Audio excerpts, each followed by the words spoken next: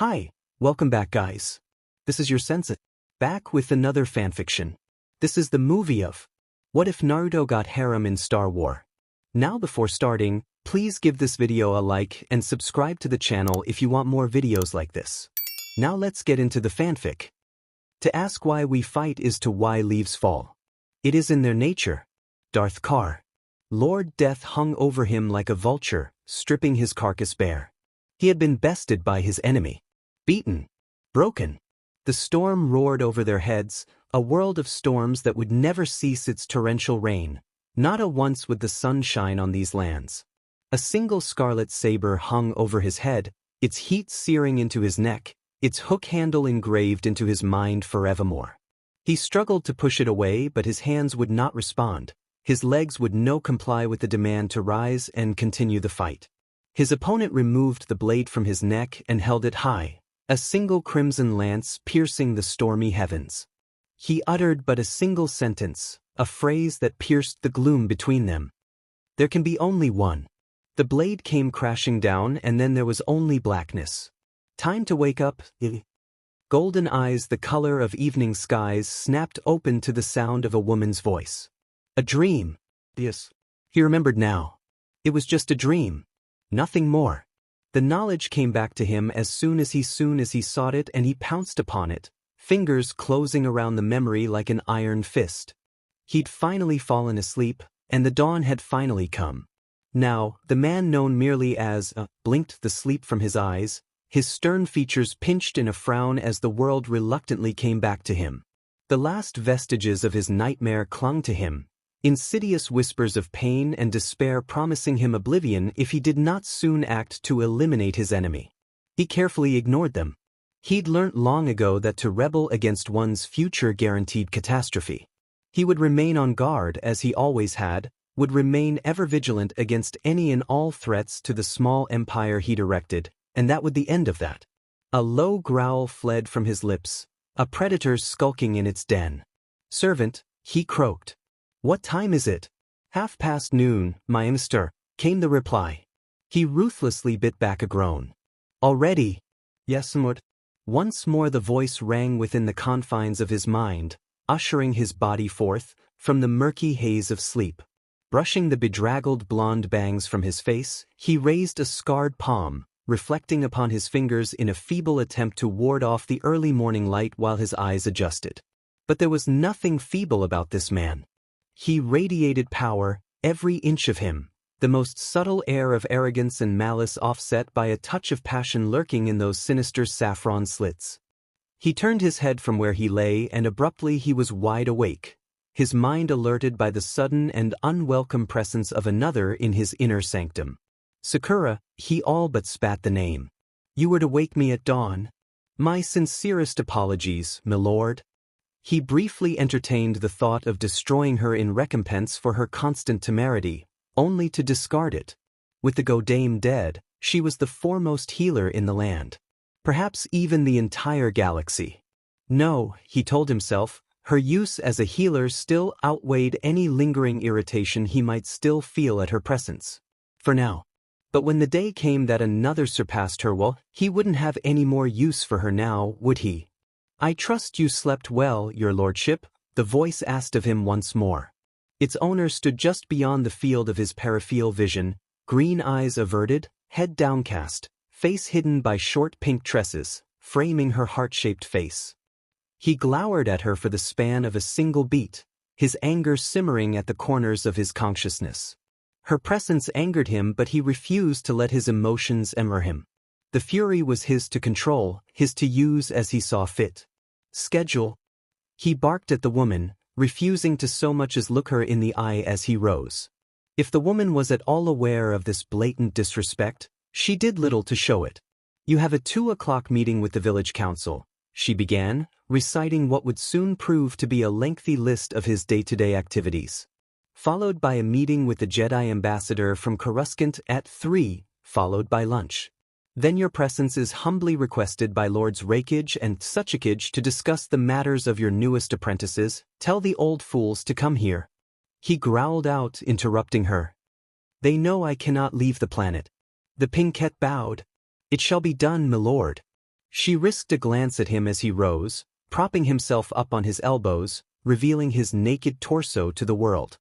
His body was chiseled yet lean in the early morning light, mark for mark that of a warrior, a bladsman and a shinobi in every way. Yet even he was not without his own set of scars.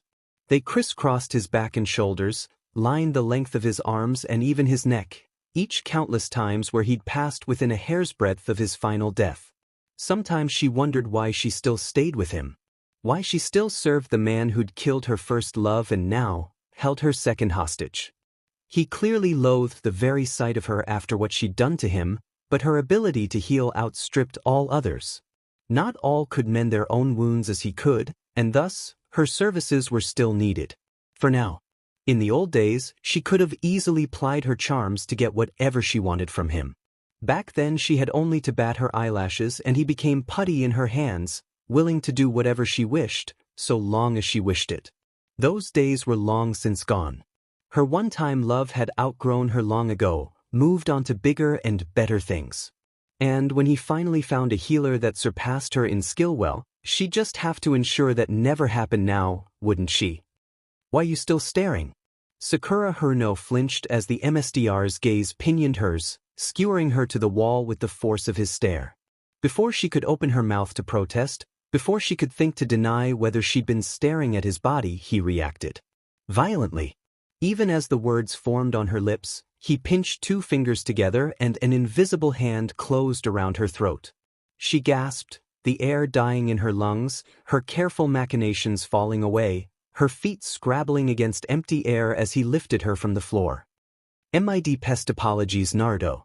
She gasped out, regretting her words as the hold upon her windpipe intensified, as he crushed it still tighter. "Please forgive me, Darth Carr." The choke lessened marginally, her eyes all but bulging as he gestured with his hand. Her back greeted the wall with enough force to break bone, the hardened walls biting into her spine a moment longer before he released her. Darth Carr. An amalgamation of his own name and that of the creatures sealed inside him. Fitting. The title was by no means unintentional. He was Sith. He'd studied the holocron he'd found, learned of the dark powers within him, a power he and others could command at will. It wasn't at all long before he discarded his old name, taking on the mantle of Darth. How long had it been since he'd taken to calling himself thus? Nearly a decade now, surely. Funny, how time slipped in and out of one's hands when blessed by longevity.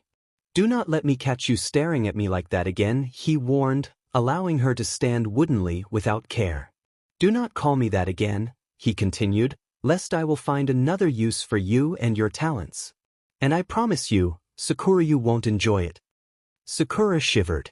She knew his words were real. She'd seen him rip a man in half just for insulting one of his apprentices. He was quite capable of cruelty when it suited him, and it suited him now. She managed a soft nod as her liege and lord lowered his hand, the last remnants of the invisible hand finally fleeing from her throat. He began to pull himself from his beta feet, easier said than done when one considered the number of young women nestled against his lower body. Women. Plural. As in more than one. Much more. Many more. Their number leapt from 1 to 5, then 10 as his golden gaze raked across the spacious bed. Some his apprentices, others his wives, and still others mere servants he'd bedded on a whim. Nor were they of the same race and species altogether. Amongst them a cerulean-skinned Twi'lek nestled most prominently against his lower leg, her twin Leku twitching now as she stirred against him. "Go back to sleep, Ayla," he soothed, touching a hand to the former Jedi's face, cupping her cheek in his fingers. The Twi'lek sighed at his touch, chocolate brown eyes not yet golden drifting shut as she returned unto slumber. Carr felt a spike of anger trail across the room at him. It came from Sakura. He favored her with a smirk, his fingers trailing across the Twi'lek's bare back, savoring her smooth skin. Sith though he might be, that did not make him an uncaring by nature. He'd found that a fatal flaw in his predecessors. The ones who trained him had been cold and ruthless and implacable, refusing to care for anyone other than their own ambitions. It was not a mistake their former apprentice would be making any time soon. Though he did find it tedious to negotiate with these hated Jedi rather than wipe them out altogether. Their tolerance lay not in the fact that he'd slain dozens of their order but rather in his own reluctance to leave his homeworld and seek out others of his own kind. Order or not, their numbers were few and those he did not kill often fell prey to the power he commanded. Ayla was merely one of them. Did that make him a bad influence? He didn't think so. It was not as if he made them follow him. He simply showed those of the light that they were helpless before the true power of the dark side. And if they were wise enough to cast off the shackles of the light and study under him, then who was he to refuse them their wisdom? Still, the sheer number of women in his bed boggled the mind. How could one man possibly find comfort, let alone sleep in such a coffin of flesh and section? Quite easily, once you became accustomed to it. It had taken him some time to accept that his power would call others to him, both in his own village and across the known galaxy, but never in his wildest dreams had he dreamed that so many would ally to his cause. Some had taken convincing, others bowed before his power, forsaking all they knew in service to him and more. The thought the memory of last night's passionate org stole a sinister smile from his features. His gaze glazed across the Sith holocron at his bedside, safeguarded by countless contact poisons. Anyone fool enough to touch that most prized possession of his would die within minutes without the antidote. Were it not for this sacred artifact on his nightstand, he'd never have known of the power he'd possessed, the power of his mother and that of Clan Uzumaki. They'd been all but wiped from the face of the earth save for himself and his cousin Karen. Now he knew why. The fools had feared their power. Not just that of the seals, but the powerful and inherent talents of the Force itself. This innocent-looking little cube had been his first step all those years ago. During a routine mission to the ruinated land of NeonZangetsu to investigate the ruins of the Uzumaki clan had led to the discovery of the holocron in a secret room beneath the rubble. Uncaring for his nakedness, he pulled himself from the tangle of women and padded across the floor. "Sakura," he growled, pushing past her. "Why are you still standing there?" Fear radiated outward from the pinkette in waves, palpable to him even from across the room. A prickle of irritation pricked him at her cowardice, but he carefully chose to ignore it. Rather he reached past her, plucking a robe from the dresser, a thick hand shading his face from the encroaching rays of sunlight. An errant thought sent the shutters slamming shut, startling Sakura. "Leave us," he barked, beckoning with a heavy hand. For a moment, it looked as though she might refuse. He saw the anger behind those eyes of jade and longing. Jealousy, that she was not one of the females to join him in his bed. She would never be one of them. Once, she might have been, but not after her betrayal. Now, she would never be. She would know what it was like to have the one she loved tormented day in and day out with only her loyal service ensuring his survival. A small part of him, a very, very small part, said that this was wrong. The rest of it roared at it until it retreated, cowering into a corner. He took no small amount of joy and pleasure as she flung her from the room, fuming. He felt a subtle tug against his wrist, an unfocused force pull that did little more than draw him a step backwards and towards the bed. He arched a bright brow as he saw that some of his apprentices had begun to stir. A host of golden eyes greeted his own. Now he could understand her anger. She'd sensed that his apprentices had begun to stir. He dropped the robe, allowing the black garment to pool at the floor. "Naruto-sama," one of them whispered, favoring him with a coy Smiley expression that made his knees buckle with yearning and longing. He only ever allowed them, his students, to call him by his true name. Anyone else who dared invoke the ghost of Uzumaki Naruto was punishable by death. "You weren't going to leave us, were you?" purred another. "Of course not." Carr smiled. "I could never leave you unattended." He could have easily created shadow clones to satisfy them, but there was just something so satisfying when it came to indulging in the pleasures of one's flesh that he could not bear to refuse them any longer. Neglecting the possibility of using clones, he strode back to the bed, eating up the distance between them in swift, thick strides. Their hands reached out for him, a chorus of giggles greeting him as he slid back into bed. "Noladies, where were we?" Ayla was the one to answer him. "You were allowing us to please you." Naruto grinned a ferocious grin as the blue-skinned Twi'lek crawled into his lap, beating her fellow apprentices to the punch. A chorus of frustrated groans greeted their sudden coupling when she melded her mouth with his, tongue dancing over him with a fervorous longing. He felt the other's hands against him, seeking to pry his newest apprentice away, yet not daring to cause her harm. The occasional squabble was held at bay only by his power. They knew better than to try and kill one another. The last time two of his former apprentices decided to duke it out, they'd nearly gotten themselves killed, and Lord Carr was furious for months on end. For a being to anger him meant certain death. When they finally broke apart, he wanted nothing more than to take the former knight right then and there. You've had your fun, Ayla, one of them growled. Now it's my turn, Carr cackled, feeding off their anger and frustration and, of course, their lust. It was like a drag. He couldn't get enough of it. Ladies, one at a time. There's plenty for everyone. Their response was to drag him forward, hauling him into the sea of bodies. He was only slightly disappointed that their lightsabers hadn't come out this time, but he soon found himself contented in other matters all the same. His gaze slipped to the holocron once more as their hands and mouths roamed over every inch of him, reflecting back on what it was that had led him to become the supreme ruler of this planet. This innocent-looking little cube had been his first step toward greatness all those years ago. A routine mission to the ruinated land of NeonZangetsu to investigate disappearances surrounding the ruins of the Uzumaki clan had led to more than just the discovery of the perpetrator, but a holocron secreted away in an ancient chamber room beneath the rubble a long time ago, in a galaxy far, far away, killing someone in cold blood. That's just wrong. Uzumaki Naruto, soon to be Dark Lord of the Sith. Where it began long ago in the ruins of the Land of Whirpools. Assigned to investigate a strange series of disappearances, a squad had been sent out, and to Naruto's delight, he would be joining them. It hadn't been easy.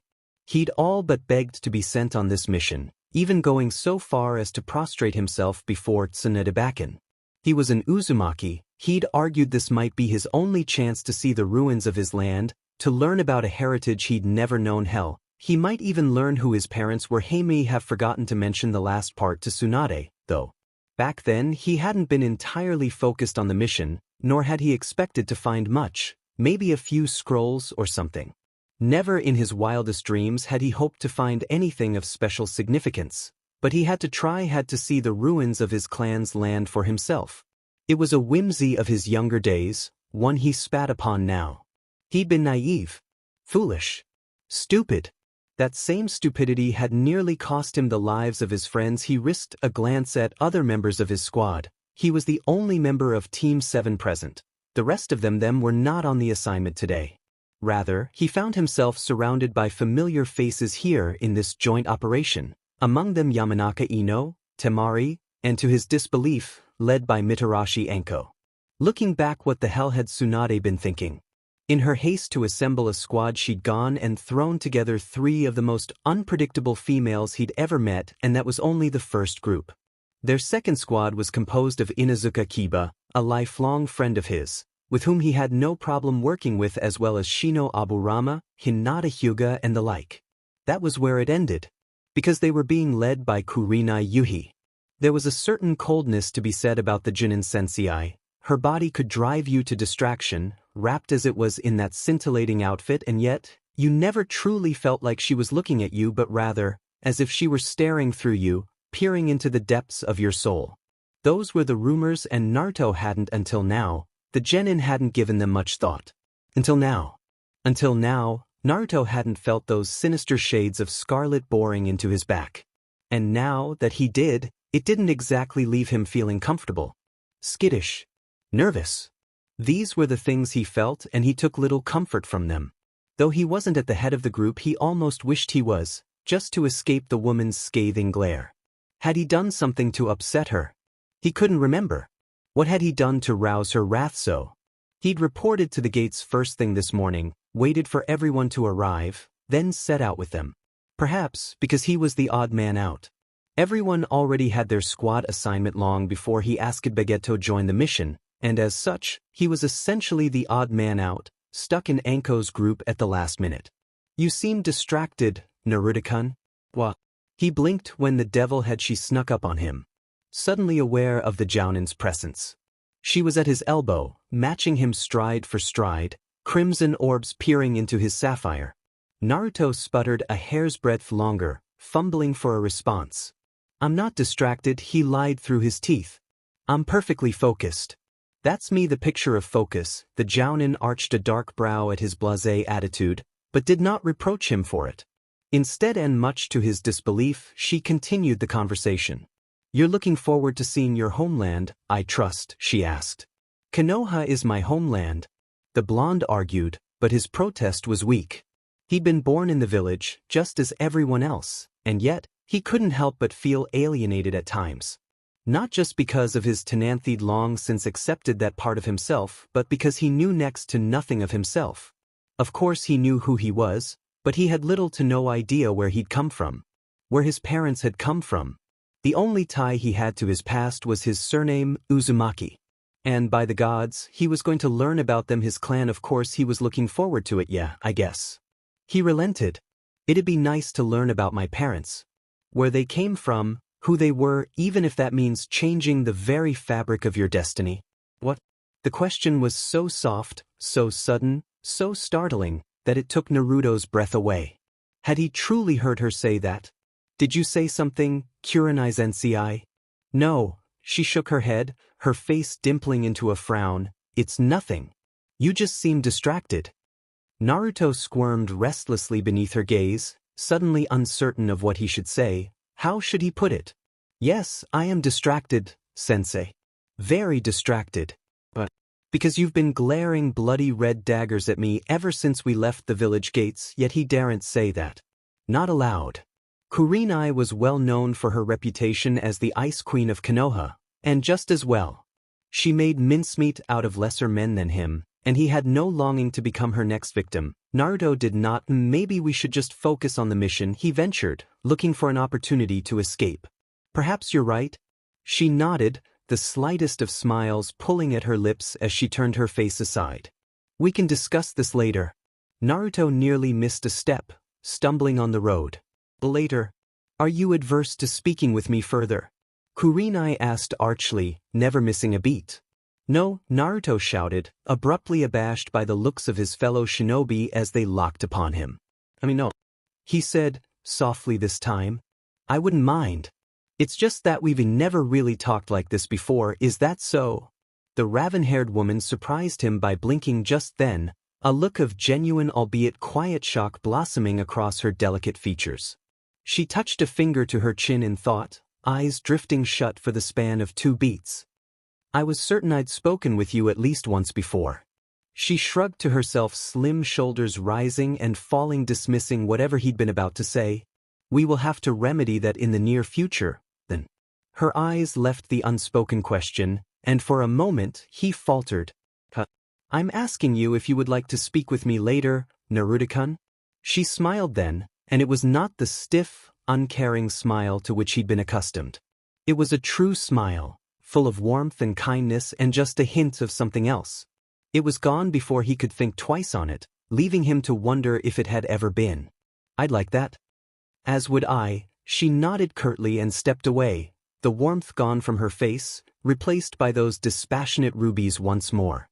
Naruto was left scratching his head as the jounin abruptly fell back, retreating towards her students, falling in conversation with them as though nothing had ever happened. What the hell did just happen? The so-called Ice Queen of Konoha had suddenly taken an interest in him. Of all people. He shook his head, dismissing the thought. Dismissing the memory. End flashback. Once more Darth Carr crawled from the coffin of flesh and issue that was his bed. No amount of passion and joy would keep him from getting dressed this time. He stepped to the dresser and reached for his robes. A stray thought ushered them into the air and over his shoulders, the force bending before his will as he donned the black garment and traditional body armor in slow succession. He thought back on his memories of that crimson-eyed Jonin, of Kurenai Yuhi, how she had been the first one to lead him down the dark path. Whether or not that had been her intent at the time remained to be seen. As she promised, they had talked over the campfire that very night. Just talked. Nothing special. They spoke of simple things, his likes, her dislikes, his favorite foods, her preferred training methods. Nothing more. And when he woke on the next morn to find himself alone in his tent and could not remember how he had gotten there, he thought nothing of it. The idea that a woman had taken interest in him for whatever reason was so ludicrous, so absurd, he hadn't even bothered to consider it, let alone given it thought. And yet after their initial conversation, there came another, and still another. They spoke each night when they made camp, for their journey to the Land of Whirpools was indeed a long one. Conversation was clearly a foreign thing for the Jounin, and yet, always she seemed to smile whenever Naruto delved into personal matters, whenever he made a mention of his supposed heritage or his parents. At the time, he had thought she was merely being polite. Now, Car knew better. He knew now what his younger self did not, knew to read one's body and prepare oneself for whatever reaction one's words might produce. And as he knew now, he chastised his young self for his own ignorance. Kurenai had been leading him on. Slowly, Naruto began to notice things about her, how she would occasionally touch a hand to his, the way seemed to lean forward whenever he spoke, presenting him with ample chance to do something his younger self wouldn't have dared contemplate. It took some time for him to realize that it was she who brought him back to his tent when he fell asleep at the fire, and during this time, his consciousness began to spread outward at an alarming pace. His tunnel vision receded, saw the world, noticed things, became aware. Hinata, for one. She often risked a glance at him when she thought he wasn't looking. Yet even with his newfound awareness, he couldn't help but wonder why. He tried to ask her about it once, but her face flushed a grand crimson color and she fainted dead away. Naruto stopped trying after that. Whatever it was, she'd tell him when she was ready. He certainly wasn't going to keep asking if she kept fainting. He also became aware of the others during this time, noticing how Kiba and Shino, and most notably Hinata, would stare at him at times in disbelief, other times outright sorrowed confusion as they conversed.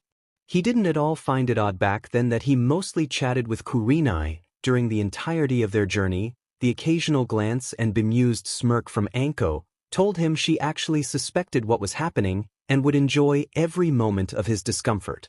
Gradually, he ceased to care about that too.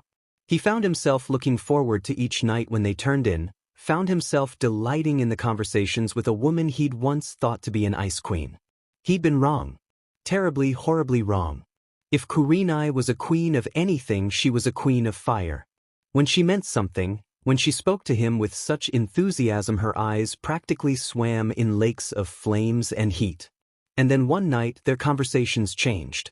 Kurenai began to speak to him of something more, not of jutsu nor likes or dislikes or even her past. She spoke to him of the Force, an energy field created by all living things.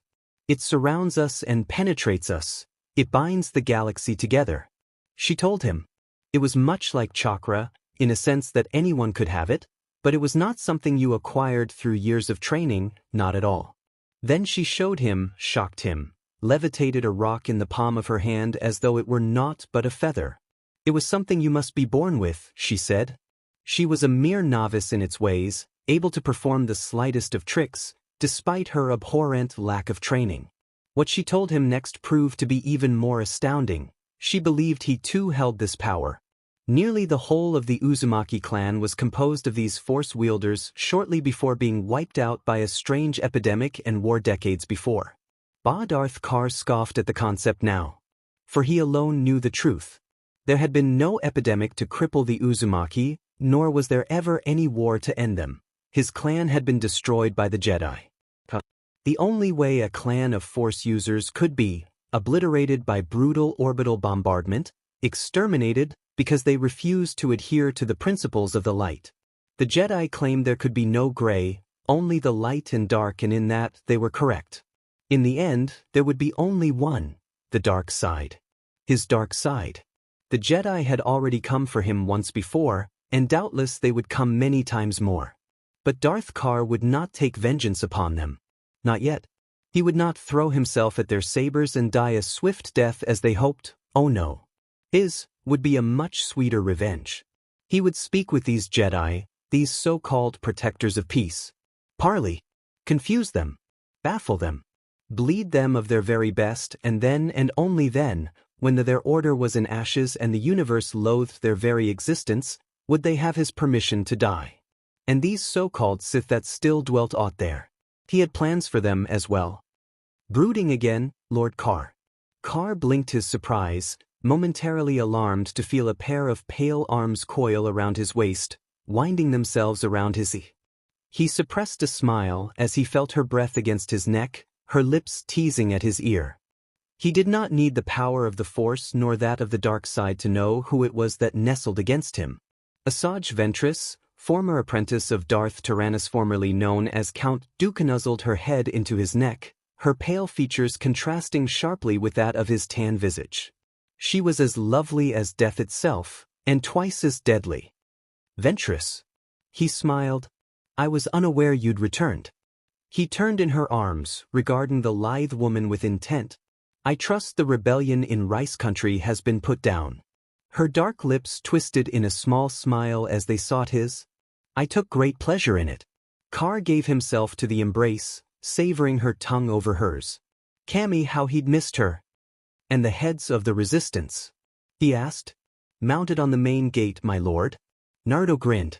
If there anyone who truly brought out the darkness within him, it was Ventress. The others merely stirred it in him, gaining faint glimpses of his power. But Ventress felt the twitch in his hand again as he looked over her, the thrill for battle coursing through his BLD. He smiled. What say you to a spar? Having finished dressing himself, he reached now for the twin handles of the sabers at his belt, welcoming their cold handles as he made for the door. Ventress's eyes all but glittered as she followed after him, favoring her own blades, as they descended to the training pad many levels below. Let the ladies sleep a while, she mused, favoring her MSDR's strong shoulders through the thick cloak he wore, violet eyes trailing over his frame. Today he is mine. And after? She purred. That depends. Carr restrained a smile.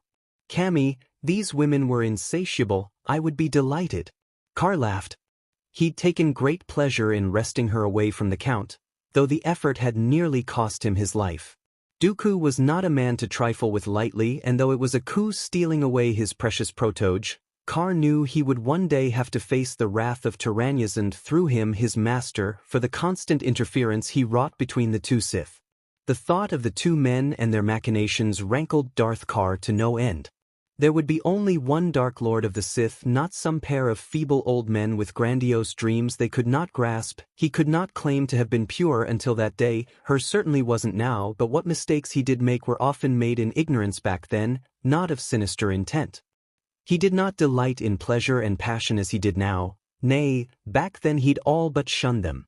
That day that mission had changed everything.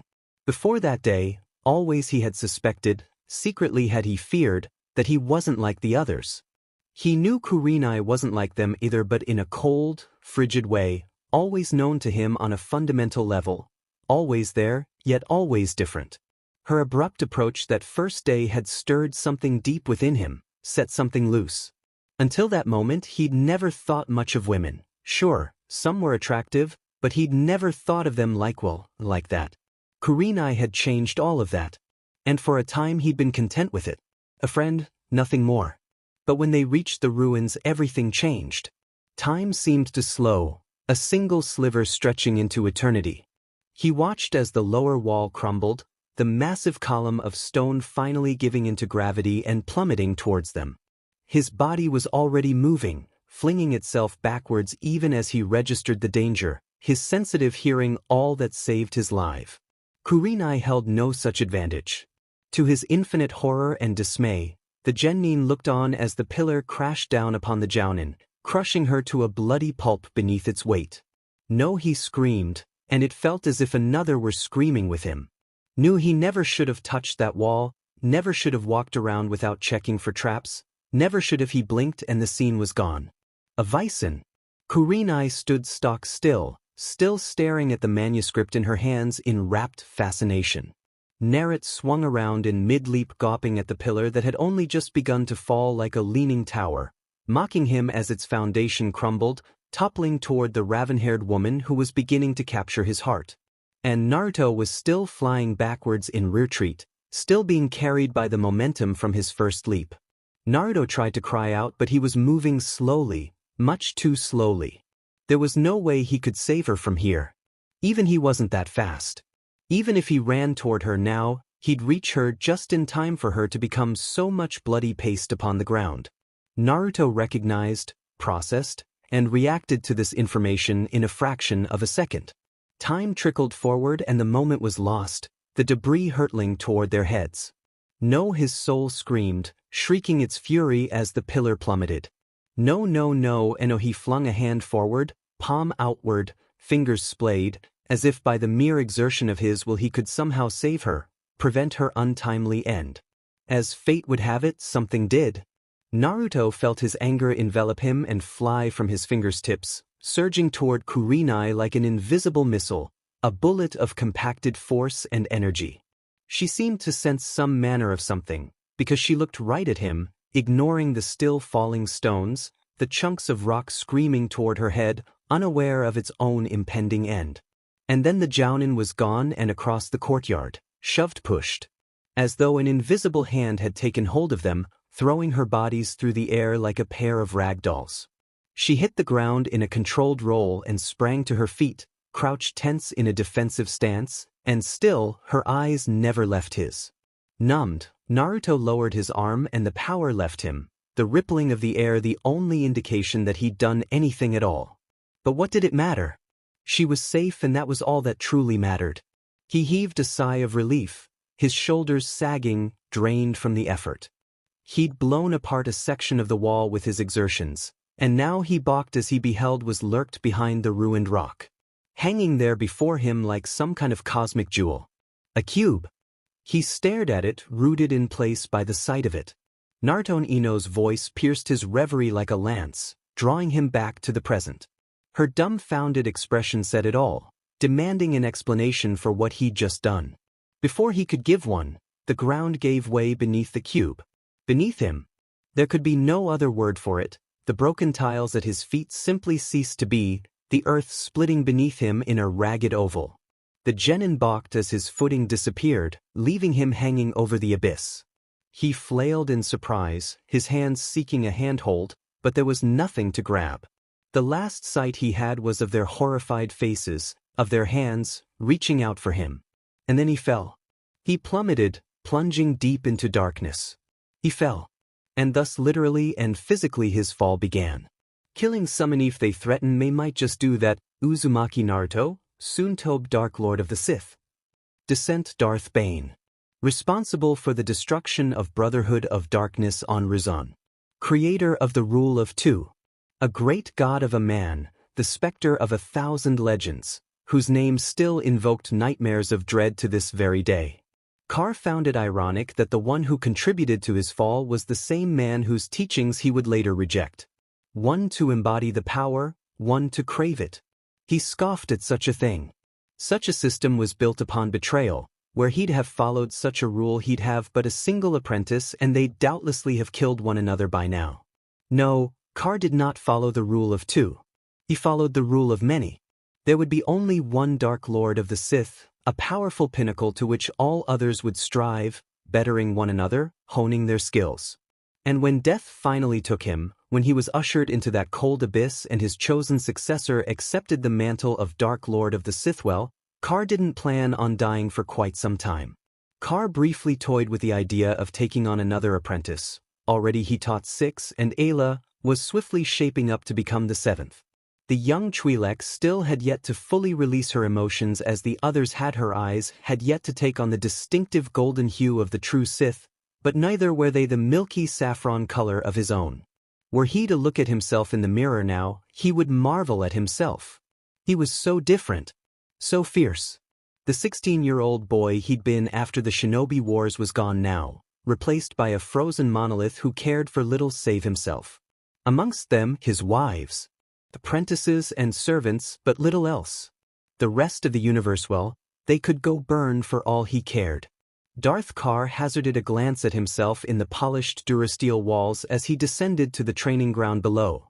Indeed, to see himself now, one would scarcely recognize him. His shaggy blonde hair and thick whiskers remained from his days as a shinobi, as Uzumaki Naruto, but precious little else could be associated with that name. For one, there were the scars. They lined the length of his neck, the pale flesh a constant reminder of Sakura's betrayal of how close she'd come to ending his life after he'd slain Sasuke at the CLMX of their epic battle. Until that day he'd never doubted her, never, though she'd be so bold as to try and strike at him in his sleep. Looking back, he'd been a fool to trust her. His reign had nearly ended that night. Were not for the regenerative prowesses granted him by that of his tenant, all his work would have been undone. And all because of a foolish childhood crush. A Sith did not make such mistakes, his emissary said, and thus Naruto took action. Sakura's missing fingers would always serve as a constant reminder of her betrayal. He'd only taken the unimportant ones. He couldn't very well have her work suffering now, could he? And still, he stared into the mirror. Saffron eyes blazed balefully back at him, yet another sign of all he had done. All he had accomplished.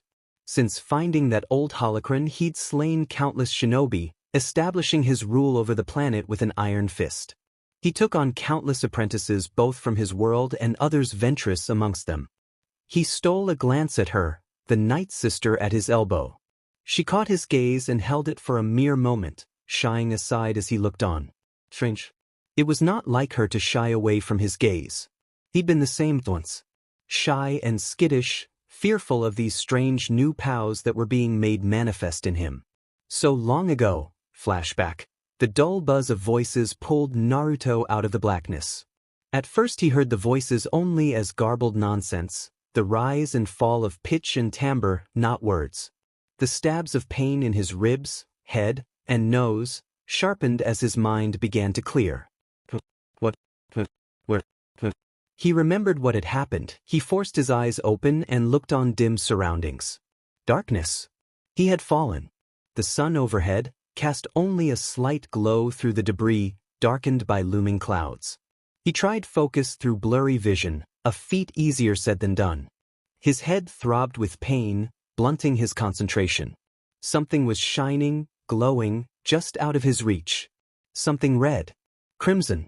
More words, something about pain, about understanding. A man's voice. Touch the pyramid, apprentice. Blue eyes burst open.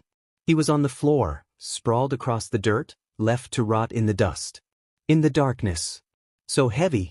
He wanted to move, needed to move. Propping himself up on his elbows, the genin strangled a groan. He reached out into the darkness, his fingers searching, closing around that light, the strange pyramid from before. He pulled it closer to his face, its dim radiance his sole source of light in the darkness. He marveled at it. How could something so small cause him so much trouble? He tried to stand, to rise, smacked his head on the low ceiling. Ouch, he winced, realizing he was in an outer passage. Pulling the pyramid close to his he held it forth before him. Was it glowing brighter than before? Steeling himself, he plunged into the darkness. The ground sloped beneath his feet, carrying him down, deeper into the depths of the catacombs. It was as if he had awoken in the belly of a beast, each step bringing him closer to its old and dread. All right, his voice climbed as he spoke, as he descended. So I'm stuck in this creep cavern with this creepy pyramid and he yelped as the device came to life in his hands, nearly dropping the crimson pyramid to the floor. Fumbling fingers closed around it at the last second, preventing its destruction. Naruto heaved a heavy sigh of relief.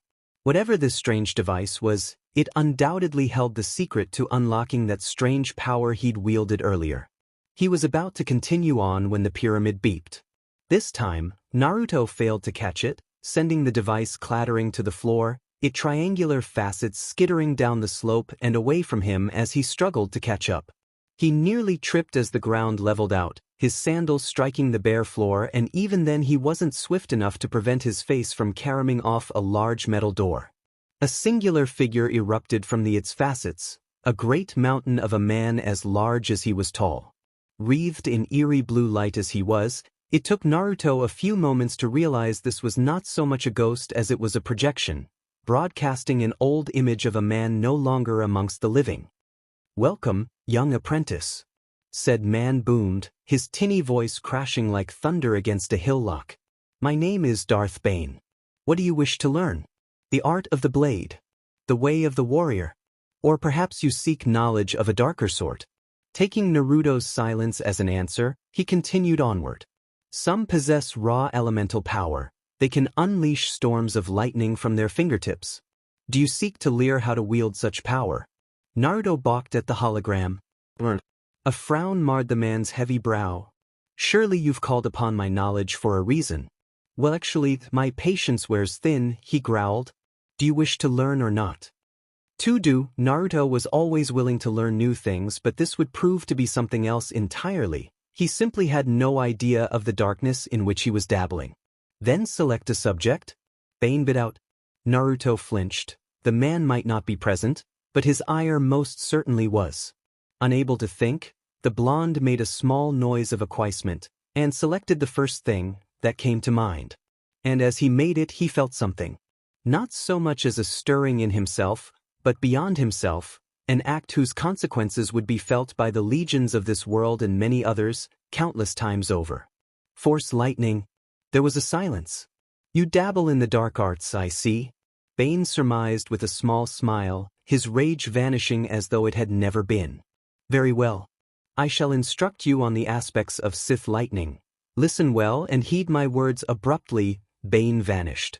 Only his voice remained, pursued by a wall of text rising from the holocron itself. A Jedi sufficiently strong in the Force can be trained to produce a facsimile, but not true Sith lightning, which, unabated, has the power not only to incapacitate or kill, but to physically transform the victim. Force lightning requires strength of a sort only a Sith can command because we accept consequence and reject compassion. To do so requires a thirst for power that is not easily satisfied. The Force tries to resist the callings of ravenous spirits. Therefore it must be broken and made a beast of burden. It must be made to answer one's will. But the Force cannot be treated deferentially. In order to summon and use lightning properly, you will someday have to be on the receiving end of its power, as a means of taking the energy inside yourself. Naruto gawped. That was a lot to take in. Can I learn them? The basics will be simple to learn if you have the longing, yes. I like simple, Naruto replied lightly, sighing into the air. It's my blanket of comfort in a world of insanity. The tiny smile broke out on Bane's chiseled face, like a crack etching along a stone surface. Seemed the holocron had a sense of humor after all. Then learn you shall. He folded both arms behind his back and drew himself to his full, towering height. First, I shall teach you the very essence of our order, that is to say, the code of the Sith itself. Repeat after me, apprentice. Peace is a lie, there is only passion. Through passion I gain strength. Through strength I gain power. Through power I gain victory. Through victory, my chains are broken. The Force shall free me. Now, repeat. Naruto felt a growing sense of trepidation swell within him as the Dark Lord began to instruct him. He also felt something he hadn't felt since he'd first met the Kyuubi. But Naruto was nothing if not stubborn. He'd mastered the Kagebunshin, a Jounin-level technique, in little to no time. Surely this couldn't be so hard it might even help him become Hokage, but was peace truly a lie? There would always be war, always conflict, he knew that now. Obito had been right in that aspect. But for peace to be called an outright lie after all that had happened, even after Niji's death, perhaps it was, after all. Peace is a lie, and thus, his fall continued. When the voices called for him some time later, he opened his eyes. How long had he been trapped down here? Alone in the dark? 5 weeks? Months? Certainly it hadn't been a year, or had it? No, that wasn't possible. He couldn't have survived a year down here without food. He'd surely have perished by then. The walls of the cavern were charred beyond recognition, as though a great flame had swept through the bowels of the room and devoured everything. In truth, there had been no flame, but only Naruto knew of that. The door remained wedged firmly shut, barring him his passage. He knew its runic features would not open for just anyone. Only a true emissary of the way of the Sith could hope to part these doors. But could he ever hope to become one? Naruto had his doubts. While he would try and fight where necessary, he was not inherently cruel by nature. He just couldn't see himself that way. Not yet. Naruto. A voice called from above the slope. Are you down there? Naruto bristled. That was Kurenai's voice. He froze, his features twisted in surprise. Can't let her see it already, he could hear her footsteps coming closer, the skittering of stone as she descended the slope. He had mere moments. Fumbling with the holocron, he shoved it into a storage scroll. And not a moment too soon. Naruto looked up as light pieced the darkness, squinting against it. Seconds thereafter, he felt a hand upon his shoulder, felt slim arms pulling him into an embrace. Naruto froze, suddenly aware of her melons pushing into his ear, of her breath, warm on his neck. He'd never been embraced by a woman, let alone one as appealing as Kurenai at once. Looks like you found what you were looking for, she whispered in his ear. Naruto stiffened, rooted by her words. What did she mean? At the time, he didn't know. What he did know was thus: Bane had been right. Peace was a lie. There is only passion.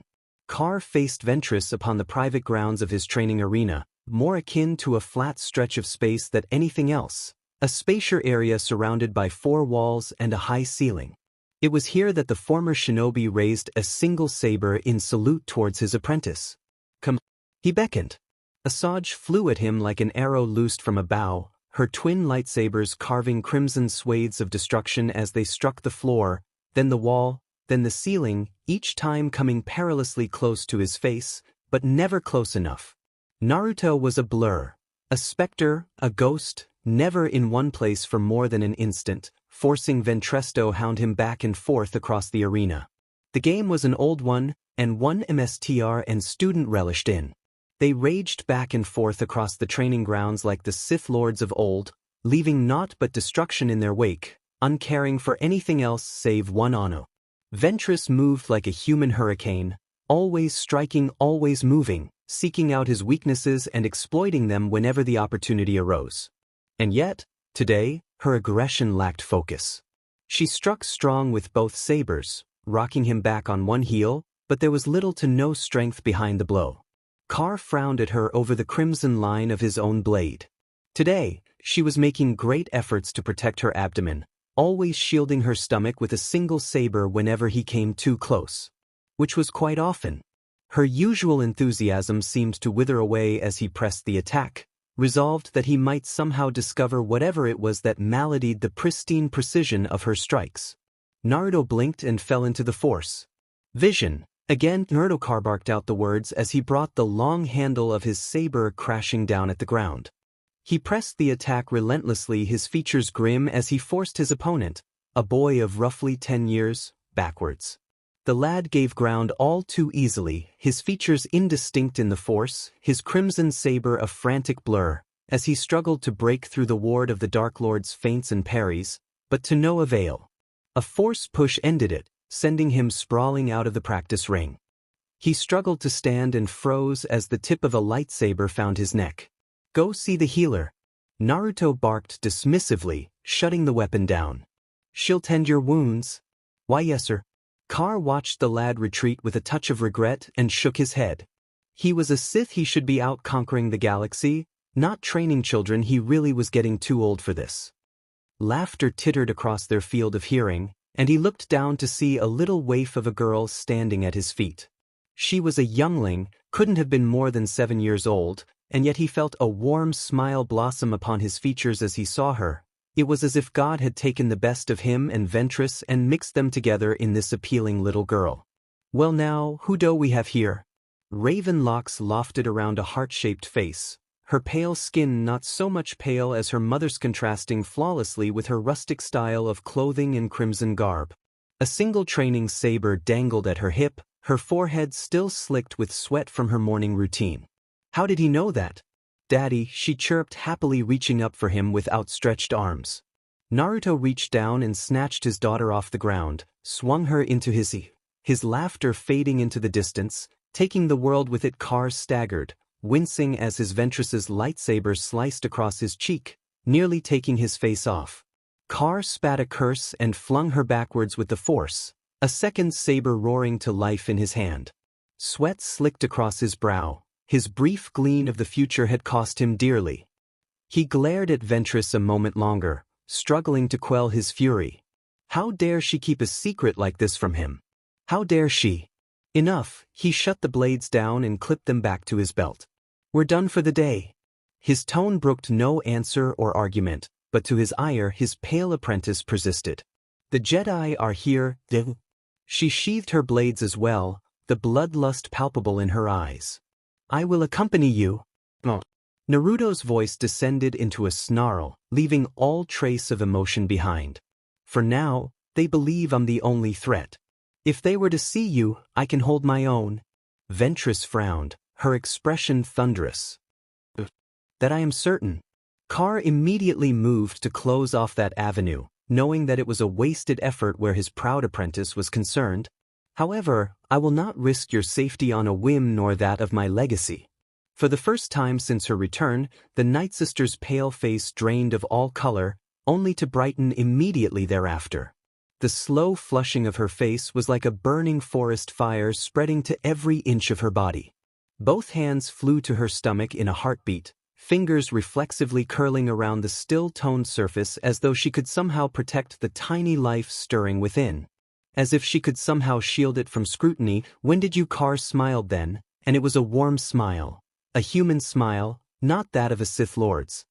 He took her hand in his and kissed it, his head traveling down her abdomen, pressing an ear against her stomach. Just now. He paused, as though listening to the currents of life itself. The Force spoke to me. It will be a girl, I think. He chortled softly, and it was a dangerous chuckle. Do not keep such secrets from me, Venerable. You know how I despise such lies, you know. Despite herself and all the years she'd known him, Ventress flushed. She was not yet accustomed to this strange Sith and his strange ways, though she had willingly turned against Count Dooku for him without a second thought. Sith, above all else, held power in high regard. And Lord Carr was stronger than the Count. The Force told her he would become stronger still, as would the small life growing within her stomach. At the thought of that of her child, Ventress felt fiercely furious. No one would harm her child. Not a Jedi, not a Sith, no one. These feelings, strange though they were, did not frighten her. They excited her. Carr. The Sith Lord paused in mid-stride, curiously regarding her over his shoulder. To fall in love is not something to be frowned upon. Ventress murmured. You told me that. It is to be cherished. To be able to love each other, to hold a son or a daughter or both in one's hands, to raise a family. That isn't something that should be taken away. She paused, staring at him, steely-eyed, awaiting his answer. Those were my words, yes. Ventress's mouth worked wordlessly for the longest moment, struggling to form the words she'd never before spoken to anyone. Never had thought to speak, never dared to speak to anyone. Be safe? She managed at last, bowing. My lord. Love ya too. Venerable Carr's voice slipped into his old dialect for a moment, his gaze holding hers. The sight of her face burning was the sweetest thing in the world, and he reveled in it, basking in the glory of his newfound knowledge. He was going to be a father. Were any of the others Pardonant? Were they too keeping secrets from him? Carr silently resolved to seek the truth once he resolved these matters with the Jedi. Without another word he took the final step outside, and into the light. There was more than one ambassador, he was pleased to realize. Both were female. The first, a young Zabrakian, hung back behind the second, a Togrutan Jedi, her rusty skin tone darkened, her gray lips pursed, whether from anger or embarrassment, Carr knew not. They watched him intently as he descended the stairwell, and them. Interesting that they would send these two to negotiate with him. Shakti. The Togrutan Jedi was a fearsome foe and not one tackled lightly, even for a Sith Lord such as himself. Part of him relished the challenge. The other part, curious, would have been the best description. And then there was the matter of her apprentice. Naruto's gaze swung towards the female Zabrak, taking her in at a glance. What he found there pleased him. Although she was pleasing to the eye, it was her turmoil of emotion raging within her Birsi that truly attracted him. Emerald eyes burned back at him, jade fire licking at the edges of her irises as though she could slay him merely through the act of staring. Naruto bit back a grin. There was anger in this one. Hatred. Fury trapped just beneath the surface, biding its time, waiting for the moment to strike. Interesting. I bid you welcome, Emister Jedi. Carr inclined his head politely, suppressing any and all disdain he felt for the servants of the light. Your presence here honors me. Shakti cocked her head aside, contemplating him. Even in his dark robe, he looked very little the part of a Sith Lord, just as he'd intended. Intimidation was but one of the many weapons wielded the like of the Sith Arsenal, but negotiations could not proceed when the other party was too concerned with their own safety. Those soft brown eyes softened, just a millimeter. I wish we could say the same, she answered demurely. Come now, let us not use such labels. Carr waved her words away with an errant wave of his gloved hand, amused at their reactions. Both women flinched, as though expecting him to lunge at them, in any instant. Did they think him a fool? He saw no reason to attack them outright, it would only bring more Jedi down on his head. Instead he gathered himself, directing an earnest stare towards the confines of their ship. I understand you have something of mine. And you have someone of ours? Shakti countered. Golden eyes twinkled softly, but whatever answer he might have given was caught up in a heart-stopping hiss. Cut the CRP, Sith Spawn. Naruto's gaze swung back towards the female Zabrak, bemused by her reaction. Whatever do you mean? I mean, give us Ayla back, you be, Maris, Shakti warned. Control your anger. Naruto sighed. Her anger is understandable. Alas, Ayla does not wish to return at this time. Because you turned her, the Padawan accused, spitting venom. You corrupted her with your wicked ways and lured her away from the light just as you did to Barriss, you monster, you prey upon the weak. I do not prey, the Sith scoffed. I extend my hand to those of less fortune than myself and offer them a place at my side. If that is what you call preying upon the weak Jedi, then I am most certainly guilty of that crime. Stop that, stop what? I said stop, Maris, he's lying, she argued, biting her lower lip. He has to be, no, my young Padawan. Carr cut her off, his words a low growl. That is where you are wrong. They did not come to me seeking to silence the Sith as your kind always have. They came to me seeking answers to their questions. They wanted to know who I was. What I was. They were full of questions. So many questions, so unlike your kind. But they could not hope to understand the scope of my vision. No, and when they failed to understand, they too tried to strike me down. I could have killed them for that. Instead, I showed them mercy and gave them a place at my side, a chance to experience something your kind shuns, like the plague. Emotion, passion, power, euphoria in the simplest of terms. What you fail to understand is thus, I am like no Sith Lord you've ever seen. Strike me down if you've seen otherwise, and Maris's shriek split the sky, accompanied by a force push so violent it ripped the earth itself. Carr nudged it aside as thought it were naught but an errant breeze, ruffling his hair. It is not in my nature to return those who do not wish to be returned.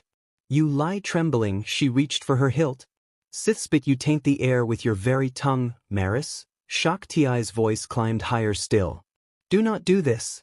I'm sorry, but I have to do this. We can't let the Sith exist, not when one's standing right. In front of us, Maris's lightsaber ignited with an eclectic snap hiss, a rumble of thunder tearing through the silence as she raised the blade and held it between them, a green line she would not allow the Sith Lord to cross. You turn your weapon on me. Carr frowned, grasping the long handle of his own lightsaber and activating the blade. You are but a child, fumbling in matters you cannot hope to comprehend. Allow me to educate you. It sprang forth like a genie from the bottle, a bolt of brilliant red-white, accompanied by a flash of radiant thunder. The sword sang in his hand, not a mere tool, but an extension of his self. Maris Shakti's voice had lost all hint of reproach. She now spoke with the full weight and authority of a Jedi. You will stand down this instant. Her Padawan blanched briefly, cowed by the force behind her words, and for a moment the fate of the duel lay in jeopardy. Carr made a sound of supreme annoyance, much to the surprise of all others present. Come now, Mr. Jedi, do you honestly think I intend to kill your student before your very eyes? He shook his head, slowly making his intentions clear. I merely intend to teach her a lesson, to prove I am not the Sith you seek. And if she falls, well then she falls. Lightning licked across his fingertips. My apologies, but I'll be removing you from Out Little Dance now. With a thunderous crackle, the bolts flew forward. Shakti dodged too late and the energy struck her, put a cold spike in her heart, and threw her against the far wall. Despite the agony, she managed to use the force to cushion her impact and fell to the floor, her breathing ragged as the last of their sparks crawled over her and expired. She did not rise. Emestiart Maris screamed. What will you do now, young Padawan? Karmocked. If you do not defeat me, your Emestiar will never receive the medical treatment she so sorely needs. She might even die. The Zabrak hissed at him. Yukar moved the blade back and forth as he sized up his opponent, contemplating the fiery Padawan's stance as she held her ground against him. Aha, he mused, so she favored the defensive Form 3, Sorisu. His teachers had easily demonstrated the weaknesses of that form and he knew them all too well. Kar lowered his single saber in a salute, the blade raised toward the native sky of Ninjato. He smiled. Time is ticking, Padawan. Brood balked at his unorthodox style a moment longer, then she leapt forward, shrieking her fury. She swooped at Kar, her face a rictus of rage as the Sith Lord languidly lowered his blade to block. Daij Maris's blade spat a blurry shower of sparks as she unleashed a series of powerful blows, her anger and aggravation lending strength to each strike. Naruto allowed the strength of the attacks to move him backwards as he dodged left, right, leapt, spun, and parried, biding his time. At last he deflected an overhand strike in a shower of energy, slid his blade free, and stabbed at Maris's middle. To her credit and his own amusement, the Padawan slid left, spun, and drove Kar's blade to the earth with another overhand strike. Maris threw a reverse elbow with her off arm, augmented with the strength of the force, but Kar anticipated the blow, parried with his forearm, lurched his blade free, and drove a force-augmented kick into Maris's midsection. The impact lifted Maris from her feet and drove her 15 paces back across the pad, though she flipped in flight and landed on her feet in a crouch, clutching at her stomach. I find your lack of faith disturbing, Padawan, Kar said, advancing on her as she struggled to catch her breath. Were you a student of mine, you would not be so weak. Shut up, Maris shrieked and launched herself at him in a forward somersault, her saber screaming for his head. Kar scoffed and slapped the Padawan's lightsaber aside with almost contemptuous ease. A force push sent her stumbling to the right and past him. She wheeled and he nudged her aside yet again, as though she were a bull and he, the matador. Her eyes blazed at him with each failed pass. He was toying with her, her skin darkened, flush with fury. Yes, that is, he goaded. Use your anger. Enough. Kar blinked as Shakti's lightsaber abruptly twitched on the ground beside him. This was the only warning he received, and then the blade flew across the landing field and slapped in the awaiting palm Maris brood. There came a deafening snap hiss, a bolt of brilliant blue-white blazing beside her green. Maris heaved a deep breath and welcomed the calm, immersing herself within the force once more. There is no emotion. There is peace. Impressive, Kar noted. But words won't save you. The Sith fell into the force as well as she came towards him, let its energy course through his body, enhance his reflexes, his strength, his endurance. He drew upon the memories of his pain and suffering, let his anger and hatred for the Jedi give him the power needed to prevail. Kar answered Maris's stare with one of his own, his eyes black holes, and lightning sizzled on his fingertips, tracing a spiral path up the red blade of his lightsaber. We end this, he said. Sith and Jedi strode across the landing zone toward each other, lethal purpose in both of their minds. Kar found it refreshing to fight again, though he did not relish the idea of killing such a promising student. They collided like a hurricane, Jedi and Sith did, a typhoon of sapphire and scarlet and emerald green. Once more Kar was in favor of defense, allowing himself to be driven ever backwards as the Padawan slashed and sliced and stabbed with her. Maris Kar drew himself up to his full height and struck like a viper. Maris had less than an instant to recognize the sudden change in his stance, the anger in his eyes, and then her Emestir's blade was gone, swatted from her hand like an errant bauble. It pirouetted in the air a moment longer, dangling overhead. Kar raised his fist and crushed it in a force grip, reducing the venerable MSDR's saber to scrap, raining metallic dust down on her head. It all happened too quickly for Maris to react. She felt her calm disintegrate with the destruction of her MSDR's lightsaber. Kar, sensing the hesitation, bounded forward, lightsaber raised in a killing slide. Maris parried, but too slowly. Kar's blade severed Maris's left arm at the elbow, slicing through flesh and bone like a hot knife through butter. Blinding pain exploded in Maris's mind. A scream broke through the wall of her gritted teeth. She felt herself fall, but as if from a distance. The world seemed to slow. Her senses felt attenuated, all except for the acute, throbbing agony of her arm. Her heart kept in time with the pulse of her doom, and each beat sent a knife of pain up her bicep.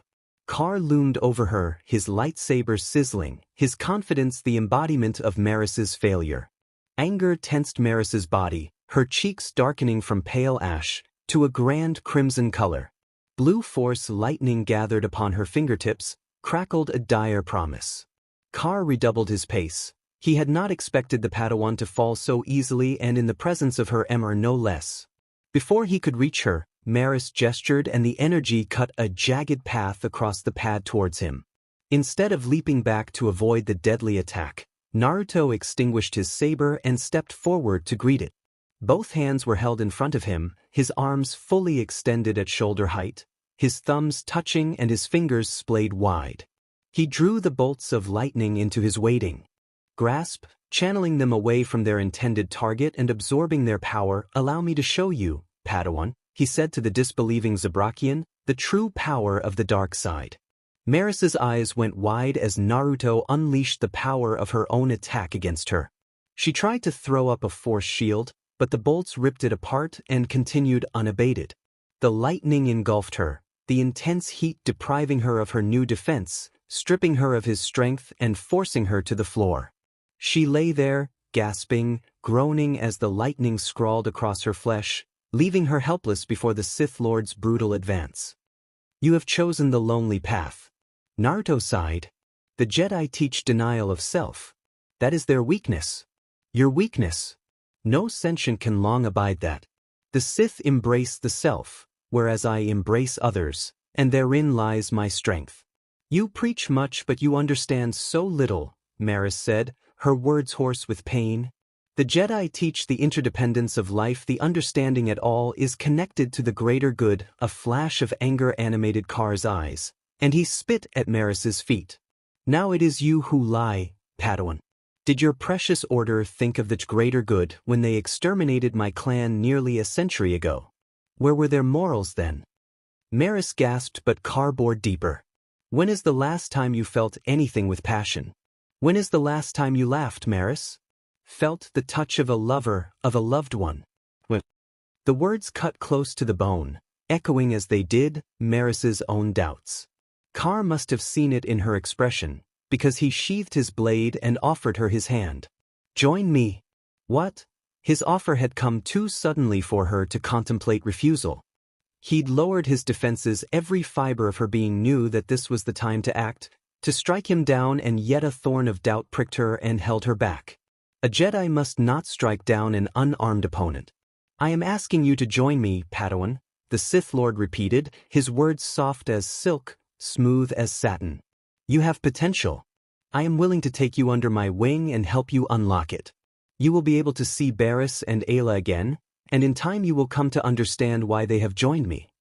Maris's mouth worked wordlessly. "Would you rather I threaten you?" Kar turned toward Shakti. The Togrutan's still rose and fell with breath, but that could easily be ended with a single slide of his lightsaber. He would do it, she realized. He would strike her down without so much as a second thought. Not even a backward glance would be spared for her corpse. A snake of dread coiled in the depths of Brood's gut, a snake of losing everything she had ever known. "No," she shouted, gaining the Sith Lord's attention. Then more softly, "No, please, don't kill her." To answer, those golden orbs blazed down at her. "Will you serve me, apprentice?" Maris inclined her head, hating the bitterness she felt, the tang of it on her tongue. "Forgive me, Mr." She prayed that her venerable teacher would understand why she had done this when she woke. As you wish me, Emistar. Car's face brightened, the storm leaving his eyes. Good girl. He snapped his fingers and all at once, Maris found herself surrounded by servants. That wasn't quite right, she realized. These men and women wore long, flowing robes, their upper visage each hidden by half-helms, exposing only a grim line for their mouths and chins. These were not household servants. They were soldiers. Well-armed soldiers, as evidenced by the vibroblades at their hips and the repeating blasters slung across their backs. And was that Mandalorian armor they were wearing? See to it that she receives a Bacta treatment at once and have that reattached, the Sith Lord instructed, gesticulating at the severed stump of Brood's old arm. Padawan Maris Brood and her emissary Shaak Ti are to be treated as my honored guests until I say otherwise. I will not tolerate any harm to their person. Troublesome, one of them muttered, displeasure trickling through his vocoder. What was that, Shikamer? Car growled. Nothing, Maris might have giggled, were she not so terrified. And she had only the word of a Sith Lord to cling to. A Sith, and aloft this had come about because of her, because she'd insisted on picking a fight with said Sith. Honestly, she didn't know whether to laugh or cry. Instead, she clutched the stump of her arm and allowed herself to be led away. She risked a glance over her shoulder as the guards ushered her into the compound. The Sith Lord had yet to move from this landing. His gaze remained fixated upon her, boring into her, assessing her. Maris shivered as the doors slid shut behind them, finally putting something between her and his implacable gaze. The dark side was strong here, and yet there was a distinct lack of malice in the air. Somewhere on the upper tier, laughter trickled down to her. The Padawan clutched at the stump of her arm once more, feeling naked without her lightsaber. Why do I feel as though I've just made a deal with the devil? Car watched them go, clucked his tongue, and turned towards the still form of Shaak Ti. The Jedi Emissar would live whether he interfered or not, but it was best not to take any chances reaching down for her. He noted her thready pulse. No doubt but he knew she would not look back fondly on this day. Even now he could sense his prize deep within the bowels of their ship and knew what was waiting for him. A slow, sinister smile pulled at his lips. Negotiations had officially broken down. Next time they wouldn't be sending a MSTR and her Padawan. No, after this he'd probably warranted a visit from the Jedi Council themselves. That would prove interesting. For all they knew, he was a simple, single Sith, albeit a strong one. They knew nothing of his apprentices and wives, nothing of the family he was raising here in solitude. It seems your Padawan has yet to glimpse the nuance of diplomacy, Shaak Ti? Car mused as he slung her slumbering form over his shoulder. But I am nothing if not a man of my word. He chuckled softly as he departed the landing pad. The council was truly foolish. For all he knew they'd send Star Kenobi next time, perhaps even Skywalker. It mattered not. Sooner or later they were bound to learn one simply did not send women to a Sith Lord's compound. Strength that is never touched by ruthlessness is touchingly irresponsible. Darth Vectivus. Countdown, happy holidays, Star Jedi. All eyes swung toward the center of the council chamber in stunned disbelief, alarmed to find the likeness of Darth Kar, self-appointed Dark Lord of the Sith, standing before them. Where in the name of the Force had he come from? None had sensed so much as a disturbance in the Force, had the Sith masked his presence so easily. Mere moments before they'd been discussing what to do about him. This secretive Sith who'd effortlessly eradicated the third Jedi strike team sent against him just last year. Though he was undeniably strong in the Force, his origins remained a mystery and the source of his power mystified all. Rumor had it, he'd once crushed a Republic cruiser hanging in orbit above his planet with his will alone, thus sparking the fear of another galactic war. If this were true, if this sinister Sith could truly reduce a Republic cruiser to scrap metal with an errant thought, then he might be strong enough to face Emissar Yoda himself. As such, the Dark Lord's abrupt arrival was not taken very lightly. Several counselors reached for their lightsabers purely on instinct before they realized their folly. Were it not for the blue-winged appearance of the hologram, they would have attempted to strike him down outright. As it was, there was nothing for them to strike but empty air. Car held their attention in silence, saffron orbs sweeping over each SR in turn, his form emanating from a single circular disc in the center of the room, likely left behind by one cleaning droid. How on earth he'd managed to accomplish such a feat without leaving the planet only bespoke of his contacts. If this man could somehow smuggle a miniature hall projector into the temple, what else could he do? Darth Karr had discarded his Mandalorian-esque armor, favoring instead the dark, loose cloak and boots most Sith seemed to favor. Golden eyes blazed out at them from within the shadows of his cowl, his grin a brilliant streak of white set against the black of his hood. "I see my presence has caused quite a stir," he noted aloud. Gloved fingers peeled back the hem of his hood, exposing his chiseled face in full view of the Jedi Council. If he reveled in their looks of surprise and shock, he did little to show it. Rather, he maintained his silence, waiting for the Jedi delegation to do the same. "Are you quite done pissing your pants like a Keldor?" he drawled. "Because if so, I'd like to wish you all a happy holidays." Pilo Koon inclined his head in accordance. The Keldor maintained his silence, however, in the wake of the Sith Lord's unkindly insult to his race. "Called just to tell us all this, have you?" Yoda asked. "Not quite." Karr grinned. "Although, if you think I'll be getting coal again this year, you've got another thing coming. See, I decided to hell with the jolly old man. If he won't give me what I want, well, I'll just take it. Speaking of taking, I see that a certain Zabrak is in attendance today. Is that you over there, Thethel Kohler?" Aegon Kohler absently touched a hand to his horned head, favoring one of the stumps left behind by the recently crowned Dark Lord. The Zabrakian disliked dealing in politics as it was. He'd much rather finish off this troublesome whelp and be done with the dishonor he'd suffered in battle. The boy had caught him off guard last time. That was all. How was he to know that the terrifying Sith could transform into such an exasperating form? "It could be worse," Kit Fisto snickered. Kohler shot Kit a withering look for a moment, a look which the latter didn't even seem to shrug off. How could this possibly be any worse? Blunt as ever, he saw no point in dancing around this topic, especially if it saved him a reaming from Emsar Yoda. "Where is Shakti? Her beacon informed us she touched down on your world, but she has yet to leave." "Quite right." Karr permitted himself a small smile. "She did land on my planet, but she isn't available at the moment." The words, though genteel, set off a chain of events that even the Dark Lord himself, with his powers of foresight, could not have predicted, nor this vision his words would produce and inflict upon the venerable masters of the Order. The Jedi Council erupted into chaos. Mace Windu flinched as though he'd been struck, his visage contorting in a rictus of pained confusion, as the Force revealed to them the provocation of Maris Brood, coupled by Shakti's incapacitation and her Padawan's valiant battle and subsequent fall from the light at the hands of the Sith. Not again. In the same instant Cuddymundi lurched to his feet, the accomplished warrior, nearly stumbling into a stunned Kit Fisto. An irate Aegon Kohler had the wherewithal to keep his seat, although he too spat a curse in his native tongue. Karr briefly allowed himself to revel in the chaos he'd inadvertently caused. It was petty things like this, the pained reactions of old men, too set in their ways, that reminded him of his true place in the grand scheme of things. This was what happened when they sought to control the young, to hold sway over them and their every action, to dictate their very way of life. Rebellion.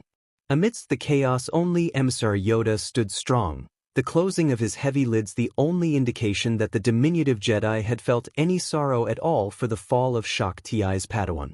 Karr begrudgingly acknowledged that it would take much more than an errant Force vision to rattle the Grand Emperor. "Regrettable her actions are," he breathed.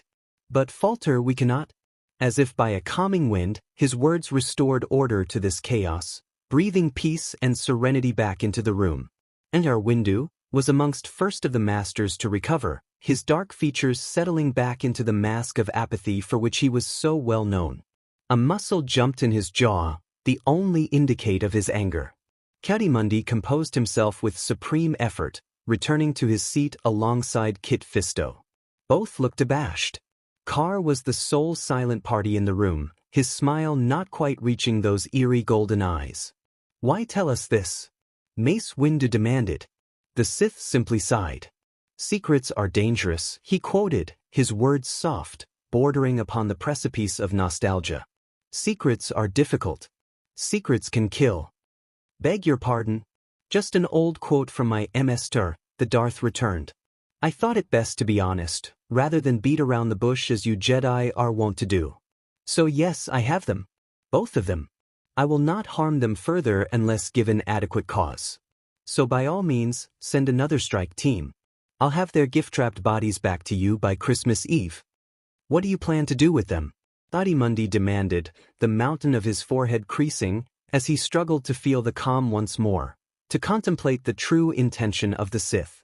They could not allow Athar to fall to the dark side, they simply could not. It would be a blow to the Order. As if sensing his intent, Kar chortled softly, golden eyes dancing with glee. Do. The Sith Lord scoffed. I shall do nothing with them, Jedi.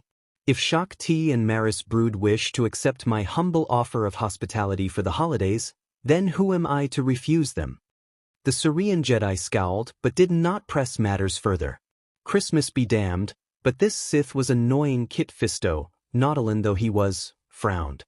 His thoughts were with the two Jedi, but ultimately his heart was with another, one of far greater importance to him. And Ayla. Here, the Dark Lord did frown. Though he stood leagues distant from them, they could feel his anger, sense his ire stretching across the galaxy itself. Had he been standing before them in the flesh, a confrontation would have ensued. As it were, he gave a here-stopping hiss, stunning them into silence. She is no longer any concern of yours, Jedi. His words dripped with derision. I have been tolerant of your inquiries thus far, but believe me when I say I shall tolerate them no longer. Ayla has made her decision. And if you do not believe me, well, I shall be more direct, then. He made way for another and Ayla Secura stepped in. Ayla, good to see you it is. Yoda inclined his head. And you as well, Grandel. Ayla managed a wan smile. Kit, you're looking well. I wish I could say the same of you, little one. Those who have power should restrain themselves from using it, the Twi'lek said softly. Weren't those your words, Kit? A silent pallor descended over the council. Narumkar isn't using his power the way you think he is. He's not the Sith you think he is. He's just a man. A good man, flawed just like the rest of... Her voice fell, dropping to the softest of sighs, the weakest of whispers. Perhaps more than you'll ever know. Ayla, please, think about what you're doing, Mace argued. You're being seduced by the dark side. I'm sorry, masters, but I'm happy here. The smallest of smiles wreathed the woman's pale lips. I know you think I've turned away from the light, but I haven't.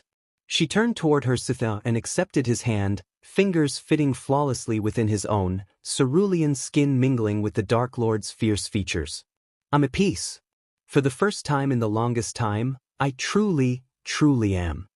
She stepped away, but not before giving the Sith Lord a chaste embrace upon the lips. Kar pulled her closer and the Twi'lek folded into the embrace, her leku curling with pleasure. Reluctantly he released her and allowed her to retreat beyond the hollow eyes but gleaming with satisfaction. Satisfied? Hardly. Mace frowned. Hardly. Now it was Kar's turn to scoff, his saffron eyes narrowing into sibilant slits. You speak as if you are above me, my dear Jedi. And yet ye kill the innocent. Betray your friends. Destroy the very ones to whom you claim allegiance. Animals you are, the lot of you. You seek to pin the mantle of murderer upon me when your hands are thrice stained with countless lives yourselves clan killers. He all but spat the word, golden eyes inflamed with anger. Send another ambassador and I might consider sparing you and your Criffin ilk live to see the next Christmas. Car out, a soft click terminated the transmission. There was a silence. C.C. Tyan, an Aikitochi Jedi more accustomed to the field of battle than peace, bit back a smile of his own. Darth or not, that was quite the stick the lad had used to tell them to bugger off with. Such a shame he was a Sith. He would have made one hell of a Jedi. Well, that went better than expected. Plo Koon mused.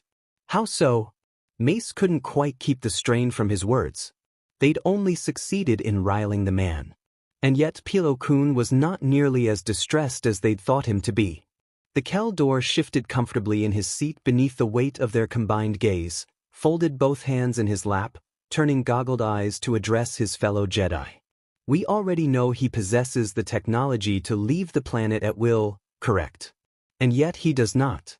He paused for the effect, a second of silence passing between his fellow masters as they absorbed this knowledge. His fleet stands at several thousand heavily armed dreadnoughts with at least a dozen lesser craft and fighter squadrons, and it grows by the day. More than we can hope to bring to bear at the moment.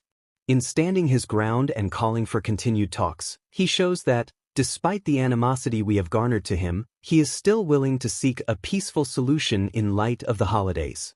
Does that make him a Sith, I wonder? He makes a powerful point. Tien argued. He has not attempted to leave his home system problematic, this is. Grand Mstr Yoda frowned. Taken action must be.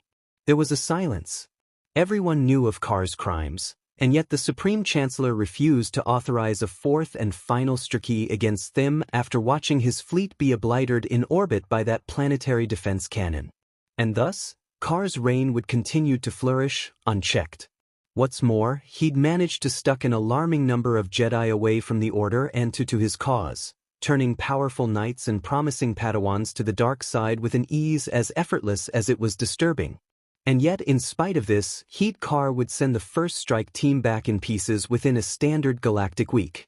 The second team mysteriously vanished before setting foot on the planet, and the third suffered the same fate as the first. All save one. His first victim had been Padawan Barris Afi, student to Luminara Unduli. With the sole exhibition of the Mirialan Padawan and her emissary, all others were shipped back to the council in body bags, lacking their lightsabers. Unduli would soon prove to be the sole survivor, so they'd thought at the time off that terrible massacre, her mind, stripped of all knowledge of the incident by an unknown means. It was as if Kar had broken something within her, made her unable to remember. Shakti had volunteered to spearhead negotiations with the Sith herself, so as to secure the safe release of Padawan Barris Afi and Knight Ayla Secura, amongst others. And now Shakti was missing, nearly a month having passed since her last transmission. I will go, Mace began, but a three-fingered hand silenced him. Go this planet, I must, Yoda announced, his voice cutting through the tension like a knife. Speak with this Sith Lord, I will ascertain his intentions. All heads turned toward the Grand unable to believe what it was they were hearing. Already high tensions are, with the separatists, the diminutive MSTR pointed out. Risk war breaking out, we cannot. After all, likely it is, that the Sith we seek, he is not. But Hemsar Yoda's secret, shall I tell you? The ancient Jedi smiled. Grand MSTR of Jedi Order I won this job in a raffle I did, think you. How did you know, MSTR Yoda? MSTR Yoda knows these things. His job it is. But he may attempt to turn you as well, Yoda smiled. Not if anything to say about it I have. Aren't we being a bit overcautious here? Kit piped up abruptly, rising from his seat. The earlier emotion that had wreathed his pale features was gone, replaced by an icy, steely calm. Grand Imstu, while I've no doubt of your ability, shouldn't you consider an alternative suggestion? Yoda blinked, his wrinkled face pinched in confusion. More to say, have you, Thaufisto? I do. Then hear you we will. Why not send Kenobi, the Natualan suggested? While not nearly as gifted as Shakti, if it's negotiation we want, I'm more than certain he's up to the task. Possible this is, Yoda said. Just returned from Anshan, they have. Believe this, Dooku? Without a doubt. Several of the remaining counselors inclined their heads in acknowledgement. Agreed we are then, Yoda declared, the smallest of frowns touching his face. Send Instar Kenobi and his Padawan to the planet, we will. Inform the Senate of this development who will not. Another silence passed, heavier than the last. This was a bold move they were making. A dangerous move. Should Palpatine learn, should the Republic learn of this action, there would bear repercussions. Mace steepled his fingers and bowed his head. Somehow, he did not share in the other's confidence. He'd seen the passion in those cold yellow eyes, the willingness to cut down an enemy, no matter whom they might be. He feared that with this vote, they just condemned Kenobi and Skywalker to death or worse. May the Force be with us all. In other parts of the galaxy, other plans were being made to deal with this renegade Sith Lord. Plans that had nothing to do with peace, but rather, war. plans that had been in motion for many years and only now come to fruition.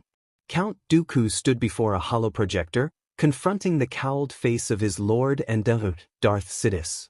"What is they bidding my MSTR? How goes the operation?" The Darth Lord hissed. "Have you made the preparations? We will be ready in a matter of months." Tyrannus bowed. "Which gives us more than enough time to dispense with our so-called Sith Lord on Ninjato. I promise I will not fail you a second time." "There will be no next time, Lord Tyrannus," Sidious rasped out, cutting the count off. "What?" Dooku could scarcely believe his ears. The boy was a threat to everything they stood for, to their grand plan for war and the ascension of the Sith. How could they leave him be? "Master, I'm afraid I do not understand. Lord Carr and I have a pre-existing arrangement." Sidious's smile was so slight most beings, most Jedi might be missed it, but not the Count. He was not most Jedi. "He has promised not to interfere in our plans so long as he and his planet are left untouched." A muscle jumped in Dooku's jaw, but he carefully controlled it as his Emperor continued. "Listen well, Tyrannus, I will not tolerate any insubordination in this matter. You are to leave the boy alone." There was a silence. "It shall be done, my—" "See that it is, Lord Tyrannus," Darth Sidious barked out, his form fading seconds thereafter, leaving the Count in silence. The mood was tense, thick enough to be slit with a knife. All his calm, every ounce of his control had been stripped away. Tyrannus glowered at the wall. This was one order he had no intention of obeying. Carr had already made a fool of him back on Kamino, already wrested his best assassin away from him before the war could even begin, and he was supposed to leave him be. To let him flourish with the small army he'd already created. No, Dooku would not do this. But he himself would not be leaving the planet. Rather, his most recent acquisition would do the deed. "Will you do this?" Dooku directed the question at a pale woman, her crimson hair tied back in a topknot. Her name was one that sent chills down every spine, especially those of the Jedi. A chance to kill this many Jedi, and a Sith Lord. Aura Singh smiled, all pearly whites and all venom. "I'd take the job even if you weren't paying me." Her laughter was like the peal of 100 bells. Dooku liked to think they extolled the end of Carr and his little Acha. And yet, their heavenly chorus was soured by Singh's assumption. But to associate this whelp with the Sith. Never, the boy was playing with forces beyond his control, and he would soon pay the price for it. That was all. It mattered not that he'd stolen away his best assassin in Ventress, nor that he refused any and all attempts for a rematch. It was simply a matter of pride. Dooku could not beget this, could not allow this boy to ruin a plan centuries in the making. "So, this Sith kid, you want him dead or alive?" Aura asked, her words dragging the Count from his reverie. Dooku bristled a bit at the misassociation. "The boy was not Sith, he is not Sith," he cautioned, advising the Huntress. "All the same, you must be cautious. His voice is his greatest weapon of all. He will try to sway you to his side as he has others." Sure, whatever you say." Singh waved his words away with the flick of a wrist. "Let's see him try and talk his way out of my sights." "I have every confidence in you." Dooku feigned a smile. "Carr throws a gala every year around this time, celebrating this old Christmas tradition of his. You will infiltrate his fortress disguised as a guest." And when he is alone, Singh raised her hands as if to ward off the words. "Hey, no need to tell me twice." The Huntress made a crossing motion across her neck. "He'll be dead as a doorknob before Christmas Eve." Still further away, Darth Sidious, also known as Supreme Chancellor Palpatine, could scarcely contain his amusement as he sank back into his pleated chair and looked out across the Coruscanti skyline. He knew full well that his apprentice would not leave Carr alone. Tyrannus would doubtlessly attempt some elaborate scheme to eradicate the Sith without his MSDRs knowing. Unfortunate but expected, because Sidious knew all. He'd worked very strong to cultivate this particular asset. From the moment the boy first laid hands upon the holocron, he knew him. As his powers grew and spanned the cosmos, as countless beings sensed his power and were drawn to him, so too did Darth Sidious find himself drawn to the boy. At first he'd thought to kill him, but no, the Force had a plan for him, a plan which he knew lay deeply intertwined with the dark side. Discovering that Force-talented woman with him, Now that had been a slide of luck. So long as the boy cared for others, he had a lever to use against him, Sidious did. If he ever dreamed heaven's forbid of conquering the cosmos, he had only to try and take a planet. Then Sidious would reveal his trump card. It was only a matter of time. Barris wasn't at all surprised by her words of her lord. It had only been a matter of time before Kar reached out with the force to investigate what was going on, and now that he had it had come to this. Dar Kar, her emissary, husband and Dark Lord of the Sith, loomed over her like a thundercloud, saffron eyes searing into her sapphire with eerie intent. The Myriolan woman shivered, her mouth open in a small round oval, unable to complete the sentence, to finish the words that threatened to leave her lips. The blonde Sith leaned over her, the flames of desire of anger sparkling in his eyes. They were strange eyes. Very strange for a Sith. Barris had been frightened of them in the beginning. She hadn't liked meeting his gaze. But that had been a long time ago. A very long time ago. And now, she found herself frightened of them once more. You lied to me, Barris. The former Jedi squirmed beneath his gaze, his words cutting to the bone. There was nowhere for her to run and nowhere for her to hide, his arms trapping her body against the bathroom wall, the white towel she wore the only thing standing between her and outright nakedness. The Dreadlord had come barreling into her room mere minutes before, scarcely giving her the time to dress herself before a force-augmented shove tore the durasteel door from its hinges. His usage of his unique force talent, Shatterpoint, genuinely frightened her at times. Now it had her terrified.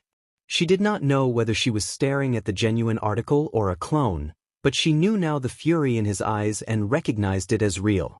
Now Barris tried a smile and instantly regretted it. Her husband was in no mood. They'd been married all of 2 years thus, a tumultuous time of ups and downs, highs and lows. Conversely, the former knight found herself wondering which this was, and what it might be that had roused her bondmate's wrath. Whatever do you mean? A low growl silenced her. Do not lie to me, Barris. His words were deadly soft, silken and sinister in their intent. Do not lie to me. If there was one thing which he loathed above all else, it was lies.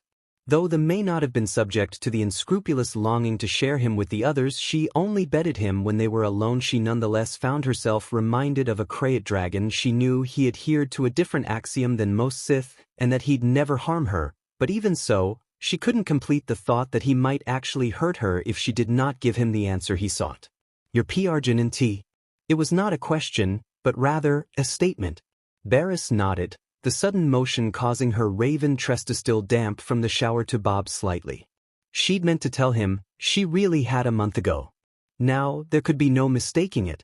The swelling of her stomach had grown increasingly prominent of late, difficult to try and mask during the course of her PRGNOE to begin with, and now, 2 months had become increasingly reclusive, desperate to conceal the awful truth for as long as possible.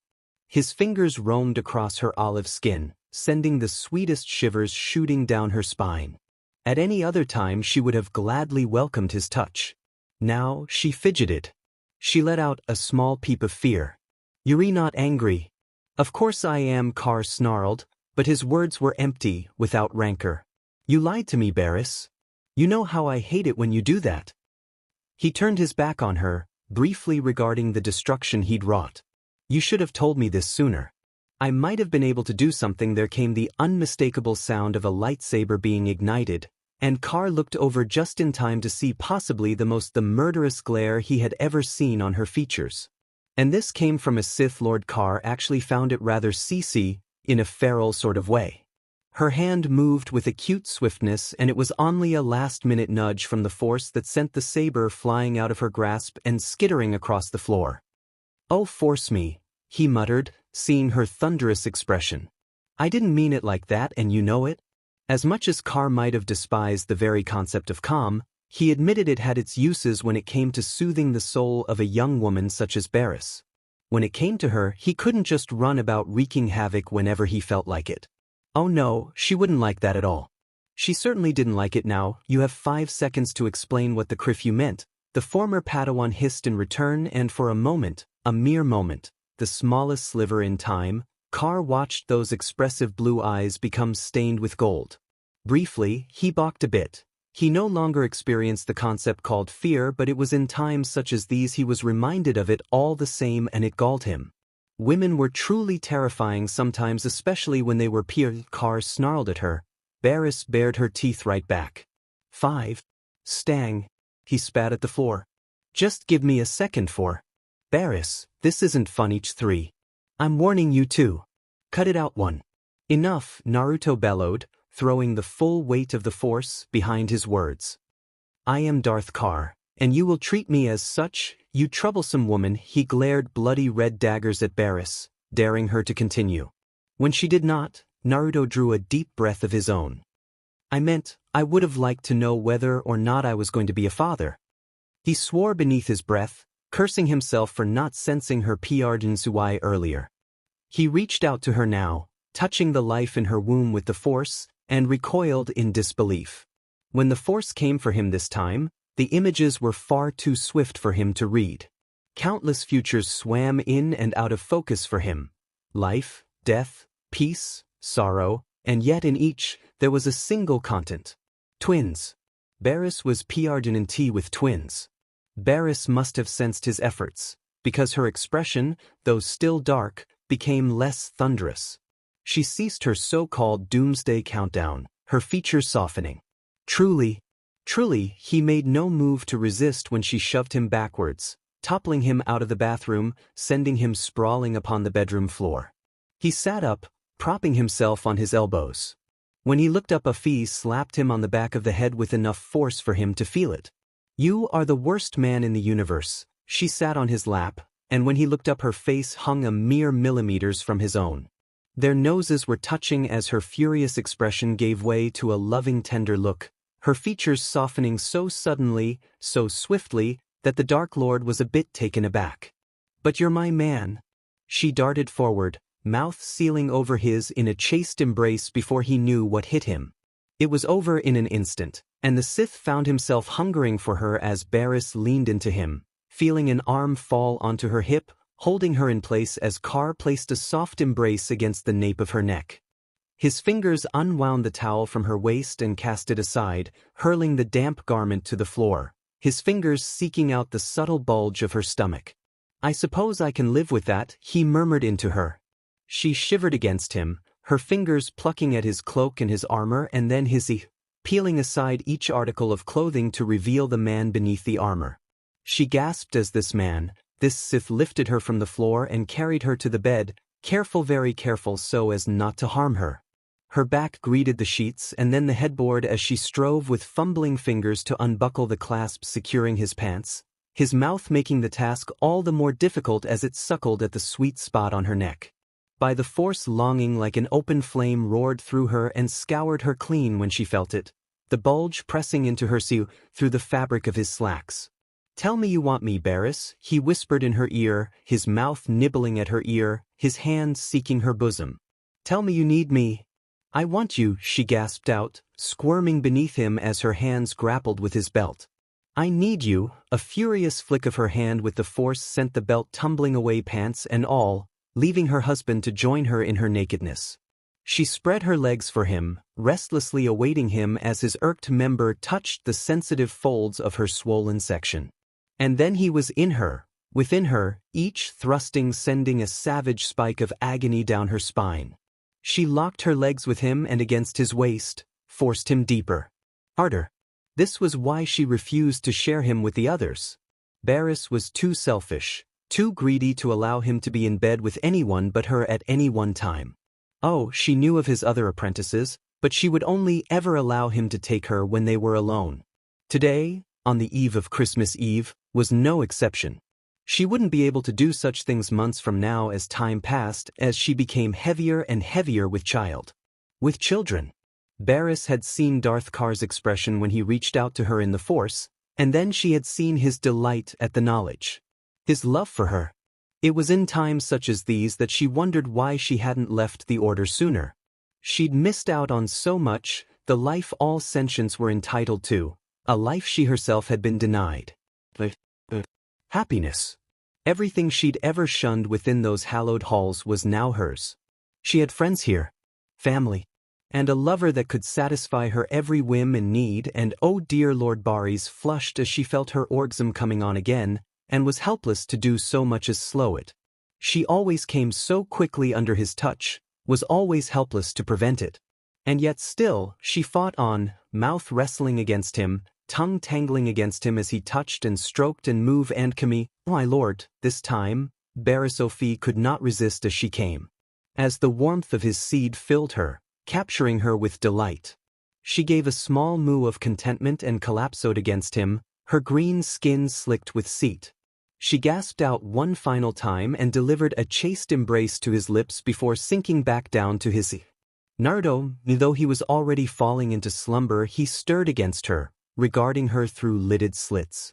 Despite herself, the former Padawan felt her skin tingle with renewed passion. She wanted him again. She wanted him so badly it hurt, and it made her feel safe, loved, and warm. She managed to ask a single question before she slipped into slumber. You love our children, won't you? She snuggled closer against him, smiling as he stroked at her dark hair. Of course. There could be no mistaking the fervor in his words when he spoke. Maris felt him through the force, and knew what he had said to be true. She could see them now. Her family. Sith, though he might be, she knew he wouldn't dare harm their offspring, just as he'd never harm her. And should anything ever happen to her, he would raise them, teach them all that he knew. She could see it now, in her future. Happiness. And thus, she contented herself to sleep, elsewhere. Shakti woke with a start, her body screaming, her mind adrift amidst a sea of pain. She tried to center herself in the light of the force, to embrace the agony and the anger and push them aside as she was often wont to do, but the searing lance of agony wedged within her gut made her think twice. She felt a sudden and swift spike of delight somewhere in the upper levels, a presence in the force she vaguely recalled, though nowhere near as fierce as it felt now. She felt a wave rolling over her, emanating in the afterglow of a feeling she herself had never experienced in her lifetime. Like a gentle breeze wafting across her face, the softest whisper in her ear, she felt it, heard it. The force spoke to Shakti, telling her of what had transpired, revealing a Weimarillion in a blissful slumber, her head tucked into the tea of her lover beside, her body spooned against him. Barris. She was here. In the compound. Shakti struggled to sit up, but another spike of pain sent her sprawling back down. It was the restraints, she realized. Electroshock cuffs. And with the shock, came memory. She remembered pain, lightning jolting across the expanse between her and the Sith Lord, striking her before she could hope to draw her saber. Agony, licking across her flesh, sending her body into spasms. She hadn't been fast enough. Too slow. He had beaten her, disarmed her with ease. Shakti felt naked without her lightsaber, but she was a Jedi, sir, and she had other tools to avail herself of. With a brief mental effort, she forced the pain to the back of her mind and embraced clarity. She stretched her senses out, searching for a way through the fog clouding her senses, for anything at all there. Maris, through the haze of the dark side, she felt her Padawan, sensed her in the force. Maris was alive. Beyond that she knew little, yet she dared not reach out to her, lest Kar sense her movements. And so the sleeping beauty stirs. Oh, force me. Shakti let the curse slip as the doors whooshed open, revealing the very same Sith, flanked by two guards, beings she had not seen at the landing pad. They vaguely reminded her of Mandalorians, and yet, their garb was lacking in armor of any sort, each wielded what looked like a staff. Despite these warriors' trappings, it was immediately obvious to Shakti that they posed no threat. The force was barely alive in them. The power that burned so brightly inside Kar was nothing but a dying ember of gray ash in these two. Emissary though she was, she couldn't help but pity the pair. These two had been discovered and trained at a late age, too late to unlock their true potential. There was nothing she could do for them. One of them was male, the other, intimately female. That much was painfully obvious even with her form obscured by the fold the cloak. She clung to Kar like a second skin, her body seeming to meld with the darkness itself, merging with the shadows whenever Shakti looked away. Nay, The Jedi was forced to focus upon the woman, wondering all the while what was blunting her perception in the Force. She didn't need the Force to sense their resolve, however. This pair remained utterly dedicated to Kar, willing to give their lives for their lord at a moment's notice. Shakti was momentarily taken aback by it. She did not expect such loyalty from what she assumed to be hired hands. "Leave us," Kar commanded, and the pair vanished without a word. Rather, one of them did. The second lingered, her helmet turned toward Shakti, then back to him. She seemed to fidget for the briefest of instants, clearly contemplating whether or not she should leave her lord alone with this woman. And in that instant, her defenses lowered. Shakti realized she'd been brutally deceived, because the woman was masking her presence in the Force. Though she clearly stood there, concerned and contrite, she let her barrier slip, and what had been a dying ember became a roaring flame. Belatedly, Shakti realized this woman's level of skill was near that of a knight's or perhaps even a low-level emperor. Just who was this Darth Kar, to surround himself with such loyal individuals? Kar sighed, sensing her intent. "I will be fine." The guard's woman stiffened. She laid a single cage down at his feet, the like of which contained a large lizard, clinging to an equally large branch. In her stunned state, Shakti found herself curious as to just what this creature's was, but ultimately, Kar's conversation with his chief lieutenant distracted her senses. "I'll be down the hall, should you need me." Kar's face creased in a small smile.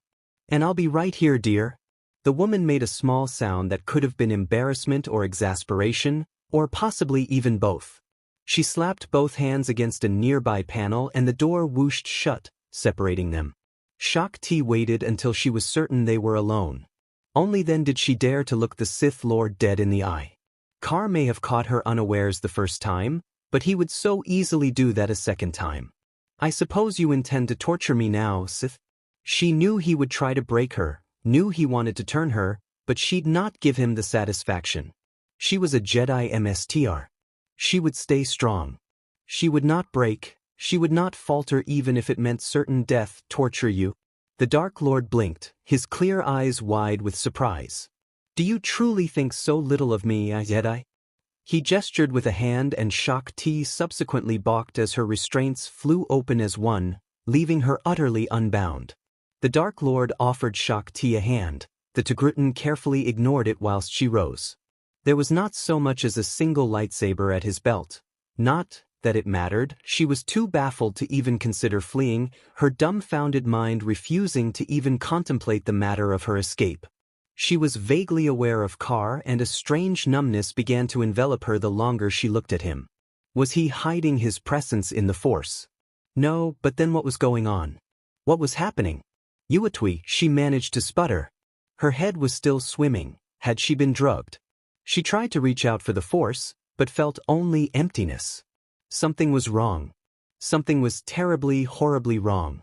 She struggled to stand, to rise, to do anything at all, but her body betrayed her, her legs giving out the moment her feet touched the floor.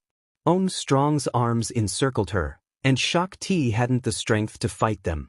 She collapsed into him, her fists clutching at the lapels of his jackout. She reached out for the Force, once more, and found only emptiness. She could not touch the powerful nexus of life energy she'd known all her life. It was simply and abruptly gone. Her control, slipping through her fingers like so much water when she tried to grasp at it. "What have you done to me?" she gasped out, feeling as though she'd just lost a limb. "What have you done?" He finished for her. "I have done nothing. Tell me, Shakti, do you know of the Islamary?" "Of course you do. It holds the most marvelous ability to the most fascinating thing, to prevent anyone within its radius from exerting any influence over the Force whatsoever. Of course, I am also without the ability to use the Force at present, but I have other talents and am not so reliant upon either as to make them my crutch as you have." Shakti fumbled against him, tried to strike him. He caught her wrist as effortlessly as one would a petulant child, his fingers tight against her slim arm. She felt weak, disoriented. "You are no captive?" Kar admonished her attempt. "So long as you swear not to speak of what transpires within these walls, you are free to come and go as you please." He released her abruptly, the doors sliding open to reveal the armed guard from before. She saluted smartly and reached down for the lizard, plucking both lizard and acherns from the earth, as though they weighed naught but a feather. Her faceplate stared out at her, cold, emotionless, betraying nothing. Without a word, she did the inexplicable, taking Shakti by the arm and lead her down an opposite passage. This way if you would, Mr. Jedi. I have a party to attend. The Dark Lord chortled softly. It simply wouldn't do for one of my guests to discover a Jedi of your caliber locked in the basement now, would it? Now come, let's get you dressed. Shakti blanched as she found herself led off by the Isalamer-bearing woman towards an adjacent room. What?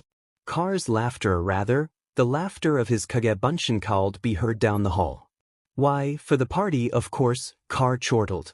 You and your Padawan are to be guests of honor, but before you prepare for the festivities, I should tell you something about Barriss Afi, since your Padawan seemed oh so concerned about her the other day. And that would be. She's a screamer, Kar stated with much mirth, before turning on his heel and striding down the corridor, leaving a fuming Shakti in his wake. The Jedians are flushed, desperately trying to ward off the perverted images of Barriss in the throes of passion from invading her brain. So that was what she'd felt earlier. By the Force, what had she gotten herself into? She's devoted, boy, not evil. Just like you. QB. Temptation by the Force, what had she gotten herself into? These were the thoughts of Maris Brood, echoing that of her Emmer. She too was alone, but not as she'd expected to be. She was alone, yet surrounded. At first she thought the guards would truss her up and throw her in a cell the moment she'd been healed, leave her there to rot. They hadn't. Quite the opposite, actually. Once Kar's medical staff had reattached her arm, she'd found herself all but ushered to one of the upper floors by a number of slaves, their races broad as the galaxy itself. From Togrutan to Twile, not so much as a Zabrak amongst them, she noted they hustled the reeling Padawan up a flight of stairs, through a turbolift and finally, to a solid-looking door flanked by a pair of masked yet still equally solid-looking Kaleesh bodyguards. Wrapped in thick, black-plated armor, the alien stood irked and at attention, their golden eyes following her as she neared the doorway. Despite herself and all her training, the Padawan felt a tendril of terror worm its way into her gut. So Kar had enlisted the aid of the infamous warrior race after all. Their appearance belied their ferocity. Maris couldn't help but blanch at the sight of them. Kaleesh were well known for their warlike nature. They made for excellent shock troopers. She sensed that these two were no exception. One was emphatically female even beneath the contour of her attire, the other, distinctly male. Each bristled visibly at the sight of Maris, their hands drifting to the vibroblades laced with cortosis most likely sheathed at their belts. She knew they would use them against her, against a Jedi without hesitation. Their hatred of the Jedi for failing to repulse the hook from their homeworld, for protecting them when they, the Kaleesh, sought vengeance, was well known. And no, they saw her. Another Jedi for Lord Kar. One of the Kaleesh male rumbled deep into his mask, his golden slitted eyes training mercilessly upon Maris. It is a shame, little one. I would have very much liked to add your lightsaber to my collection. Alas, it seems that is not to be for now. He chortled softly to himself as he brushed a hand against his belt, and then only then did Maris Brood recognize the odd hilts at his waist. Lightsabers. The Kaleesh had the weapons of a Jedi. Many Jedi. She recalled the number, the sabers of the first strike team sent to stop Kar. Maris felt a pit open in her stomach. Her heart leapt into her throat. It was as if the Force itself had given way, leaving her standing above the precipice, hanging between life and death. When she finally found the words, they were thick with an emotion she hadn't felt in a long time. Sorrow. Where did you get those? The Kaleesh laughed. It was a deep, throaty sound. He leaned forward, his eyes black pits behind the mask. His breath, warm and fetid, washed over her, leaving the Padawan more nauseated than she'd ever felt before. And that was before he spoke. Lord Kar is most generous in his instruction, studying at his feet, even one as unworthy as I can learn to kill you and your kind, Jedi. The pit in Brood's gut warped into a black hole, threatening to drag her in and obliterate her mind altogether. Even with the Force she knew his words rang true, Painfully so. This Kaleshthi's monster had killed her comrades, and he'd done it with gleeful malice in his heart. A non-force user, kill a Jedi. Absurd, ridiculous. Once she would have scoffed at such a thing and dismissed his claim out of hand, but now she was beginning to have second thoughts. 9 hilts hung at his waist. One for each of the Jedi he must have slain. Barriss Offee's blade was strangely and conspicuously absent, however, though the thought did precious little to ease the shattered state of her mind. With a soft hiss, the Zabrakian stepped backwards, wrapping the force around herself like a shield, as though she could somehow ward off the piercing glares directed at her. She could not retreat, not with the servants at her back, nor could she hope to smash through the stoic Kaleesh barring her path. Her frustration flared, fanning the flames of her fury. Had they brought her here to be killed then? Was this all a trick, to lull her into a false sense of security? Well, she wouldn't go quietly, she would fight to her last breath. She would. Enough of this. The words tore through her defenses like the claws of an Angie rancor, shattering her resolve. Maris half expected to find the Lord of the Sith standing at her shoulder. Imagine her surprise when she found it was the Asophiet silent Kaleesh woman who had spoken. Grievous. The female Kaleesh beside him spoke softly, but when she did, her words carried the weight and authority of her station. She has not yet proven herself. Do not provoke her. For the longest moment there was silence. Then the arrogant male did something that surprised Maris. He bowed. Those cruel eyes seemed to soften, just for an instant, and when he did next raise his head, his words were not those of a subordinate to a superior, but rather, one loved one to another. You are right as always, comer, my love. He cast a withering glare at Maris, eyes swelling with hatred. I forget myself once again in the presence of these Jedi dogs. Do not despair, beloved. Even behind that mask, the smile, the ardor could be felt in her words, although not a speck of it was directed at Maris. This one may yet fail her trial. If she does, then the children shall have their way with her. Grievous cackled harshly. Do you hear that, girl? Your fate is about to be decided. I suggest you tread carefully. It would be such a shame if you were to meet with an unfortunate accident. Maris could taste the rancor of those words and barely bit back her own bile. Barring her emissary, if she was still alive, she, a mere Padawan, was trapped. Alone, in an enemy compound, surrounded by races who wished for nothing more than death and destruction for her outright. She didn't want to know what these children were, and thus, didn't ask. Muttering something about criffing Jedi, the Kaleesh male returned to his post. Enter, Jedi. Grievous spat the name as if it were a Crescito hymn. It probably was, and indicated the door with a loose hand. Lord Carr does not wish to be kept waiting. Silence beckoned, and in that silence, Maris contemplated her eventual escape. She felt naked without her lightsaber, true, but she had other weapons at hand. It occurred to her that she could use the Force to move the guards back against the bulkhead and make her escape, but where would she go? She could not feel her MSTR in the Force, and their mission brief had failed to detail the inner workings of Carr's compound. She could interrogate a servant, but would they even tell her anything? Would their minds be weak enough for her to see and manipulate? She cast her senses about and prayed she was not doomed to failure. In the end, the decision was not hers to make. The door whooshed open, revealing a young Zeltran woman in long, diaphanous robes. Zeltrans were well renowned for their beauty as well as their wild ways. It did not surprise Maris to see one here in a Sith Lord's palace. Her red skin seemed to gleam in the dim light, her blue eyes danced flames, the Force burned in her like a supernova, eclipsing any power Maris might have brought to bear. An acolyte. So the Dark Lord was in fact training others. The thought stirred a pinprick of old dread in her stomach, evoking her MSDR's words to her in the shuttle. The Sith are returning. They'd spoken of it en route to Ninjato, where her emissary had voiced her fears of the Council's heavy-handed approach to the re-emergent Sith Lord. Blade Master though she was, Shakti was a fervent believer in peace and democracy. If she could talk an opponent down from a fight, then she would. She understood the Sith needed to be destroyed, just as she understood that anger and aggression were the ways of the dark side, but she'd been adamant on talking the Sith down rather than fighting. To do so recklessly would lead to the dark side. And Maris had given in. She'd let the hate flow through her, her longing to datery the Sithdo save ele overwhelming all else.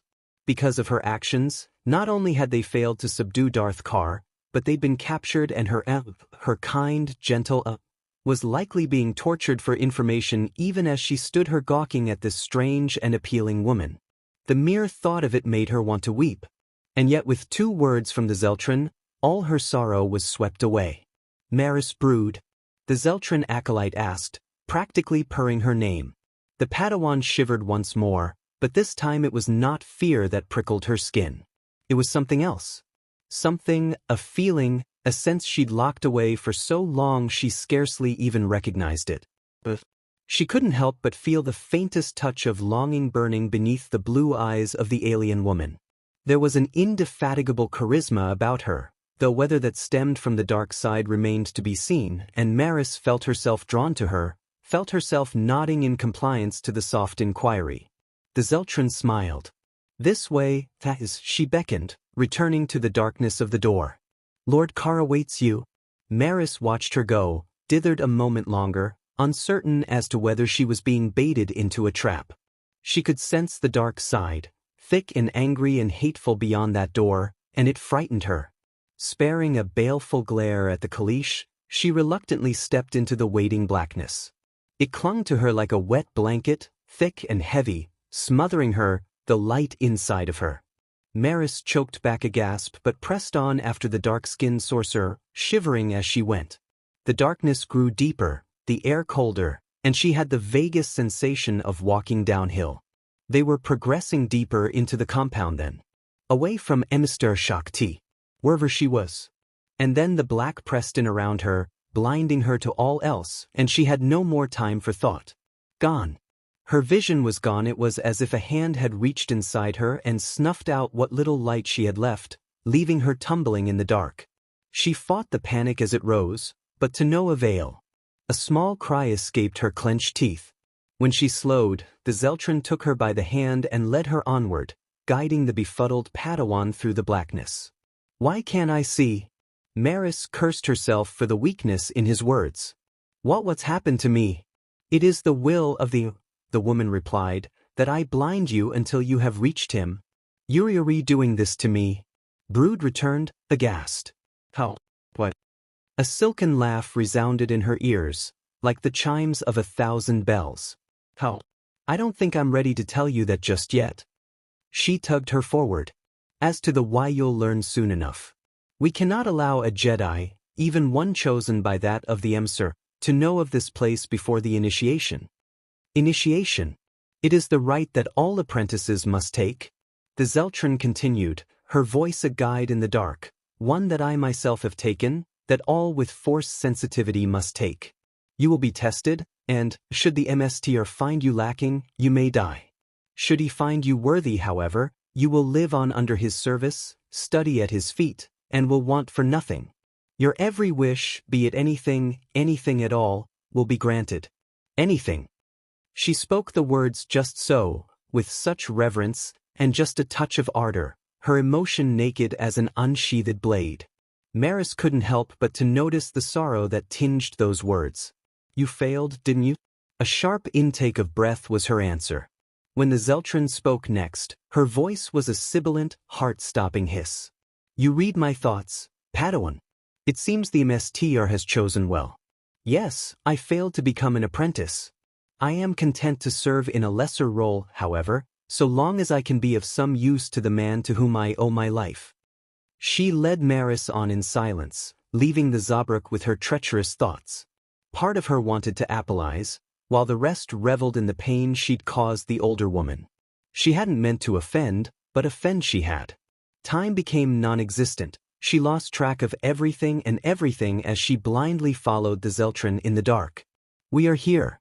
Brood found her hand abruptly released, and then it was over. The darkness peeled back from her vision with such suddenness that Maris staggered.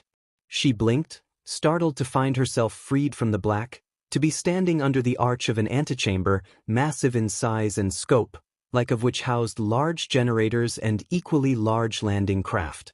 It was an impromptu hangar bay of sorts, and yet, she could see others milling about towards the center of the room, a great host of individuals of various species and races, each fixated upon a single point. Of the Zeltran woman there was none to be seen, for which Brood was grateful. She didn't want her sight to be taken away again. Troublesome, someone muttered, his words drifting toward her as if from a great distance. Slowly, tentatively she approached them, trying to blend in. Garbed as she was in the black robes Car had provided for her, it was all but impossible. She hadn't thought much of it until this very moment. She'd been stripped of her comlink and all belongings upon her capture, and a servant had supplied her with the tight-fitting garments. She earned a few odd glances here and there, but none dared speak against her. She spied Car in the center of the throng, surrounded by a host of men and women in military-style dress. He stood hunched over a holomap, imposed by a series of scarlet triangles and emerald cubes indicated positions of various importance. Maris knew not their meaning, but she recognized the format nonetheless. She was looking at a map. Of what, she knew not. Only that it was of significant importance. Freely, Captain, the Darth was saying as she drew with earshot, though whom he was addressing, she knew not. I would hear what you have to say on this matter. Someone shifted just out of sight, and Brood blinked her surprise as she found herself face to face with one of the same guardsmen as before. Only this one's helmet was removed, revealing a remarkably young face, and black hair bound back in a ponytail.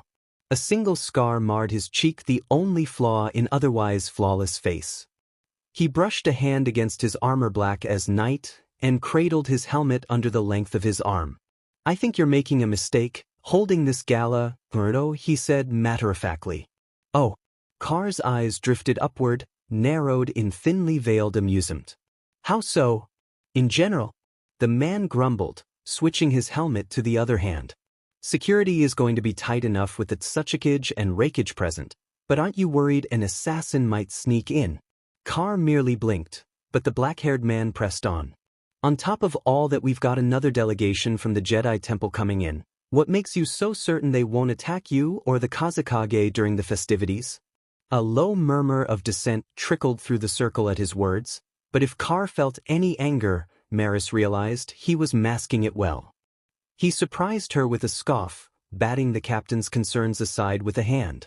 I may not speak for Gara, but I know for a fact that I can handle any tricks the Jedi throw at me. He reminded everyone. So long as they bring the secret of opening the oubliette with them, I have no intention of starting another war. Why are you so obsessed with that damned coffin anyway? The captain asked, and this time Maris felt anger. She'd been expecting it, bracing herself for it. Even so, she was nearly taken aback by the intensity of the Sith Lord's expression. Malice exuded from him in palpable waves, setting her hackles on edge as he rose from the hollow projector, eyes blazing. With slow, measured, and almost arrogant strides, he brought himself face-to-face with his head of security. Are you questioning my authority, Shikamer? No. The man met his stare heeding, refusing to flinch in the wake of the Darth's wrath. I promised her I'd do my best to keep you safe, and that's what I intend to do. If this oubliette represents a security threat, then I should know about it. Car stared at his second-in-command for a long, strong moment. Then he smiled. It was not a pleasant thing, that smile. He drew back, raising himself to his full, towering height. Regarding each of them in turn, he uttered a single phrase. A name. Celeste Morn. Ooh. Maris nearly asked the question itself, but another of his aides beat her to the punch. She didn't recognize this one either. An ancient Jedi, said to have died thousands of years ago.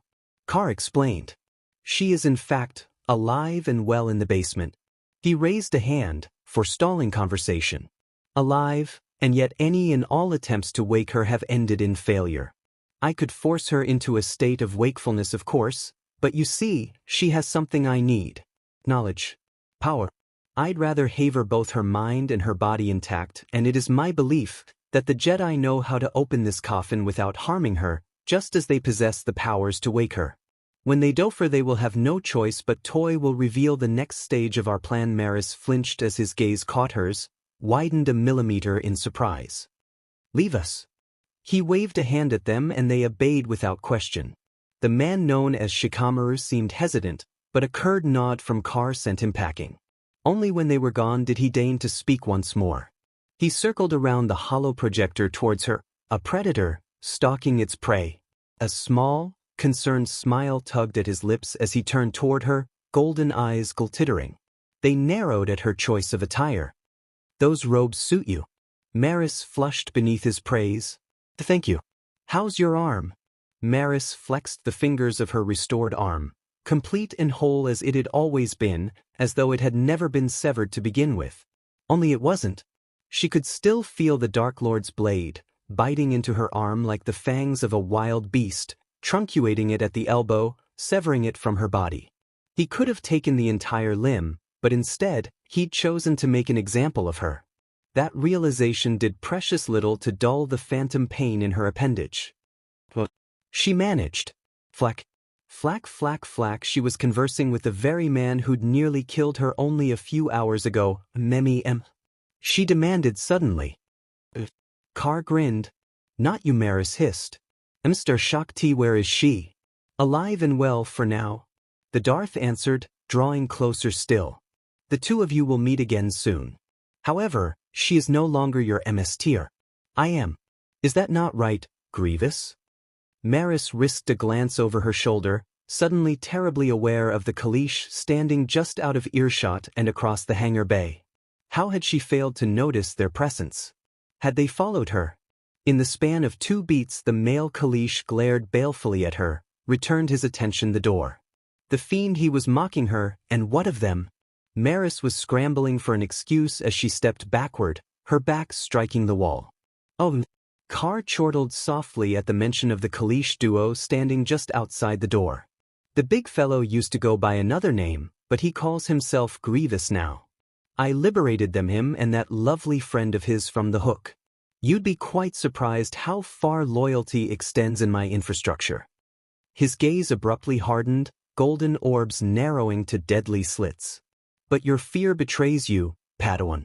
Every soul in this compound has sworn fealty to me on some level or another, and yet you think to subvert them. They will not turn against me. So put those thoughts from your mind, apprentice." Apprentice? The words burned in her mind like a brand as he pinned her to the bulkhead with his body. She tried to resist, but his grip was too strong, his mastery over the force too great. "You will serve me, my apprentice," Carr whispered sweet nothings in her ear, "or you will never see your Emir again. You will serve me or your order will burn." "But I am a gentle Maris brood," he reassured. "I promise never to harm you. Never to raise a hand against you. I shall teach you everything I know, and one day, when I am gone, you will compete with the others for all that I am and ever was, the mantle of Dark Lord of the Sith. Will you learn under me, apprentice? Or will you reject your feelings and return to the light?" "I've already lost the light," she thought to herself, but daren't speak it aloud. Maris knew she'd made a deal with the devil to save her Emir, but never once had she thought the Dark Lord of the Sith would actually take her under his wing and train her part of her. The sense of self she'd denied for so long burned with longing at the thought of new knowledge. With his strength, she need never be weak again. Never fail again. She would be able to protect her MSTR. She might even be able to influence him, guide the Darth down a path that didn't lead to the destruction of the Republic. A thorn of pride pricked her and held her back. No, she mustn't give in, but if she didn't, what would happen to Inserti? She loved the woman like a mother. All taught Jedi were forbidden to love.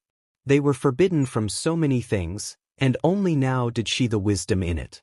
Only now, when it was too late to renounce herself, did she realize her mistake. Her brash and foolish attack on Carr's personage had been her first brush with the dark side. She stood upon a knife's edge, at the precipice of a towering cliff. Now, as he took her chin in his hand, she found her footing beginning to erode.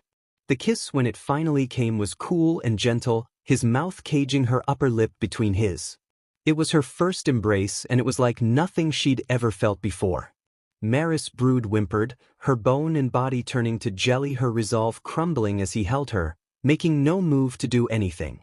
And then her lips were moving, her body cleaving against his with an awkwardness that bespoke of an almost childlike innocence, fueled by desperation and passion.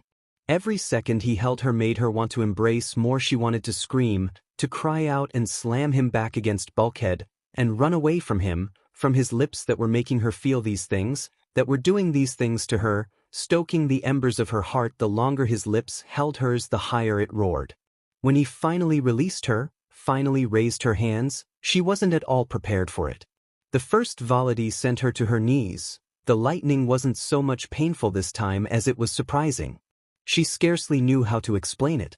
It was as if his embrace had awakened something in her, something that delighted in pain and passion and pleasure as much as she'd once loathed them. "Maris," the Dark Lord thundered, "I christen you in the name of the dark side, and claim you." Lightning licked across her flesh, setting her nerves on edge, leaving her unharmed. She shivered under the baptism. And then it was done. The white bolts abated, leaving her flesh singed, but not burned. Dark, yet cleansed. Eyes. Car rumbled. "You are Jedi no longer. You are Sith. I name you." He paused, as though searching the Force itself for a name. His smile told her he'd found one. Darth Brood. Some levels above, Shakti felt it in the Force. The woman with the damnable Isalamir had retreated perhaps for this very purpose, and she felt it as painfully as a lightsaber in her gut. She paid no heed to the servants fussing about her, readying her for the festivities. She knew only thus, that her apprentice was no longer with the light. Oh no, Maris Brood had fallen. To be Sith is to never regret your actions. Ever. Naruto.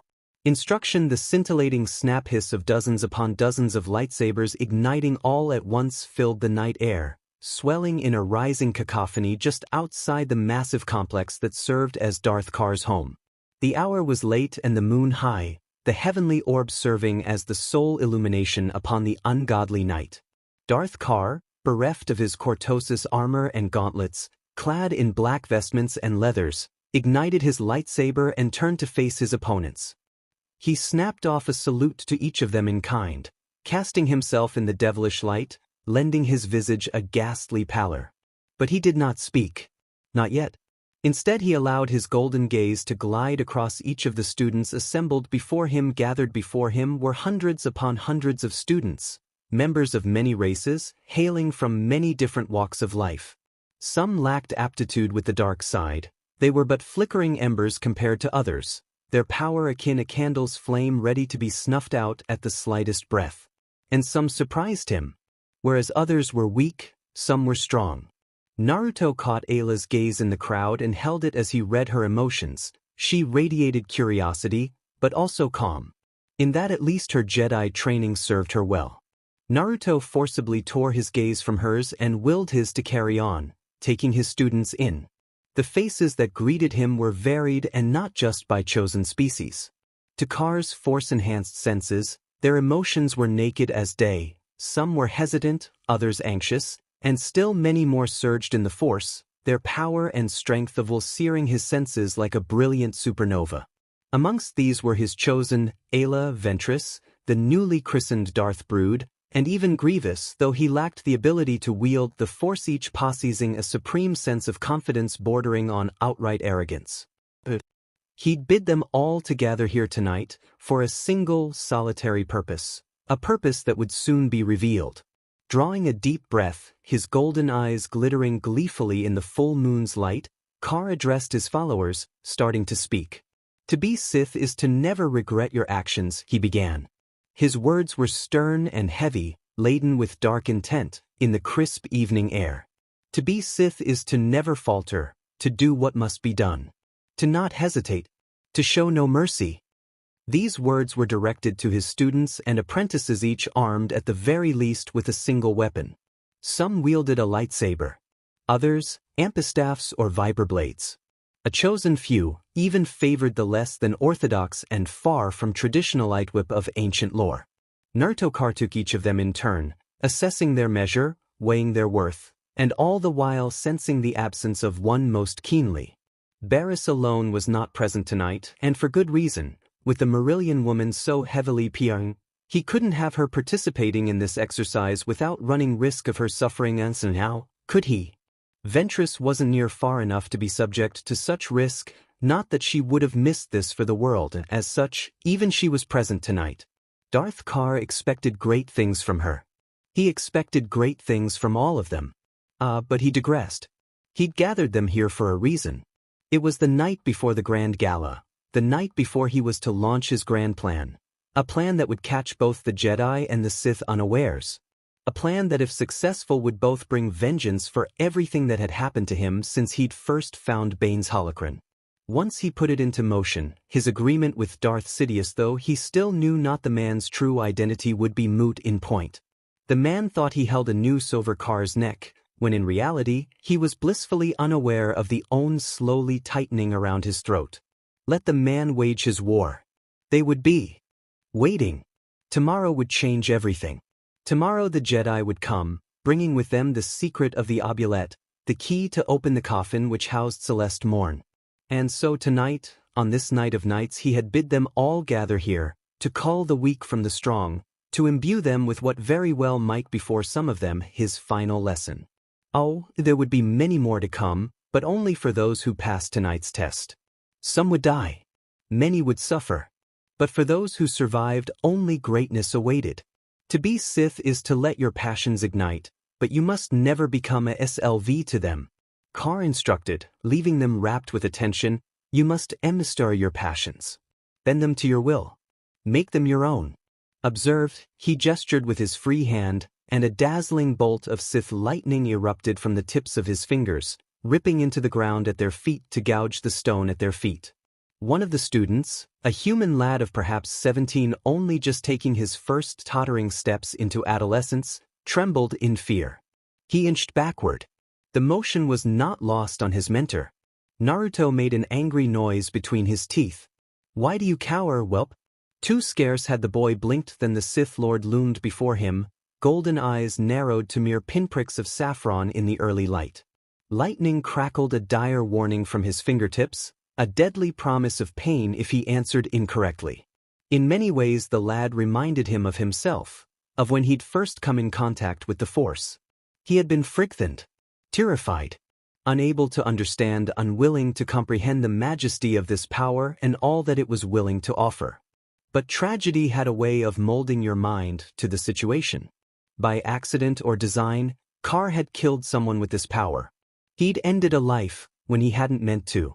He had lost control, and as such, he was forced to live with the consequences of his actions.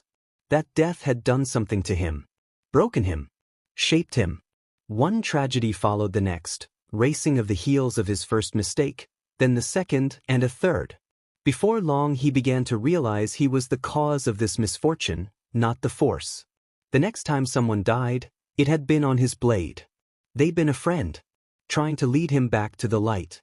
And he'd killed her, ended her life, in cold blood. Her death had galvanized him, made him into the maned monster was to this very day. It was in her memory that he swore to never lead a life of regret, to always act on his impulses.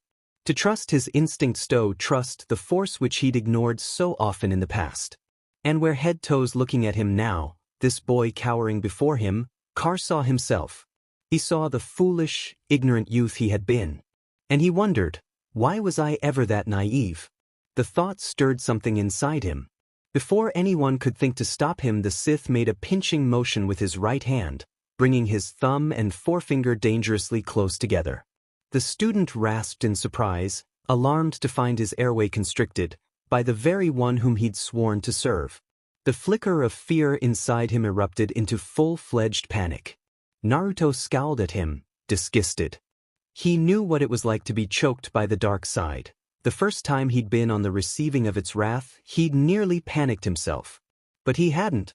Instead, he'd unleashed his anger and torn his opponent limb from limb. If this boy was to be a true Sith, then he would try to do the same. If not, answer me, Carr growled, holding the boy's life in the palm of his hand. Do you fear me? Do you hate me? The lad stuttered for a long moment, then seemed to realize the doom that was about to befall him. He couldn't lie, because Carr would sense this. He could not remain silent. If he did, the Dark Lord was liable to strike him down, to choke him to death in recompense for his silent temerity. All that was left for him was to tell the truth. Ice.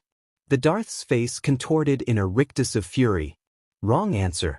There was only the softest thrum as Car's lightsaber pierced Ethi Boy's neck and severed his head from his shoulders, rolling onto the ground in a perverse fashion of a ball. His bereft body struck the ground with harsh muffled thud and lay still. There was a gasp from somewhere within the crowd. Every being here was utterly loyal to him, and though it pained him Trelito do this, he'd no choice. The boy would never have made it as Sith. He was not strong in mind or body. He was weak. And as emissary, it was Car's duty to call the weak from the strong. Peace is a lie, there is only passion. He chanted the words as though they were a mantra, passing down the knowledge he'd gleaned from Darth Bane, then a mere student, to these pupils his own. Through passion I gain strength. Through strength I gain power. Through power I gain victory. Through victory, my chains are broken. The Force shall free me. Follow these tenets, follow me, and your path shall be revealed. Darth though he might be, it was with a slight pang of regret that he uttered these words. A single command that would end the lives of so many. Attack me. The command was sharp and abrupt, lacking any preamble. All of you. Together. For some of you, this will be your final test. Emsa. There was a moment of hesitation as his words sank in, a murmur of confusion whilst everyone struggled to realize what he intended. In that moment Car struck. A swathe of Force lighting erupted from his fingers and ripped into the unprepared recruits, charring dozens to ash. In the time it took them to process this he stranged 3 more, snapping their necks with a swift and brutal fashion. Attack mean he waited, gauging their reactions, watching, waiting there oddly enough. Brood was the first to comply. The Zabrak was clearly flabbergasted. Although she alongside the others managed to avoid the deadly storm, she was forced down to one knee. She flung a burst of dark side lightning, a dozen bolts of lightning springing from her hands, arcing at the Emma across from her. Instead of leaping back to avoid the deadly attack, Naruto stepped forward to greet it. He felt her deadly intent and opened himself to it, drinking in her dark longing to end him and feeding off it, growing stronger. Both hands were held in front of him, his arms fully extended at shoulder height, his thumbs touching and his fingers splayed wide. He drew the bolts of lightning into his waiting grasp, channeling them away from their intended target and absorbing their power. Impressive. He chided her, gazing at the energy crackling beneath his hands. Most impressive. You actually meant to kill me with that. However, you'll need more. Maris's eyes went wide as Car unleashed the power of her own attack against her. She tried to throw up a force shield but the bolts ripped it apart and continued unabated. The lightning engulfed her, the intense heat depriving her of her defenses, stripping her of her strength and forcing her to the floor. Not killing her, but momentarily removing her from the fight nonetheless. Car, grievous, lightsabers in each hand, surged forward, intent to take his head. Instead of retreating, the Sith Lord stood his ground and moved his wrist a mere millimeter to the right, allowing the otherwise deadly sword to glance harmlessly of his own blazing blade. Stop using the standard attacks, Car chastised, warding the Kaleesh warrior off as effortlessly as one would an upset child. Use the unorthodox, an errant thought pelted the proud warrior with. Debris, momentarily forcing him back a precious pace. A telltale buzzing at his neck was the only warning the Dark Lord received. Then Ayla swooped down on him from on high, her lightsaber carving a crimson arc over their heads. There was a glimmer of hesitation in her movements, her blue/crimson sabers a degree too high. Naruto's fingers closed around empty air and pinched not enough to strangle, but enough to restrain and lifted her into the air. You're not trying, he reprimanded her as the chaos blurred around them. But Naruto hissed. Ayla stared at him for a moment, her soft blue eyes narrowing into chips of sapphiric diamond. Car actually winced as her heels smashed into his neck, breaking his hold on her. And then she moved. There could be no other word for it. One moment she dangled before him, the next she dropped, a blur of azure of crimson and wrathful fury.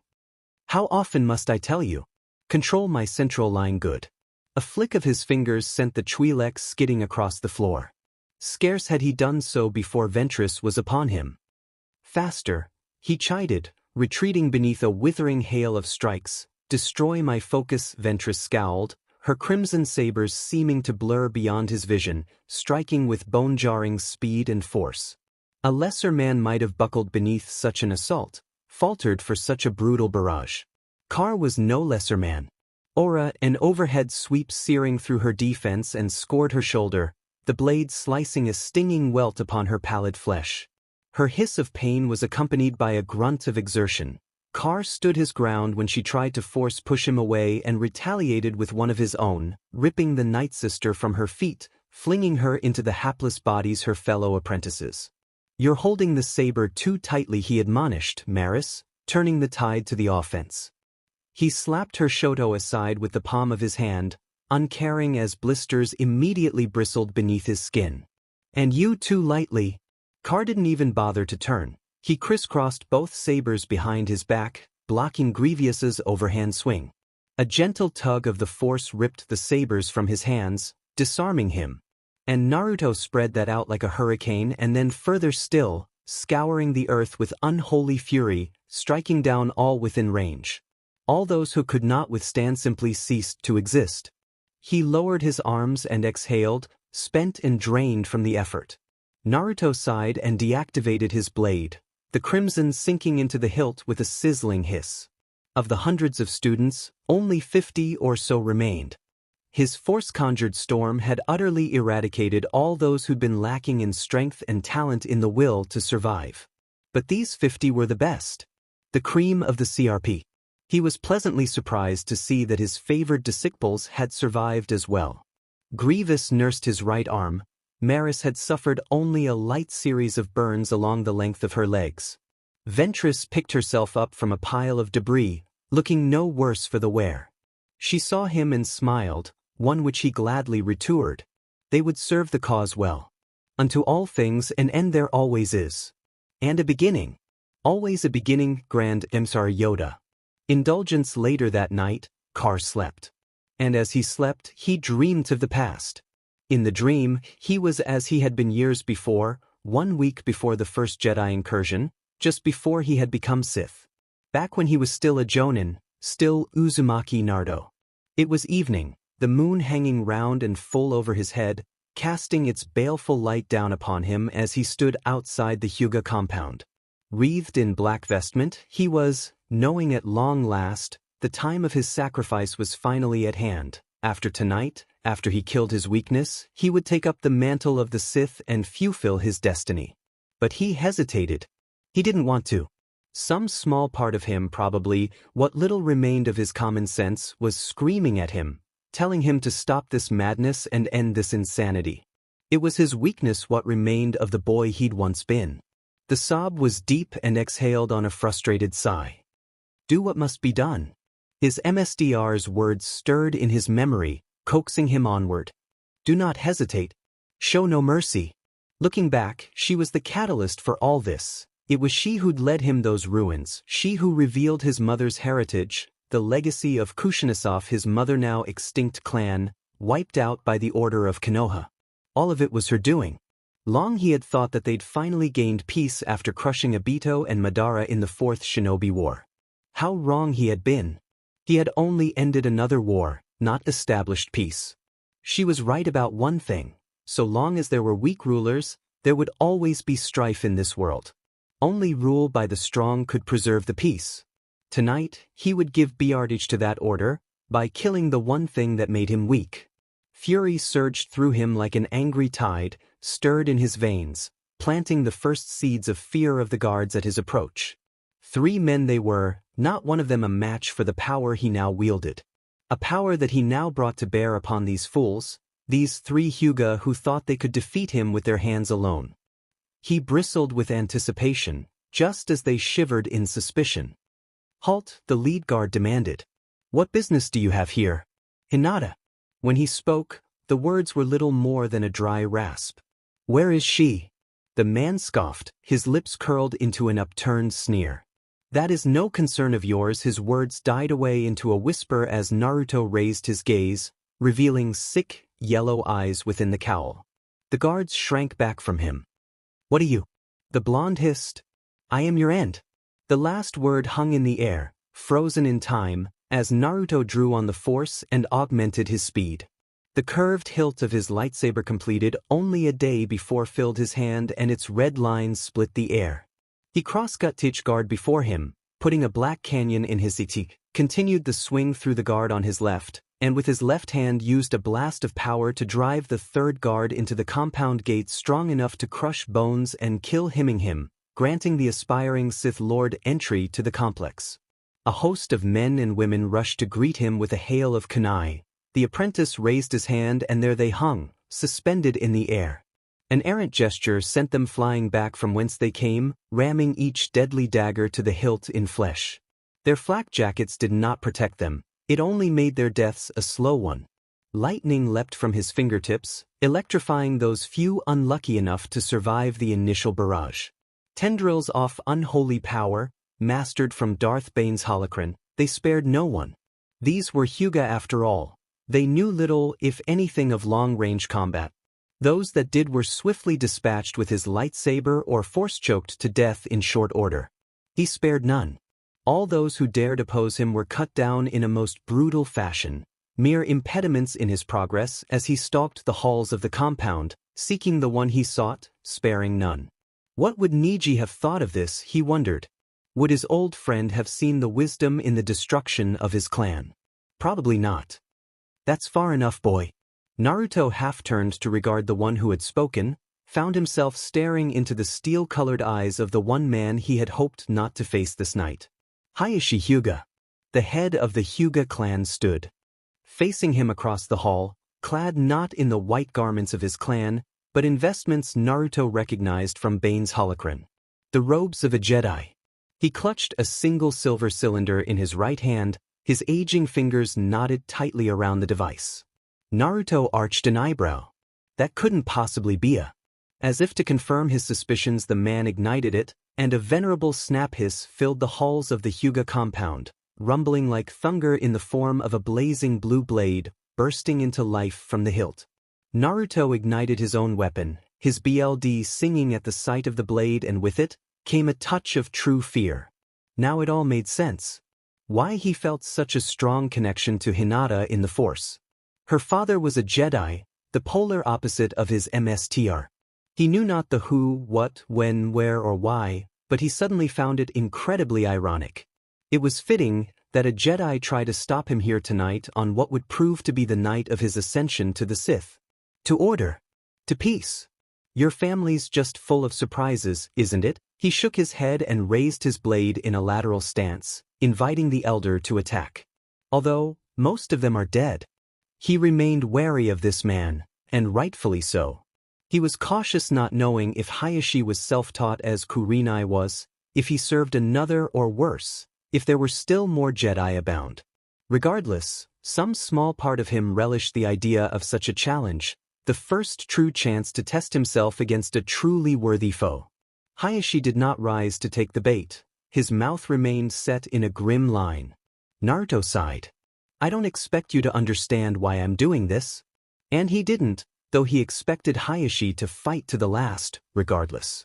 "I understand enough." They closed on one another then, their blades colliding in saber-lock, sparks skittering across their swords. "You're here for my daughter," he growled as they strove against one another, each seeking the advantage, striving for the upper hand. "You mean to try and take her from me, as you did Hanabi?" "Close enough," Naruto mused as they separated. It wasn't his fault that Hinata's younger sister happened to share a strong sensitivity to the Force. Not his fault, she was jealous of her sister. And certainly not his fault that Hanabi had gone to his side and begged to be trained as he was being trained. She would make a fine apprentice, someday, when he overthrew his empire. But he wasn't here to corrupt Hinata. He knew now that was impossible. She was too good, too much of the light, and whenever he was in her presence, she did the unspeakable. She made him regret the path he was taking, made him second-guess this willful descent into darkness for the sake of the greater good. That had to end. So too did this duel. Eschewing speed and gracefulness for power, Naruto drove forward, battering the aging Hyuga backwards, with powerful strikes, utilizing the one thing this old man lacked when it came to dueling: training. Sweeping his counterstroke aside, he drove his elbow into Hayashi's face and shattered his nose, stunning him. The Jedi tried to raise his blade in a desperate parry, trying to deflect that overhand slice he knew was coming on. Not quick enough. Too late, he was already there, thrusting his lightsaber up and under the Jedi's guard, severing the man's sword arm at the elbow. Hayashi did not scream, because Naruto didn't give him that chance. He completed the move and turned it into a swing, severing his remaining arm, reaching up to catch the falling hilt and igniting it before it could fall. He crisscrossed the sabers, red and blue, at the man's throat, forcing him to his knees. Hayashi gaped up at him, his resolve crumbling in wake of his defeat. They peered at one another for a moment, Jedi and Sith, the light and the dark, polar opposites. In that instant, Naruto realized the Jedi were another weakness in the Force. Mercy, he begged. One that must be eliminated. The apprentice shook his head. That is not the Sith way. Naruto scissored the blades together, severing the Hyuga's head from his shoulders, decapitating Hayashi in the time that it took for the once venerable elder to realize he'd lost much more than the duel. Naruto caught the man's head with the Force and stared at it, savoring its final moments, as though actually expecting a reply. It said nothing, however, to which he merely rolled his shoulders and moved on, extinguishing both blades and clipping them to his hilt. He let the dark side roil through him, let it show him where she backed the rice paper panel at the nearest door and entered. There she was, sound asleep in her bed, clad only in a simple lavender shift. Naruto ignored the stirrings of longing in his psyche and entered, closing the door behind him. He knelt beside Hinata, down at her, cradling her face in his left arm. He studied her face, its symmetry, the line of her jaw, the deep-set eyes, the perfectly formed nose. He remembered the first time he had seen her, a cowed, beaten girl, inching into her teens, struggling to stand up against her furious cousin.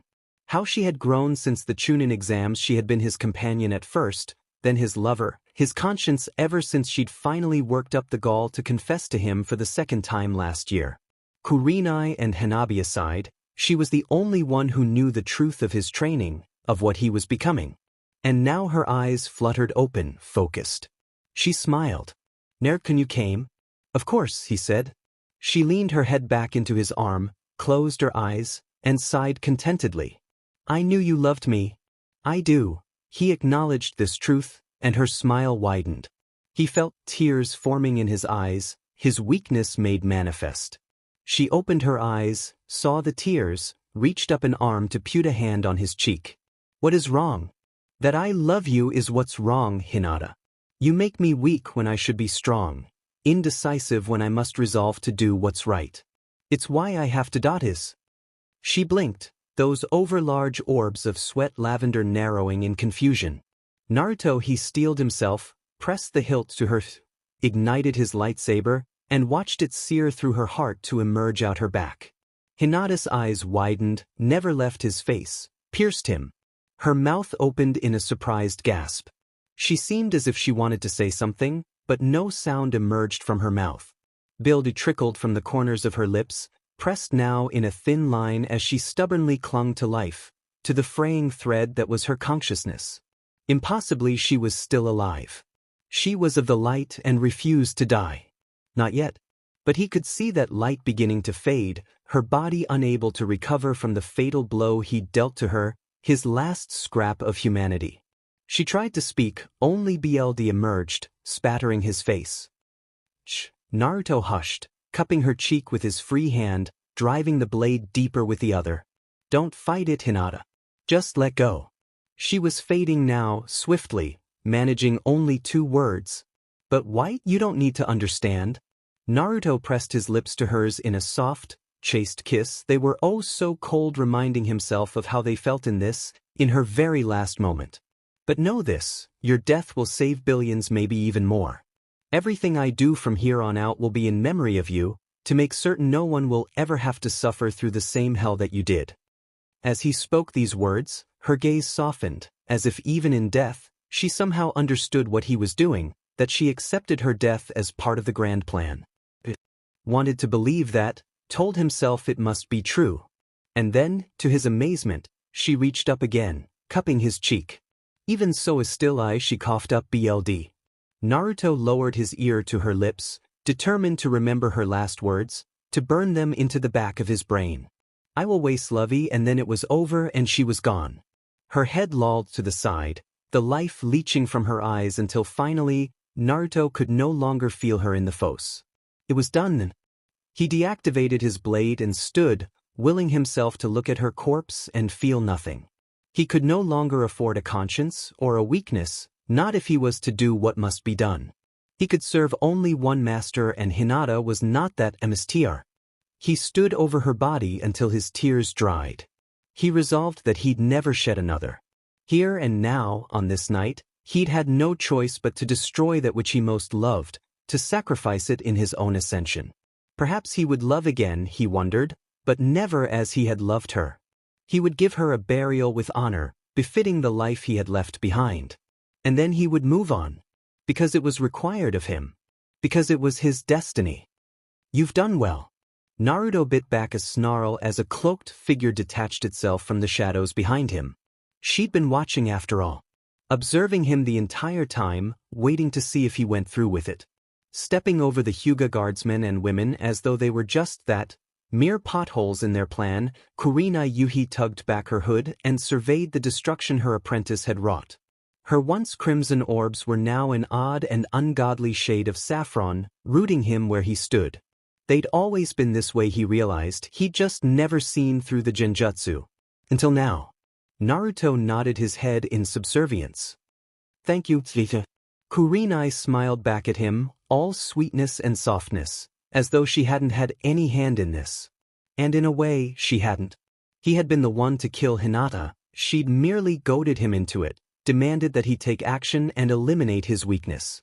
And he had such was their strained relationship between the two of them, between emissar and apprentice, hatred and passion, love and lust. He loved her, and yet he also hated her, all the same. Hinata's confession had driven a wedge between them, and he was suddenly certain that his emesis had a personal stake in wanting her former student dead. Now with that wedge gone, she was free to claim him as her own again. Was it difficult? There was a flash of something or suspicion in those golden eyes of hers, and it stoked the fire within him to new heights. She doubted him. Even now, after he'd killed for her, she still held back her teachings, still withheld her knowledge, still left him feeling inferior. It was always going to be like this, wasn't it? He fought down the urge to snap at her. The wound was raw, and her words only inflamed it. I felt nothing. But he had felt something, because now he understood it. The truth. Kurenai wasn't impartial as she had first claimed. She was jealous. She would always be jealous, never let him love another, so long as she lived. He almost laughed at the realization. He wasn't free. His chains had never been broken. And they never would be, so long as Kurenai held the reins. A cold, quiet fury nettled in the pit of Naruto's stomach.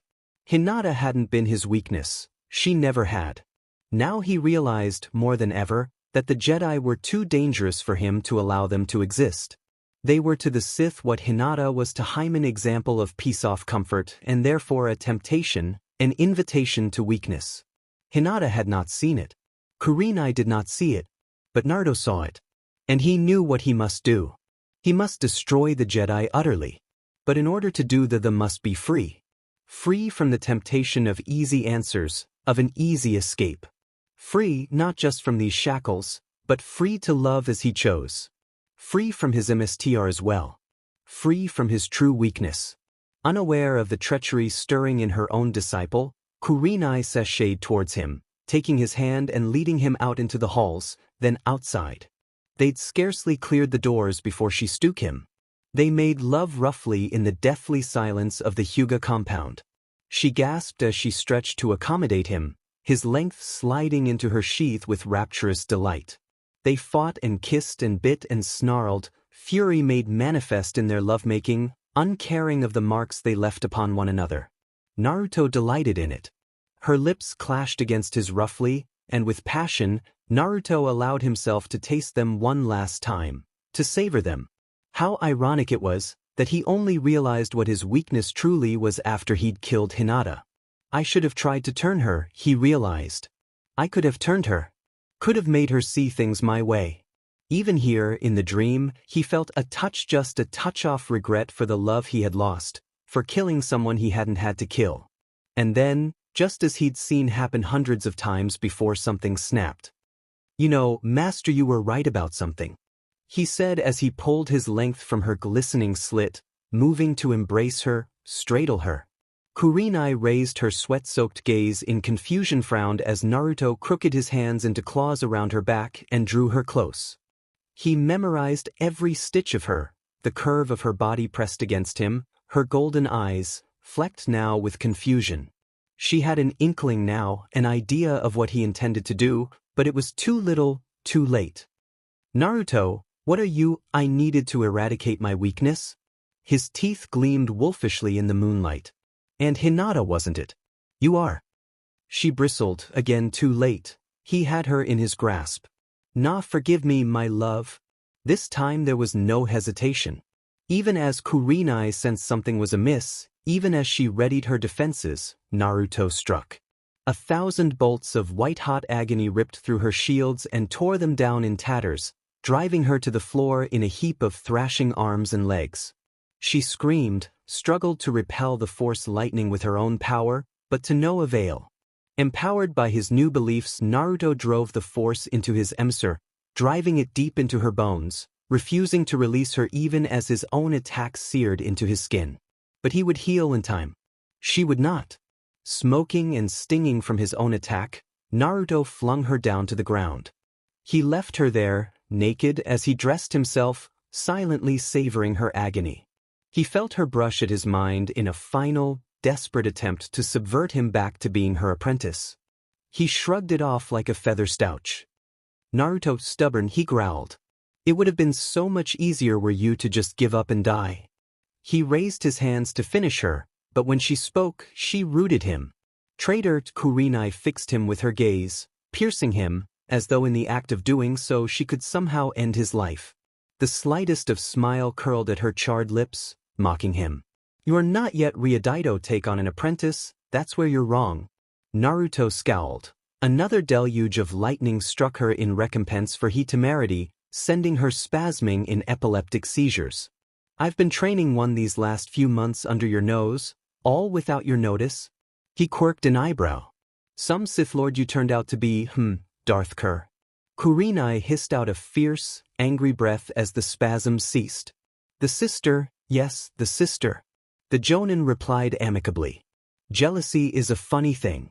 She's strong in the Force, just like Hinata, minus the infallible moral compass. She'll make a fine student if I do say so myself.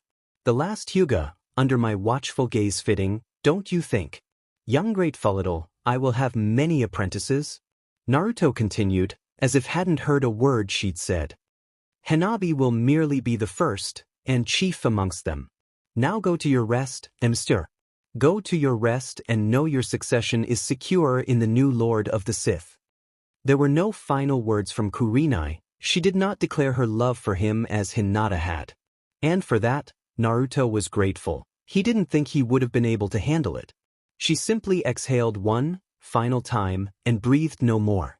Naruto felt his heart wrench in his and stifled a sob. He had done it. Cold, weak from strong. He set fire to the Hyuga compound and burned both their bodies within alongside all those Hyuga he had slain. A fitting send-off for the first loves of his life. No one would realize it was he who had orchestrated this until it was too late. Not Sakura, not Tsunade, not even his friends. They would stew in their ignorance until it was too late. By the time they realized what he intended, he would seize control of the nation and then, the planet itself. He would have peace. He would have order. For he was Sith. The Force moved in him then, revealing at long last the name he was destined to take. An amalgamation of his own name and that of Kurama's, long since merged with him. Kar, he said to the fires, raising his hands in unspoken benediction. My Sith name is Kar. Kar. Naruto woke from the dream, frowning. Because it was just that, a dream. He no longer feared them, just as he knew they held no power over him. That had been years ago. Now, he was so close to accomplishing that which he strove for, to realizing his goal. So very close. Kurenai was no longer with him now, but her lessons still served him well to this day. If he hadn't killed her, he'd never have been free. Free to love. Free to be happy. Free to raise a family, and create a nation of fierce Sith warriors to rule over the galaxy for generations to come.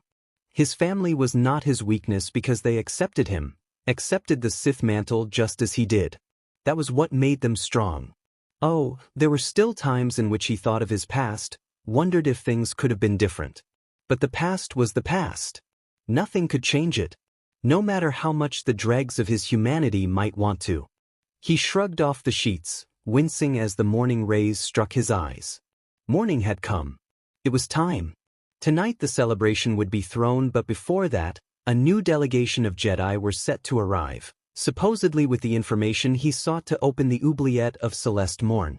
Then, and only then once she was free would his plan be launched. He had a few hours yet to make the final preparations, he reminded himself as he rose from his cot and dressed, even such anticipation did abate in the slightest. Today would change everything. My lord.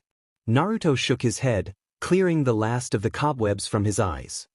He found himself facing a bronze-skinned Iridonian Zabrak, her body wrapped in light vestments, her jade eyes slightly widened at the sight of the shirtless Sith Lord. Naruto didn't fault her for gawping. Years of lightsaber training had added a fine layer of muscle to his once lean physique. Carr permitted himself a slight smile as he donned his tunic and robes. He'd never admit it aloud, but he secretly relished this attention. Is there a problem, Cass? Cass Todd was one of the 50 few survivors that had withstood yesterday's purge, and one Carr had long since had an eye on. She'd been captured and converted to his way of thinking shortly after her emperor made an ill-fated attempt on his life. Such a pity about that, and in killing her, he'd seduced her to the dark side, proving its superiority over the light. That she had survived his tests with only a few superficial wounds said much for her potential. Cass? Naruto repeated, more forcibly this time. The Zabrak sputtered a moment longer before regaining her composure. Lady Hanabi has returned, as per your instruction. She also wishes to report that another Jedi envoy will arrive shortly. Naruto didn't have to ask how Cass knew this. His first and foremost apprentice had been tasked with observing the Jedi movements for the last 3 months. It was simply basic knowledge. The last Hyuga was well trained in the subtle nuances of deception and subterfuge. Add to that, the shinobi techniques to henge or disguise on self, and you had the perfect infiltrator. Foolish Jedi, they weren't even remotely aware that they had a spy in their midst. Good. He found himself nodding, rising to meet her. I'll greet her at the landing pad. Cass fidgeted nervously at his approach. It didn't take Naruto long to realize why she'd flinched. He could feel a dark presence approaching, intruding upon his solace like a heavy stone. Actually, Cass began. Sheet, I'm already here. Carr stifled a snicker as Hanabi Hyuga roughly nudged the younger woman aside and stepped into the bedroom. She had not been present at his culling of the apprentices, and with good reason. She alone was above reproach. He knew full well his first student had the skills to succeed him when the time came. In many ways she resembled her deceased sister, dark, midnight tresses, framing eyes of lavender and pearl, but that was where the resemblance ended. She'd grown past Hinata more ways than one, stepping out her dead sister's shadow with each year until she could truly be considered her own person. Hanabi strode into the room with slow, confident strides, arrogant where her sister had been meek. A saber-staffer weapon of preferred choice hung at her back, rocking with each undulating movement of her full hips, swaying with every step. There was a hunger in her gaze as she saw him, a burning longing stoked by 90 days of not being by his side. Her tongue flitted between those full lips teasingly. And then she saw Cass. Her eyes flicked to Zabrakina, then to Naruto, and back again, in clear dismissal. Leave us, she commanded imperiously. Cass bristled, her eyes flashing a dangerous shade of yellow. I don't take orders from you. Oh, the Hyuga heiress bristled, stepping up to the shorter woman. Would you rather I throttle and throw you out of the room myself, ladies? Naruto uttered one word, But that word was laid with such anger that both women were taken aback. "We'll talk later, Cass," he promised. "I expect you to keep up your geoform." "Yes." The Zabrak performed a bow and with a lingering, scathing glare at Hanabi, left the room. Hanabi pouted. "That was rude," Naruto said without preamble as the door closed behind them. "Did you have to do that? I've been gone for 3 months, and this is how you welcome me back." She draped both arms round his neck. "Do you have any idea how horny I am?" There was another sharp contrast. Hanabi had a mouth on her. And she liked to use it. In more ways than one. "Well, I just woke up, Samph." His words were cut short as Hanabi clasped the disdain and pressed her lips against his. Lips so different from his own, softer, as soft as rose petals, fuller, holding him in thrall at very first brush. Naruto pulled back in rapture, marveling, and then he went in again, marveled anew at the decadence of her, then again, and this time, moaning, she opened for him.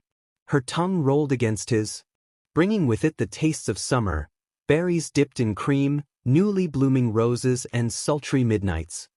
He dipped lower still, face brushing against hers, and she came alive in his arms, lurching up from the bed to meet him, wrapping her arms round his neck with a plaintive cry. As focused on her as he was able to follow her lead. When her tongue moved, he knew to meet it. When her tongue retreated, he knew to chase it. He relished every new experience, growling with a sudden longing for more. More everything. Her fingers slicked through his hair, decadent sensations dancing over his scalp, tickling skin that had never before been touched by another's hands. A demand. When she failed to immediately respond, Naruto cupped her bottom and lifted her, forcing her to straddle him, settle her weight against him. And oh, sweet heavens, yes, that was exactly what he'd needed. Pleasure rocketed through him, a appealing sort of torture. She moaned into his mouth, her nails sinking into his scalp, as if to hold him in place. As if she worried he would try to get away. Never would he do such a thing. He was lost, tied only to the woman in his lap and glad for it. Except the new position was no longer the blessing he'd thought. It needed her. Close. She hissed between kisses. No. Naruto asked, leaving the moniker unspoken. Off, please, she pined, her voice pitching into a sultry purr as she pulled at his clothes. Hearing his name on her lips, uttered so breathlessly, filled him with a sense of possession. And still, he held himself back, taking her in, allowing his longing to reach a feverish pitch. He observed every curve that was her body, stretched taut in longing beneath her melons smashed against his ear, causing a brand new ache. He wanted to feel her against him, skin to skin, no barriers. He released her long enough to rip his coat down the middle and jerry his arms free of the fabric, allowing what was left to flutter to the floor. He thought to do the same to Hanabi's garments. Indeed, his fingers tightened around the hem of her shirt before he could think to stop them and began tearing free the fabric, to Hanabi's delight. God, I miss this. She moaned as his lips found her neck, kissing it delicately. Never send me away again, all right? Naruto had no words for that. He couldn't have found them even if he tried. Instead, he nodded. He released one hand from captivity to lift the hem of her shirt. She raised her arms and took her lips from his, allowing him to pull the remainder of the garment the rest of the way over her head. Hanabi's skin was a mesmerizing shade of alabaster and his a lighter tan. It was such a delicious contrast, inflaming the spark of longing to yet another feverish degree. She was appealing. Oh, was she appealing? Naruto was shaking as he cupped her melons, marveling that they could be so heavy and yet so soft. He was struck by the sudden urge to embrace them. He acted upon that urge. Hanabi arched her back with a surprised gasp and his mind fogged with more of the glorious pleasure as he dipped down and kissed one side of her, then the other. In response she lifted her knees and grabbed him, dragging him to the bed to her and settled against him, then her lips were clashing against this yet again. The exquisite pleasure pain of the sensation had him sucking in a breath. More. She begged between kisses. Gone was the haughty empress of this afternoon. In her place was a young woman begging for affection. Affection he would gladly give. He cupped her BRST, paused, waiting for her reaction. She moaned at the pleasure, thrilling him. His hand began to burn so deliciously hotter than the rest of him as he needed her. Care, he cautioned himself, take care another left her. Your skin is like fire, she said on more, a soft chime interrupted their passion. Naruto groaned. Sith spit. That would be the Jedi, wouldn't it? Hanabi snarled. They're early. The words were barely a hiss. I swear to Kami, if you get off me too late, Naruto rolled off of her, graving her with the lightest embrace. I'll just be a moment, he promised, dragging his cloak and vestments on. Don't you dare, wham, the door slammed shut behind him. Great, she muttered. Now I'm wet and horny. Several minutes later, Darth Carr watched the shuttle descend from orbit, feigning detached interest. He could sense the Jedi within, but their presence remained masked by the hull. Who had the council sent this time, he wondered. Surely they must have learned from their last mistake. One simply did not send women to a Sith Lord's compound without expecting to sample the local delicacies. Imagine his surprise then, when Obi-Wan Kenobi and Anakin Skywalker stepped off the ramp. Interesting. Perhaps the Jedi had learned their lesson after all. Greetings, Mr. Jedi. He insolent his head minutely. I welcome you to my planet. Skywalker looked like he didn't know what to make of this greeting. His MSDR's reaction was a great deal more reserved. Kenobi favored the grounds with a glance, the brooding storm clouds overhead, rising around them to blot out the sun. He seemed to sense the host of Darksiders only feet away inside the complex, and Carr took certain perverse pleasures in seeing his discomfort firsthand. That's right, he gloated. I don't need them to deal with the two of you. I can more than handle you myself. Please, Naruto extended his hand in invitation. Come inside. I give you my word you will not be harmed. I'd rather conduct negotiations outside, if you don't mind. Very well. Inwardly, Carr cursed. Kenobi knew better than amusing. Carr contemplated as he beheld Kenobi and Skywalker. It seems the Jedi are nothing if not dogged in their persistence. I presume you have it, then? He spoke not of them. Rather, the item contained sure to be contained within their transport. We have nothing for you, Anakin replied, his sword hand twitching toward his lightsaber. Be mindful of your feelings, Anakin, Obi-Wan warned. They betray you, and they betray you, are Kenobi. Carr hissed, pouncing upon the opportunity. What? You claim not to love, and yet you have loved. Naruto gloated in the knowledge, in the hypocrisy that the Jedi continued to live. You continue to love. For all his claimed impassivity, the Jedi Knight was like an open book when opened to the Force. Siri Tachi, I believe her name is? Anakin's eyes bulged so large Carr was certain they'd fall out of his head. It's nothing, Obi-Wan answered, seemingly unfazed, but Carr delighted in the unease he felt in the Force. And you, young Skywalker, you baffle me.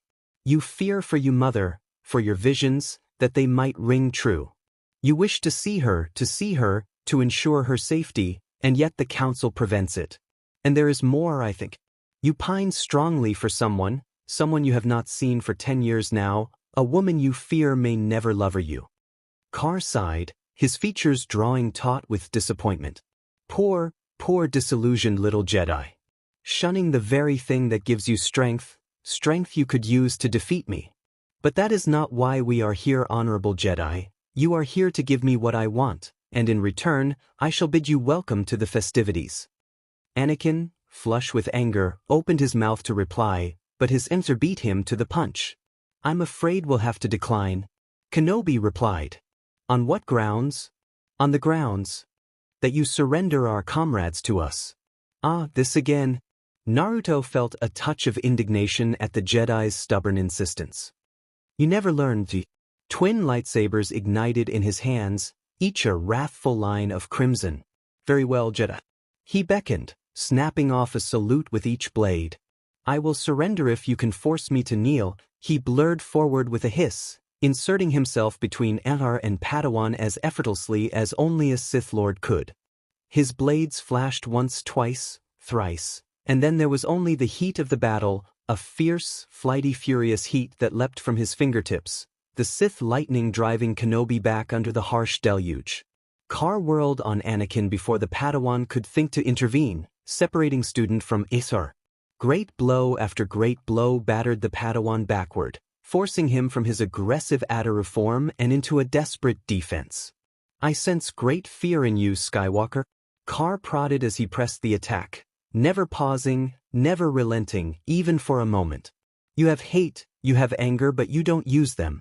He stepped forward and into Anakin's inner circle, batting the youth's lightsaber aside with his free hand, the cortosis-laced gauntlet deflecting the attack, causing Anakin's blade to spark and sputter. Why is that, I wonder?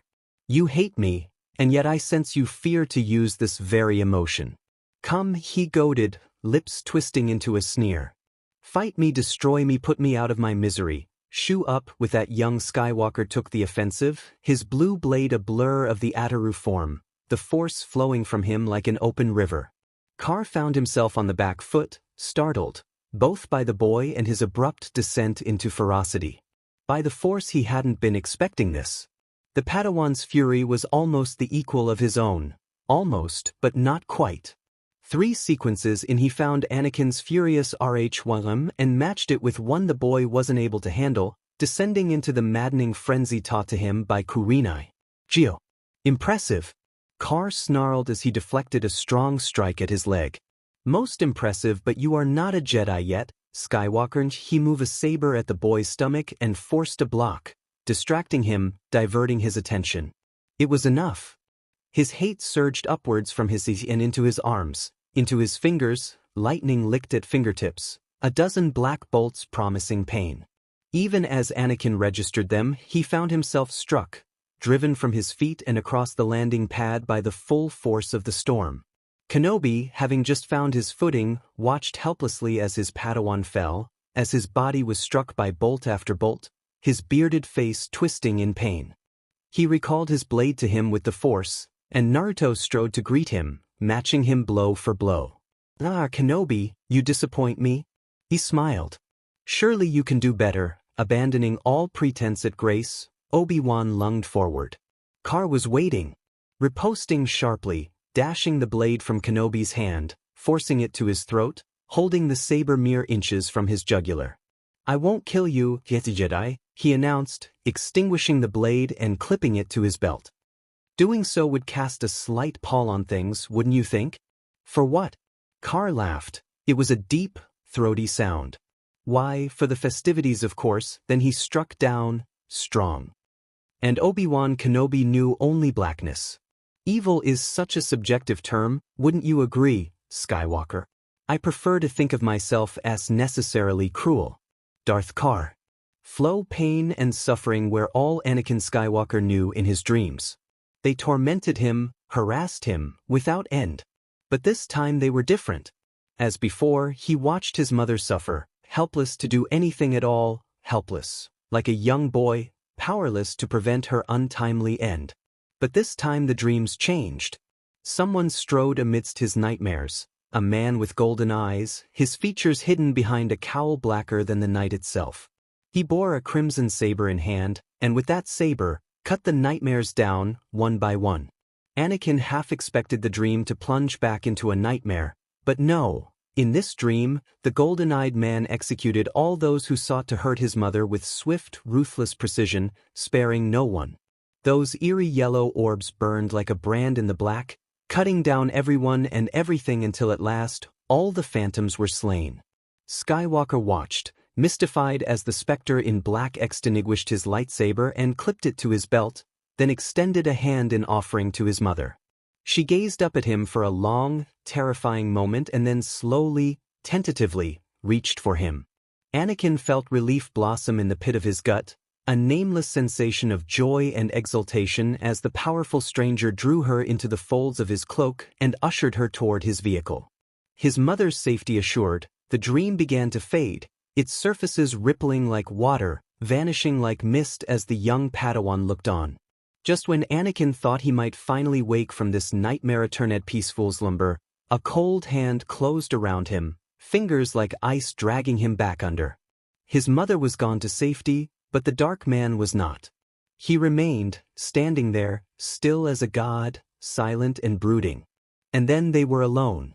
Even as the young Padawan tried in vain to recognize this unknown specter, even as he struggled through the mire of his dreams to reach him, he realized the black wraith was aware. Staring at him. Expectant. Gloved hands tugged back the hood to reveal the whiskered visage of Darth Karr, his lips upturned in a slight sneer. Nightmares again, Vader. He said, as though he too were aware this was just that, a dream. I would have thought an all-powerful Sith like yourself would have been past such things by now. Sith. That wasn't right. That couldn't be right. He was a Jedi. His name was Anakin, not Vader. No, this wasn't right. Anakin shook his head, desperately trying to wake from this nightmare, but to no avail.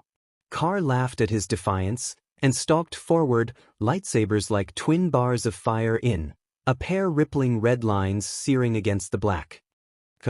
He beckoned, mocking him.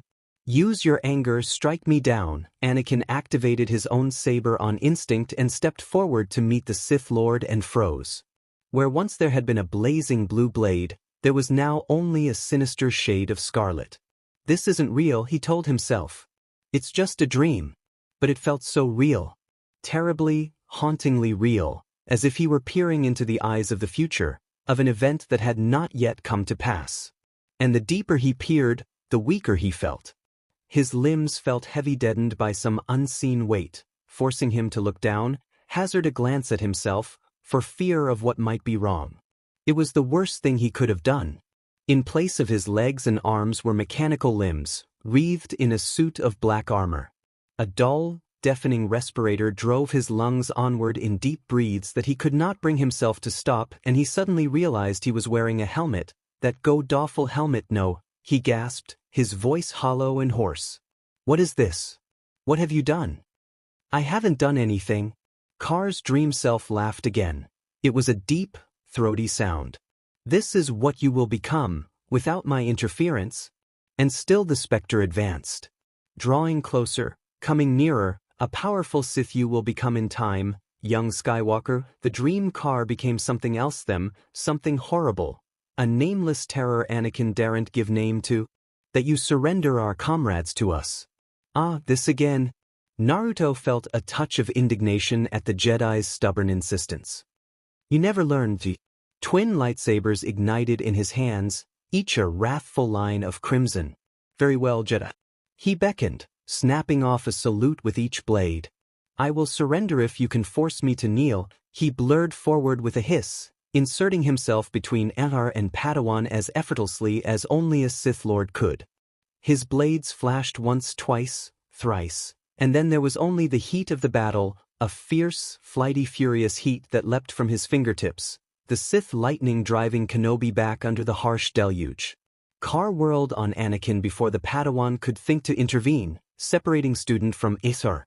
Great blow after great blow battered the Padawan backward, forcing him from his aggressive Ataru form and into a desperate defense. I sense great fear in you, Skywalker. Karr prodded as he pressed the attack, never pausing, never relenting, even for a moment. You have hate, you have anger, but you don't use them.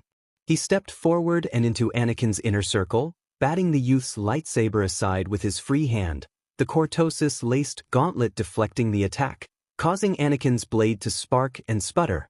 Why is that, I wonder? You hate me, and yet I sense you fear to use this very emotion. Come, he goaded, lips twisting into a sneer. Fight me, destroy me, put me out of my misery. Shoo up. With that, young Skywalker took the offensive, his blue blade a blur of the Ataru form, the force flowing from him like an open river. Karr found himself on the back foot, startled, both by the boy and his abrupt descent into ferocity. By the force he hadn't been expecting this. The Padawan's fury was almost the equal of his own. Almost, but not quite. 3 sequences in he found Anakin's furious Rh1 and matched it with one the boy wasn't able to handle, descending into the maddening frenzy taught to him by Kurenai. Geo. Impressive. Karr snarled as he deflected a strong strike at his leg. Most impressive, but you are not a Jedi yet, Skywalker. He moved a saber at the boy's stomach and forced a block, distracting him, diverting his attention. It was enough. His hate surged upwards from his eyes and into his arms, into his fingers, lightning licked at fingertips, a dozen black bolts promising pain. Even as Anakin registered them, he found himself struck, driven from his feet and across the landing pad by the full force of the storm. Kenobi, having just found his footing, watched helplessly as his Padawan fell, as his body was struck by bolt after bolt, his bearded face twisting in pain. He recalled his blade to him with the Force, and Naruto strode to greet him, matching him blow for blow. "Ah, Kenobi, you disappoint me?" He smiled. "Surely you can do better." Abandoning all pretense at grace, Obi-Wan lunged forward. Carr was waiting, riposting sharply, dashing the blade from Kenobi's hand, forcing it to his throat, holding the saber mere inches from his jugular. "I won't kill you, Jedi," he announced, extinguishing the blade and clipping it to his belt. "Doing so would cast a slight pall on things, wouldn't you think?" "For what?" Carr laughed. It was a deep, throaty sound. "Why, for the festivities, of course." Then he struck down, strong. And Obi-Wan Kenobi knew only blackness. Evil is such a subjective term, wouldn't you agree, Skywalker? I prefer to think of myself as necessarily cruel. Darth Carr. Flow pain and suffering were all Anakin Skywalker knew in his dreams.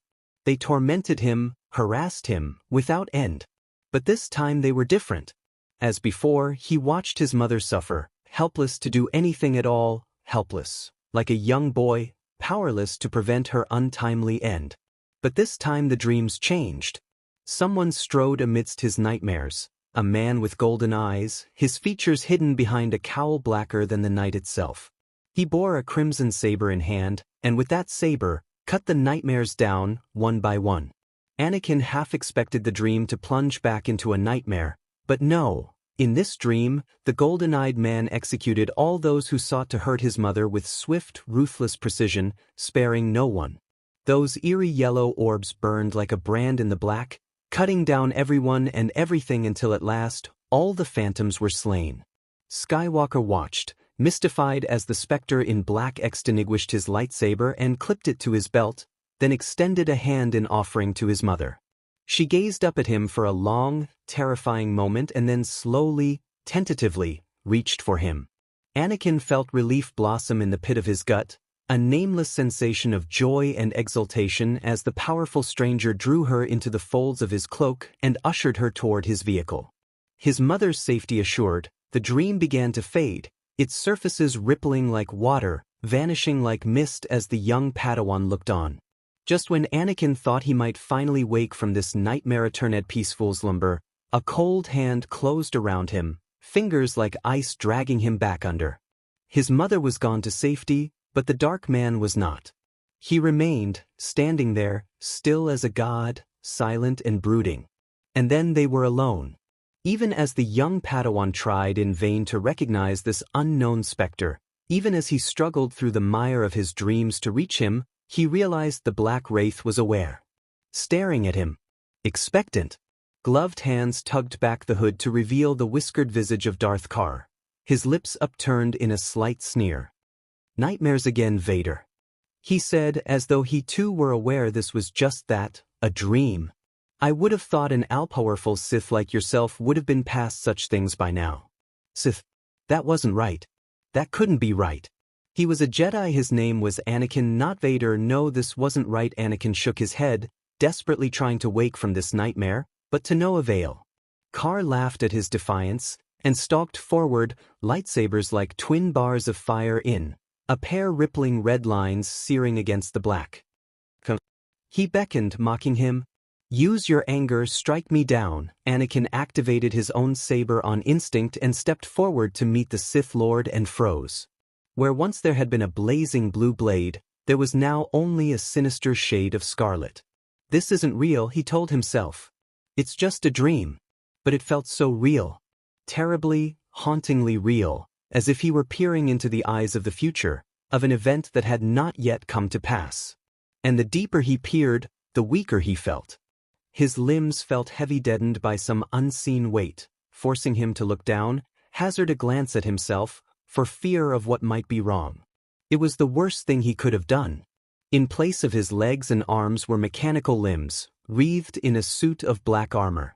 A dull, deafening respirator drove his lungs onward in deep breaths that he could not bring himself to stop, and he suddenly realized he was wearing a helmet. That god-awful helmet, no, he gasped, his voice hollow and hoarse.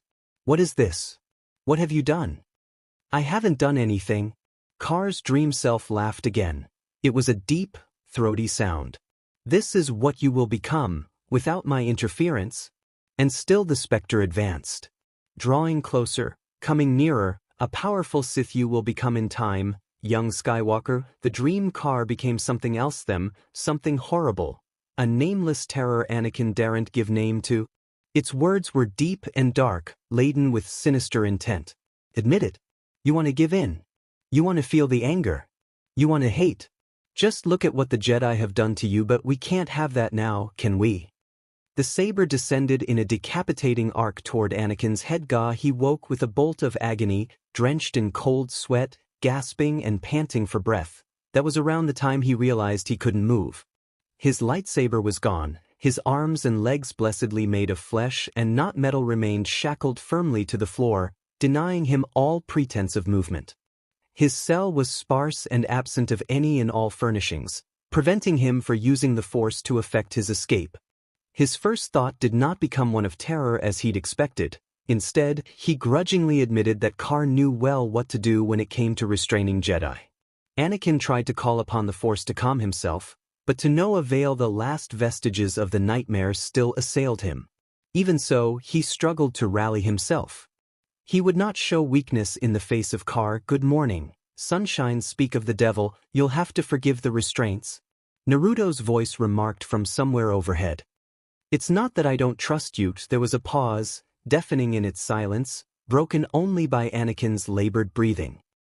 Screw it. Part of the wall split and separated before Anakin's very eyes, revealing the Sith Lord in all his menacing glory. Remarkably, he was unarmed save for his lightsaber, having foregone the cortices-laced armor and gauntlets, favoring a simple pair of slacks and a black tunic, over which he'd thrown a raven-colored cape in their place. Were it not for the golden eyes and sinister aura he exuded in the Force, Anakin would have thought him almost normal. But this man was not normal. He was Sith, he was evil, he was everything the Jedi opposed. He had to do something. Anything. His eyes fell upon the lightsaber, hanging loosely on Car's belt. If he could just reach it, I sincerely hope you don't find your accommodations too uncomfortable, Padawan. The Sith continued with a smile as he strode inside the bleak cell, exposing pearly white teeth. You're not like Mr. Kenobi, or Shakti, for that matter. There's a wildness in you. He chuckled, seemingly unaware of the slight twitching motion his lightsaber made as Anakin exerted himself in the Force.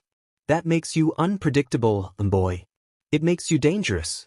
Perhaps even suddenly, and without warning the Darth gestured and Skywalker felt the invisible fingers of the Force upon his windpipe.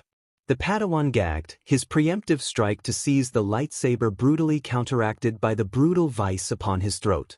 Almost immediately, his vision began to blur as Car tightened that hold, black spots speckling before his vision, his face beginning to purple, lungs shriveling as they were denied oxygen and air. His life flashed before. I'm sorry, did I break your concentration? He sneered. Good. Do that again and I'll break your neck like a toothpick. Understand?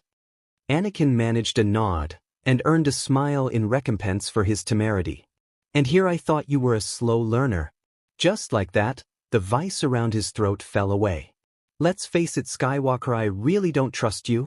Car approached him with languid strides, the wall slotting shut behind him. Everything I see here, everything I sense and feel tells me that you're going to grow up to be a major pain in my butt someday. And I can have that. See, I've got plans for this galaxy. Big plans. Plans that you and your little Jedi friends don't factor into. As long you exist, so long as you continue to meddle in my affairs, there can never be peace. This galaxy can't have that either. One war after another, cropping up every generation, all those lives being lost. We can't have that. You and I can't have that. The nightmare came roaring back with startling clarity, and young Skywalker was suddenly, vividly aware that the Sith Lord didn't need his lightsaber to end him. Bound as he was now, Car could kill him in 1,000 different ways. Choke him with the Force, electrocution, or he could simply reach out and wrap both hands around his throat. And there was nothing he could do to stop him. He would be forced to lie there, helpless, left to die in endless unimaginable ways as the Sith Lord ruffled his hair. So let's try to get along. Car was smiling down at him in an almost brotherly way, a stark contrast to what Anakin had seen of him in the dream. You tell me what I want to know about the oubliette, and I'll let you speak with your mother. Sound fair? He turned and paced away, leaving him with his thoughts. He didn't wait long. Anakin bristled, the dregs of his nightmares coming to the fore once more. My mother? Ah yes, your mother. Car sighed, resuming his pacing. Shmi Skywalker, I believe her name was.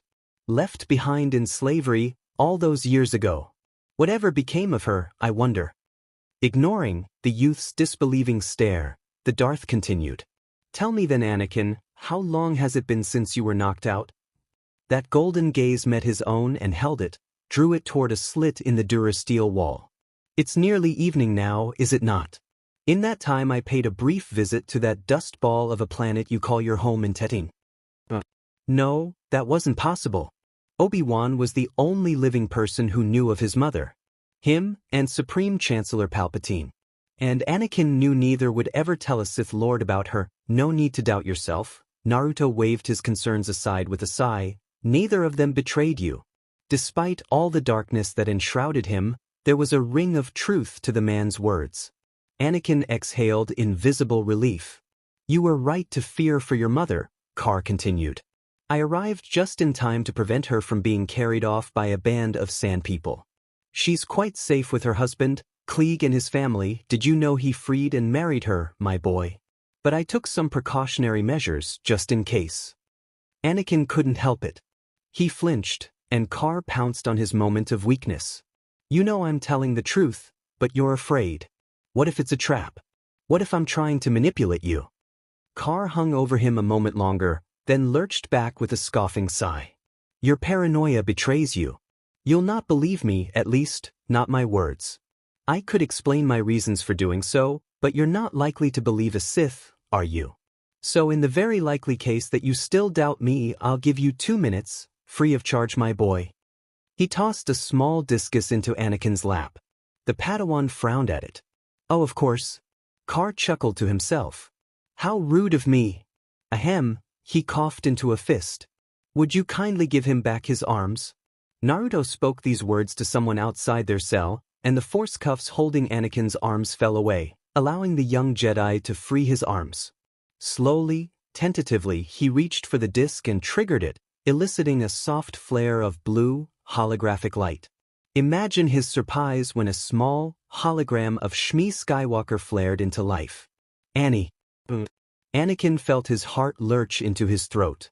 She was all right, she was safe. Oh, Annie, her gasp, a spark of genuine delight cut through him like a knife.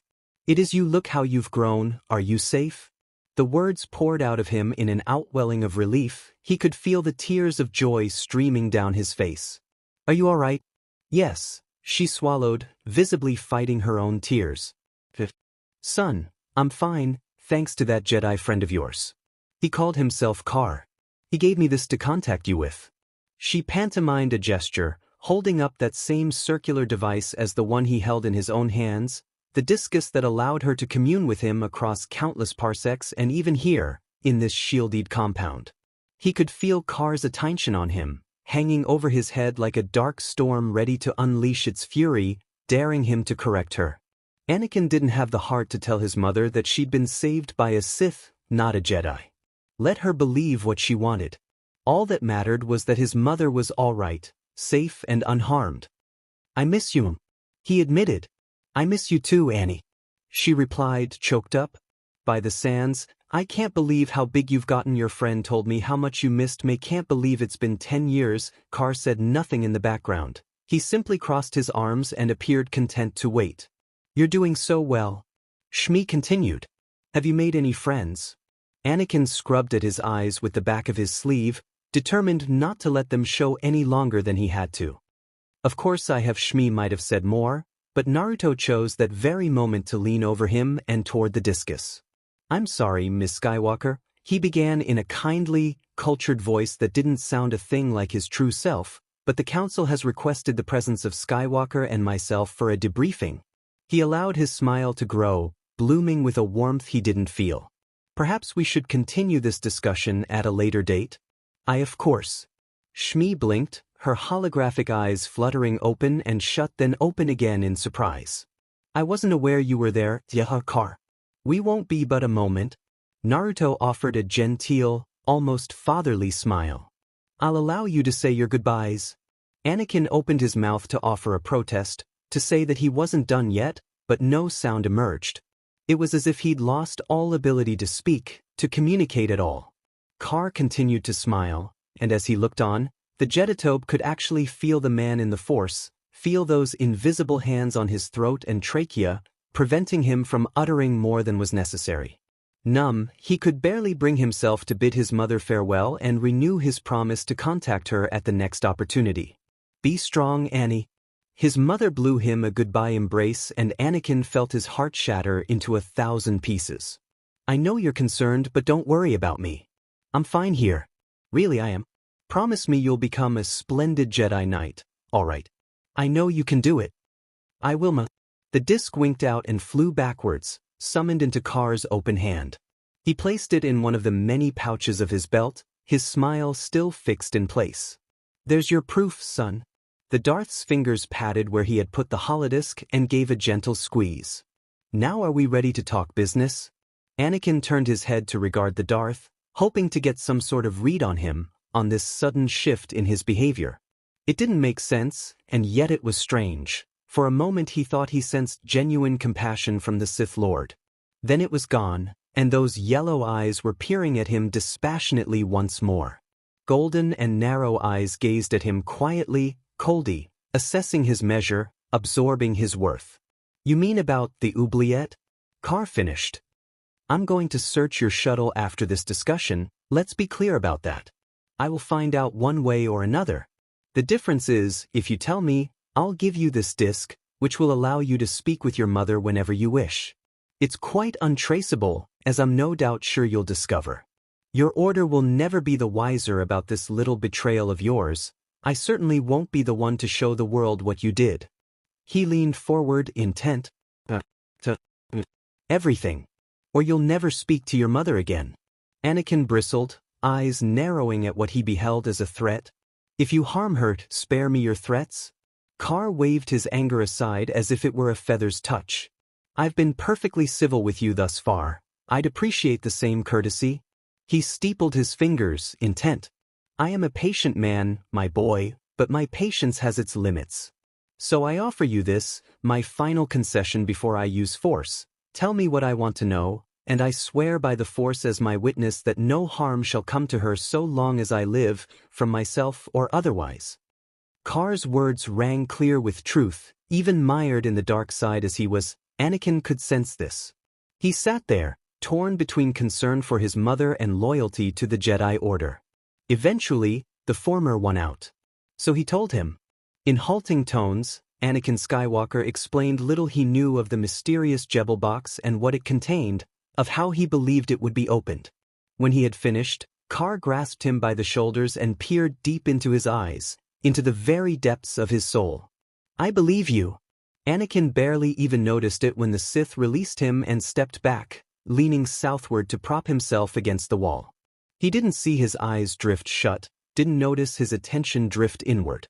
He didn't care. It stung, it burned, to know that he had betrayed his order however briefly, because this man had rescued his mother, given him the chance to speak with her. It was tearing him apart. "What have I done?" "You've done the right thing," Car murmured, tossing him the discus. "And I'm nothing if not a man of my word. I won't breathe a word to the council about our agreement." Somehow, that didn't make Anakin feel any better.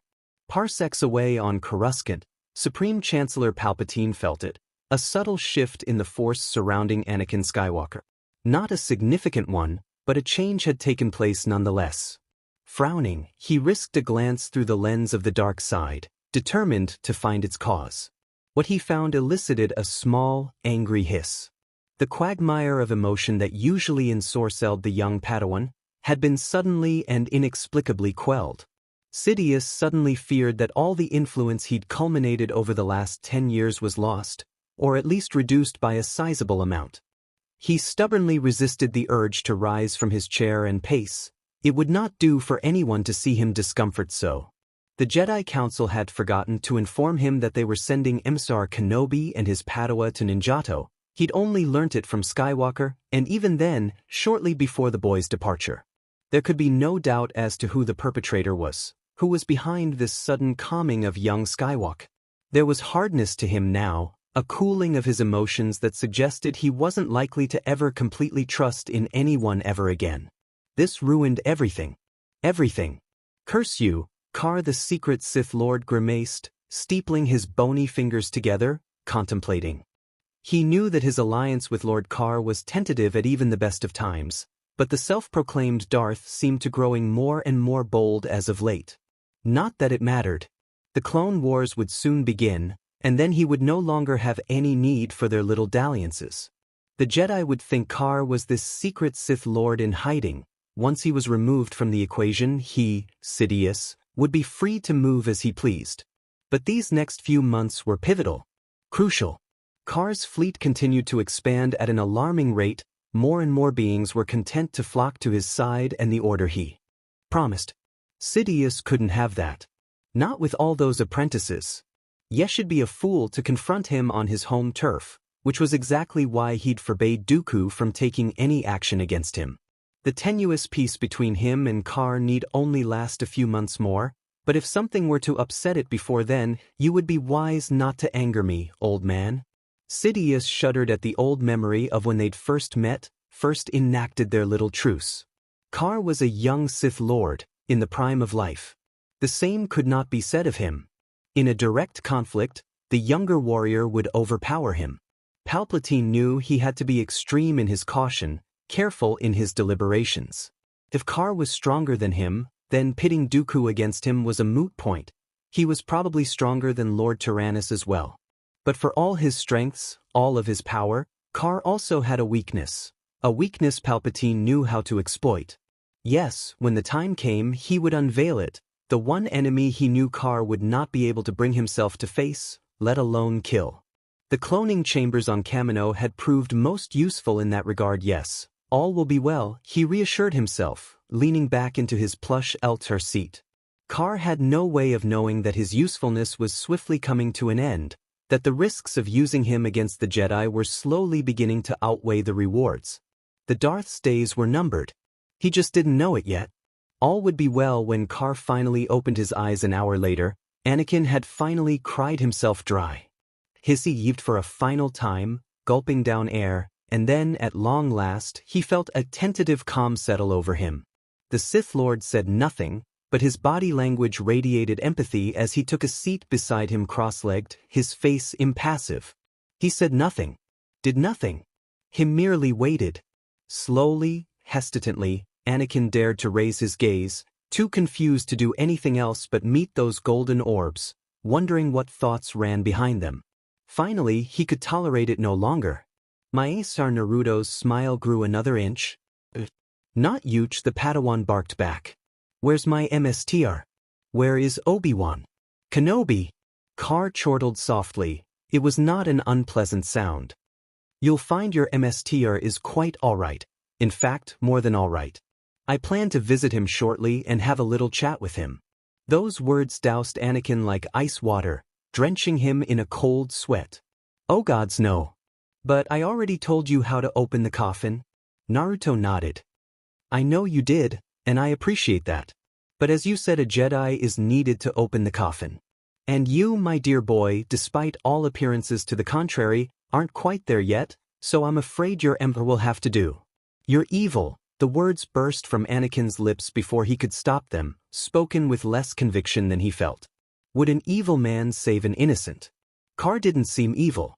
Granted, he'd made him betray the order for a brief moment, but he sensed no satisfaction in the man standing before him.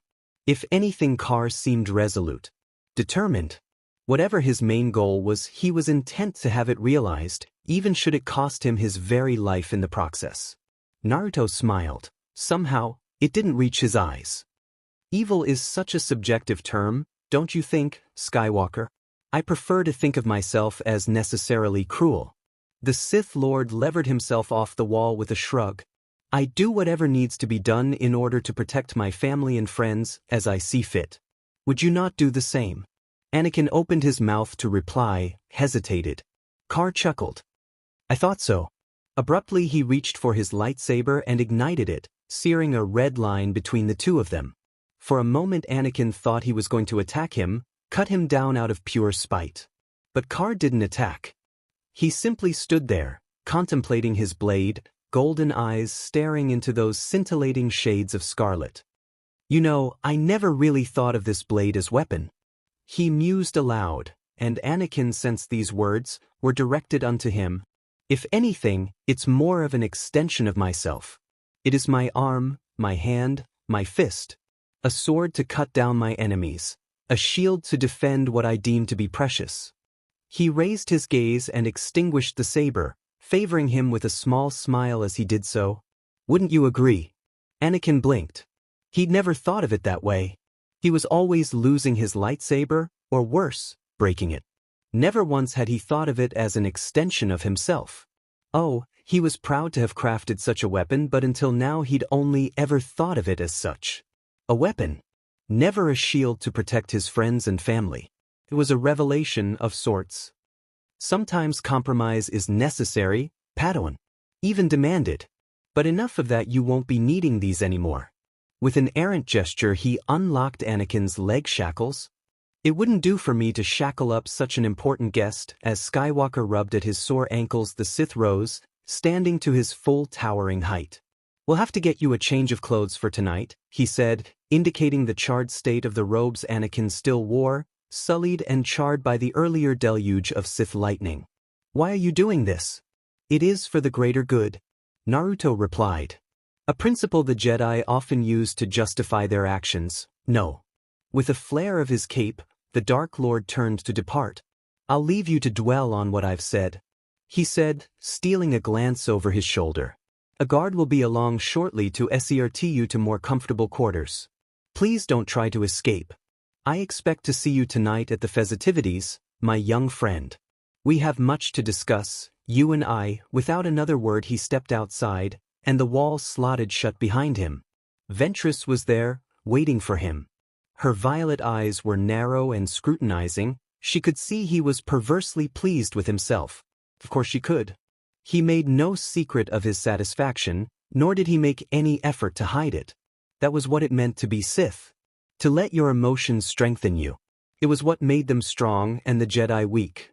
It was why deserved needed this iron-handled rule of the Sith, of those who knew to weed out a threat before it took root, rather than allow it to spread its roots and take hold from within. Something on your mind, my dear?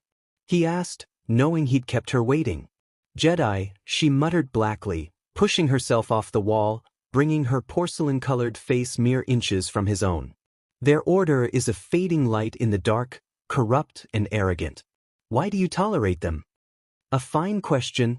Carr cupped her cheek, tracing his scarred fingers across her smooth skin in slow circles. Tell me, why do you tolerate my other interests? Her brow furrowed, and he knew at once that she knew of what, or rather, whom he spoke. His frequent dalliances, apprentices, wives, and other lovers, all those to whom he devoted equal affection and passion. They have their uses. Her response was frank, to the point, and more importantly, truthful. She understood and accepted that she was not his only apprentice, that he would always accept and train others, so long as they had some aptitude in the dark gift.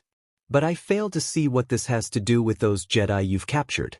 You may have turned one of their Padawans, but the remainder are a threat. She gnashed her teeth, tight molars grinding in genuine anger. We should eliminate them at once before they escape. And what makes you think they will escape?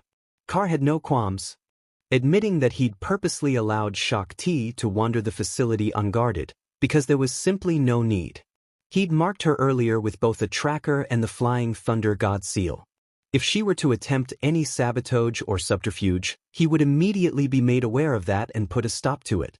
Kenobi and Skywalker were even less a threat than Asajj supposed them to be. Naruto wouldn't be releasing them from their cells until the festivities began a few hours from now. They are Jedi, the Night Sister insisted emphatically, shaking herself free of his hands. It is in their nature. Can't fault them for that. Carr shrugged and drew her closer to him. But Skywalker, no, he won't try to escape. Not after the carrot I've dangled in front of him. Just as I know Sir Kenobi won't try anything until I've had a word with him on our little altercation. Ventress frowned, sullen at having missed the chance to combat the Jedi. For a hair's breadth, he thought she was going to argue that she should have been there with him. Instead she sighed, her lithe shoulders sagging under some unseen weight. Carr grew impatient with her. If that's all you have to say, then I have an appointment to keep with our Kenobi. His inspection of the Jedi shuttle had proven most fruitful. He now knew the secret opening the oubliette. It could only be opened by the light side user. Anakin, with his wild emotions, hardly fit that bill, nor did he intend to use MSRT as the catalyst to elicit Morn's awakening. That left Obi-Wan Kenobi. Logical, sensible Jedi that he was, the Jedi Knight would surely agree to open it for him. And if not, well, Carr had other, less pleasant means of persuading him. With that thought in mind, he began to move past Ventress, his shoulder brushing hers.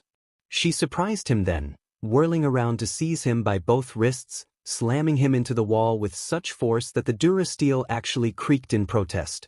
Somewhere within one of the nearby cells, something gave a guttural cry of anger.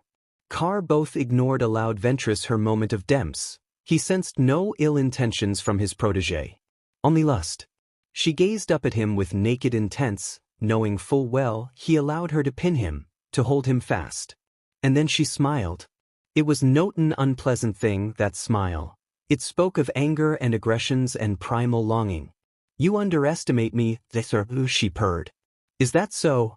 Carr arched an eyebrow in pleasant amusement. He thought he'd had Asajj's measure. Apparently not. Full of surprises, this one was. Certainly. Ventress kissed him, then her mouth molding against his, her tongue licking at his lower lip, demanding entry. He turned in her grasp, pressing her against the wall even as she hitched up a leg, wrapped it around his waist in their bodies meshing as one. Carr groaned, his longing flaring like a flame in his itsy. At that moment, Carr would have liked nothing more than to take Ventress in full view of both guards and prisoners alike, uncaring for their reactions. Unfortunately, with so little time before the festivities, he couldn't afford to indulge his desires at the moment. Later, he murmured, kissing her for a final time. Asajj sighed and shrugged away from his touch with reluctance. No, she did not doubt him, but neither did she entirely believe him either. He paced away and she followed. Naruto respected Ventress for that. His apprentice favored the heavy-handed approach when it came to the enemy. The havoc she'd wrought on Ratatak certainly bespoke to that. She preferred to end a threat early, lest it become a problem in the future. But sometimes one's greatest enemy could also become one's staunchest ally. Naruto saw himself in Skywalker, saw what he had once been. A naive and foolish boy, prone to anger, easily manipulated, bent to the whims of others. Poor, foolish child. Powerful and arrogant, yet easily deceived. He could see why Palpatine had his eye on him. But Carr had seen everything in his flow walking. He knew full well what would happen if Palpatine got his hooks into Anakin. Perhaps there was hope for him yet, not under Sidious's tutelage, but his own. After all, he hadn't much more use for the decrepit old man. You're fond of Skywalker, aren't you? Ventress said abruptly, interrupting his musings with a sigh. You truly think he won't try to escape after what you've done? Her words were mellifluous, but Carr could sense the undercurrent of anger stirring within them, demanding both an answer. She did not understand why they were waiting, why they had spared the Jedi, and she demanded to know why. Aren't we cheeky today? Carr forcibly reminded himself that Ventress would become more and more moody as the months wore on, and that this was no fault of hers. Such things came with being P-Arginine after all, and there was nothing he could do about that. No matter how much it might irk him. If by fond you mean intrigued, Carr exhaled in a long-suffering sigh and took her by the hand, allowing her the honor of walking with him, side by side, then yes, I am rather fond of young Skywalker. They passed a number of guards in the walled complex, each of whom paused to salute the Sith Lord and his apprentice before returning to their duties. Carr permitted himself a small smile. This was only a taste of what was to come, he reminded himself. Promise peace and stability, a government with one ruler, a leader who acted in the best interests of the people without corruption, and this was what happened. Beings all over the galaxy flocked to your side. They were given further proof of that once they exited the compound and stepped into the night. Starry skies hung overhead, not a cloud to be seen on this momentous evening. Carr was amused to see that a large crowd had gathered to meet them, throngs of well-wishers and supporters having turned out just to catch a glimpse of their benevolent yet reclusive ruler and one of his many disciples on tonight, this night of nights. He raised a hand in benediction, and Ventresto, her credit, mirrored the movement, eliciting shouts of approval from the onlookers and nervous acknowledgement for the guards keeping them back. Carr did not fault them for their anxiety. With so many beings gathered at the gates, an assassination attempt was very likely. He sensed nothing from the force, however, only a nagging sense of unease. Someone must have been watching them, but he was unable to determine whether it was for ill or nil. Whomever they were, they seemed very intent on something. Or someone. Ventress. Were they being targeted?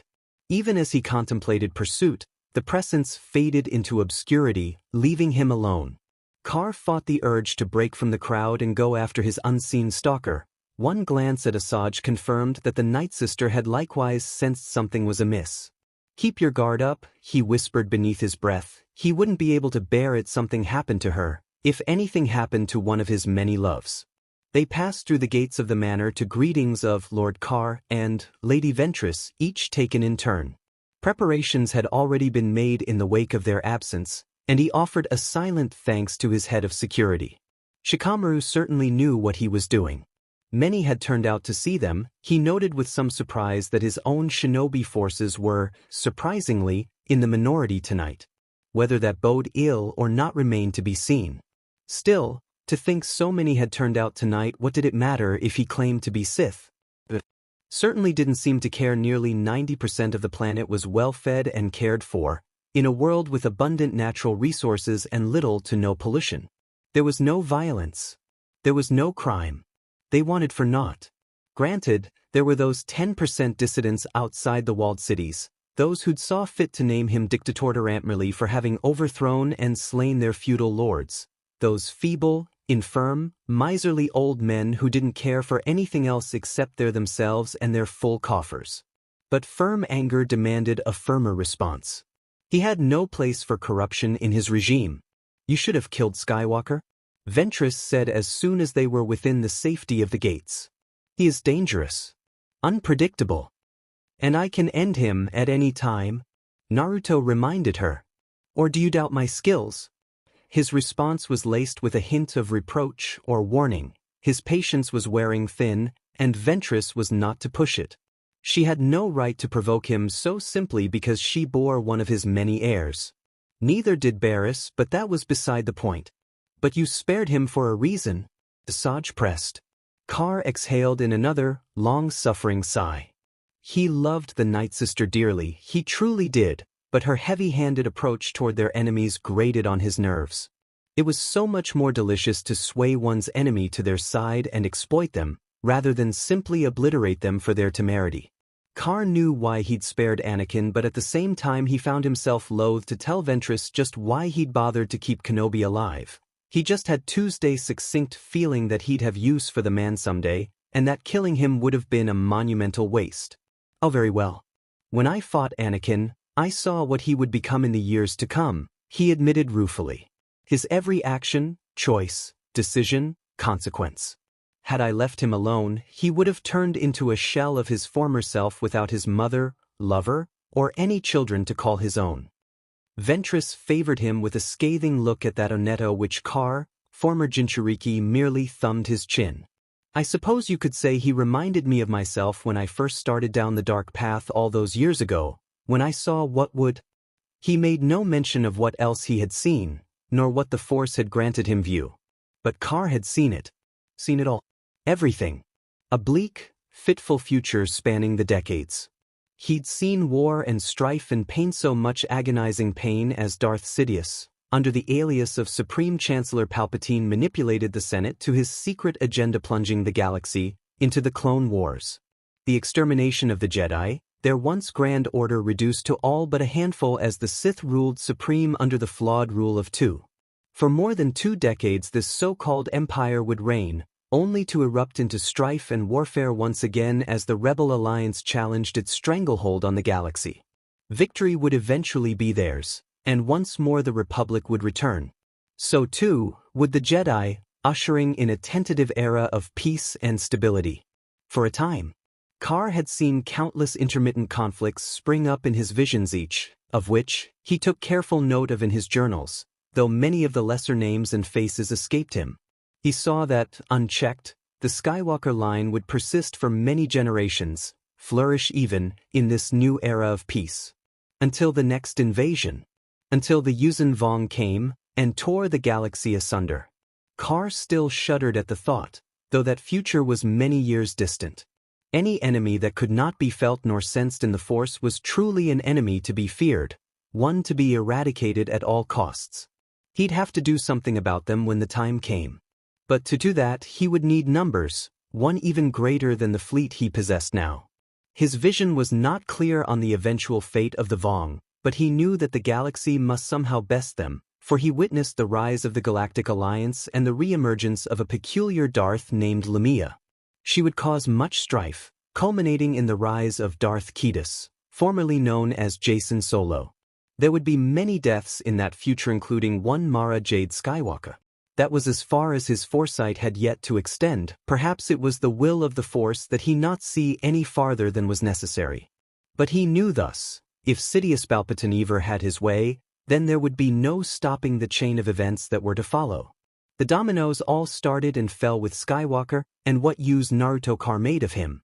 He knew not why the Force granted him such supreme foresight of these events, nor why he knew with such certainty that they would come to pass, but he could guess, because all those who studied under him and came after him were destined to change them. And change them he would. He would have peace not only in his lifetime, but in the next and all the many years to come. It all began with Skywalker, hinged on the plans that he would put into action tonight, during the festivities. Begging your pardon, but why do you always take it upon yourself to play the hero? The deadpan was barely concealed when he returned his attention to Ventress, and with good reason. Carr knew Asajj held no love lost for any Jedi, having once believed their order to have abandoned her former Emperor to die on Ratatak. He did not falter the viewpoint, but he was quick to nip that anger in the bud all the same, lest it consume her and she lose sight of their grand goal. While the truncheon may be used in lieu of conversation, words will always retain their power. He continued to pace away, allowing her to follow. Words offer the means to meaning, and for those who will listen, the enunciation of truth. And the truth is, there is something terribly fascinating about young Skywalker. Something dangerous if left to flourish. So I took upon myself to plant those first seeds of doubt into his mind, to prove to him that we Sith are not all callous and cruel creatures as the Jedi would have him to believe. Rescuing his mother was just icing on the cake. Ventress opened her mouth to spew another vitriolic retort, but at that very moment a trooper approached them. The man snapped off a crisp, military salute and stood at firm attention until told otherwise. Carr silently congratulated the man for his obedience, and bid him be at ease. Yes, Commander. Begging your pardon, Lord, but the guests have begun to arrive. Very good. Carr nodded. Show them in. Answer yes. Priestess Cheyenne has requested an audience with you. Carr gulped. I see silently, a part of him dreaded the festivities. He knew his apprentices were loath to share him with one another, but now came the matter of dealing with his wives. Tamari, Kuratsuchi, May, Samuthuff, they were each far from fragile. He knew firsthand just what kind of damage an angry Darksider could do. Just as he knew any one of his 4 wives could easily bring this compound down on his head if he angered them enough, and Cammy only knew his prolonged absences had to be straining their patience by the Force, this was going to be one hell of a party. He was grateful that he was a mere shadow clone, that the original car was attending to a task of far greater importance. Open it. Obi-Wan Kenobi clenched his jaw, refusing to move. How had he learned the secret, he wondered. He risked a glance at the Dark Lord, at the suited scientist he'd brought to investigate the relic, then back at Car again. In the end, he didn't have time to wonder, because the Sith shoved him. Obi-Wan looked down to see what was within the millennia-old coffin, only to gasp in surprise. Hidden away in that old rusted crate was another sarcophagus. Its surface seemed to be made of black marble, gleaming even in the low light. Even though it hadn't been opened yet, he could feel the power thrumming from within, non-existent before but now so strong, he could have sworn he was looking at something which appeared to be made out of the Force itself. Naruto seemed to notice this as well, and a strong shove from the Dark Lord nearly caused him to fall into the open box. It was the scientist who spoke as he fearfully backed away from the sliced open casket. "Lord Car, I beg you, do not open the casket yet. You heard what the Snivian said in the recording. Exposure to the talisman can cause some sentient beings to transform into Rakhals." Obi-Wan glanced at the man, then at Car before sighing in defeat. He didn't know what a Rakhal was, and honestly he wasn't sure if he wanted to know, but really, what choice did he have? He took a deep, calming breath before placing his hands onto the smooth surface. The moment his slender fingers touched it, the very surface gleamed and rippled, almost as if he had just placed her hands on the surface of still water. He felt the locking bolts release before their collective thuds reflected it. At least a dozen millennia-old bolts slammed into position as they unlocked. A moment of silence passed before the sarcophagus clicked open. A hiss of steam and millennia-old air released itself in the form of thick mist. With a deep breath, Obi-Wan gripped the open door and pulled up, prepared for death if it awaited him. What was within the millennia-old box was something which he had never expected. Within the legendary Jebel box was the body of a woman, a human woman. Her skin was pale with long black hair done up in a long braid, covered with tight white cloth. She wore a bodice-like suit, skin-tight, with slender armored shoulder pads and long black gloves stretching from her elbows to her hands. A loincloth hung from her waist with skin-tight black elter pants and knee-high black elter boots with silver clasps. A lightsaber hilt was latched to her black utility belt, telling Obi-Wan that whoever this was, she was either a Jedi of a Sith. There was one piece of jewelry on the woman's body, and compared to everything else she wore it looked gaudy. It was shaped like a scarab of some kind, latched around her slender neck, seemingly made of solid gold with a red ruby in its center. Obi-Wan stared at it, positive that he felt something unnaturally off about this decorative piece. Stars, it's true. A black-gloved hand grabbed she's holder with enough force to bruise and threw him back, impacting strong against the concrete floor. A dozen clicks of armed blasters followed, and Obi-Wan slowly raised his hands in surrender, deciding to wisely back away for now. He was roughly picked up, dragged back, and rebound against the Durasteel pole. "No more than I expected," the old man said, returning to his regal composure, well, as regal as a man in an old spacesuit can get.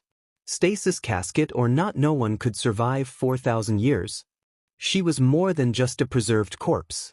There was life in the body, a brief pulse in the Force itself which grew stronger and stronger until it just seemed to boil over. A sudden and labored gasp brought attention back to the coffin as the human woman sat straight upright, gasping for air as if someone had tried to drown her in a lake. It was almost like she had just recently awoken from a dreadful nightmare. "Zane," she half gasped, half screamed as she shot up, hand flying to grab Car's right shoulder pad with a strong grip. The Dark Lord, not missing a beat, held her steady as she continued to gasp for breath, leaning against his armored ZT as she slowly rose. She began to speak as she regained herself.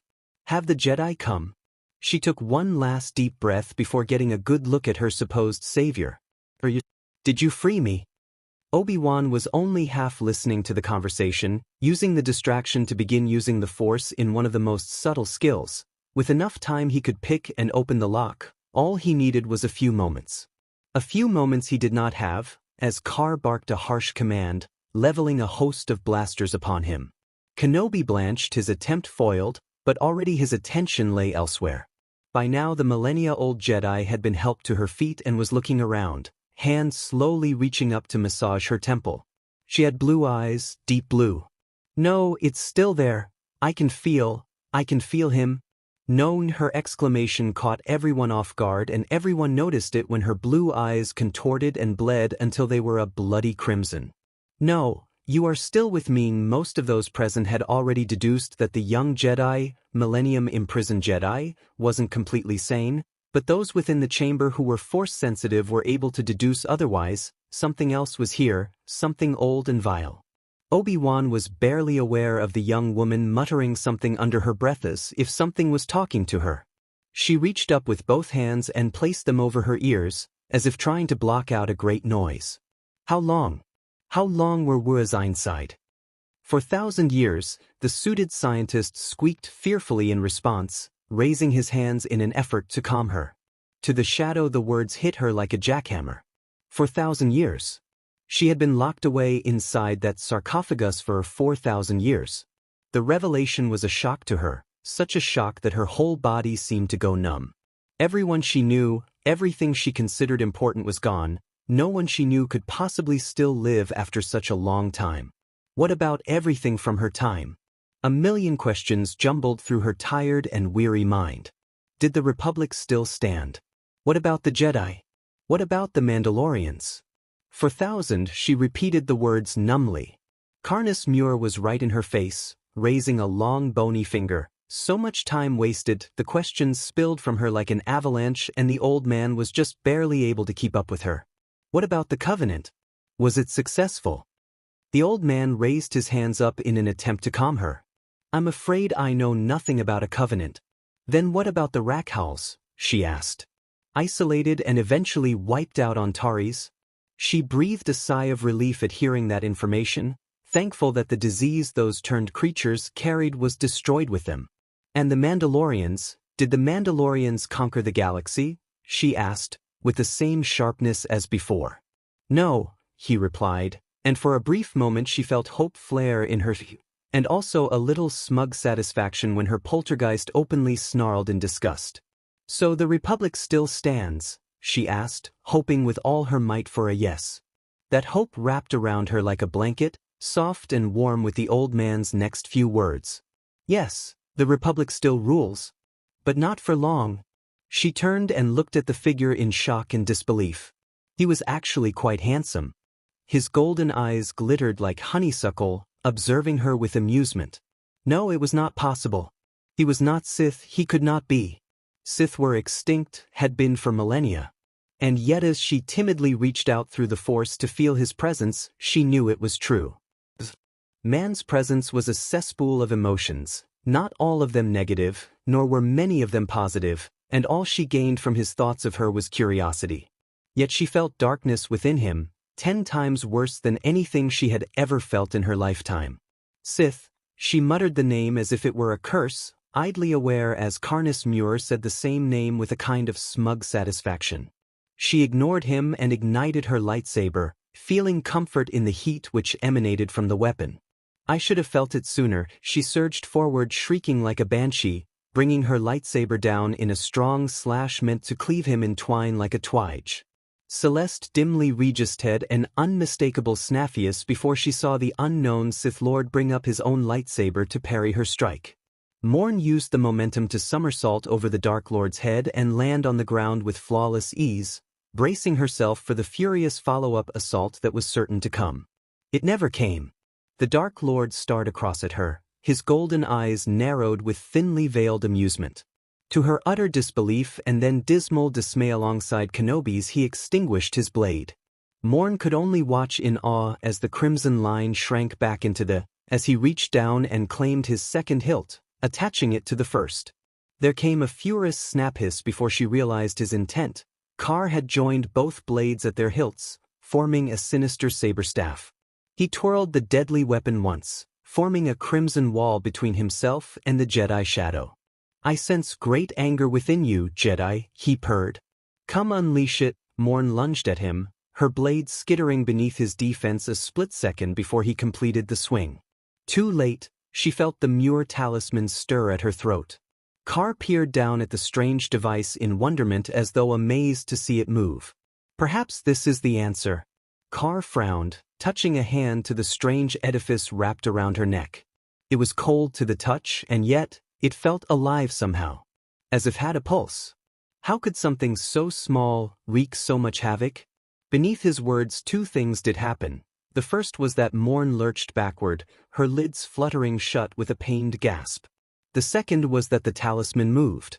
There could be no other word for it. The metal necklace simply unwound itself from her neck and seized upon his hand. Naruto grunted as the Muir talisman closed around his wrist. Mine, the spurt hissed in his ear. Naruto's eyes widened, bulged in surprise. He had time for one word before everything went black. Sith spit? I find your lack of faith disturbing. Darth Car. Matters of succession, several minutes earlier. Whilst the original Naruto tangled with the matter of Celeste Morn and the Muir talisman, his clone found itself faced with a far more daunting task. Greeting the guests. As expected, they came in droves, arriving with gifts in tow, tokens with which to honor him. He'd anticipated as much and as such, prepared himself for it. Then, the expected became the unexpected. A great many had come to enjoy the festivities on this sacred night, a great deal more than had been expected, many of whom were unknown to him. The very air itself was charged with anticipation. Everyone the Kage Bunshin would have liked nothing more than to stay out of sight but the boss had been adamant. Mingle, he'd said. Dissociate. Let the people know that you're there from beginning to end, that you're there not just for them, but for their friends and families as well. And so, in spite of the vehement protestations of his honor guard and aware they were guarding a mere doppelganger and not the genuine article, the clone waded through the crowds, forced to meet and greet them all, exchanging handshakes, promises and the like. Eventually he made his way to Lords Kazekage, Reikage and Tsuchikage, while Car was delighted to see his longtime friend and staunch ally Sabaku no Gar to be holding up well under the strain of parenthood alongside Matsuri, while suffice it to say Inoki was proving to be less than amicable.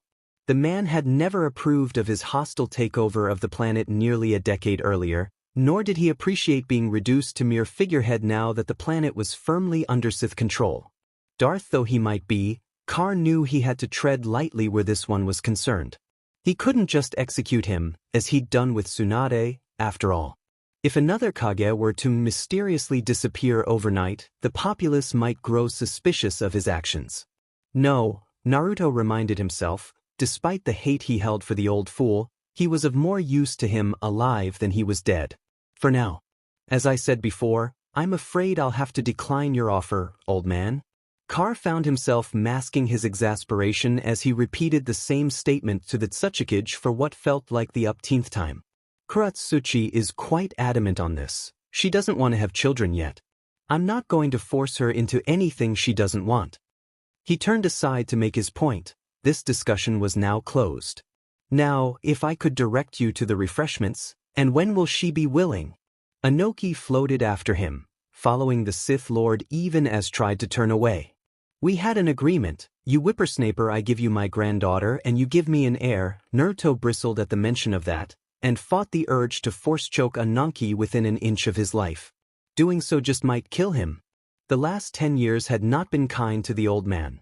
His visage was pockmarked with liver spots. There was an odd stutter to his speech that suggested he was beginning to lose the tenuous battle with old age, and what little hair remained on his head after these 10 years had begun to crease and fall out.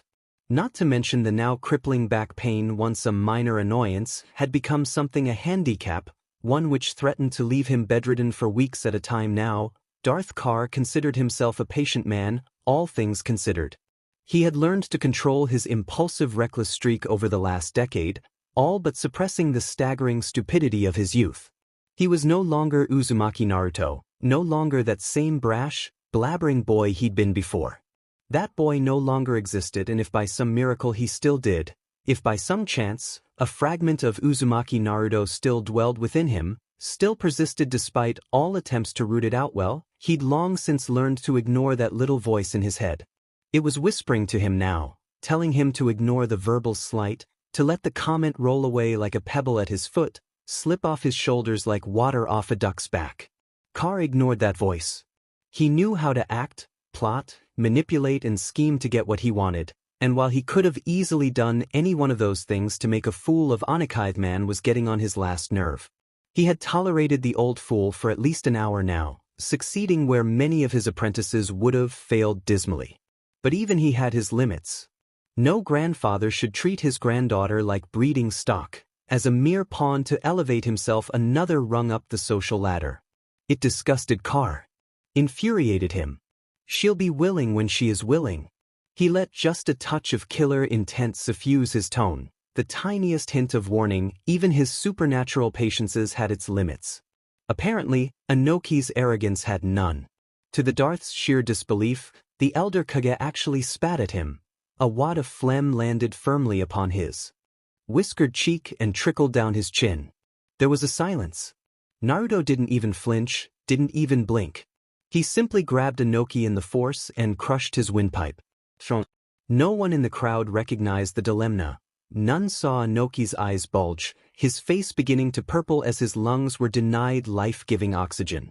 But the old man was too stubborn to simply admit defeat. He defiantly remained aloft even as the life was choked out of him. That suited Naruto just fine. Plausible deniability and whatnot. No one save Hanabi was near enough to intervene, and he knew all too well his enforcer's dislike of the Tsuchikage, which made what he said next even more pleasing. "You little brat," Anoki gurgled, his voice scarcely a whisper. "You have no right, you cannot do this to me. I find your lack of faith disturbing," Carr hissed, his voice barely heard over the din of the crowd. "Do you not trust me, Lord Tsuchikage?" He shook the old man with the force, rattling his decrepit body like a child's toy and taking perverse pleasure in the plain pain etched across the elder's visage. "Am I not a man of my word?" Still he continued, still he denied Anoki oxygen. "Have I not left you and your lands intact when I've razed so many others to the ground as an example? Have I not spared you and your miserable little life at the request of your beloved granddaughter?" He pretended to consider the matter a moment, golden gaze narrowing intently, seeking, contemplating. "Perhaps it is time she finally succeeded you." Anoki's face began to purple. "You oh no. Carr wagged a finger in reproach. "You should not talk back to your betters. It belittles you. Still, perhaps it's high time I put you out of your misery." Anoki's only reply was a rasping gurgle as the Darth relinquished his choke. He opened his mouth to spew another vitriolic retort, but Carr didn't give him the chance. Even as the Tsuchikage's lips parted, the Dark Lord of the Sith reached forward and gave his heart a soft, gentle squeeze with the Force. That was all it took. Anoki finally fell, his already chalk-white face draining of all semblance of color. It would have been so much easier to simply crush his heart and end his life, but that would have been merciful. Carr wasn't feeling merciful at the moment. Carr bit back a laugh as a wave of silent approval washed over him, his gaze seeking, finding Hanabi's in the crowd. Every Force user on the premises knew what he was doing, but for those who lacked the sensitivity, it appeared that the old man had simply suffered a slide. He feigned astonishment and shock as Anoki collapsed, catching him before he could sag to the floor. The slide appeared to have paralyzed the entire left half of the Tsuchikage's body. He was trying to speak, but the words simply refused to come. He would never fly again, Carr realized, maybe never even walk. Once, in another life, as Uzumaki Naruto, such a thought would have saddened him. Now, as Darth Carr, he felt only a sick, twisted satisfaction. The old man isn't feeling well. Hanabi suddenly materialized beside him, her pearl eyes boring into the shadow guards at his side. "Please, escort him to the infirmary." As one the men saluted, to question Carr's chief enforcer was to dance with death itself. "Yes, my lady."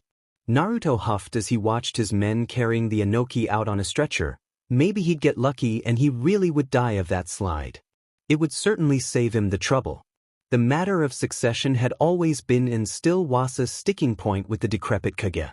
Ever since his son, Kitsuchi, perished during the Fourth Shinobi War, the crotchety old geezer was adamant when it came to preserving his legacy.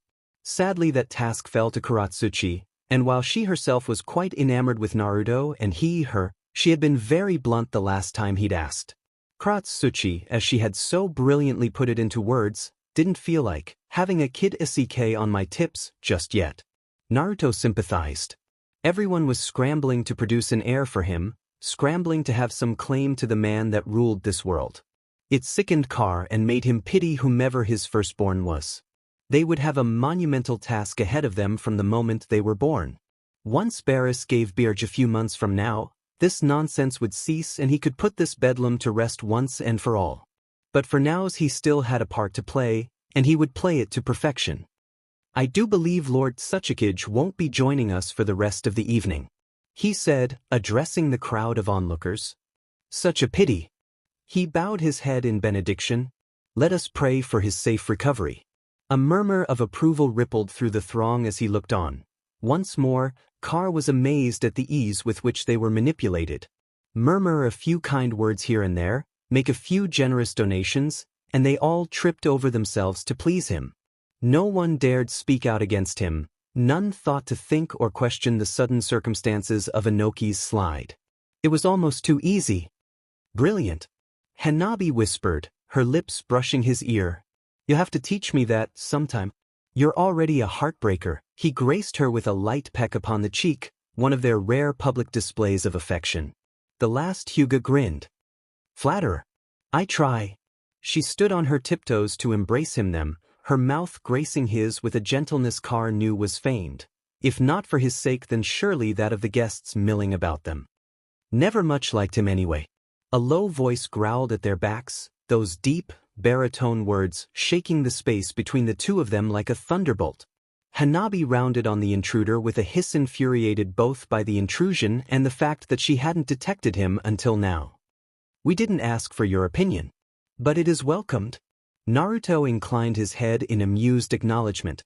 Unlike his apprentice, he had sensed the Raikage's approach from afar and wasn't surprised by his presence. He knew better than take any double meaning away from the ice words, anyway. He was about as blunt as a turbolaser. That didn't make him any less dangerous than Inoki, however.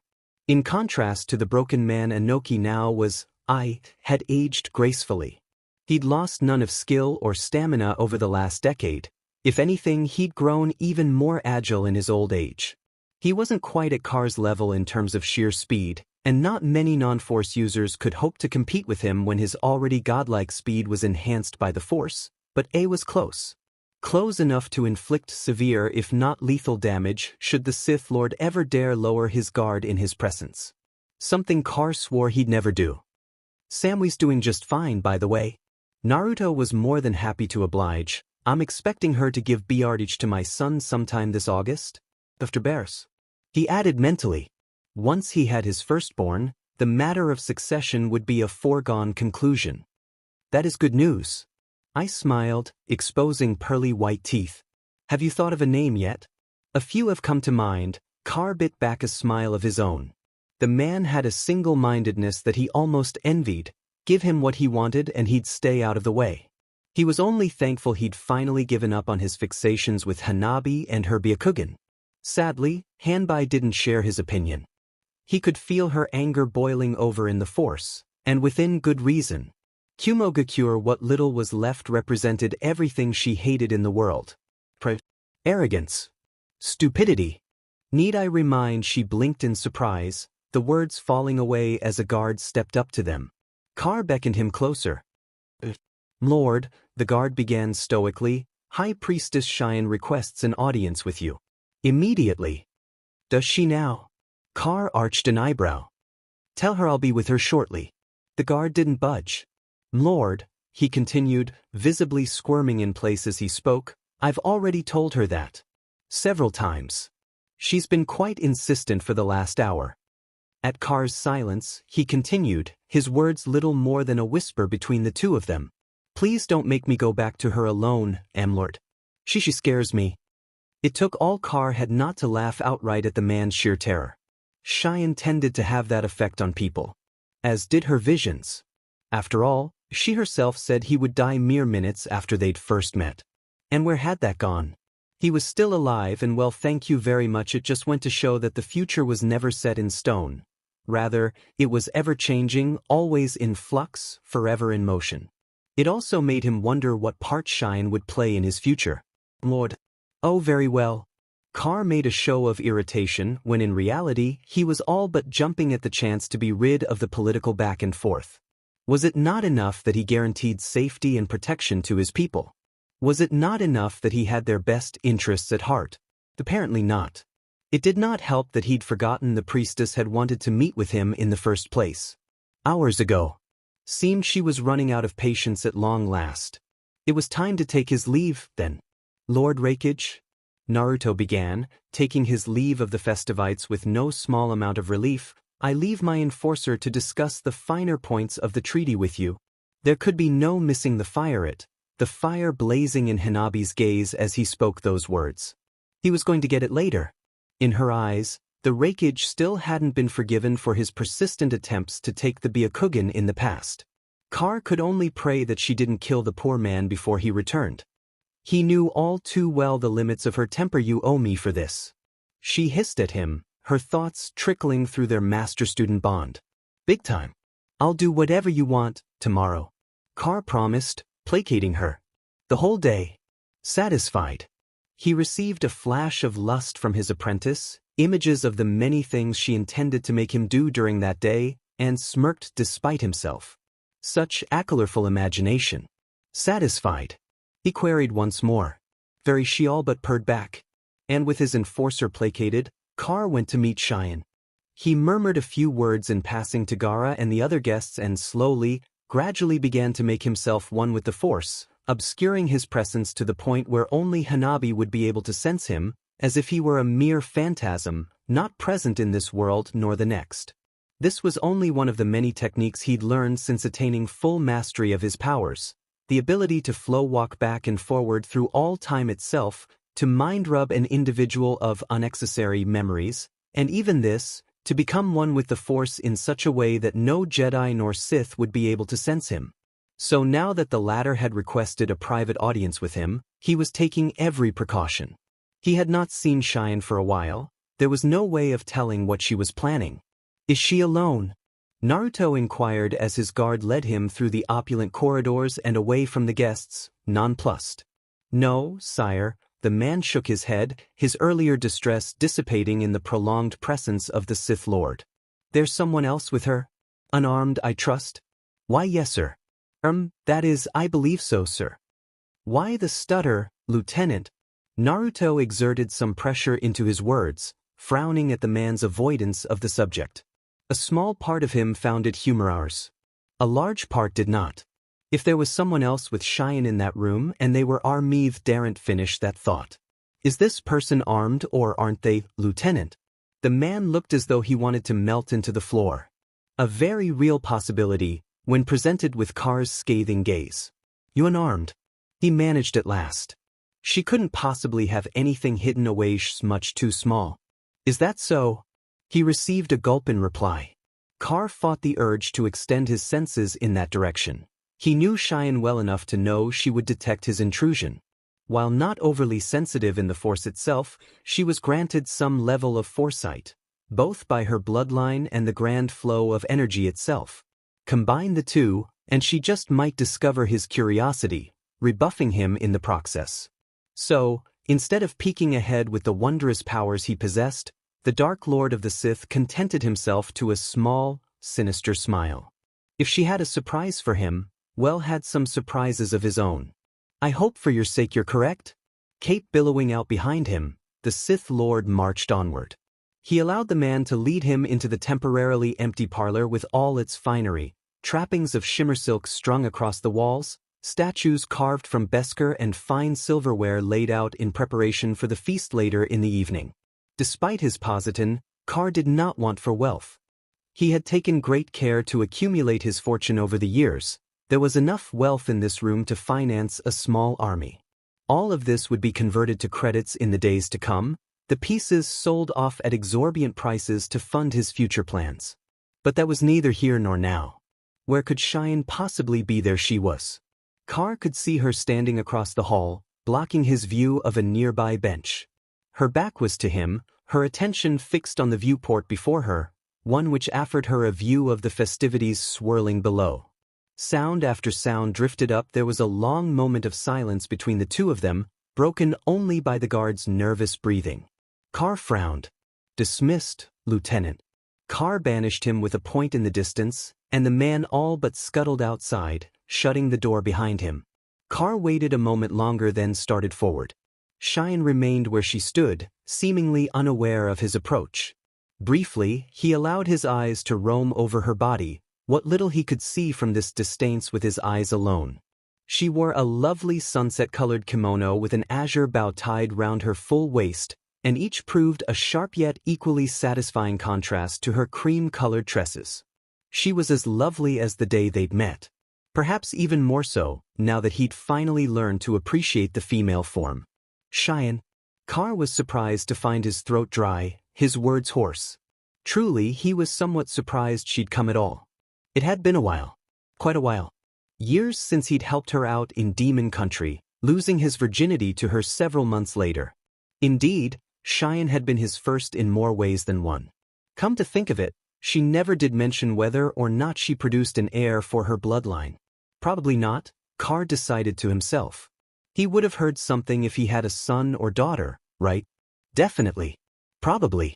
Maybe Cheyenne turned to face him, and there was a fury in her eyes that brought Kara Dark Lord of the Sith up short and actually caused him to cringe despite his best efforts otherwise. Cheyenne was more than angry, he realized belatedly as he gazed upon her. She was absolutely furious. But Carr knew. Fury, and knew not to meet it with his own. Violet met Saffron, the former narrow in anger, the latter lidded with thinly veiled amusement. The silence lasted the span of 2 beats before Cheyenne seemed to realize she was not staring at sapphire orbs. "Your eyes," she gasped, taken aback by the startling golden irises. "So it's really true then?" Carr permitted himself a long-suffering sigh. He'd known this was coming. The last time he'd seen Cheyenne had been 10 years ago, as Uzumaki Naruto. After agreeing to assist her in producing the next priestess, should Morio ever return from the dead, they had gone their separate ways. He'd been a Jinchuriki, and she, a priestess. It never would have worked, and they'd accepted a Talbite with heavy hearts. They hadn't seen each other since then, though she'd doubtlessly learned of his hostile takeover of Konoha and then the entire planet sometime in the past. He'd left Demon Country untouched out of respect and old feelings for her. Perhaps that had been a mistake. Perhaps not. Looking upon her now, he felt something stir in her heart, felt his legs move of their own accord. Now was not the time to think of the past. That way lay ruin. "Yes," he hissed, his words dark and heavy as he began to advance. "It's true. Every bit of what you've heard. Even this." He gestured and a nearby chair shattered, exploding into a hail of wooden splinters, causing her to flinch. "Are you frightened?" Something twisted inside him at the words, as he watched her flinch. What was that he felt just now? Shame. No, it wasn't quite that. It was something else. Carr growled and quashed it beneath his boot. Now was not the time for such weakness. Cheyenne didn't budge as he stepped to her. She surprised him, tentatively stretching an arm up, her fingers cupping his whiskered cheek. Naruto froze. He was suddenly 10 years younger, unexperienced in the way of women. In the blink of an eye it all came rushing back to him. The words, the memories, the feel of her skin against his stop. He jerked himself out of the past with an effort, preventing himself from flow-walking any further than he already had. The act had been instinctive, unintentional, and it frightened him. But not nearly so much as what Cheyenne said next. "Was this why you wouldn't see me?" Her words were soft, full of sympathy.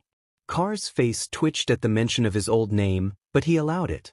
There it was again. He couldn't bring himself to snap at her, to say that it was nothing of the sort that had prevented him from visiting her since his ascendance to Sithdom.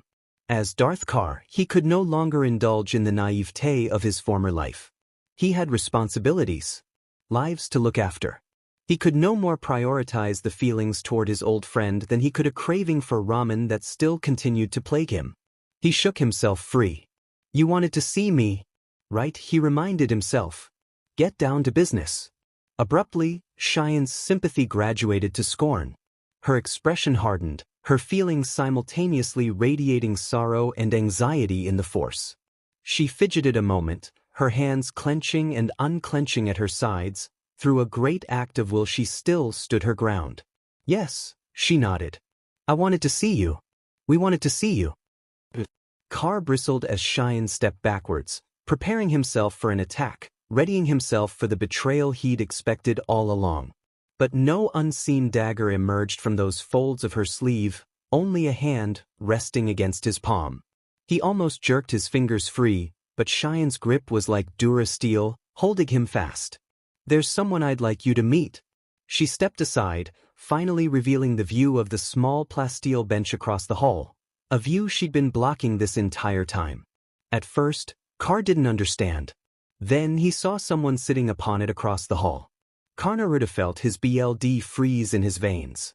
He found himself staring at a girl all of 10 years old, her body wrapped in a golden kimono, complete with a pink bow. His eyes narrowed, raked across her and what she held in her hands, cradling what appeared to be a small boblia ball. In her palms. He opened himself to the force without a thought, searching, and found himself confounded. This, then, must be Cheyenne's daughter. He could sense that much. But beyond that, a dark haze muddled his foresight. It was the first time such a thing had happened, and it confounded him. Something was wrong. He could sense that the original Car was in turmoil, suffering, but then that link was all but gone, severed by a haze of pain. What the hell? The clone shook its head, returned its attention to the girl.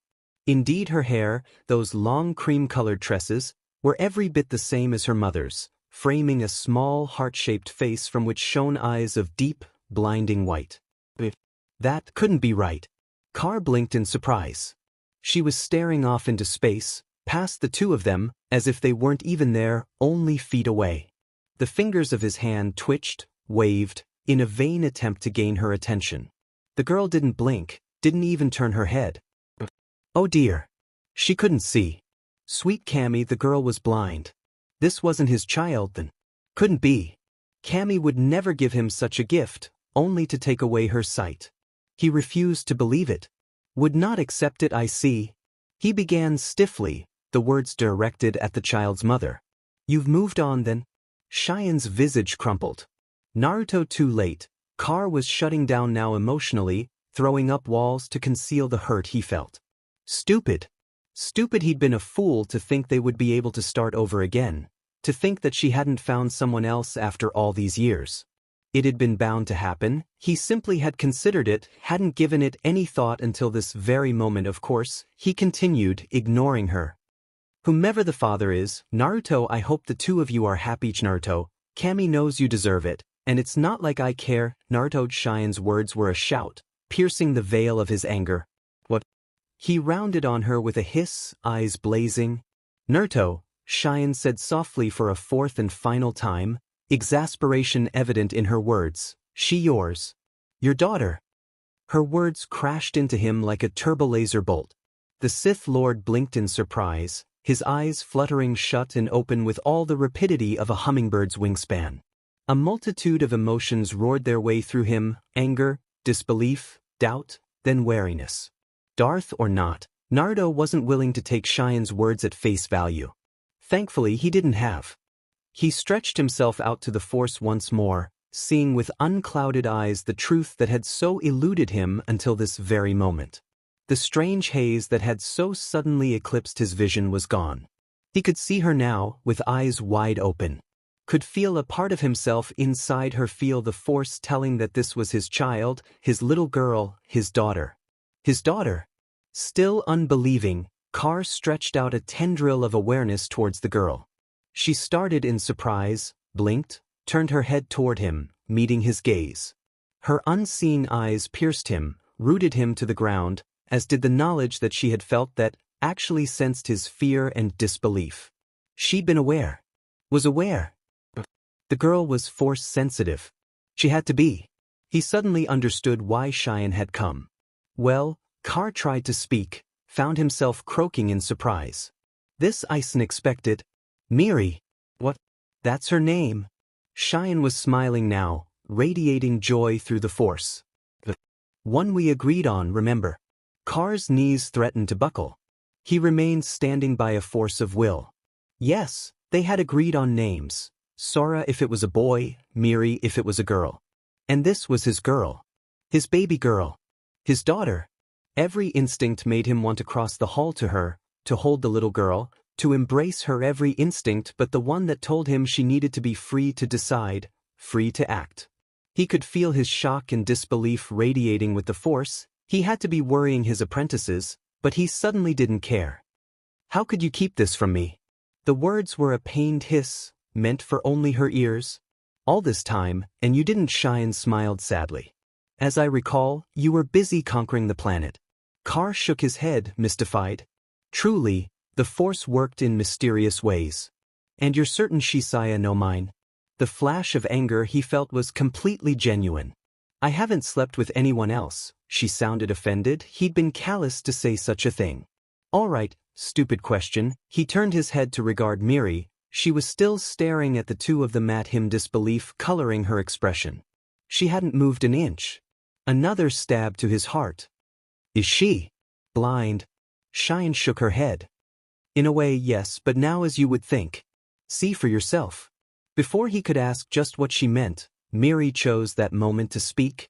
Mommy, she asked softly, gravely, who is this man? Her voice was musical, like tiny wind chimes blowing in the breeze, a flawless blend of himself and Cheyenne.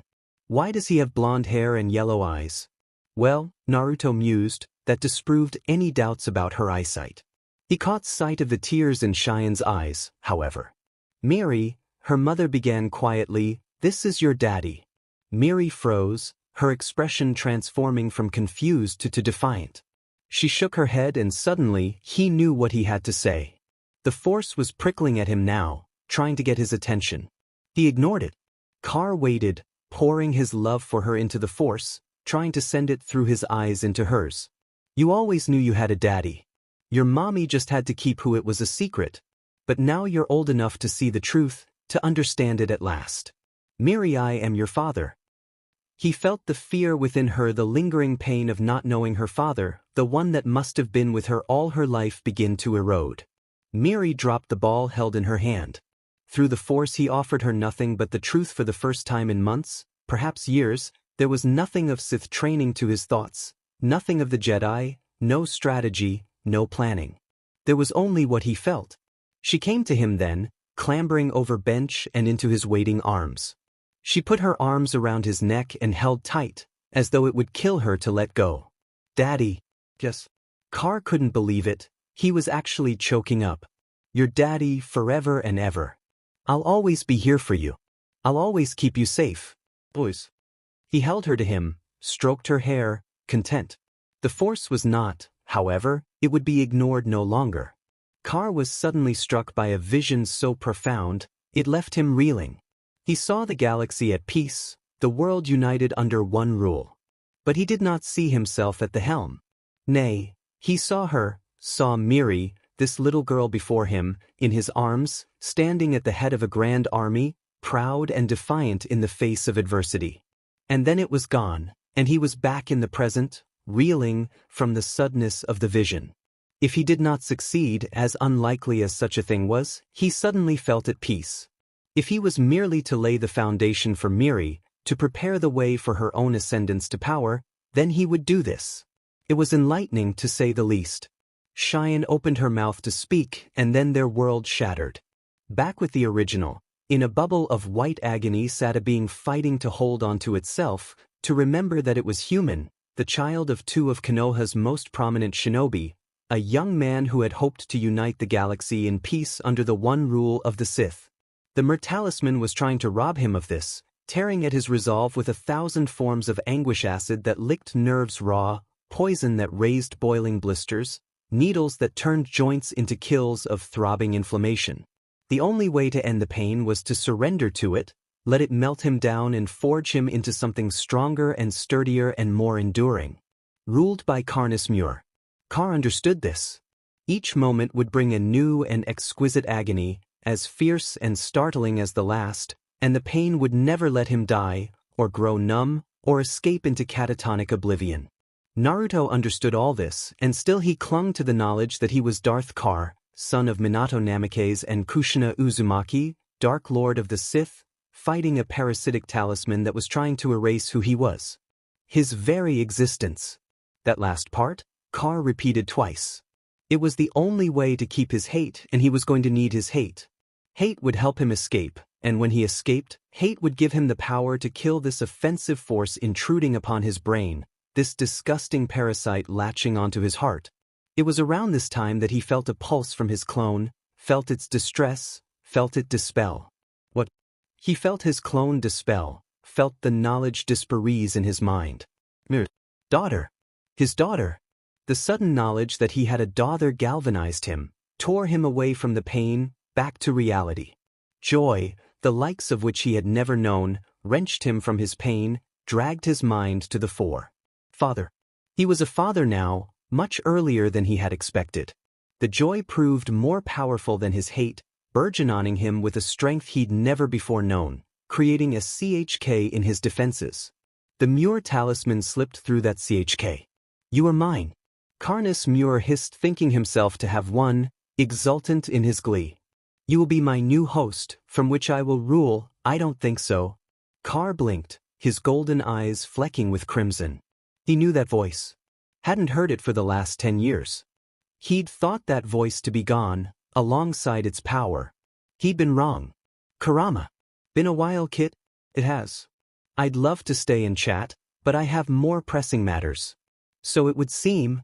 He could feel the fox sifting through his memories. You've been busy. Naruto fought the urge to laugh as newfound strength flooded his veins. In trying to take hold of him, Carnus Muir had delved too deep. He had awoken the slumbering demon deep within him. Kurama, the Nine Tails, had finally stirred from his long rest. And together, his strength pooled with Naruto's, Carnus Muir was no match. What? He felt the Sith Lord's confusion as Carr raised an arm, his consternation as those fingers began to squeeze around the Muir talisman. Oh. No, stop, what are you doing? I am Carnus Muir, Lord of the Sith. You cannot do this to me, you cannot. The spirit's cries abruptly abated as force lightning crackled across it, seeking out every nook and cranny, shatter points all. Naruto groaned in pain as he came back to himself. It was all he could do to create a clone to lean upon. One look at Celeste Morn told him the woman was near death after finally being freed from Carnus Muir's influence.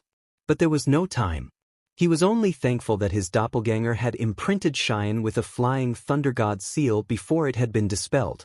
He shook off the ruined remains of the talisman, glad to be rid of its parasitic influence, allowing himself to exult in the return of his partner. But his joy proved short-lived. He could feel Cheyenne's distress radiating outward in the force. He drew out a comm link and barked an order into it. Sakura. He hated calling upon her, hated needing her, but need her he did. Get down here. I have a patient for you. He didn't wait for her reply. Didn't have time. He was already in motion, already flickering toward Cheyenne, toward his daughter. Please let me be in time. A flash of pain stabbed through Carr's brain as he arrived in the same instant that the viewport shattered, dousing them in shards of sharp glass. Miri cried out in surprise, but Carr was already in motion, wrapping the force around the three of them like a shroud, shielding them from the deadly shards of glass, brushing them aside like an errant breeze. A pair of guards burst through the door, alerted by the sound, only to be gunned down by a hail of blaster fire from the balcony. Miri whimpered as their lives were extinguished, and Carr drew her deeper into his arms, as though he could somehow shelter her from the chaos raging around them. And then the force was gone. Naruto blinked in surprise, momentarily alarmed to find his powerful connection to the life-serving energies severed, but only for a moment. He was not reliant upon it. He still had his chakra. An errant thought produced a trio of shadow clones, one of whom moved to flank him. The remaining two drew Cheyenne and Miri backwards into a corner, brandishing their lightsabers to ward off the hail of blaster fire. He could hear screams and cries of pain from below. Apparently his attackers had cut through the crowd, uncaring of the civilians to get at him. He would have admired their gall if his own child wasn't in danger. As it was, he simply scowled, leering at them as repelled inside, 6 in all, not including their leader. He found himself face to face with a pale-skinned woman, her hair bound back in a topknot. She strode toward him as though she owned him, and the notion was only vaguely discomforting in the light of his fury. Aura Singh, I presume. He frowned at the woman, regarding her in cold fury. Care to tell me how you've cut me off from the force? In answerment, Sing looked over her shoulder to a cage carried by one of her men, a burly Nikto who hefted it with ease. A cube 1 meter in each dimension, it was made of thin, brightly painted durasteel bars. Within it was a jagged piece of polymer shaped like a stunted tree bole, and holding onto the sculpture was a reptilia little over a meter long greenish, with 2 sets of clawed legs and a long tail. It stared at him as if it were waiting for a reply to its statement. Carr wrinked his nose at it. Isalamer. They'd stolen that DMN thing to cut him off from the force. Clever. He had a few of his own, but never once had he anticipated them to be used against him. He risked a glance over his shoulder, where Cheyenne and Miri huddled under the protection of his clones. He didn't have to worry about them. You're coming with us? Sing sneered. No, Carr cocked his head aside, regarding Sing and the assassins sent to end him. I think not. Funny. Sing waved her blaster slowly lazily, finger on the trigger, beckoning 2 of her men, a scarred Trandoshan and a red-skinned Twi'lek forward to disarm him. Naruto flicked both wrists, and their approach ended abruptly, just as it had begun. Kunai dropped from his sleeves into his awaiting hands, eliciting an instant's hesitation from each of the aliens. It was more than enough. Another flick sent the knives blurring into motion in a glint of steel, opening their throats and severing their trachea in the blink of an eye. Gurgling, they collapsed to the floor. 2 down. Defiant to the end. Hey, you won't cry like a Jedi, will you? Her eyes searched his scathingly. You're not afraid of death. You're like me. The only thing we have in common is our love of the color red. Carr replied, discarding his bloodied kunai with a flourish. White got nothing now. One of her men, a human male, laughed at what he thought to be folly. Nothing but your bloody knives and your fancy karate gimmicks. We have blasters. Carr chortled. It was a deep, throaty chuckle. No, he goaded, what you have are clips, and the hope that when your guns are empty I'm no longer be standing, because if I am you'll all be dead before you've reloaded.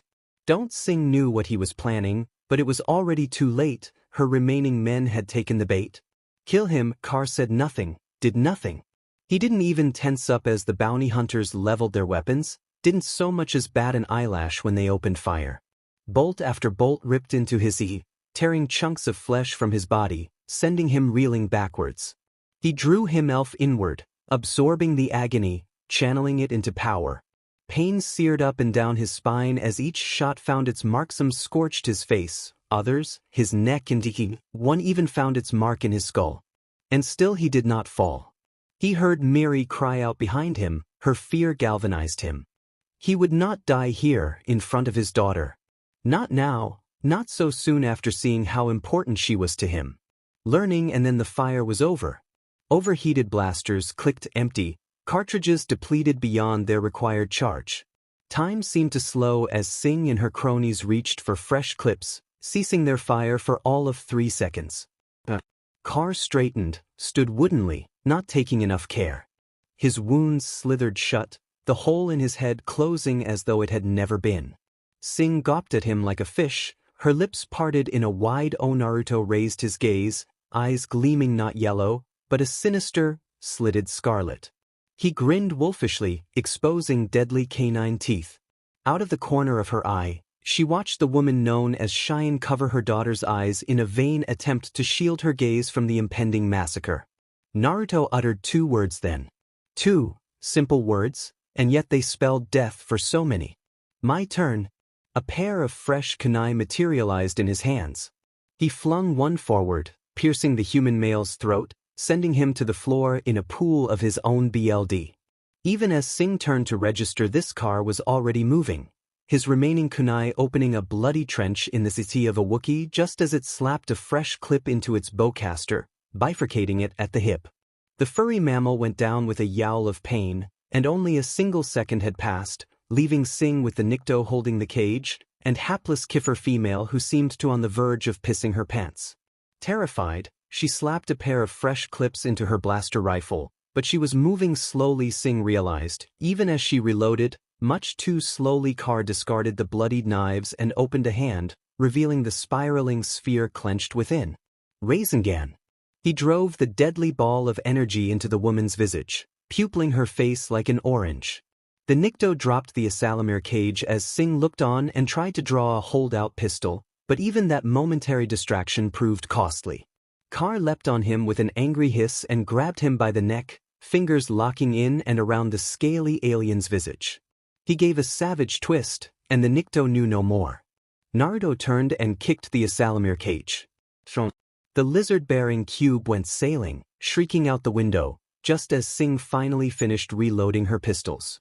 3 seconds had finally elapsed. She opened fire just as Kar turned on her, reaching for his lightsaber. He never made it. Die, Singh hissed, opening fire on him, wrenching him backward with furious fire. Daij Kar staggered, took a step forward, came on relentlessly, uncaring as bolt after bolt slammed into him. She could feel the force back in him again, just as it had returned to her. Too little too late. Why won't you die? Her pistols clicked empty, in the same instant that his lightsaber sizzled to life. She reached for her own, but his boot was there to greet her, slamming her backwards, hurtling her across the hall and into the wall in a tangle of arms and limbs. Pain exploded into her spine. She was certain she'd broken it. Kar loomed over her like an angry kami, his body riddled with holes, standing tall and defiant. Beneath this face there is more than flesh, more than muscle and bone, he answered as the last of his wounds sizzled shut. Beneath this face there is an idea, my dear Singh. And ideas are blaster-proof. The dark side came roaring over her in a rush before she could speak, crushing her throat in a furious vice, holding her fast. She tried to speak, but no words emerged. Only a rasping gasp. She tried to draw upon that power herself, to drive him off. Kar was on her before she could reciprocate his attack, however straddling her, driving deep his hands into her stomach. The air rushed out her lungs in a whoosh, taking her strength with it and leaving her drained. Who hired you? He demanded to know. Singh pursed her lips, refused to answer. She refused to give him the satisfaction of screaming, of revealing her employer. Who hired you? Saffron bled into scarlet, lending Kar's eyes a strange, amber-colored hue. Snarling, he delved into her mind, took what he wanted to know, and left her a ravaged husk in his wake. He gave her no chance to explain herself, offered her no mercy. He simply obliterated her, ruined her mind and rubbed it of all memory. She shrieked and fought him, but he proved stronger than her defenses. Every memory she'd ever pertaining to the Jedi and the Sith, as well as her hatred of them, were obliterated in an instant. She felt his rage as he realized who had sent her, who was responsible for the near death of his daughter. Dooku. Aura Singh's last sane thought was that in his ignorance Count Dooku had successfully managed to PSS off the most overprotective father in the galaxy. She felt rather than saw herself collapse, her world fading to black as Kar cast her down, turning his attention back to his family. His boot descended upon her face almost as an afterthought, driving her into the blessed folds of unconsciousness. After all that had been done to her, Singh considered it a blessing, but all the same, couldn't help but wonder why was he letting her live. She had no more time for thought, however, as the blackness finally took her. Are the bad men gone, Dottie? Miri asked, poking her head out from behind her mother's leg. Kar could see the tears staining her face. She'd felt each of their deaths in the Force, and it had hurt her. Was she afraid of him now, he wondered? Frightened of the dark power he displayed? He hoped not. He'd only just gotten to know her. He couldn't stand the thought of losing her already. Yes, Naruto, the original, the one and only, took her tiny hand in his, used it to draw her close. They're gone. They're all gone. They'll never hurt you again. She sniffled against him, holding tight to his neck. Naruto allowed himself this moment of weakness, just this once, prepared himself to draw back from her. And then, as children often do where their parents are concerned, Miri surprised him. Good. She breathed out, calm and composed. I'm glad you killed them. Cheyenne's eyes bucked in surprise. Miri, just like that, however, her anger was gone. Can we stay for a while, Mommy? Perhaps. Cheyenne paused, her gaze seeking Kar's. If it's all right with your father. Naruto nodded his head in acquiescence, stifling a long-suffering sigh at his daughter's squeal of delight. He was already irreparably lost when it came to his child. He simply couldn't say no to her. Wordlessly, he dispatched his clones to tend to the chaos below. It would be a simple matter to calm the guests and convince them that all was well. That wasn't what concerned him. He could feel Hanabi's approach alongside Ventress and the others. Every Force-sensitive individual in his care, and several who weren't, had detected his sudden outpouring of the Force. They'd each sensed the chaos during the attack, and once they saw Miri, they were going to have questions. All of them. Sweet Cammy, how was he going to break this to them? It is a wise father that knows his own child. William Shakespeare. Father Darth Carr didn't consider himself a wise father. To be honest, he didn't consider himself much of a father at all. Having only just laid eyes on his 10-year-old daughter and prevented an attempt on her life within mere minutes of meeting her well, he didn't think that made for a very good track record. And he'd killed those men and women right in front of her in cold blood, all save one. By all rights, that made him a terrible father. And yet, for the life of him, for reasons he still could not bring himself to understand, Miri wouldn't stop holding his hand. She hadn't cried, not once, even when a contingent of the Shadow Guard came to clear out the bodies and escort them to a safe location. Indeed, she was brave, his daughter, more than he gave her credit for. That bravery would be sorely tested in the next 5 minutes. She was about to meet the members of his little family. His wives, apprentices, everyone the entity known as Darth Carr held near and dear to his heart. He wasn't quite sure how Miri would react. She was resilient, he knew this. But would she be able to withstand the scrutiny that was sure to follow afterward? That thought niggled at him, nagging him with doubt. Speaking of doubt, Carr had chosen to let Aura Singh live, possibly against his better judgment, but she wouldn't wake for some time after being that brutal mind-rubbing he'd given her. She'd retain all her skills, the same skills that first allowed her to get within a hair's breadth of ending his life, but wouldn't remember anything of her ill-fated past with the Jedi, her overwhelming hatred where they were concerned. Even her memories of that agreement with Count Dooku was likely to be rendered forfeit. Dooku. Carr seethed at the mere thought of the man, fingers setting around those of his daughters. The man had made an attempt on his life, and unknowingly put Miri in danger. Carr didn't care who the target was. The only thing that mattered was that an attempt had been made and that Miri had been there. He didn't know if Sidious had a hand in this, but he wouldn't put it past him. Sith were known for their treachery. And had his little darling not been present, he might have held their attempt in respect. As things were now, he felt only a roiling, seething, all-encompassing fury boiling in his BLD-1 he stored for later use. That fury was barely tempered by the knowledge that his daughter still drew breath. Just barely. Yes, Miri still lived. But Sing Sing would wish she was dead. She would have only her name, her skills, and the knowledge that she owed her life to a Sith Lord. As for his daughter, at present Miri sat in his lap under the watchful eye of her mother, marveling at his ability to comb her hair using the Force alone. The three of them were safe and secure, surrounded by well-trained men and women, but that didn't stop her from asking him all sorts of questions. Inquiries one might well expect from a little girl. How did you and Mommy meet? Why are you eyes like that? What's your favorite color? Mine's orange, by the way, and he loved her even more for that. And then finally, she would ask, do I have any brothers and sisters? That last one made Carr choke a little and steer the conversation in another direction. Miri would, if everything went well, have many step-siblings only a few months from now. Barriss was dangerously close to overdue, and Samui was right behind her. He could feel their approach now like fire in his BLD, radiating anxiety and concern even as they struggled to come to terms with the realization that he was not alone. They had to have sensed Miri by now. Carr could understand their confusion and radiated calmness into the Force, working to placate the roiling maelstrom of emotion that was fast approaching his door. He himself could feel his daughter in the Force, a bright, unsullied presence that sang of himself and Cheyenne. There could be no mistaking that. Those who were Force-sensitive would understand. Tamari and those who did share such sensitivity, well, there would be some telling involved there. He risked extending his awareness and found Anakin and Kenobi below, mingling with the guests, as per his demand. They hadn't yet tried to make their escape. But they would, of this much he was certain. And when they did, he would have his scapegoat. You're quite the schemer now, aren't you? Ah yes, and then there was the matter of his tenant. Naruto hadn't heard a word from Kurama in the last decade. He'd assumed the old fox had finally gone his own way pending their merger. Apparently not. He could feel the kitsune even now, sifting through 10 years' worth of memories, catching up on what he'd missed. Oh! He felt a certain perverse amusement from Kurama. You killed the Hyuga girl. And then Kurenai minutes apart laughter reverberated off the halls of his mind.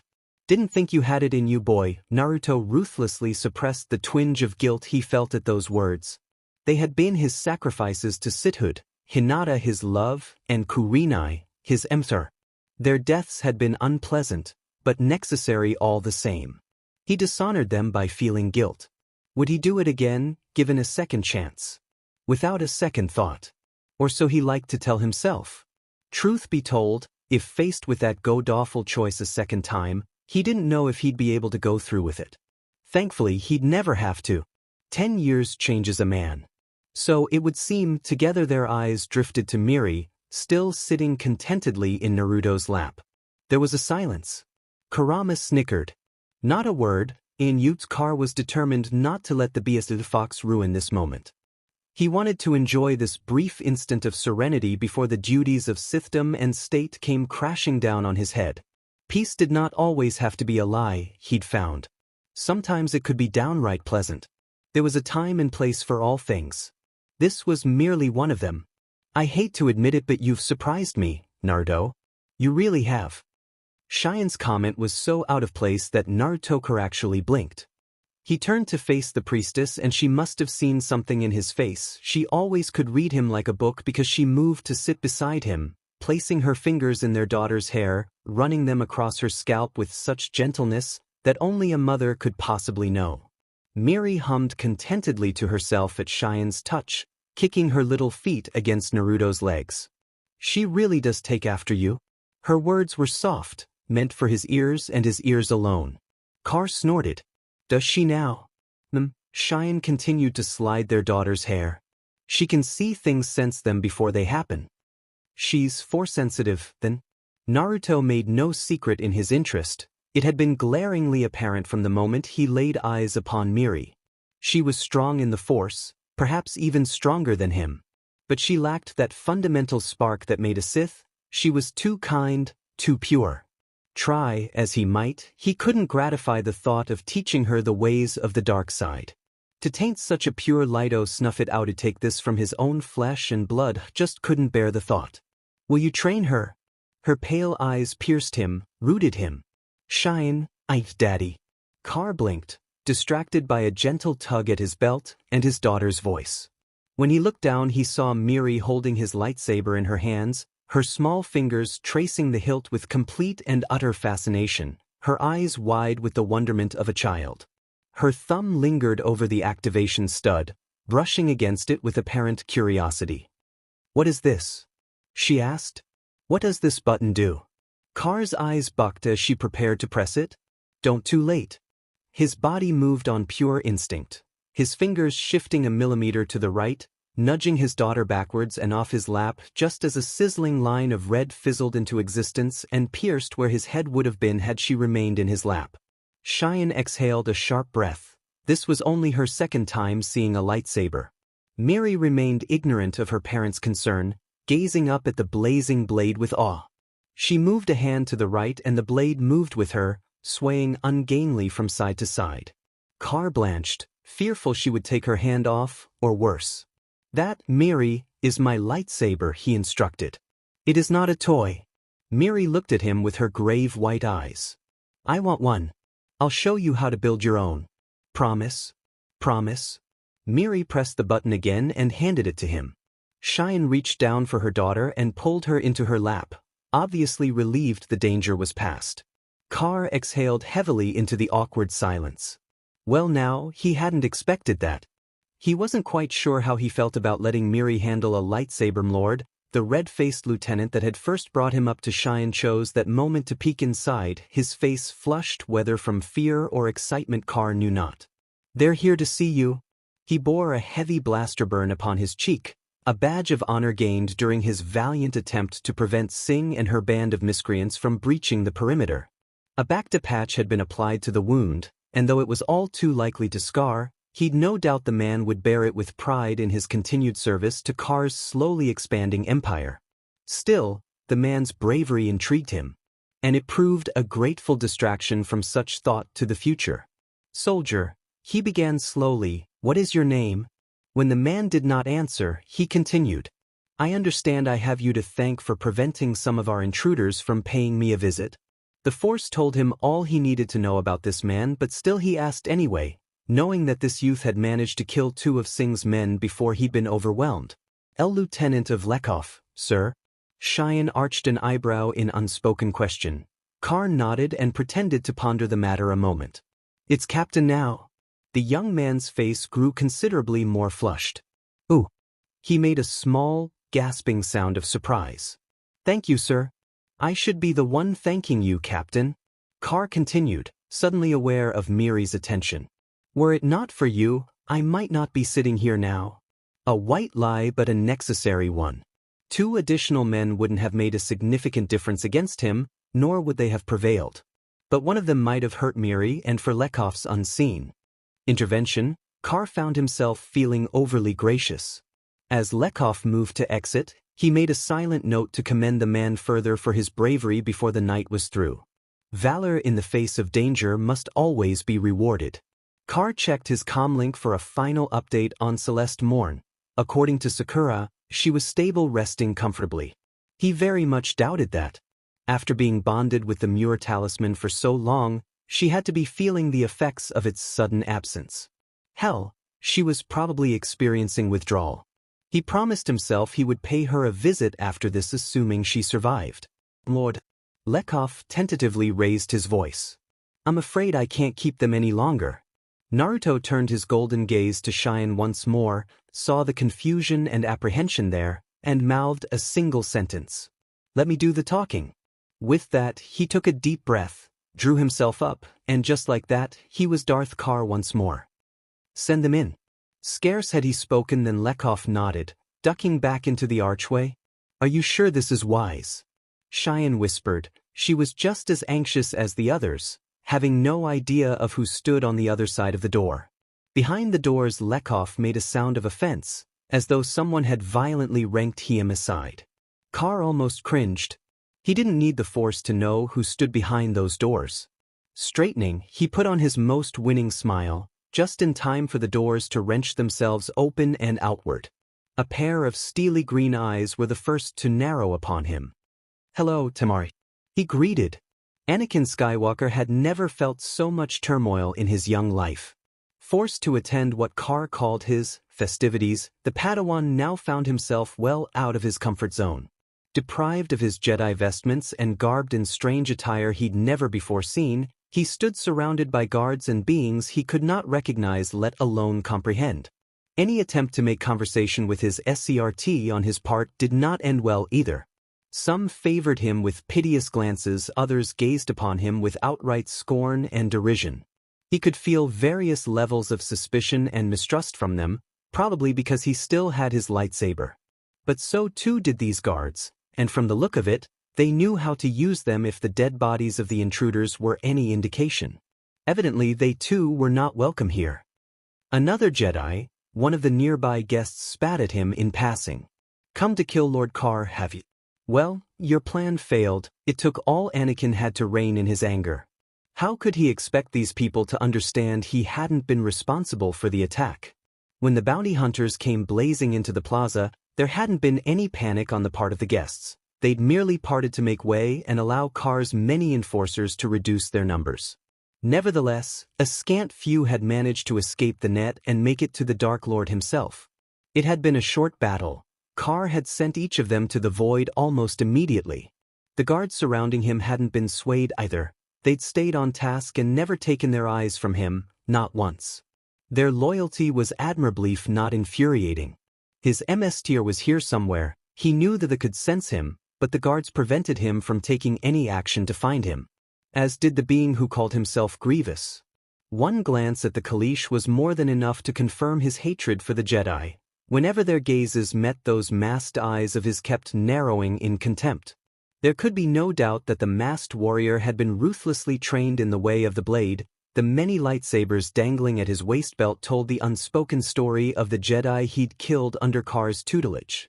"Don't even think about it, Jedi," he chortled bleakly. "I've been given leave to kill you if you try to escape." Anakin bristled at the threat. What the devil was going on?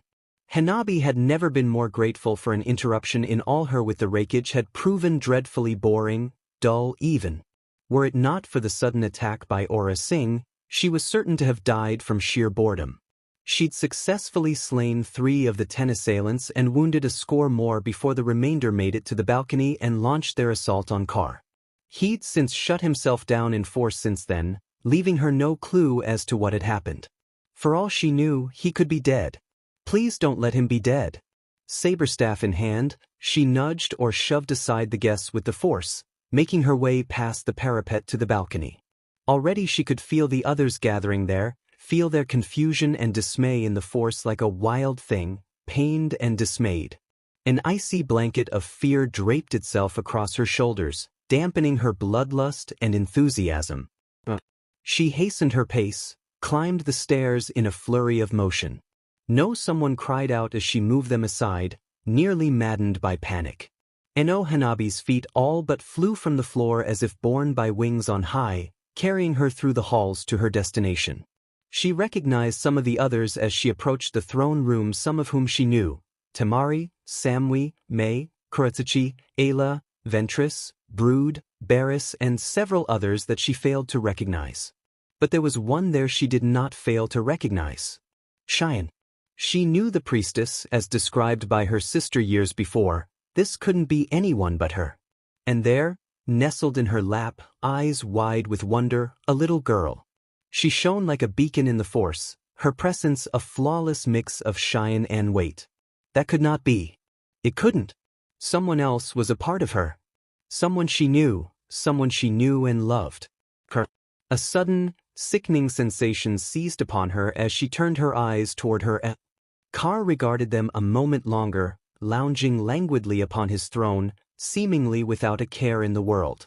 His golden gaze raked across each of them in turn, culling wheat from chaff. He had shut himself down in the force. Hanabi realized.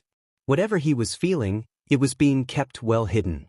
That was just as well, she decided. If her suspicions were correct, he had a good deal of explaining to do.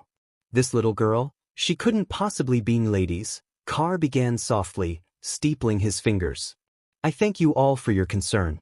But as you can see, I'm quite all right." His sight swept the room for a second time, fixating upon Hanabi. And then Kar returned to the force, his powerful presence shrouding them in sweet, singular satisfaction. "Now that you are here, this is someone I would like you to meet." He returned his attention to Xian, rather, the child in her lap. He made a slight, beckoning gesture. Daddy. The little girl in Cheyenne's lap scrambled down and went to him. A collective gasp rose from all those assembled as Kar drew her into his arms. Tamari was the first to recover her voice, little more than a whisper. "You've gotta be kidding me." Kar nodded and rose, taking the child with him. "Everyone, I would like you to meet my daughter, Miri." There was a silence, deafening in its obscurity. Then, "What?" "I am, above all things, a father foremost. This means war." "Well, that went better than expected." NarutoxHarem inclined his head slightly as the last of his lovers filtered out of the throne room, their expressions sullen, but silent.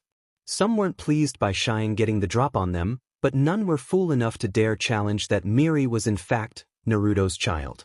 Perhaps not his heir per se, not yet, but with a bit of careful grooming, who knew?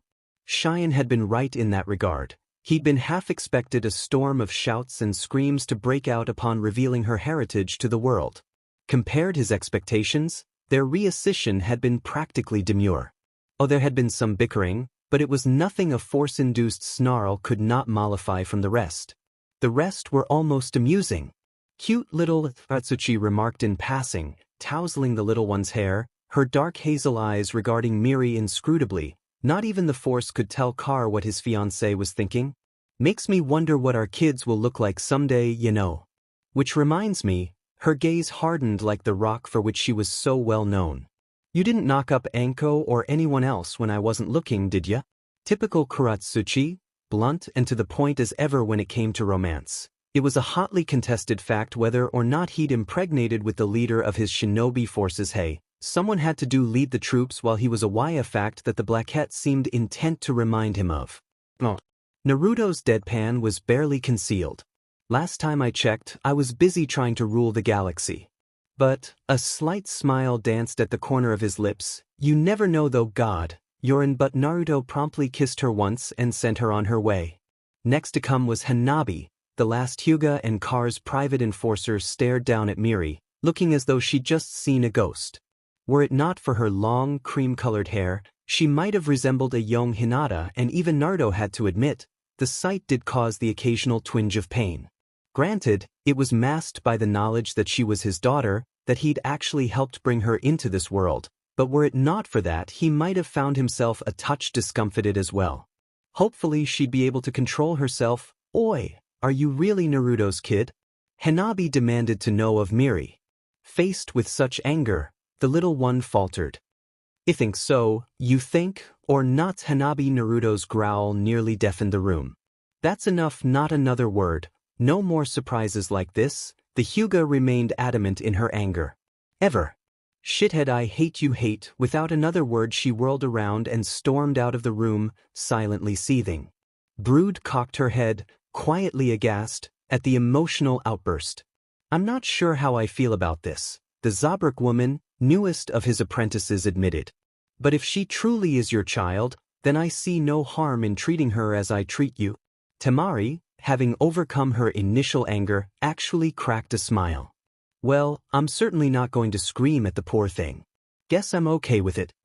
Oh, she's adorable. Ayla's reaction caught everyone flat-foot. The Twi'lek showed the least restraint of all. She promptly embraced the girl as soon as she was introduced. She's like a doll, Miri actually squeaked. Such was her shock at the sudden hug, her little cheeks flushing scarlet. Finally someone managed to pry the enamored former Jedi off the poor girl. I would speak with you in your quarters later. Ventress looked torn somewhere between scorn and disbelief, but she had nothing further to offer where Miri was concerned. Mei was one of the few to remain, lingering by the doors until Temari and the others had finally departed. Only once Ventress had brushed past her did she dare approach the throne, her jaden eyes watching the young girl intently. Young Miri might have been blind, but Naruto knew she was keenly aware of the Mizukige's intentions. As was he. Otherwise she wouldn't have gotten within 3 feet of his daughter. Upon reaching the girl, the shinobi allowed a rare smile to grace her full lips. You must be Miri, she said softly, reaching out to slide the child's cheek. And you must be Cheyenne. It's so nice to finally meet you. She extended her free hand in silent offering, an olive branch between the leader of the Land of Water and that of Demon Country. To her credit, Cheyenne returned the gesture. Car heaved a sigh of relief. He had a galaxy to unite. The last thing he needed was pointless bickering. Pleased to meet you. Miri, for her part, also stood steadfast under this silent scrutiny. Say, she raised her sightless eyes to regard the orange-haired woman. It is all right if I call you Mama Mei. The 3 adults nearly face-bombed as one. Of course you can, sweetheart. Mei murmured, her eyes toward Naruto with smoldering, if not amsud, intent. So young yet so mature. You must get it from your mother. Hey. Naruto adopted a fox-winded expression, his Sith persona momentarily slipping in the face of this small slight. I'm standing right here. I know, darling. She blew him a quick embrace. Mama says I'll grow up to be like Papa someday. That got a chuckle out of the Mizukage. If you're anything like him, I'm sure you'll be a regular heartbreaker when you grow up. Then the little one surprised them all once again. Would you like to play a game? Mei's visible eye widened in light amusement. Why, I'd love to. She glanced to Cheyenne for silent confirmation, seeing her discomfort. You're more than welcome to join us if you'd like. What about sing? Cheyenne asked. Naruto's smile looked as though it belonged on Lucifer himself. Leave that to me. Aura Singh awoke disoriented, angry and possessed of a throbbing headache to find herself in a large, dark room, her body propped up on a small bed of cushions and pillows. Her baffling opponent was gone, which was no surprise. What was surprising was that she still drew breath. She had thought for certain that he would end her, that he'd keep going and obliterate all her memories entirely, her mind with them. It would have been so easy for him to keep going, to just erase her existence. And yet he'd held back. Out of some misbegotten sense of decency, perhaps. Or was he deliberately allowing her a second chance on his life? A challenging enemy was a worthwhile enemy. But he would not be expecting this. The Sith had thought he'd been able to scrub her mind, but he'd failed. Thanks to the tiny prosthetic computer implanted in the depths of her mind, she'd been able to erect a small syntactic bastion in her mind, walling off what was important and giving up what was not, sacrificing it to Car's attempt to dominate her mind. Her past was gone, wiped clean, leaving only the vaguest of impressions in its wakes. Sing remembered who she was, what she was, why she had come here, and her insatiable hate for the Jedi, but beyond that nothing. It was so strange. Her head felt empty, almost with hot purpose. Almost, but not quite. He'd done this to her. And she would have her revenge. A guarded inspection of her immediate surroundings confirmed that she was indeed alone, with no restraints to speak of. Apparently her captor felt she did not require them. Well, that would be his undoing. Even in the throes of her fury, Sing had to admit that she was impressed. He had tricked her most cleverly, lulling her into vulnerability and then using her own trap against her. She had briefly succumbed to worst enemy someone in her profession could face, overconfidence. It would not happen a second time. That accepted, she still had to give the Sith his due. He was as resourceful as well as skilled. She would relish their next battle when it came. If it came. She stood taking in her surroundings but not letting herself be at all absorbed by them. The room was dimly lit by human standards, but posed no obstacle to her vision. She could clearly see the dimension of the small chamber, could see there was no further furniture save for a lone form-fit chair and a desk. One of the walls was inset with graphic readout screens, serial port plugs, and other devices she didn't immediately recognize, beyond their use for surveillance. So this was what the Sith used in his day-to-day life? The technology was ridiculously advanced. She couldn't even begin to decipher its meaning. The guard on the grounds had been outfitted with similar devices of a sort. The longer she thought about it, the more Aura Singh began to think a strategic betrayal was in order. This car clearly had better resources than the Count, and as evidenced by his brief display of power, he'd no doubt surpassed the former Jedi long ago. And now that he'd been in her mind, now that he realized the Count had been the one to hire her, he'd probably be ending Tyrannus quite soon. How was she going to get her credits if her employer fizzled out? Pushing harder, she found that she could make out the slight puffs of fog caused by her breath meeting the cold night air. Wherever her captors had placed her, it was cold. She realized that much. Car Doubletously had done so for a reason. But what? And where the devil was he across the chamber? The eclectic snap hiss of a lightsaber caused her to start. Car had to hand it to Aura Singh. However ugly she might be from within, her body possessed boundless beauty on without. Her skin was white as alabaster. It gleamed coldly in the starlight that poured down from the skylight, bone white to his eyes. He realized she was bald save for a hank of dark red hair that rose from the back of her head like a magmatic eruption. The tight-fitting jumpsuit she wore was a similar shade, although he didn't know whether that was its actual color or if it had something to do with the dried BLD. She knew not how he longed to end her. She probably wasn't even aware of his presence. Time to rectify that, then. Taking the lightsaber from his belt, he ignited the blade. Car stood at the room's far end, stentorian sound of his lightsaber alerting Singh to his presence. The deafening drone of its edge, steady and even, filled the air. His eyes were golden slits were turned towards Aura, but with Car, one could never tell what he was looking at. His vision seemed to encompass every direction.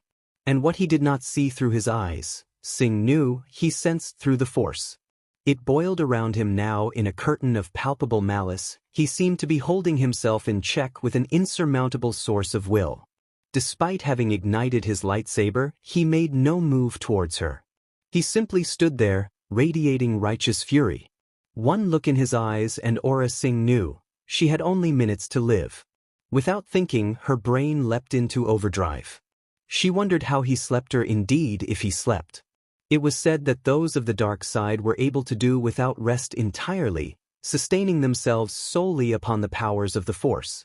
One of the many rumors about the being hidden in that armored suit held that he had once nearly been slain in his sleep at the outset of his reign. It would certainly explain the scars on his visage and neck. So according to speculation, Darkar did not sleep unless under heavy Gururd, nor had he for the last decade. Most of the rumors of his origin, disparate though they were, agreed on one thing, that Kar was a man of principle. Ethical, even if such a wicked word could be applied to a Sith.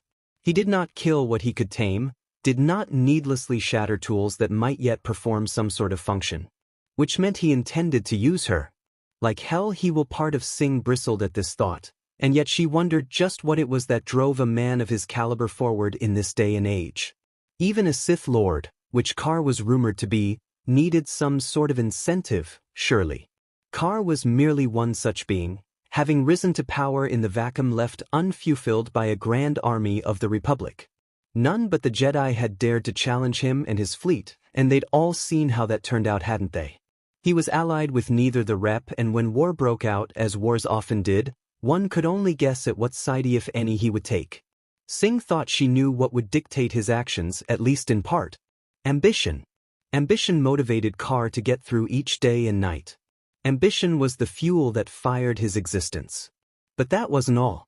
Having given himself over to the dark side, he hadn't done so unreservedly and completely as most Sith would often do. Singh had witnessed it firsthand back on the balcony, sensed it, glimpsed it in his mind just before he tore into her. Karlov. He had many loves, women he cared for with all his heart and soul, subjects upon whom he placed equal value.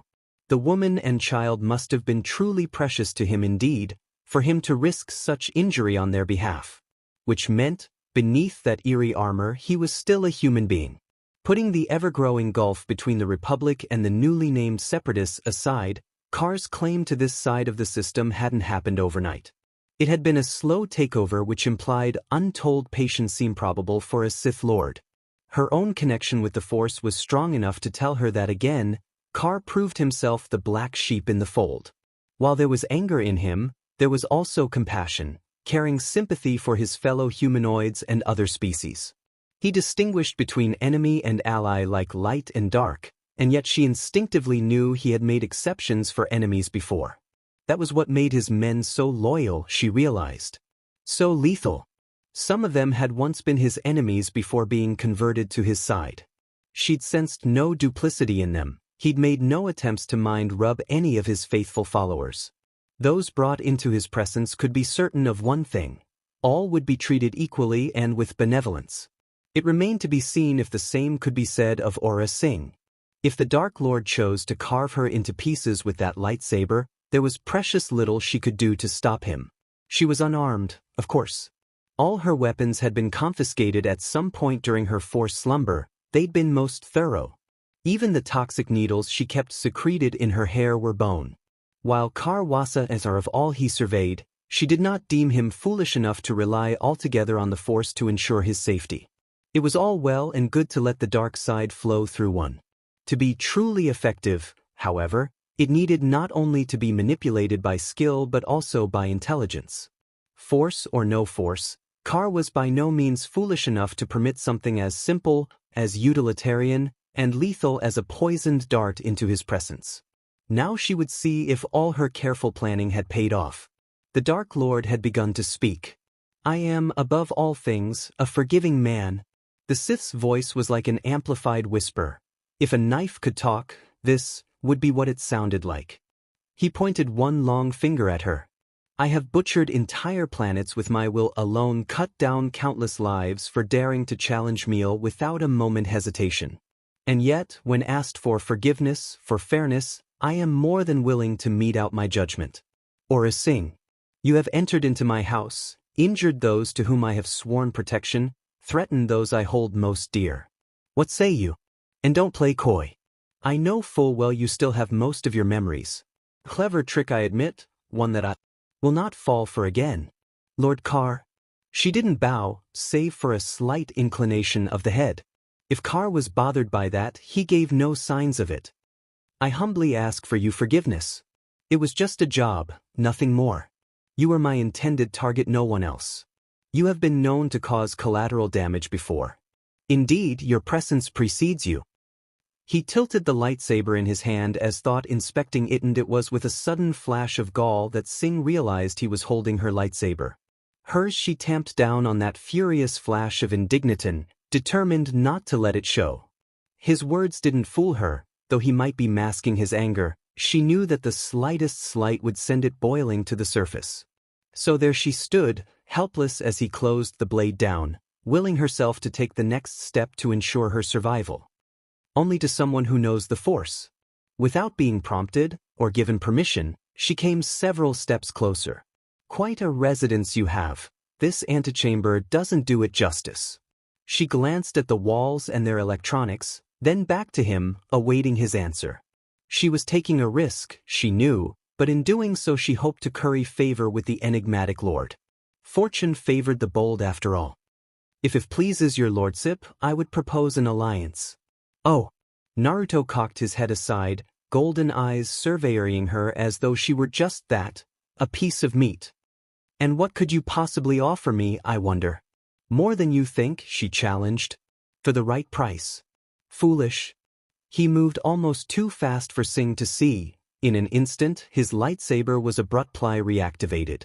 Part of her noted almost academically that the ignited was the same color as her hair and jumpsuit.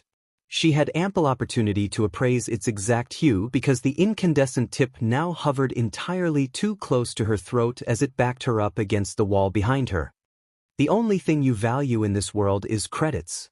The lightsaber that threatened her throat was as steady as if held by a droid.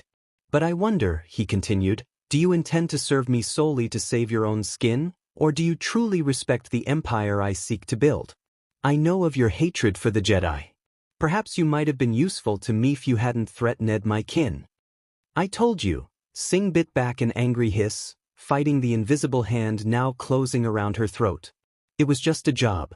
The girl was an TMY target. And yet you nearly ended her non-ethless. Carr tightened his grip. No, unbidden a well of dark fury, a memory, escaped her mind. I would never do such a thing. She was suddenly a child again, cradled by her drug-addled mother, as she stalked the dirty streets of Shada, in search of her next fix. Dropped by that same mother as she rushed to meet her spice dealer. Cold. Abandoned. Alone. That was a fate she wished on no one. For all her venom and vicissitude, Sing had her standards.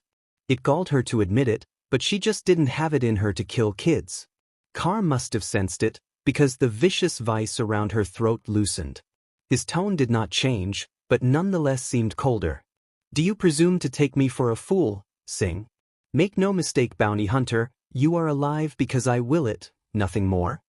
He held her against the wall for the like of an eternity, golden orbs searing into her very soul, lightsaber sizzling against her neck. Abruptly he released her completely, allowing her to SCK in a breath. It seems you are more than I thought you to be, my dear Sing. But, putting that aside, I find myself in the strange position of being in your debt. A sharp smile plucked at the edges of his whiskered cheeks. Your attack on my person, failed though it might be, has given me all the excuse I need to annihilate that fool of a count once and for all. I have already taken steps to that effect, as has the original. That leaves you. Whatever shall I do with you? I can't let you leave here without some sort of punishment. After all, what kind of example would that send? The hunter's mind was elsewhere. Original.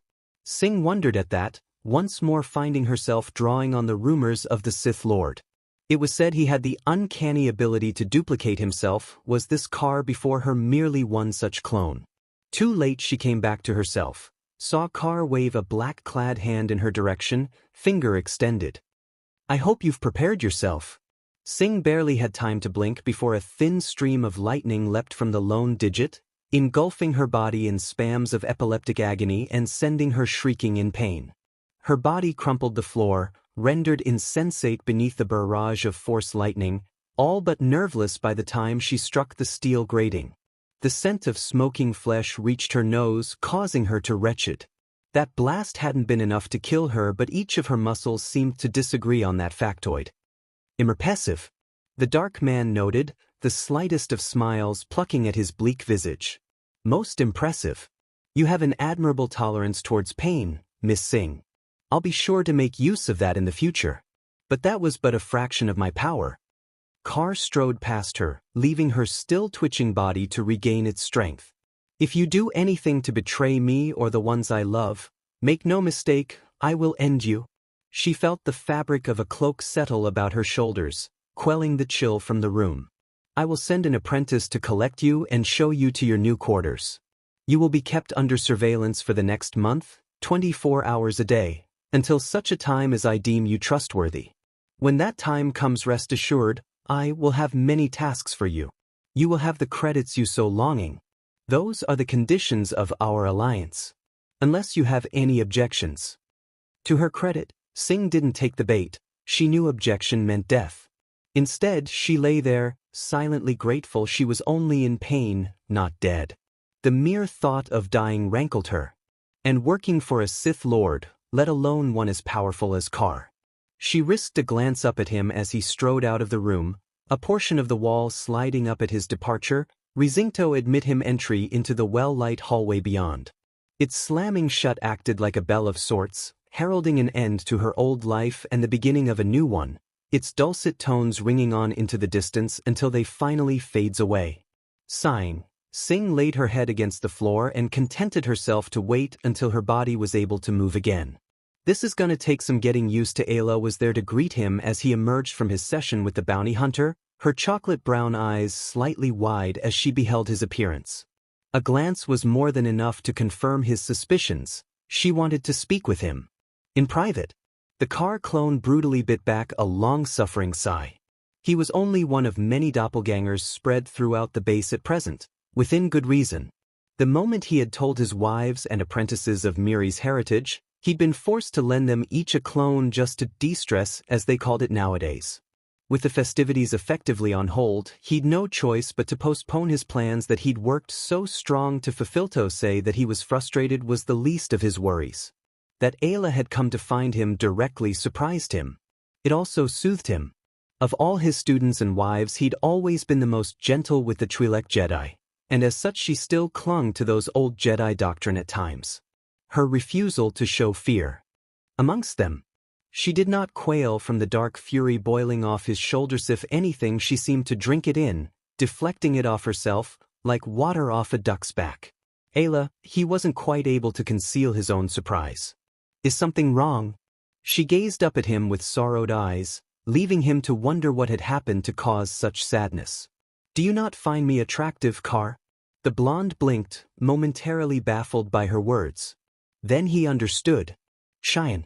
He'd had a child with her, and several others were already pregnant with his children, but, due to Ayla's alien physiology, he couldn't physically have a child with her short of conceiving one through the use of midichlorians.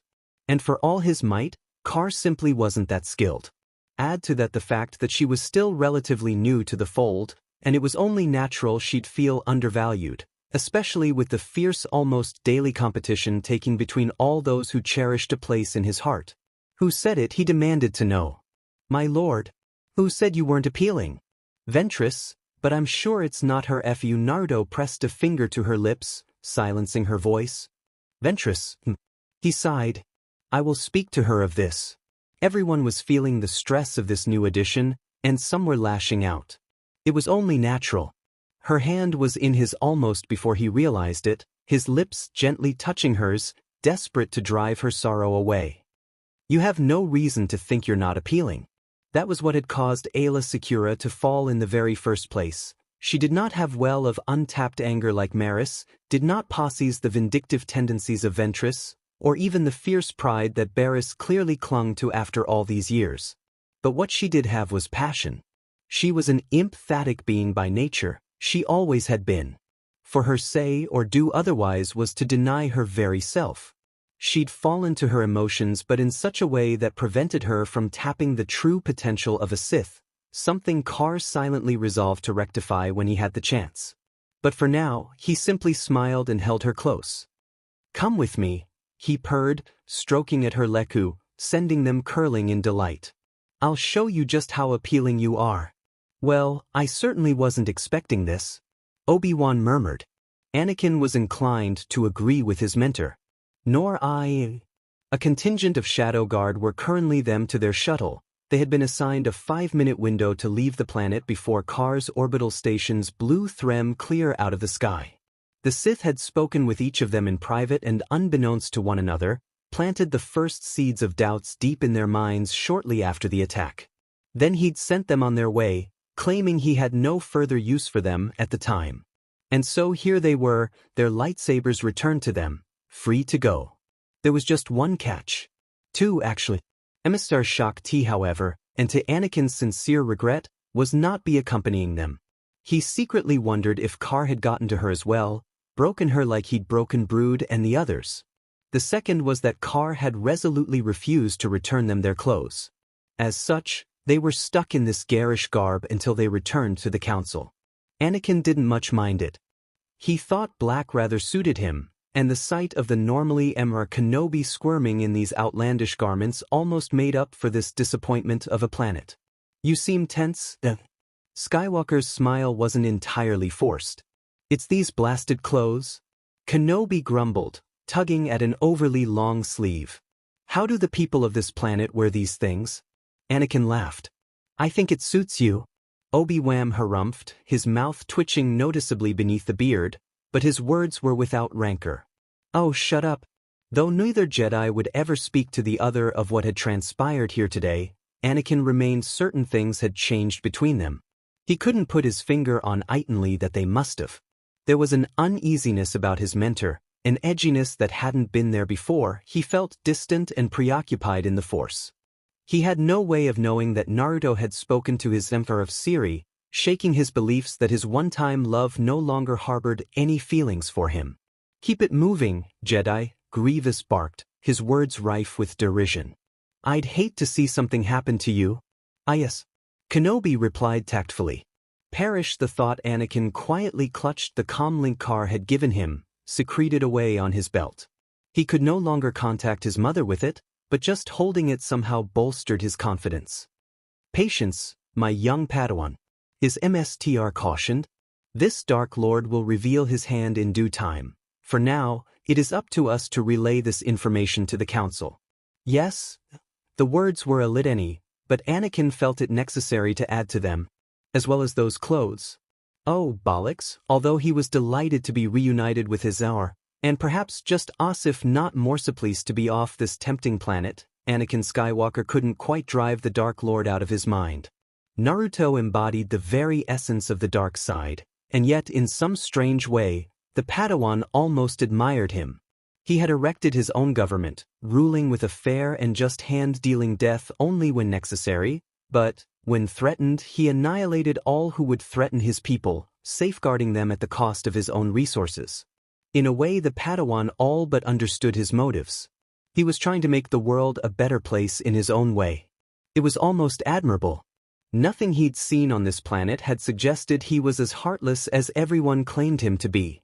But if that was the case, then why, "You may release their restraints now, Grievous," a soft, feminine voice announced, causing him to come about suddenly. Barris. Indeed, the Marillion Jedi stood there at the foot of their shuttle, quietly awaiting their arrival. For a heartbeat, he almost thought she would be leaving with them. But then he saw it. There, bulging noticeably under her garb. Her stomach.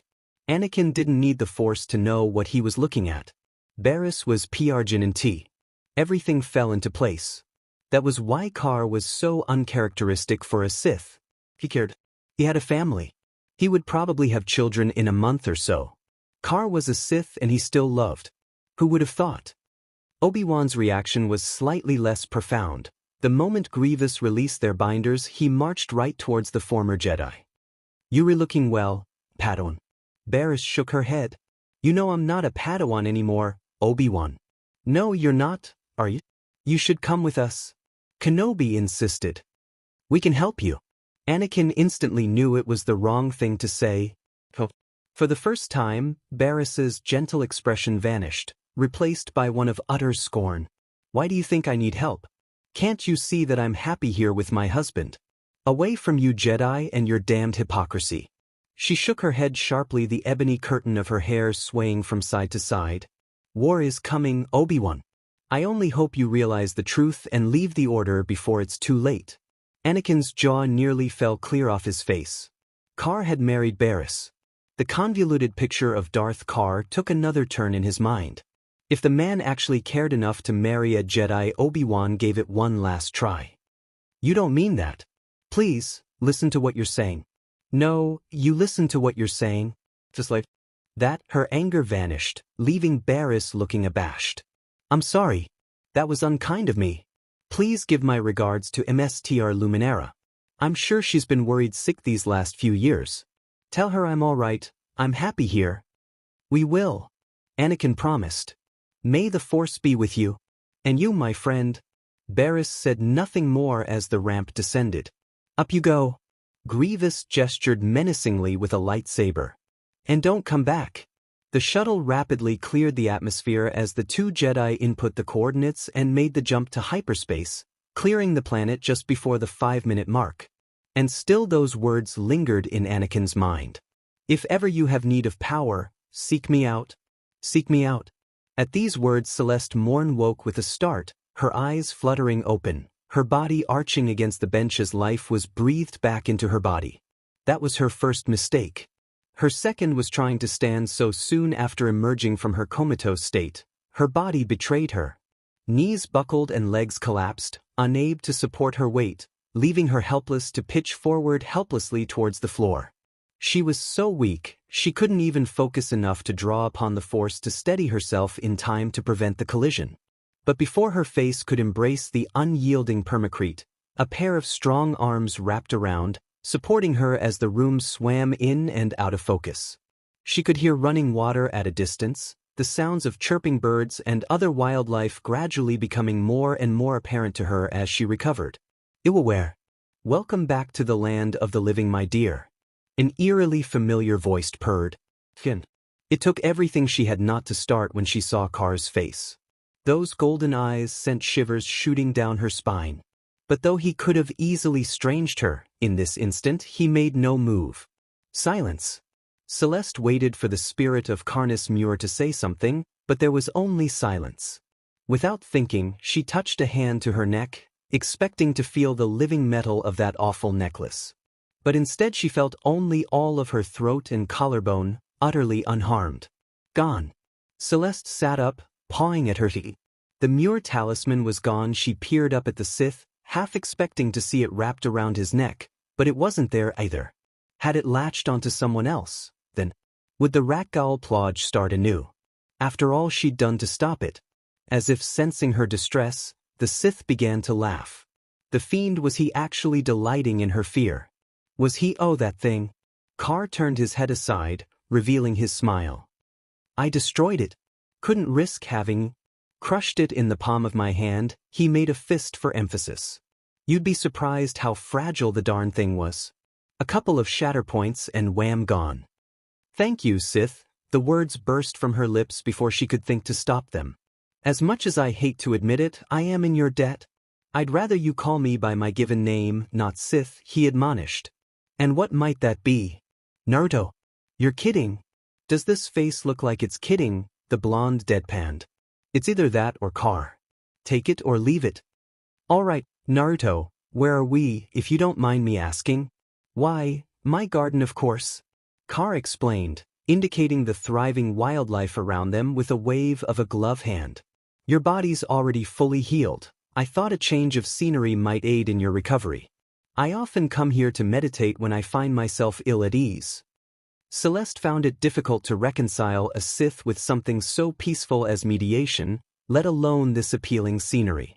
Her surroundings were a peaceable blue, upon which a biohabitat might survive virtually unpolluted and unaided. You're more than welcome to stay a while. Carr replied. Clear your head, smell the roses. I don't have any other choice, do I? Not really, no. Celeste exhaled in a long-suffering sigh. Just who was this Sith? One moment he was trying to draw out her inner darkness, the next he was as calm and peaceful as this garden around was frightening. Perhaps Hua's only being kind to her because she'd escaped the debilitating effects of the Muir talisman.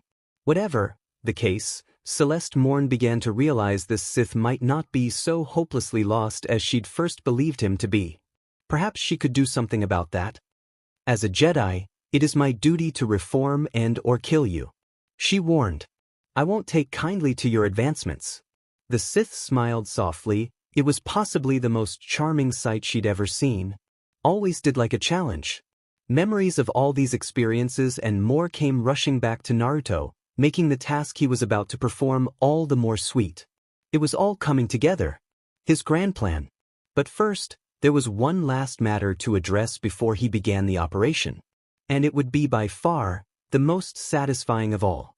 Carr, the original, waited patiently for the transmission to filter across time and space. Two images sprang up before him, one a great deal larger than the other. The senior Sith Lord appeared in a shimmer of robes and shadows as his protege rippled into existence beside him. Indeed, Sidious's hologram filled the space at one end of the room, rising up before them menacingly. The dark-cloaked figure at its center gestured in respect toward Carr, that single motion earning a slight cringe from Count Dooku. "Greetings, Lord Carr." Smooth and silky, his voice oozed through the shadowy ether, making himself heard throughout the entire room as though he were actually present. "To what do we owe this audience?" "Greetings, my lords." Naruto's every word dripped with derision. "Before we begin, I have a few words for Count Dumbass over here." Dooku visibly bristled, his face purpling at the blonde's blatant disrespect. "You impertinent little, calm yourself, Lord Tyrannus." Darth Sidious soothed, hands spreading in a placating motion, hidden within his dark robes. "Let him speak." "Much obliged." Like an iron trap, Naruto's gaze locked onto the Count's own. The sheer intensity of his stare, the sudden ice in his expression, was enough to silence the room. Nothing moved. Nothing at all. And then he spoke, voice black as pitch, eyes cold as the coldest winter. "Did you really think you could kill me? What nonsense is this?" Dooku scoffed, but it was there, the slightest narrowing of his eyes through the hologram. Surely you do not, Lord Tyrannus," Sidious whispered softly, his voice dark with malice. "Surely you did not disobey my edict?" "Of course not." "Believe what you will." Carr shrugged. "It doesn't change the fact that there was an attack on my compound, perpetuated by Aura Singh. She was so kind to identify her employer before I killed her. A lie to be certain, but Dooku didn't have to know his top assassin had gone turncoat on him. I know for a fact that she has been in your employ, Count. Were you so furious that I took Ventress from you, that you needed to last out and reclaim your honor? Pride dictated your actions, now it is your pride that I'm going to destroy. You're no better than an Uchiha, and you're going to be slaughtered like one. With your head on a pike," his gaze switched to Sidious. "And as for you, don't think I don't know your game. You may play the part of the benevolent emissary, but you're worse than Orochimaru. I doubt you know who that is exactly, but trust me when I say you've got absolute scum to be worse than him. You want to rule it all, put everything under your thumb. Well, I've got news for ya, Palpatine, and here, his grin did grow another inch, ain't gonna happen. I may not be able to reveal your identity to the world, as I very much doubt anyone in the Republic would believe me, so I'll settle for the next best thing. I'm going to ruin you. Know this: I am more than just Uzumaki Naruto, more than Darth Carr. Who are you then?" Sidious challenged, momentarily bemused. "I am vengeance." Naruto spread his arms wide, his shadow seeming to encompass the entire room. "I am the knight I am." Abruptly, Carr frowned and checked his notes. "Oops, my bad." He chuckled, sifting through the papers. "Wrong speech, let's try this again. I am order. I am unity. I am everything the two of you fear, everything you've failed to be, and will never become. I will take this galaxy and unite it. I will create a world so bereft of darkness that there will be no place for the likes of you or myself. I may be loathed for this, I may even be spat upon, by those for whom I care and love, but I will prevail." His gaze pinioned the two Sith Lords with a furious glower, golden eyes narrow with disappointment and anger. Wanna know the funny part? You could be been a part of this. I had thought to work with the two of you to establish a true era of peace, but I see now that so long as you remain, my dream can never be realized. Your legacy is always to betray one another. Killing one of you would serve no purpose. I must try the strong path, take the road less traveled. I hereby declare myself an enemy of you both, come what will. Dooku, your days are done. Sidious, yours are already numbered. I will leave you each a month to make peace with your lives and amass your forces before I come for you, and know this. It won't make any difference. Never. Coming. For I am Darth Kar. And everything will burn. Before either Sith could get a word in edgewise, Naruto ended the transmission. Dooku could already feel the sweat beading upon his face, his earlier composure deserting him in the face of Kar's threat. He'd been serious. Deadly serious. His mind couldn't explain it, but his very soul was filled with pure, primal fear at the thought of the Sith Lord coming for him. And to make matters worse, he'd brought this fate down on his own head. His only solace was that he was still upon Serrano, miles from Coruscant and away from Sidious. But that did precious little to lessen this fear. Kar knew. He didn't know how, but somehow the man knew, and now he was coming for him with all the might of his armada, 1 month from today. What's Murray was no longer entirely certain if Darth Sidious trusted him anymore. He might just be content to replace him with Kar, or worse, kill them both. They'd been right, he'd let his pride get the better of him. Now he was on the out, and if he didn't do something soon his head would end up on a pike. Sidious, in contrast, was only slightly ruffled by the blonde's blindsiding betrayal. He'd been expecting something of the sort for some time now, but it irked him to no end that Lord Tyrannus had bollocksed everything up by making an attempt on Kar's life. He'd hoped to lull the fool into a false sense of security and terminate him in the future with one grand slide. Now, he no longer had a choice in the matter.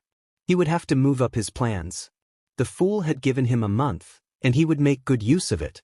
In a 1 month, he would make certain that war erupted between the Republic and the Separatists, and use that chaos to obliterate the arrogant upstart as he should have done from the beginning. Tyrannus was a broken pawn now. He could still be used to instigate the war, but with limited effectiveness. No matter. When the time came, Skywalker would be more than a suitable replacement for him if this eerie sense of foreboding in the matter would just leave him be. Surely Kar hadn't done something to the boy, or had he? The boy was young, and with youth often came arrogance. He wouldn't put it past him. If that were truly the case, then he'd just have to use his trump card. Surely a month would be more than enough for those cloners on Kamino, and with the appropriate tissue samples pushing a hand through his graying hair, Palpatine extracted an encrypted comlink from his desk and made a call. It was time for the contingency plan. I am your wrath, your anger, your hate. Predator. The fleet arrived in darkness. In the cold, unfeeling, emotionless void known as space they appeared, summoned by their MSDR's signal. Dreadnoughts, corvettes, frigates. Last came newly christened star destroyers, those grim, triangular shapes streaked with black and mottled gray. Dropping out of hyperspace one by one, then in the dozens, hundreds, thousands, until their numbers soon smothered the eastern hemisphere of Sereno in its entirety, threatening to blot out the very stars themselves from orbit. From a distance, the blue jewel looked as though it were swarmed by tiny insects, besieged by sharp, angular shapes and deadly-looking triangles.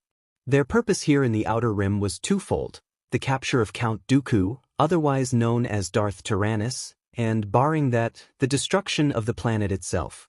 Darth Kar found it fitting that his tribe of Sith would gather here, striking at a place that often defied authority. His personal flagship, the Vindicator, lay perched at the back of the armada, allowing him to watch as still more of his fleet jumped into the system, more insects as it were, come to bite the giant. Standing at more than 19,000 meters long, the Superstar Destroyer resembled like a giant dagger from the outside, its scarlet, bloody hull ready to plunge into the heart of Sereno and silence her, once and for all. Isn't it glorious? The words were spoken as much to himself as they were his crew. This is all possible only because of you. He felt their eyes fall upon him, and inspired, he continued. You have followed me over the last 20 years, aided me without fail, Until this very moment today is as much your accomplishment as mine, this world shall be the first, his voice, deep and booming, amplified by the force, carried across the deck. The first of many. For too long have we hidden in the shadows, waiting, biding our time. Nursing our wounds in the dark, hiding, like prey. No more. And no more a gloved fist rose, the dark fabric clenching around his triumphant fist. Total, why is the day we strike today? We tell the world, the galaxy, the very universe itself, that we are not to be trifled with, that they are the prey today. He paused, letting those words, the encouragement, the charisma, wash over them all. Behind the mask he grinned. Today, we are the predators. A grand cheer greeted those words. Naruto took a moment, letting those powerful emotions wash over him. Strengthening him. Empowering him. You have a way with words, I see. What can I say? It's a gift. Once more Carr was grateful for the mask, because it hid his cheeky grin as Ventress sidled up beside him. His arm instinctively found the groove of her waist, pulling her into his armored zi. Her body yielded to his, her own hand drifting to his zi.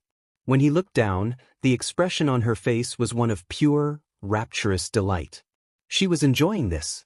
Looking forward to the death of her master, the one who had betrayed her and left her for dead, her vindication finally at hand. You promised me you'd kill him, and here we are, she murmured, content. I'm surprised. You kept your word. He frowned, taking his gaze from the stars, but her expression faltered, a hint of color staining her otherwise white face. When you left, I thought a touch of anxiety needled him through the force. She thought he'd leave her behind because of the child. Because she was Jin and T. He'd only brought a handful of apprentices with his for this task, rather than his wives, trusting them to the wise counsel of Shikamaru. And yet Ventress still doubted him, feared being left behind due in no small part to her impending Bart. Well, they couldn't have that now, could they? He squeezed her tightly, drawing Ventress closer to his ear. Her eyes widened slightly, and in the next instant his unmasked face kissed her with such ferocity that she was left momentarily winded. I wouldn't dream of leaving you behind, he growled, the sound sending subtle shivers shooting up and down her spine. Believe it? Ventress preened proudly. Save it for the bedroom, flyboy?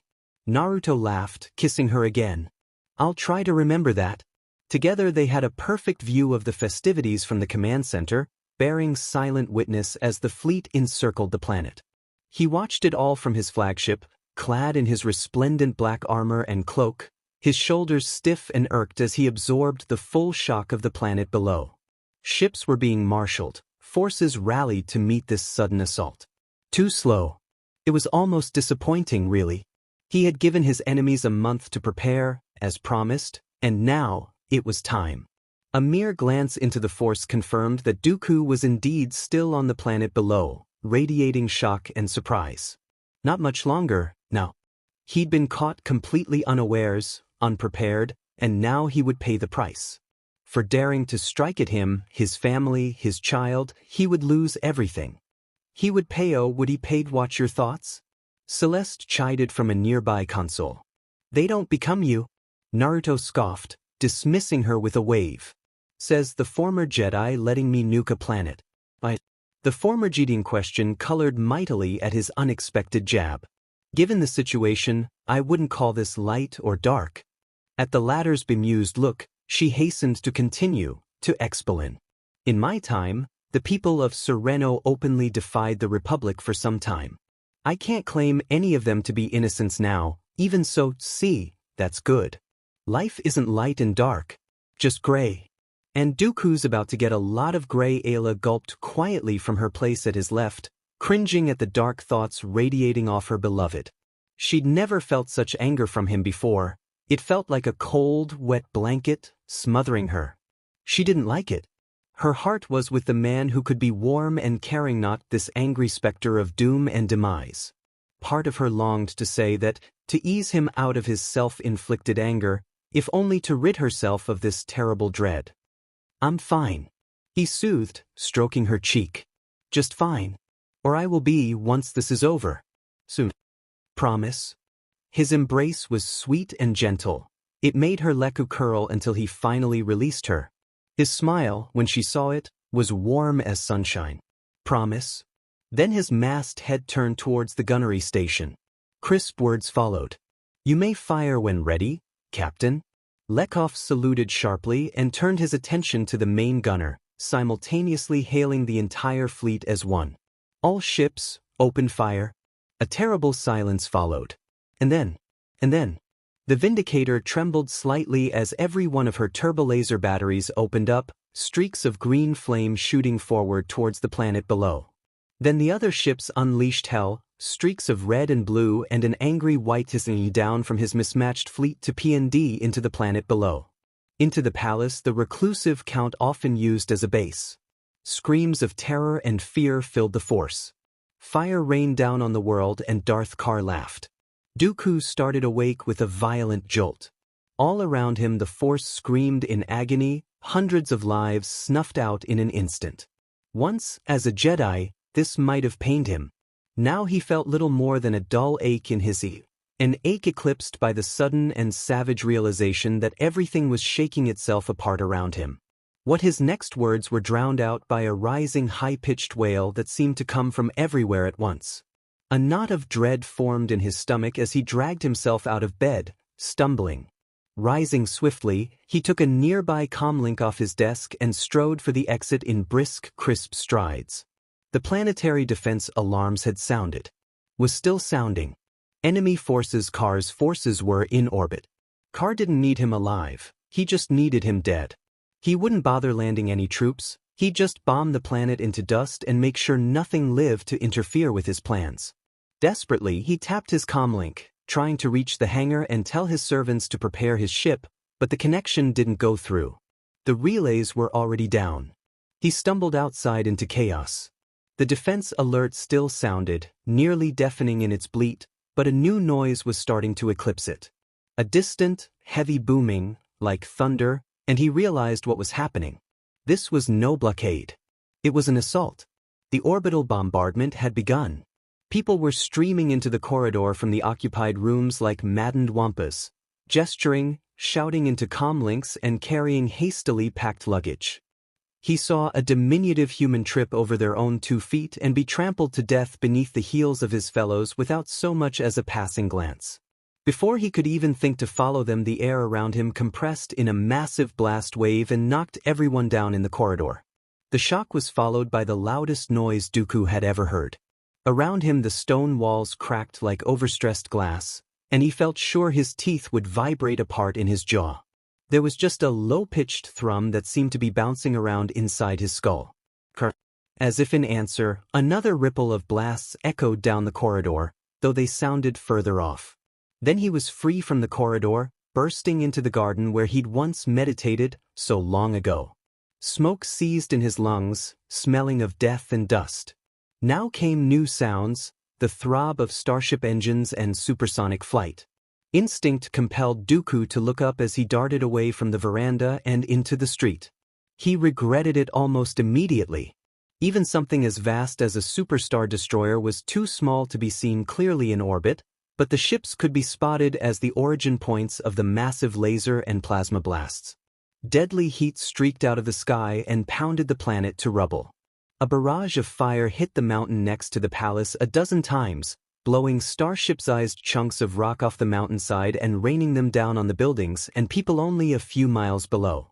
In the distance, a few mountaintop batteries fired up into the air, golden plasma fire leaving trails of black smoke behind them as they rose. The crowd pressed in on him now, slowing his movements.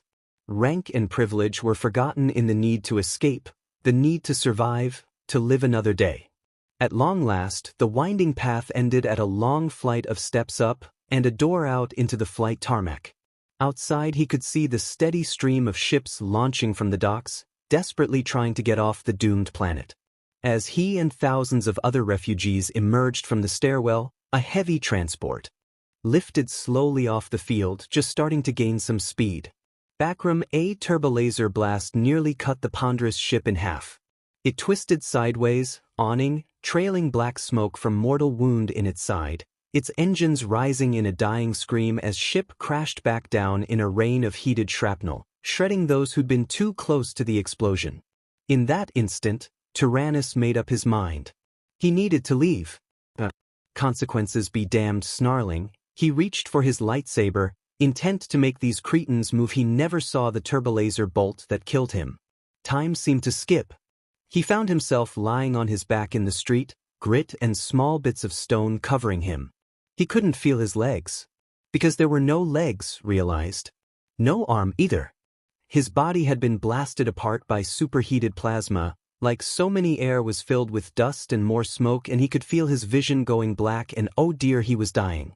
Shock was taking him now, his shattered mind unable to see, unable to focus, to think, or even when the next blast descended, it blasted him into atoms. The Vindicator's batteries chugged relentlessly, pounding the surface of Sereno into molten glass with each salvo. Naruto watched it all unfold with frightening dispassion, standing stoically by as his fleet systematically blasted the planet into one giant crater. His attention was decidedly elsewhere, searching through the nether of the Force, seeking out the hated presence of his nemesis. He mentally directed the nearmost gun, taking aim, firing at the Sith in the crowd. Twice. 3 times. Gotcha. There was another moment of shock, rage, pain, and then Darth Tyrannus died. It was sudden and anticlimactic, all things considered. His spirit ripped from his body with such suddenness that he likely hadn't realized he was truly even dead yet. Carr grunted, satisfied with his victory, short-lived though it was. But they weren't yet done. Prepare to launch all fighters on my mark, he commanded, addressing his officers. Pilots, I don't want any survivors making it to hyperspace. Understood. To some, it might seem contradictory to his plans. If no one escaped Sereno, then who would spread the tale? Who would tell of what had happened here, regale people the savage slaughter that had taken place? But that was the idea. The concept of a strong, fast strike with absolutely no witnesses was exactly what he wanted. It would simply pit the Republic and Separatists even further against one another. Their stupidity made him proud, it did. Crisp, brisk strides carried Carr out of the elevator and into the hangar bay where the rest awaited him. He passed countless vessels as he made his way towards his own, a quintet of Chiss-Clawcraft, a pair of battered headhunters, even the newer, sleeker models of refitted blast boats before he found his craft waiting for him near the blast doors. He took a moment to compose himself, then asked, "Ready, ship?" "Am I not always ready?" came the reply, echoing through the corridors of his mind. Naruto chuffed softly. "Sheesh, it was just a joke. Your jokes still leave much to desired, Darth Carr." If the ship had a face, he would have sworn it just deadpanned. "Come now, its hatch irised open, we have a battle to win." The Sith Lord nodded and strode up into the bowels of his craft. "Indeed we do." A male-programmed Sith meditation sphere, ship possessed a round cockpit and resembled the Yuuzhan Vong creations he'd seen in his dreams. However, it was wholly inorganic and had a rusty red-orange color. Its main weapon could make shrapnel out of most targets. The interior was blessedly bare, devoid of all distractions. Naruto calmly folded his legs and sat in a meditative posture in the center of the cockpit and communicated mentally with ship. "Ready yourself." Then, stretching his senses outward, he communicated with the rest. He felt a thrill of dangerous excitement from the hangar bay as Hanabi completed her pre-flight check and gunned the engines. "This is Ghost Leader," he said. "All squadrons, check in. Ghost 1 ready?" He preened at the crisp tone ringing in his beloved's voice as he stepped away from the command center and descended into the elevator. She might still be sulking about Miri and Cheyenne, but when it came right down at it, she was still a professional and a damned good one at that. "Ghost 2 ready." Grievous, guttural voice sounded off. "Ghost 3 ready," answered Brood. So it went, until all 12 wings had checked in. Naruto slid his mask on once more, the blank slate hiding his smile, his face, away from the world. Launching fighters. The blast doors swung open with a harsh bang and ship shot forward into the fray, swooping down like an angry hawkbat on the unsuspecting ships just beginning to rise from the surface of Sereno. Angry red spheres blasted forth, obliterating a pair of light cruisers and an early YWing well past its prime before bursting past and onto fresher targes. Down, he thought, and the vessel obeyed, carrying him towards another pair of transports. Seconds later, they were so much shattered steel, venting oxygen. Across the comlink, Hanabi gave a wild whoop of delight, a sound that would have terrified most men. He knew at once she wasn't pleased with having lost her kill. "Hey, save some for me." Naruto's only response was to laugh. What followed was blessed, glorious combat. Naruto gloried in it, all the sweet feeling of thinking his actions and having ship obey, his will made manifest. After years of waiting, it was time. His threat had been issued, the deal broken. War was upon them. You think the dark side is your ally. I was reborn in it, molded by it. I didn't see the light until I was a Sith Lord. By then it was nothing to me but blinding. Seeker Hanabi loved to fly. There was just something about the thrill of flight, of a fight that got her juices flowing, loosened her up in all the right ways. A primal feeling of freedom, her life not in the hands of her contacts, or even her emperor, but herself. She controlled the outcome. Live or die, it was her decisions here that determined the outcome. No others. If she acted, that act was hers. If she blasted a fighter into atoms, it was hers. If she screwed up and got herself blasted into atoms, it was hers. She considered herself an able blade and spy, yet it was here, in the cockpit, that she truly shone. That she felt alive. Not with a blade in her hands, lightning shooting from her fingertips, or even executing traitors to the cause. None but here, behind the controls. She was one with her machine, and it in turn was one with her. Every dive, roll, bank and turn, an extension of her body. And it was glorious. She was the hunter, and the poor sods weren't going anywhere, they had seen to that. With an interdictor preventing any ships from fleeing to the relative safety of hyperspace, there was no escape. No surrender. Only death. Hanabi stubbornly quashed that small, tiny semblance of herself that pitted the people of Sereno. They'd chosen their side when they defied Karnaratothis was merely the recompense for their temerity.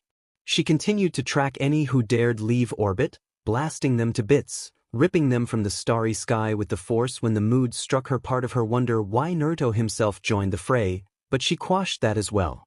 As of now, they're only the battle, only the burning planet below. Ships stitched an angry red line across the black of space. With each passing second she felt more and more lives wink out of existence. A Jedi would have been wholly overwhelmed by the loss of so much life, but as a Sith, she thrived on it. That was what it was all about, really. Emotion. Choice, and the decision to use one's emotions, but not be ruled by them. Just as Hanabi chose to finally allow a headhunter to flank her, chose to give it a sporting if perhaps slim chance to kill her. Turbolasers streaked past her shields, close enough to send alarms keening, but not enough to produce any lasting damage. Why the fool chose to pursue her instead of escape, she knew not. Nor did she care. He radiated anger and desperation and hatred deep into the Force, his very being marred with shock and confusions at the attack on his planet. Whomever he was obviously intent on taking one of the killers who burned this world with him. She might have found his determination admirable if he weren't hopelessly outgunned. In the time it took him to so much as scratch her paint, her missiles made short work of a freighter. By the time he thought to his own projectiles, Grievous had already taken out 3 more. Honestly, was this fool even trying? Did he not care? Surely if he did, he would fight harder. The thought perturbed her regardless. Enough. If you're going to bore me, then you should just die. Within moments she grew weary of the game and decided to end it. She felt the pilot's anxiety warp into fear, then to terror, and she banked sharply, coming up beneath him. He swerved, but too late. A soft chime in her headset confirmed a missile lock on his engine. Fingers tightened on the trigger, curling around the weapon controls. For the span of 2 beats they hovered there. Squeezed. A fireball blossomed in space, accompanied by the rolling shock of a sudden death.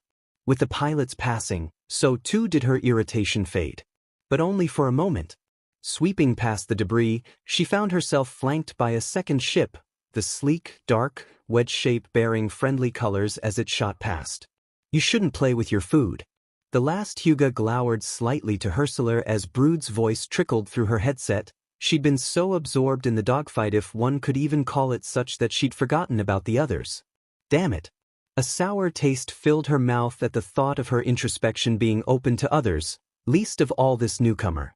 The jet had turned risen far too swiftly the ranks for Hanabi's liking. Even Naruto's own word could only promise so much before she decided to take matters into her own hands. Shut up. Smiling, she banked back towards the fray. Back to the flight, back to the fight, and the exhilarating rush that came with it. For someone who had been controlled by nearly all her life, there could be nothing more intoxicating. How ironic then, that as Naruto's chief enforcer, controlling the lives of others, that she found such freedom. It was a twister mentality, perhaps, but it was hers. Every second of fear, agony, death only served to sharpen her focus even further. Among other things, hyper-aware, sensitive to even the slightest ripple in the force, she saw it all. A sight that eclipsed even that of the Byakugan. A sight that showed her car reaching out with his mind and hurling a fighter squadron back to the planet. Fiery comets burning up in the atmosphere, dissolving beneath the barrage. In her mind's eye, even the planetary bombardment seemed a mere candle by comparison, the planet a tiny ember about to be snuffed out, and sorrow. A twinge of emotion from Carr called her attention back to the battle. She felt him, then, shining like a beacon through the force, a burning supernova of satisfaction.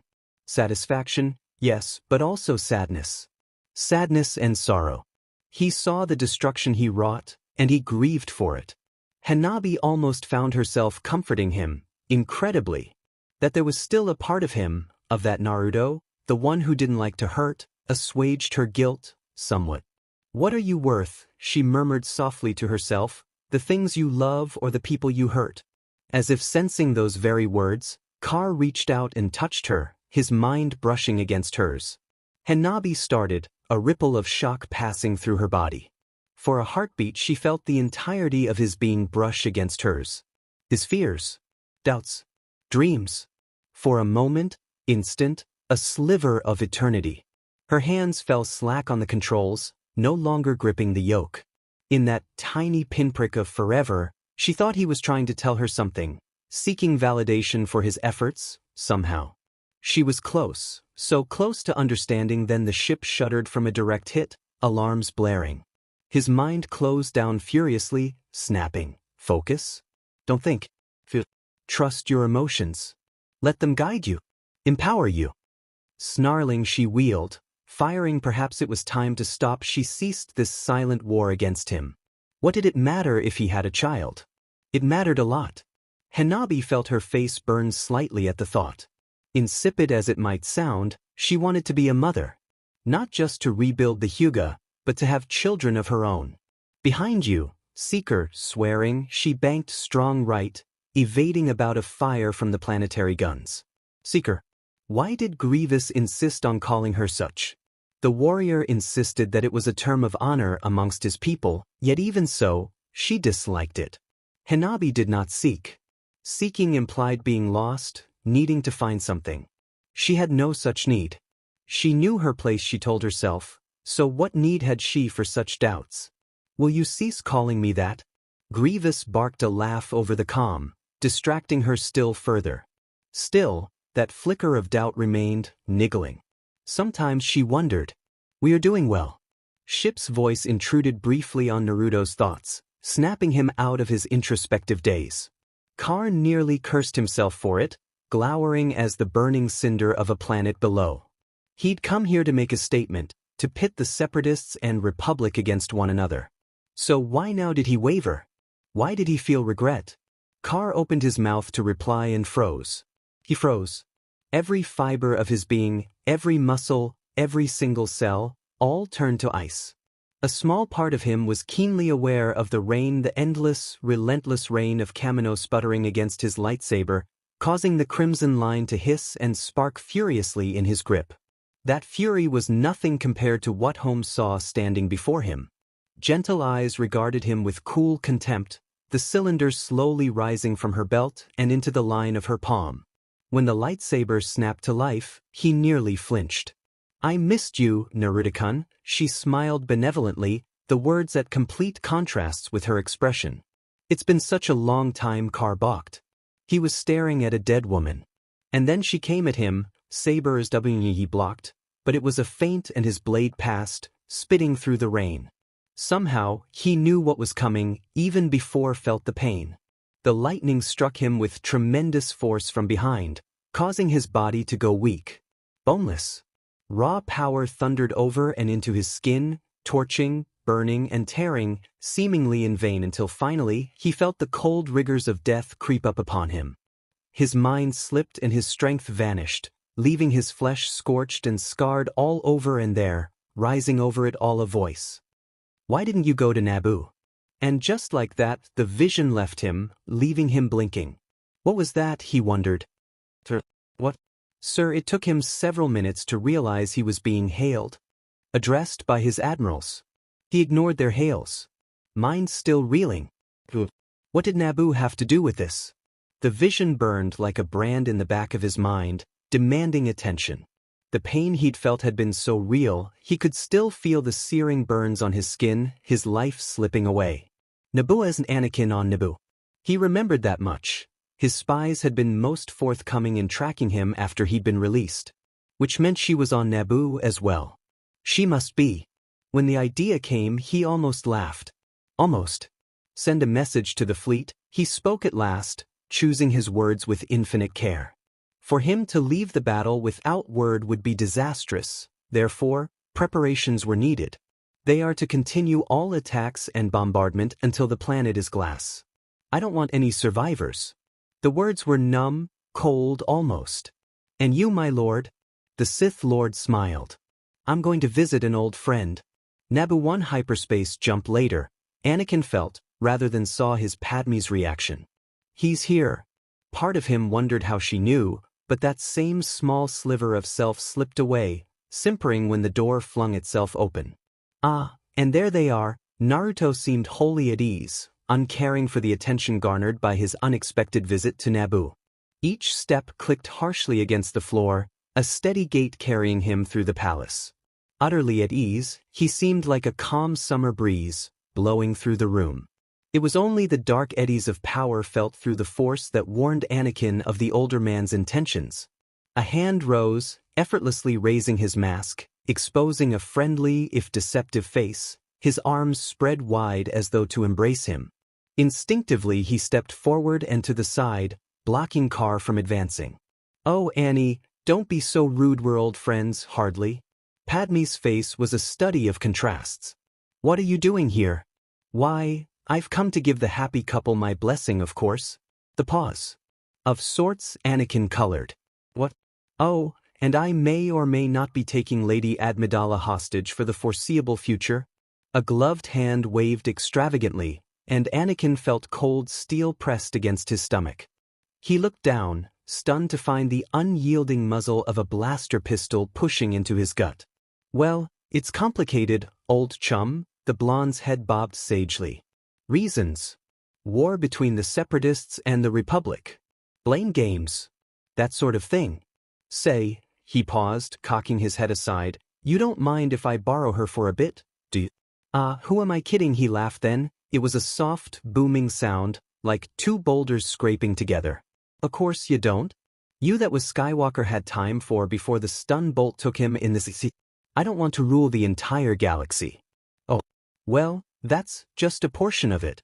Naruto, what? At least I'm honest about it. Awake and you lost her." If one were to look up misery in the dictionary, Anakin Skywalker fit the bill. The young Padawan looked positively haggard, even through the hologram. His eyes were dark, his robes in disarray. Knowing he'd just taken and was still recovering from a high-powered stun bolt to the Sisti did little to soften Obi-Wan's concern for the boy.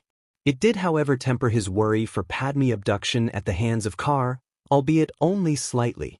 By his Padawan's own account, the Sith Lord could have easily killed them both, yet instead he'd stunned Anakin, maimed a few guards, and made off with the senator to parts unknown. The only question was why. Darth Carr rarely concerned himself with avoiding casualties in the past, so why the restraint now? Then there was the timing. It smacked of desperation. He himself had only just arrived on Kamino. He was more than a sector away, and in no position to abandon his mission just to come to Anakin's aid. They would have to inform both the Council and Senate of this grave matter naturally, but what could they do? Nothing. Emperor Yoda would never sanction an all-out assault on the Sith's home world, assuming Carr had even taken here there not with the Separatists threatening war. Not just for one senator, no matter how important she might be. They were, for lack of a better word, borked. How did this happen? Frustrated, he once more asked the younger Jedi for answers. Do you remember anything? Anything at all? A clap of thunder echoed in the clouds overhead, nearly drowning out his Padawan's reply. I don't remember much, Anakin remained penitent, but now a note of anger trickled into his voice. I didn't sense him until was too late. He said something about changing events, then he shot me. A look of dismay etched itself into the young man's face as he continued on. I should have been ready. Furious, he spun away from his MSDR's image, fists clenching at his sides. I should have stopped him. He must be working with those separatists. Calm yourself, Anakin. Lest your emotions get the better of you. We know nothing for certainty. I'm sorry, It was physically impossible for someone to be more despondent. What should we do? I'm still tracking Jango, but there's nothing you can do over there. I'll give you the coordinates. Come to Kamino at once. He instructed. I behind you. Something compelled him to turn around. Idly, the Jedi Knight's gaze strayed back to the sweeping doors of the complex, narrowing as a young, dark-haired woman stepped through them. Uncaring of the deluge and lacking anything in the way of anything even remotely resembling a coat, she stepped out into the downpour.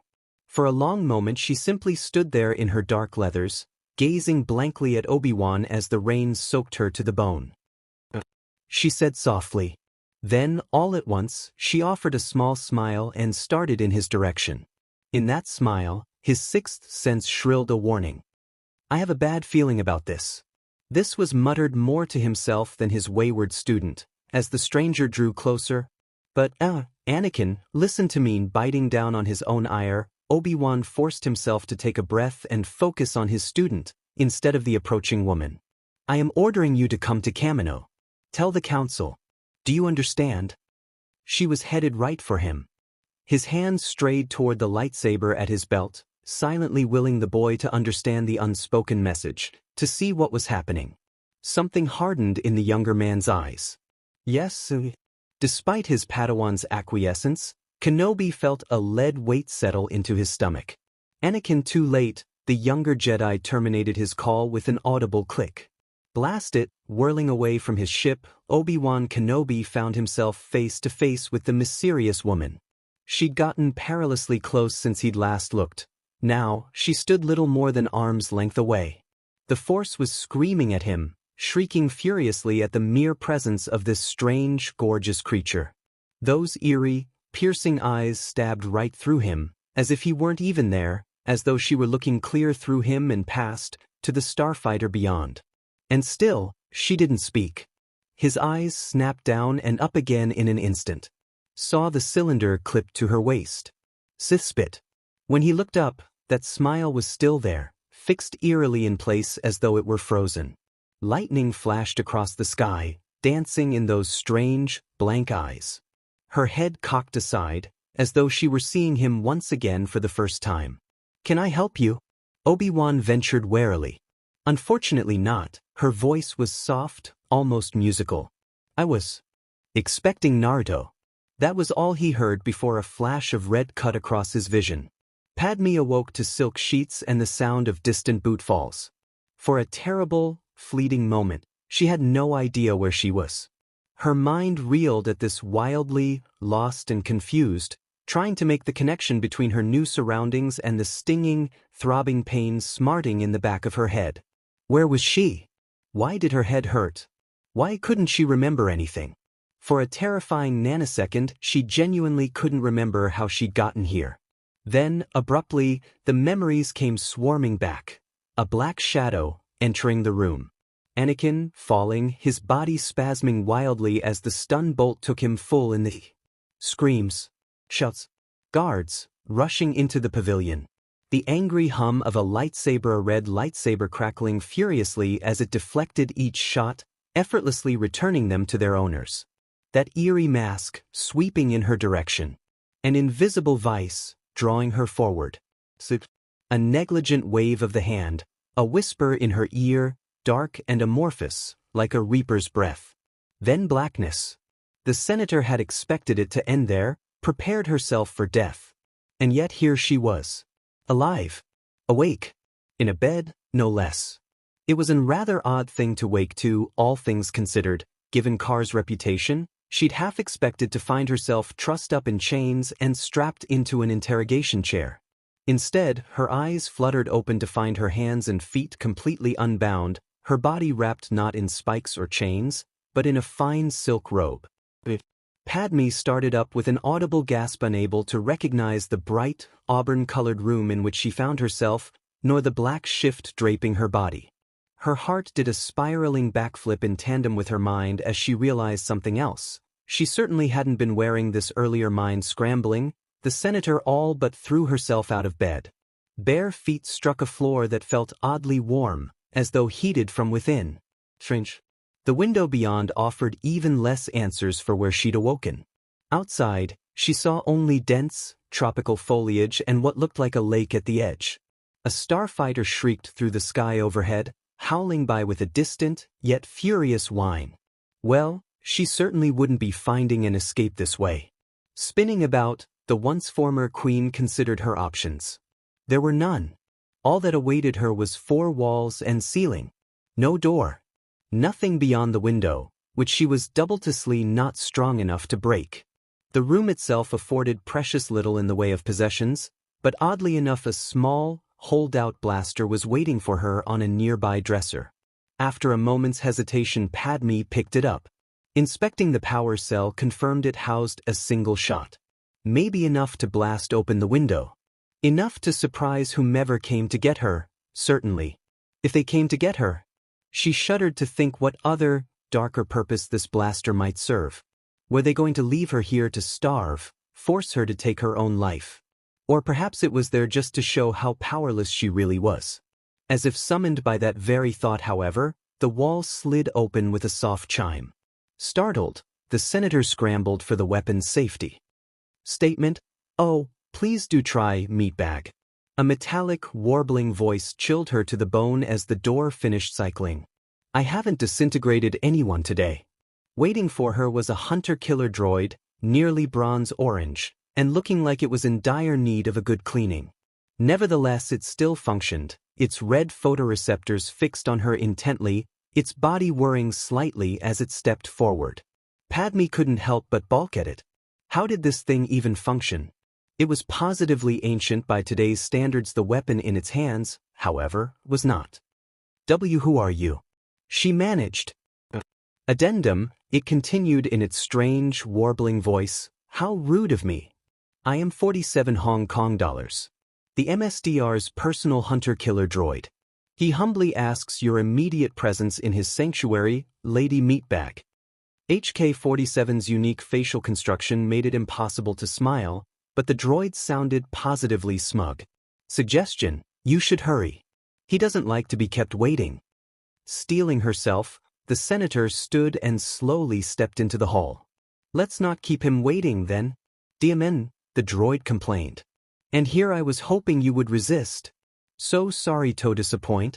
Instead of the long hallway decorated with blue and red insignia as she'd expected, a large hangar awaited Padme as she emerged from the confines of her cell.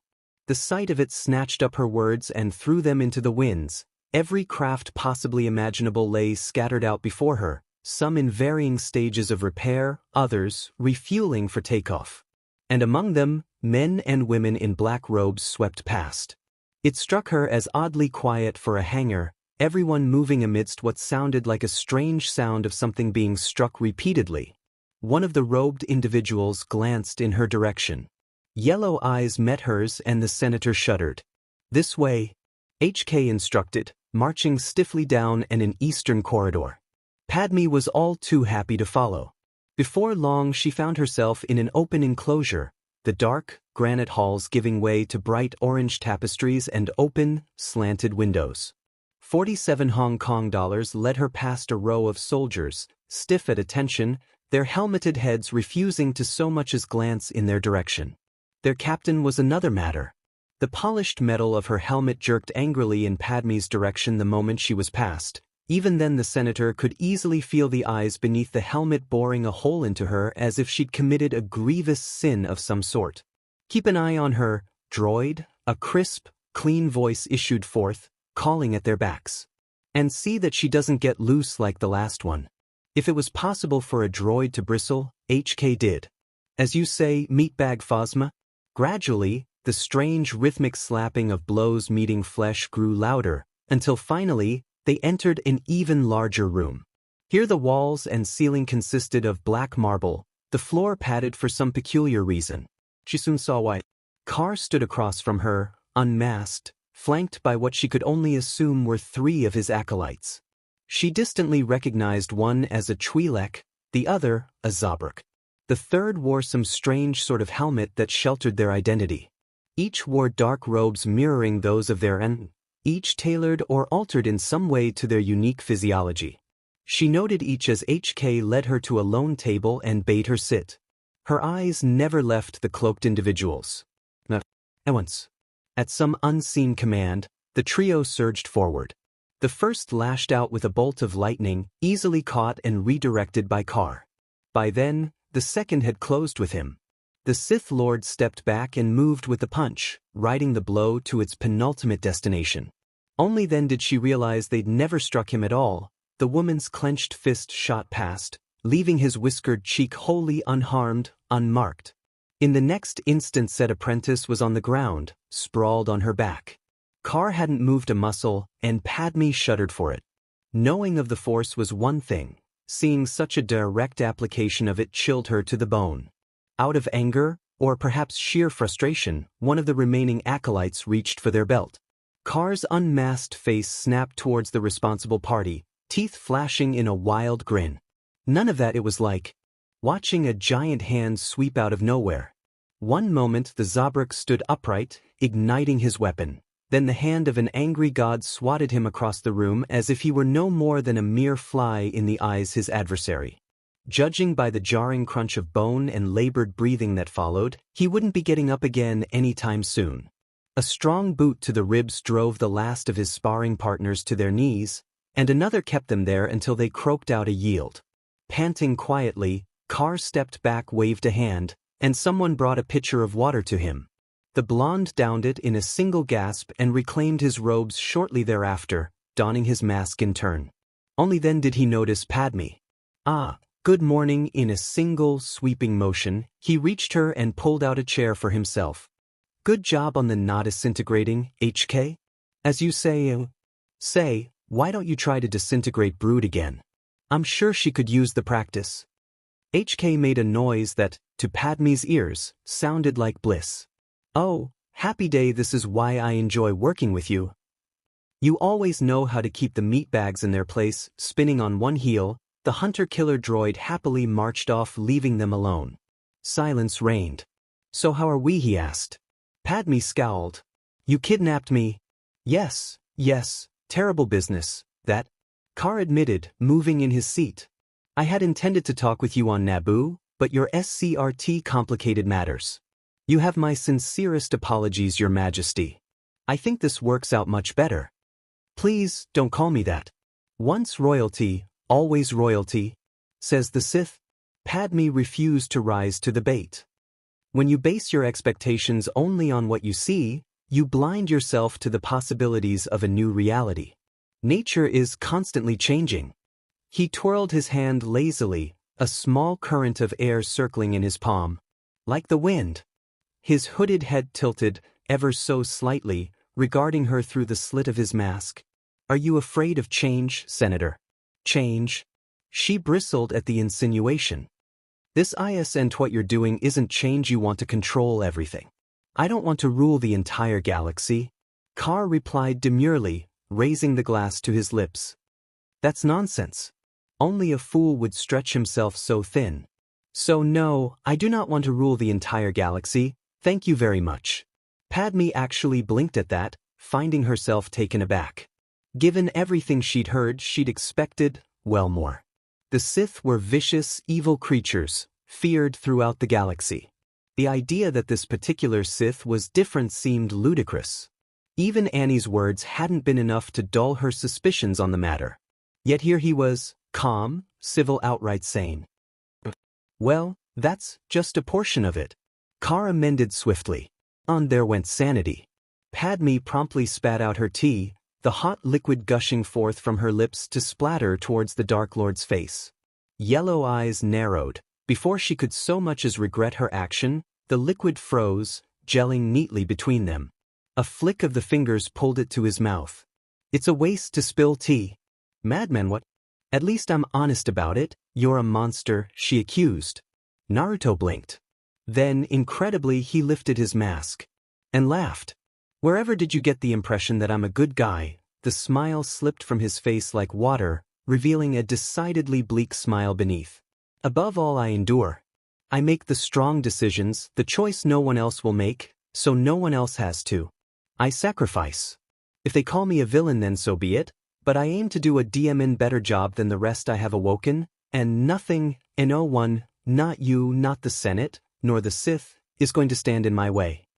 You can't possibly. Naruto's grin would have put a rancor to shame. I have my ways, Lady Senator. Chaos, greed, hate, darkness.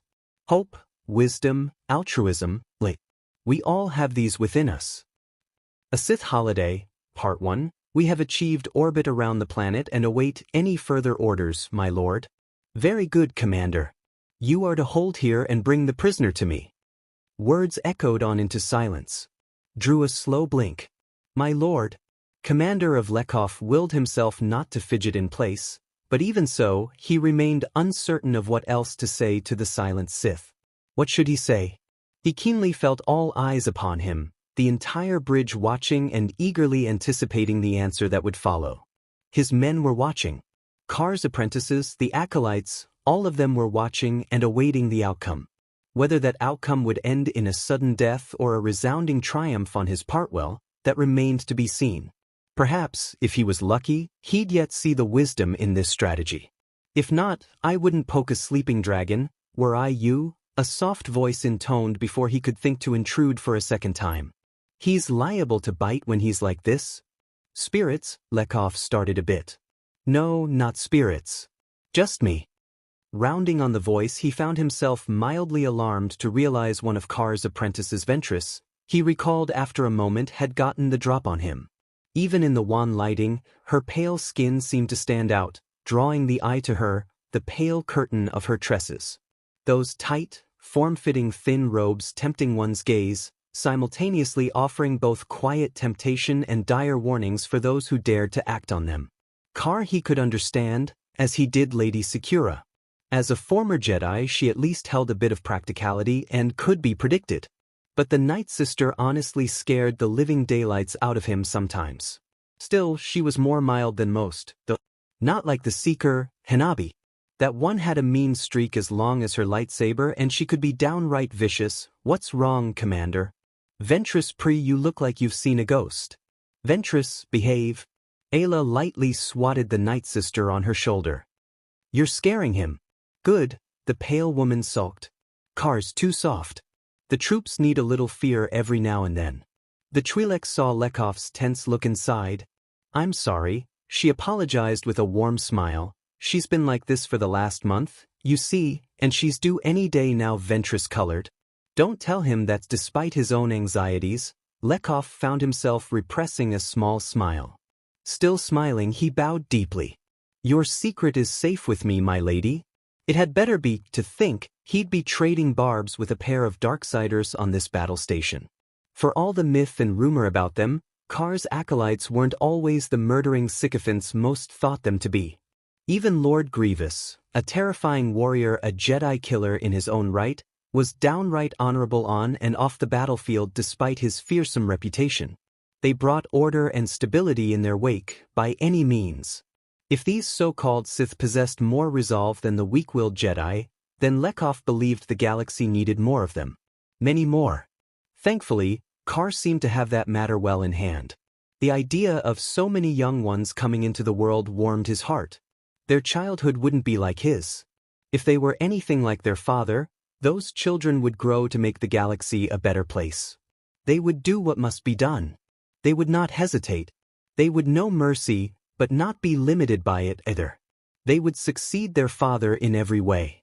It would be a grand world indeed. Indeed, Dark Lord had given him more than a fair bit of leeway since that first fateful promotion. It seemed so long ago. Since then, that single, selfless act ushering him up the chain of command. Kar was a man who would never ask a subordinate to something he wouldn't himself. Since then he'd risen on merit and skill of his own, making as much as the Sith's favor, but who knew how far that one kindness extended? Kar was as infamous for his generosity and clever strategies as he was his mercurial temper. If his emissary was in a foul mood, one never knew what might set him off. Reluctantly, Lekov relayed the orders he'd been given and stood at attention, awaiting further instruction. And while he waited, contemplated the events that had led him here, to this pivotal moment. To command the Death Star itself. Having been launched up the chain of command thrice in as many months, he'd had to adapt rapidly to his new post. And with that had come a strange sort of calm. He might not be an admiral like some, but unlike his peers, he held command of the world's foremost space station. He needed no further rank, indeed, he did not longing one. His abrupt rise to power had already made him more enemies than friends, and sometimes he suspected he only still lived because of Kar's blatant interest in his career. Most considered him something of a maverick, someone who didn't belong in their circles. That didn't bother Lekov. On the contrary, he welcomed the descent. It kept him grounded. The best engineers in the galaxy had come together to make this marvel, and it was his to command. By regards, the Death Star was a modern miracle, a true feat of engineering. A space station capable of wiping out entire planets in a single blast. They were the first to exercise such power, and if the Darth had his way, quite possibly the last. And he was in charge of it all. It was humbling to be given command of such an important post. With great power came great responsibility, and he resolved to make certain it wasn't wasted. A weapon like this would do more than just bring peace and stability to the galaxy. It would serve as a deterrent, a reminder to what would happen to those who craved war and spread deceit. The mere presence of this battle station, its very reputation, would be more imposing than anything the Republic or the Soontobe separatists could muster. Someone's you needed to speak softly and carry a big stick. Now he had only to wait for the order. Darth Kar seemed to loom over the bridge like a living shadow, silent and immovable. His masked face reflected nothing, no emotion, no outward signs of concern. The only indication that he'd heard him at all came in the slight twitch of his right hand. Those firm, black, gloved fingers curled inward, and for a fleeting moment Lekov felt an irrational flicker of fear, wondering if it had all been a ruse. If he would finally feel that tight vice across his throat as so many others before him had. Would it be quick or slow, an agonizing descent into death, or perhaps, as if sensing his disquiet, that masked slit turned towards him? What can you tell me about this planet, Lekov? Caught off guard by the sudden inquiry and its sheer informality, the commander stiffened. My lord. Kar sighed patiently. The planet. Tell me about it. This is Coruscant, the capital of the Republic and home to the Galactic Senate as well as the Jedi Council. Lekov cited it off from sheer Rhoda. The entire planet is one giant city. At the Sith's measuring gaze, he hastened onward, citing what he remembered about the ancient planet. The outlying moons of this system are used for storage of garbage canisters transported there. They're mostly uninhabited, as I recall. At length, his head tilted a fraction of an inch in what Lekov could only assume was a nod. And do you know why we are here? That much he did know. Hopefully. To set an example, sir. Of a sort, Kar replied with faux humor, folding both arms across his lightly armored knee. We're also here to celebrate. Apparently he'd been wrong. Celebrate? Yes, celebrate. The man's voice grew animated behind his stoic helm, his hands gesturing wild. Do you not know what day it is? Never mind. He waved a hand, cutting the commander off. I forget you're not from my planet. Where I'm from, we have something called Christmas. It's an incredible day. Let me tell you, I can't believe more of you don't honor it. Ventress sighed softly. Here we go again. Hush. You spinning away from the bemused night sister. The Dak Lord turned to face Lekov. It's a bit of a holiday tradition on my planet. He explained at length, dismissing the man's quiet confusion with a laugh. I haven't had cause to celebrate it in him. How long? Well, nearly a year now, actually, so let's just say a while. But this year I'm feeling festive. So, after our little test, we're going to. The doors to the bridge rushed open before he could finish, and all eyes turned towards the sound. Reporting with the prisoner, as ordered. Carr found himself momentarily nonplussed to realize it wasn't one of his inquisitors shepherding Senator Amidala to the bridge, but rather Captain Phasma and two of her hand-picked men. He was further displeased to see the ugly black bruise on said senator's face and the blaster burn on her shoulder. An ugly knot of anger coiled inside of him. He hadn't given them orders to harm here, but apparently someone had been overeager. Eager enough to shoot, not stun. At least she bore her injuries with pride and distinction, as one might expect from a former member of royalty. Her hair, once perfectly coiffed, hung in disarray around her face, a sharp and sure sign of her attempted flight. It was such a pity too. Without those flaws, she would have looked positively regal in the pristine gray dress he'd procured for her. She still did even. Very good, Captain. Ah, and here is the guest of honor. So glad you could join us. Padme Amidala bristled slightly. It wasn't by choice, I assure you. Oh, you wound me. Senator golden eyes slid downward, towards her bruised face, then drifted to her injured arm. Captain, I believe I told you not to harm our guest. Phasma must have seen that dark glimmer in his eyes too, because the normally stoic soldier took a sharp step back at his mild rebuke. My apologies, she deferred, bowing her head. One of my men was a bit enthusiastic in capturing her. And why did he have to capture her? I was under the impression she was secure in her quarters. We caught her sending a message to the planet, my lord, one of the guards informed him sheepishly, quailing when the Sith's masked face snapped towards him. I don't know how she escaped her cell. I take it you're the one responsible, then. Sith eyes locked upon him. To him, sir. Carr clasped both hands behind his back, fixing the embarrassed soldier with his most lethal glare. Blasters have a stun setting for this very reason, you know.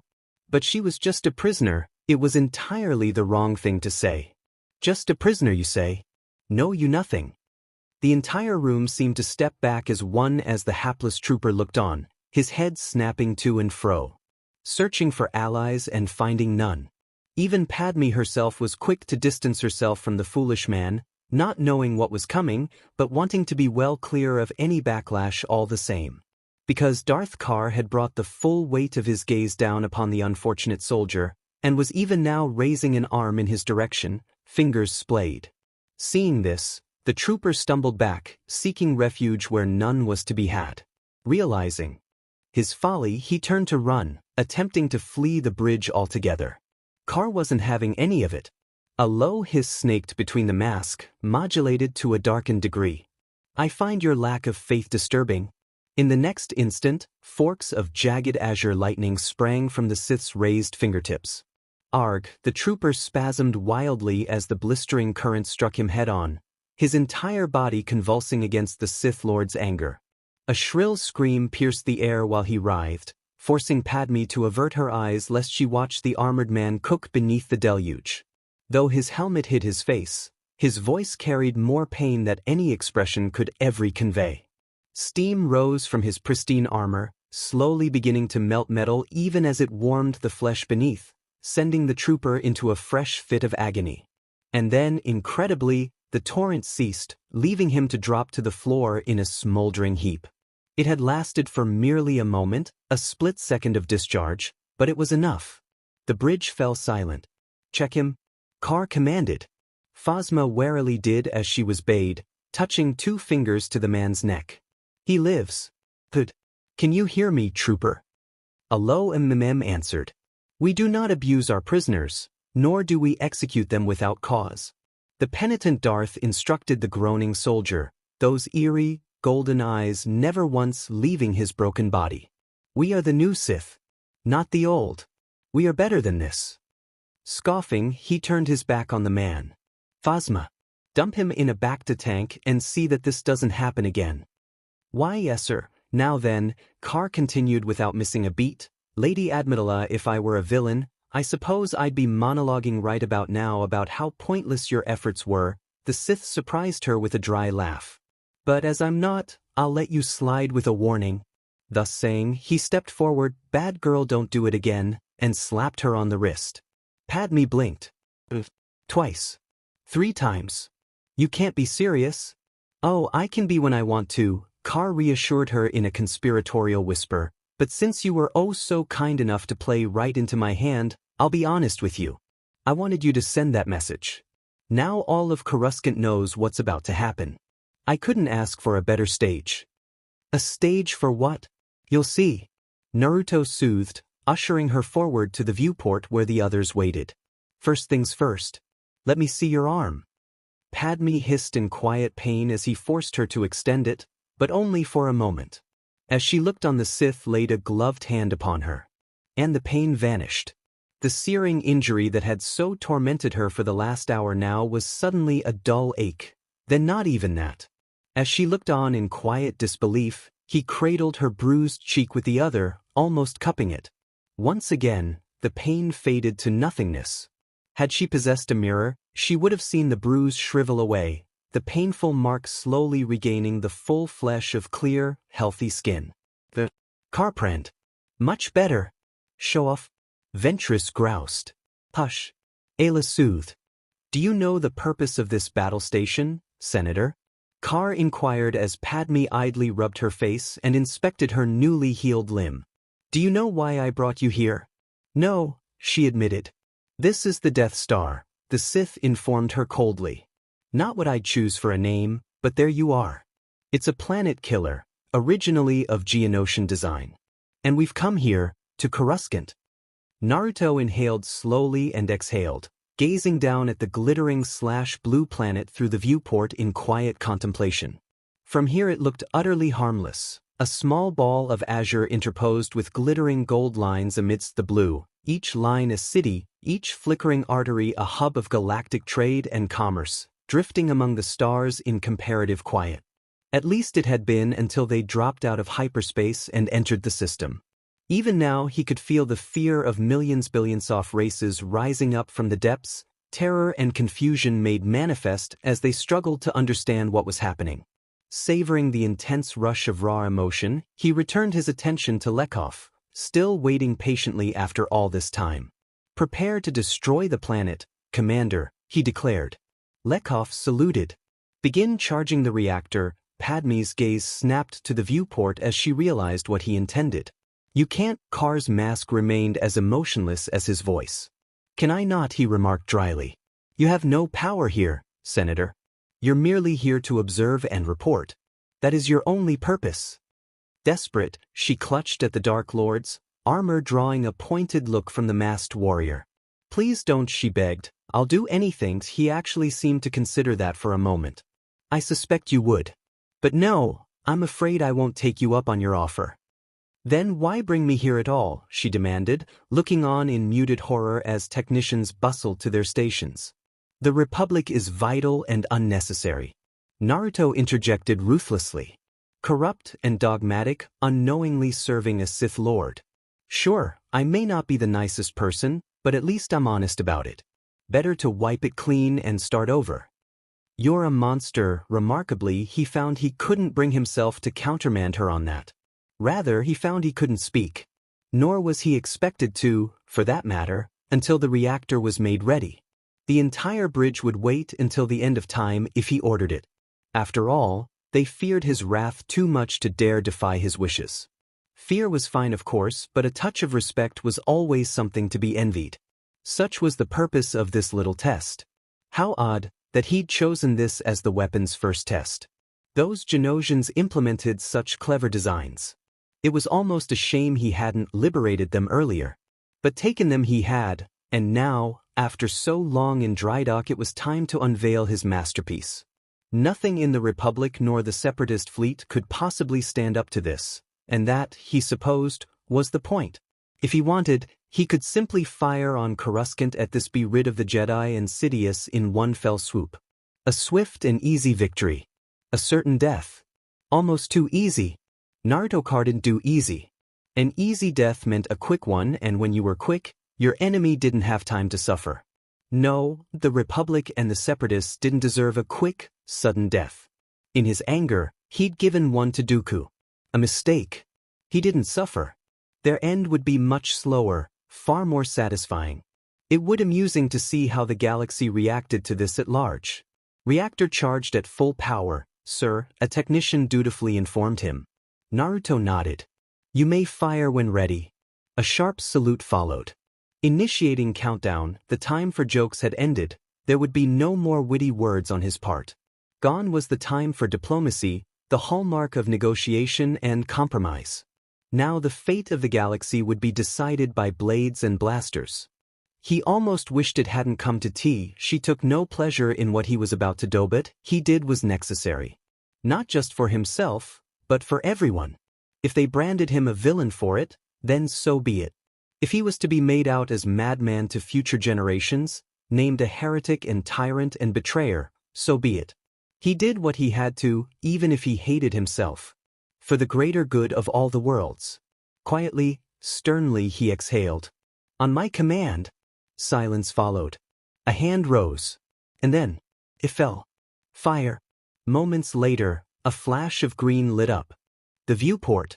In a sense, it was like watching a gigantic lightsaber ignite, streams of jade and verdant green colliding at different angles to form a single piercing column of jade. Through the force he felt the fear spike as the roaring gathered, coalesced into one. A peerless energy that no man could ever hope to match, much less muster, channeled by the flawless precision of Genosian technology. Pushed past the point of no return, these energies howled forward in a single heavenly lance that streaked out across the system, across the cosmos, and missed Coruscant. Instead, Senator Amidala looked on in disbelief as it streaked past the city planet and violently struck one of the nearby moons, vaporizing it in a cloud of dust and debris. It was a very nice explosion, Carr mused, just the sort to herald the holidays and scare the wits out of the entire galaxy. He'd achieved his goal without taking a single life. On the planet below, he felt the Coruscanti people's fear intensify, their terror made manifest as they watched the moon implode from the sky, thousands of harmless comets S&G through the atmosphere. Carr, for his part, merely chortled softly. Merry Christmas, you filthy animals. He felt Padme's eyes burn a hole into his back, and his laughter redoubled. You were never going to destroy the planet, were you? No, I wasn't. Carr replied glibly. The rod is a useful tool, but it isn't always necessary. Turning from the viewport and the spinning debris, he lifted his mask for her, exposing bright eyes and a sly smile. I could have used a single reactor and rained havoc on the planet, but I didn't do that either. This was merely meant to be a message of what I can and might do.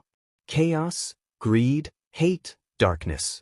Hope, wisdom, altruism, we all have these within us. It's simply a matter of choice. But enough about that. Time for presents. Yellow eyes shone like poisoned honey. Did I stutter? And you, Senator, are going to be my personal guest. Padme gulped. I don't suppose I have a choice. Not at all. All right, everyone, we're off to Coruscant. Wait a second, I thought the Sith frowned on the practice of life day. Yeah, F that. It's Christmas presents for all Jedi and Sith alike. Everyone, with a flourish of his cape, the Darth turned and departed, striding from the viewport, taking his retinue with him. After a moment's hesitation, Padme followed in his wake. Uncertain of what, if anything, she should do. She didn't know how to respond to this. Just now, he'd had a chance to wipe out billions of lives. Yet he deliberately stayed his hand, opting for a simple show of raw military might, rather than outright annihilation. Did that make him good? Evil? Or something in between? She didn't know. What she did know was that there, for a moment when she'd grabbed him, he'd hesitated. Was this because of her actions? Had he listened to her? Might she yet persuade him? Perhaps, if she stayed, she might yet be able to influence him still further. Guide him down a gentler path. Perhaps, how little she knew. Wait, are we actually going down to the planet? Of course we are. Better men have tried and failed to kill me year-round. Today will be no different. Padme still failed to see the logic in this. You do know they're likely to attack you if we leave the station, Naruto grinned. Attack me? Why ever would they do that? I'm here to discuss peace talks with Naboo on your behest. Amidala opened her mouth to refute such a claim. And promptly closed it. The Senate might actually believe that. Clever BSTRD. Clapping his hands, Darth Kar strode from the bridge, cackling all the way. Happy holidays to Alts, he declared merrily. Now none saw the fell twinkle in those golden eyes. Let the celebrations begin. I wear a coat of many colors and are Windu, rogue, knight, villain, hero, conqueror, redeemer, sinner and saint. Call me a madman if you wish, condemn my every act if it truly makes you feel better. But know this madman has done more good for the galaxy in the last decade than your kind has in the last century. Do you hear the people? It's my name they're chanting, not yours. What say you to that? Your arrogance betrays you. You were a fool to come here. And now you insult your guest. Why am I not surprised? Enough, draw your blade or die where you stand by all means. Strike me down and I will become more powerful than you can possibly imagine. A man of many masks, several months earlier, lost. He was lost. Abandoned by his MSTR. Forsaken. Defeated. Cast adrift and left to rot amidst the ravages of time like so much refuse. The depths he'd gone through to survive would turn the stomach of lesser creatures. Forced to crawl in the dark, to slink and scrounge and scavenge and scrape and scratch and scrape hands, Narlan sliced. The world may have forgotten him, but he refused to forget it and what it had done to him. Days passed. Weeks. Months. Years. Still he lingered on in spite of his madness, clinging to life, fueled by a singular emotion. Hatred. A wise man once called rage a hell of an anesthetic. Truer words have never been spoken. Emotions are a powerful force. They can be both light or dark, used for good or ill. The will to live is a mighty thing indeed, surpassing flesh and bone, a strength of spirit seldom seen in but a few souls.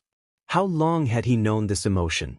How long had he been trapped with this burning fire trapped in his this searing inferno of wrath and spite? Fire in his chest, fire in his legs, no, not his legs. His legs were gone. Gone, gone, gone, taken, stolen from him. It seemed like an eternity now. All because of him. Him, Kenobi Jedi scum. This was all his fault. Once, he had known greatness. Once, the galaxy trembled at his name. Once, he had been destined for so much more than this. It seemed so long ago now. So long since he'd first stood upon the precipice of glory and infamy, only to have his dreams dashed at the last instant. Or was this all a dream? An illusion?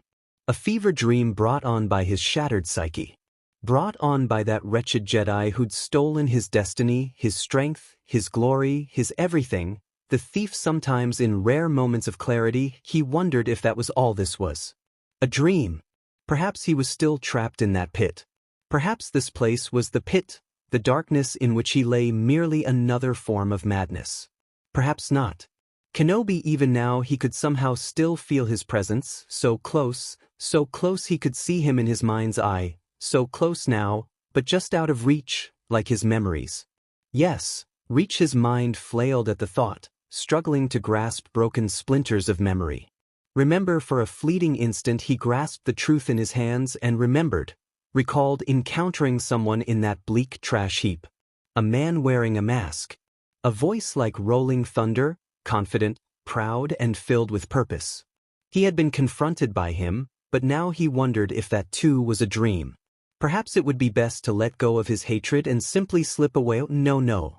Someone spoke suddenly in the black, laughing in its soothing, dulcet tones. We can't have you thinking that, Maul. The mere mention of his name sent the Sith's already fractured mind into paroxysms of pure agony, leaving him clutching at his horns to writhe painfully upon the floor. His name. Simply recalling his identity threatened to shatter him so utterly that he would never recover, yet still he held on, clinging to the scraps of his sanity with dogged determination. He remembered now.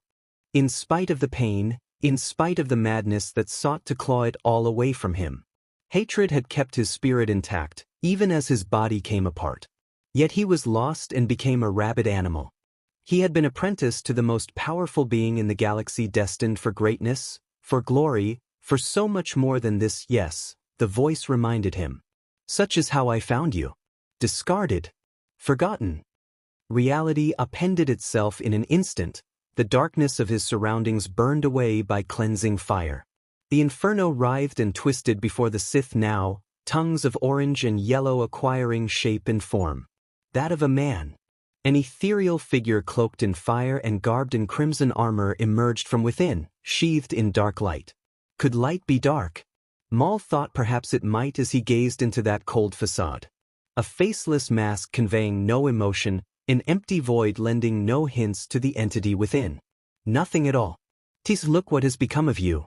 A rolling voice akin to that of a slow-moving avalanche ground against the bleak agony of his madness anew, dripping with scorn. A rat, trapped in a maze of your own making. You were great once. A peerless warrior, a hunter beyond compare. You were strong. You were feared. Your loyalty was absolute, and what did it get you? The speaker paused, considering. Well, I suppose we both know the answer. Now, for the finishing touches. Before Maul could even hope to fathom a response, the ghostly figure moved 2 fingers against his tattooed forehead and uttered a single command. Fire filled his being, driving him from his dark dreams and back to the waking world with a howl. His body was already moving as he came back to himself, jerking upright even as frigid air rushed through his lungs in an angry, pained breath. Someone tried to steady him from behind, but Maul shook them off with a vicious force push, disgusted by his own weakness. Already his vision was beginning to clear, the room that once swam in a sea of cold gray and muted black gradually gaining focus and clarity while his senses swam in a storm-tossed sea. For the first time in an age, Maul found that he could think. Not just think, but speak as if someone had moved a scalding iron against his temples, burning away that madness, yet leaving his mind whole. Intact. When he dared look down, he found that impossible truth to be true. Absurd, he surely remembered losing his legs to Kenobi's blade, and yet when he looked down there they were unharmed. Any suspicion of them being false or prosthetic vanished as he realized he could feel them, not just with his body, but the force as well. Ah, how long it had been since he'd felt his old strength now. Vengeance would surely be his. Kenobi, the dark side sang at the memory of his anger and flooded him with power, heightening his aggression. Stumbling, he forced himself to his feet, struggling to get his bearings. Someone had gone to great lengths to restore his clothes, but the tearing pain in his lower torso warned him that despite the miracle of retaining his legs, he wasn't yet fully healed. A medical droid stood opposite him, now rendered little more than scrap at his outburst. Beyond that, the lack of familiarity in his surroundings only served to further aggravate him, further exacerbating the weakness of his body. It would be many months yet before he could fully wield his raw power as he once had, and the notion galled him. Less so than what happened next. "Welcome back." The voice came from behind as portion of the wall inexplicably parted, revealing the masked man from his dreams. Maul was afforded but the briefest glimpse of the well-lit hall beyond before the door whooshed shut behind the newcomer, trapping them in the room together. A beat of irritating silence passed as they regarded one another, one crouched in weakness, the other standing tall and proud over him, hands clasped behind his back. At length one spoke. "Enjoying your legs?" Instinct compelled Maul to lash out. He never made it. An unseen vice locked around his throat, stalling his assault and crushing him to the wall before he could take a single step. As if the hand of an angry god had reached down from the heavens and struck him, so too did he find himself made powerless by the assault. Even as he struggled against it, the invisible hand crushed him deeper into the metal, choking the very life from his lungs. Do not mistake my hospitality for weakness," the man in the mask warned, his voice sharper than any blade. "You are a guest in my home at my discretion, and I will not tolerate violence." his threat issued, he raised his gaze a fraction of an inch, a short gesture, and the vice around Maul's throat slackened just a hair, allowing him to escape in a much-needed breath. Strangling a snarl, he cast a rueful glower at his host. Or was it his captor? Regardless, they'd proven their power to checkmate him without lifting a finger. Even though part of him yearned to lash out, he held himself in check. "Who are you?" The entity responded with a question of his own. "Who I am isn't important at the moment. What do you want?" The question nearly floored Maul. Not once in his life had anyone bothered to ask him what he wanted. It was never a question he had paused to consider, for that matter. There had only been his MSDR's will. Yet his emissary had abandoned him, left his mind and body both to rot. Any loyalty he might have felt to Sidious had long since withered within him as his hatred grew, like an old, gnarled root. Hatred for his emissary, for Kenobi, for the galaxy itself, all those who had cast him into that pit and brought him to the brink of sanity. What did he want? Kenobi to suffer, certainly. But beyond that, what did he truly longing? "I won't speak to a man in a mask," he retaliated, baring his teeth. "Show your face or leave me be." Once more Maul felt firsthand the regard of that gaze settle upon him. Like a crushing wave, an endless ocean ready to smother him at any moment. Glacial anger burned behind the mask, threatening to snuff him out before he could draw a single breath. Still he refused to yield. Never again. Not to the Jedi, not the Emissar who had abandoned him, and certainly not to a man who hid his face. Thus it came as something of a surprise when his masked benefactor actually acquiesced to his request. "As you wish." A gloved hand rose and fell with a soft hiss of steam. The scarred mask parted, revealing a pair of burning golden orbs set in a pale, whiskered visage. Despite himself, Maul bristled. Those were undoubtedly the eyes of one who commanded great power in the dark side. Eyes that had experienced immense pain, hatred, and wrath. As if beckoned by that very thought, he finally found he could sense the unmasked man in the Force, see him standing within its burning depths, burning like a dark sun. As though a veil had been torn aside and only now his eyes could see, revealing the endless depths beyond. Slowly, painfully, the Zabrak forced himself into an upright position, willed his battered body to stand.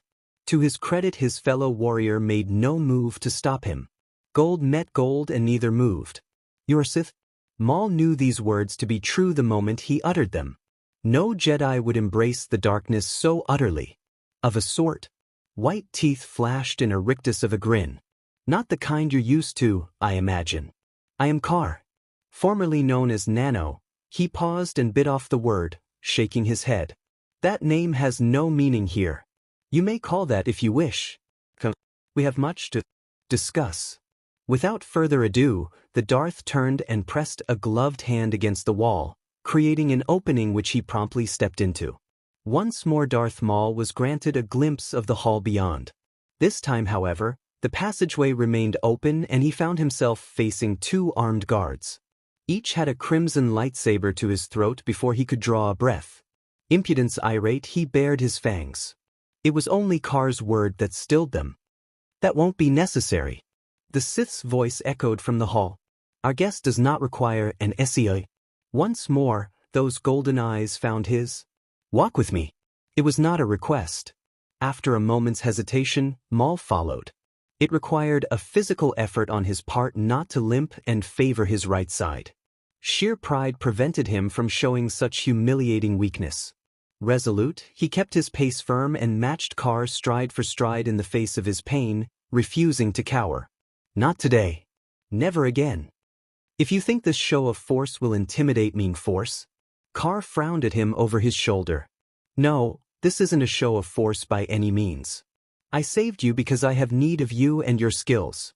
You are a valued guest and will not be harmed unless you give me reason to harm you. Make of it what you will."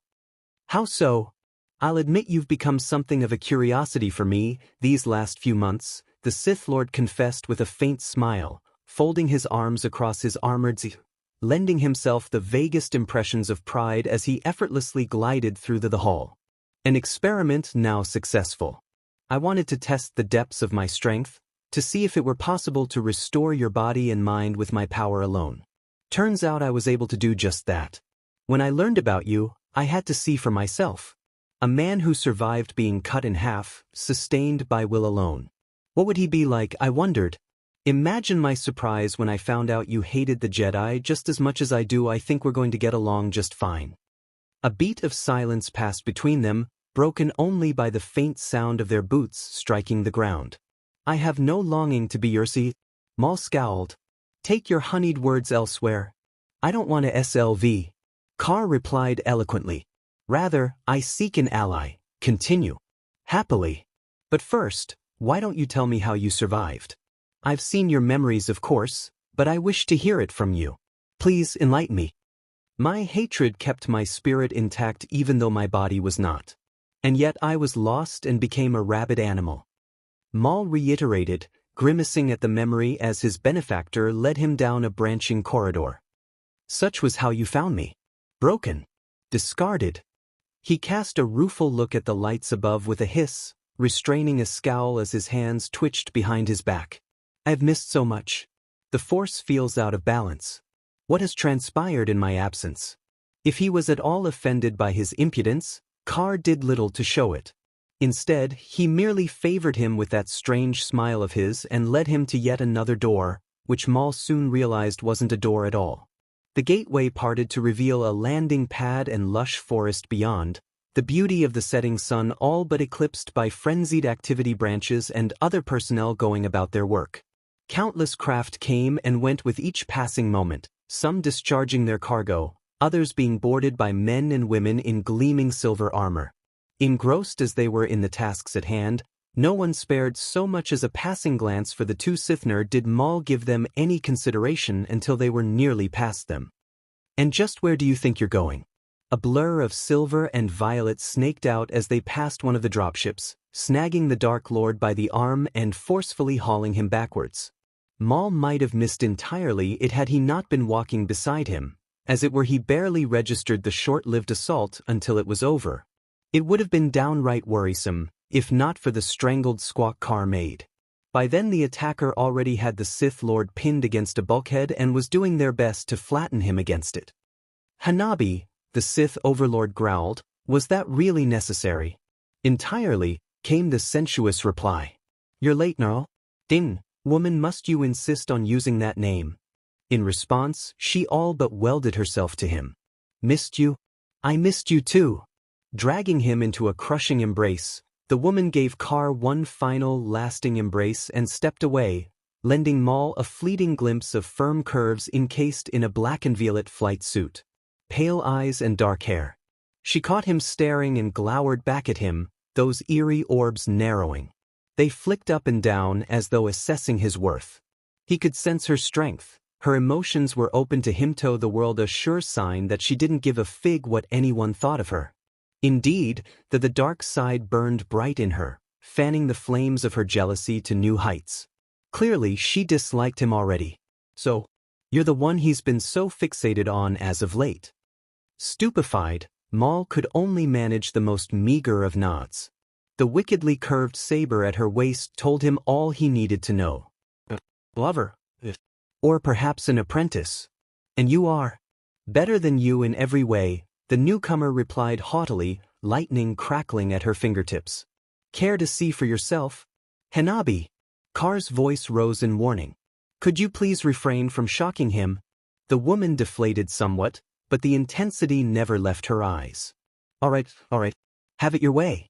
I'll go submit my report. I'll see you afterwards, I promise. An arch brow was raised. Yes. You will. Without so much as a passing glance, the staff wielder drifted away.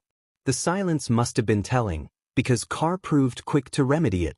My wife, the Sith confessed with a laugh. It almost sounded genuine. Peace is a lie, there is only passion.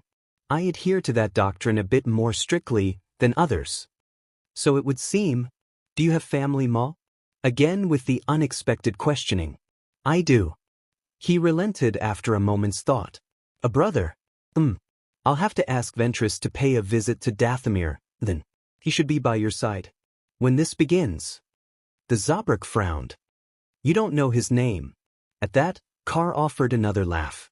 Maul turned his gaze back to the ships, considering. Now that he was no longer distracted by that infernal woman, he recognized the military-grade hardware among the crates. Thermal detonators, blaster rifles, missiles. Armor. These weren't mere food drops as he'd first suspected. No, their purpose was far more sinister. No relief vessels, these were warships. You are preparing for battle. Yes, would be Sidious's doing. His benefactor confirmed, stepping around a shuttle and back into the fading light. There is conflict, or rather, there soon will be thanks to your MSDR's machinations. No love lost there, I'm afraid. You were replaced quite easily. For the first time since they'd met, his perpetual smile seemed to dim somewhat. That rat bastard hold no value for his pawns once they outlive their usefulness. A pang of betrayal stabbed at Maul's teeth, twisting the knife. Yet another reminder of how he'd been cast aside. Yes. Well, Soit began without me. You can begin again, you know? Taken aback, Maul turned to find Carr standing there, waiting. His arm outstretched towards him, palm upturned. Even then, it took him a handful of seconds to realize what his fellow Sith was offering him. At first, he refused to believe it. Surely it had been destroyed. But no, he remembered the slim metal cylinder all too well. What? His mind stirred. He recognized the weapon at once. His lightsaber, rather, what remained of it. Never had he wanted something so badly until he received it. Take it, Maul? Carr urged. It's yours. Reclaim your rightful place. Tentatively, the tattooed Zabrak reached out for it with the Force, only to watch the weapon remain inert in Carr's hand. Then it stirred. Ever so slightly, little more than a tiny twitch. With an angry grimace, he pulled harder, willing the weapon to leave the man's hand. It responded at once, shooting out of Carr's palm to smack into his waiting grasp. Responding to the pressure of his grasp, it ignited at once. A single ruby red blade burning furiously into the night. The sound felt like coming home, reuniting with a piece of himself he hadn't even realized he'd been missing. With that came a realization. No, not just a realization. A reckoning. I was apprenticed to the most powerful being in the galaxy once, he growled, tightening his hand around the scorched hilt until he felt the flesh of his hand threaten to tear. I was destined to be so much more. But I was robbed of that destiny by the Jedi. A snarl forced its way through his clenched teeth. By Obi-Wan Kenobi. And you will have your revenge. Carr reassured him stoically. In due time. Extinguishing his saber, Maul fixed the blonde with a burning stare. There was something in the way he'd phrased that, you have his location? A nod. I do indeed. Then tell me, fury threatened to burn a hole through his izzy as he rounded on Carr. I demand retribution, no. The blonde reproved him with a sharp look, silencing him. Killing a Jedi is too quick. Merciful even. They must be made to see the error of their ways. Explain. We shall make him become the very thing he despises. Carr informed him briskly, golden eyes narrowing to slits of poisoned honey. He will forsake the Jedi and the light utterly. Willingly. When all is said and done, he will embrace the darkness and turn on those he once called his own. And if not, in the unlikely event that he refuses to see reason, then you may have him. I believe that manner of vengeance is a fine start, don't you agree? Regardless of the outcome, be it defeat or victory, he will be destroyed. What say you? Are you proposing an alliance? I am, the Dark Lord replied readily. Maul took a moment to contemplate those words. True, he wanted Kenobi to suffer, to share his pain. That much was non-negotiable. But what form must that suffering take? Perhaps Carr was right. Perhaps death was too swift an end. He wanted to the Jedi to suffer, and what better way to make him suffer than by destroying all that he was? And if that failed, well, there was always the alternative, allowing a savage smile to tear across his face. Maul clasped Carr's hand in his own. He smiled coldly. We will start with revenge. The shuttles descended rapidly. Like a swarm of angry ebony locusts cutting through the waning twilight of Coruscant itself, so too did the vessels rocket towards their destinations across the planet. Dozens of Themno, he amended. Hundreds. Too many to shoot down, let alone detain. Not that they had the numbers to attempt such a feat, they'd been caught off guard by the sudden invasion, left wholly, utterly unprepared for the Sith's abrupt arrival. What meager forces they did possess were all but overwhelmed by the sheer number of the enemy. It was over before it began. The Republic didn't have an army. It hadn't for quite some time. There had been no need for it. No threat large enough to demand the idea of a standing force dedicated to safeguarding the galaxy. For centuries, that task had fallen to the Jedi, their sacred duty to uphold the Republic and all that it stood for. They'd failed. Now, anyone denizen fool enough to challenge or otherwise impede the incoming shuttles was gently but firmly locked down by a tractor beam and shunted aside. The more rowdy crafter those pilots, more prone to panic, were met with ion cannons and forced to land regardless, briskly put in their place and left immobilized to be dealt with later. Throughout it all, not a single life was taken by the enemy. Mace Windu soon saw why. He sensed him well before he saw it, a dark shadow pressing through the Force. At the forefront of the swarm, one vessel lurked, larger than the rest, looming over the chaos. Unlike its brethren who each had their own orders, it made straight for the Senate. Jet black wings folded back on themselves as the vessel neared, briskly making way for the hulking landing gear housed beneath the bulk of their bodies. The speed of its descent kicked up a bitter breeze, a mighty gale that all but threatened to blast off those awaiting its arrival below. Thrusters flared to life, its engines burning white-hot as the pilot made a fair show of attempting to guide the towering craft to its final resting place.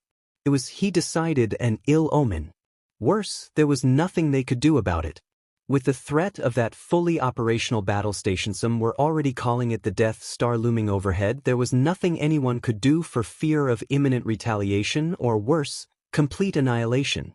If that thing could wipe out a moon, then a planet like Coruscant wasn't beyond imagination. Oddly enough, its arrival hadn't stirred the populace into a panic as they'd feared. If anything, they seemed strangely heartened by the abrupt arrival of the so-called Sith and his armada. It made no sense. All of this, none of it made any sense. Why would the people cheer their would-be conqueror? Maybe because I'm not here to conquer. Ever consider that? Any icy tendril of scornful annoyance stabbed out at the Jedi or through the Force, causing him to recoil. A peal of amused laughter greeted him even as he ruthlessly severed his brief connection to the dark, but it was too late. The damage had been done. Warily, he turned his gaze to his fellow Jedi who stood beside him. Many of them, those who could be recalled on such short notice, had gathered to meet this envoy. Grand Master Yoda, unreadable as ever. Masters Luminara as well as Shak Ti, not fully recovered from their wounds, yet still present besides. Skywalker and Cenobite latter returned from his brief foray to Kamino with a fresh scar and a decidedly haunted look about him, and others besides.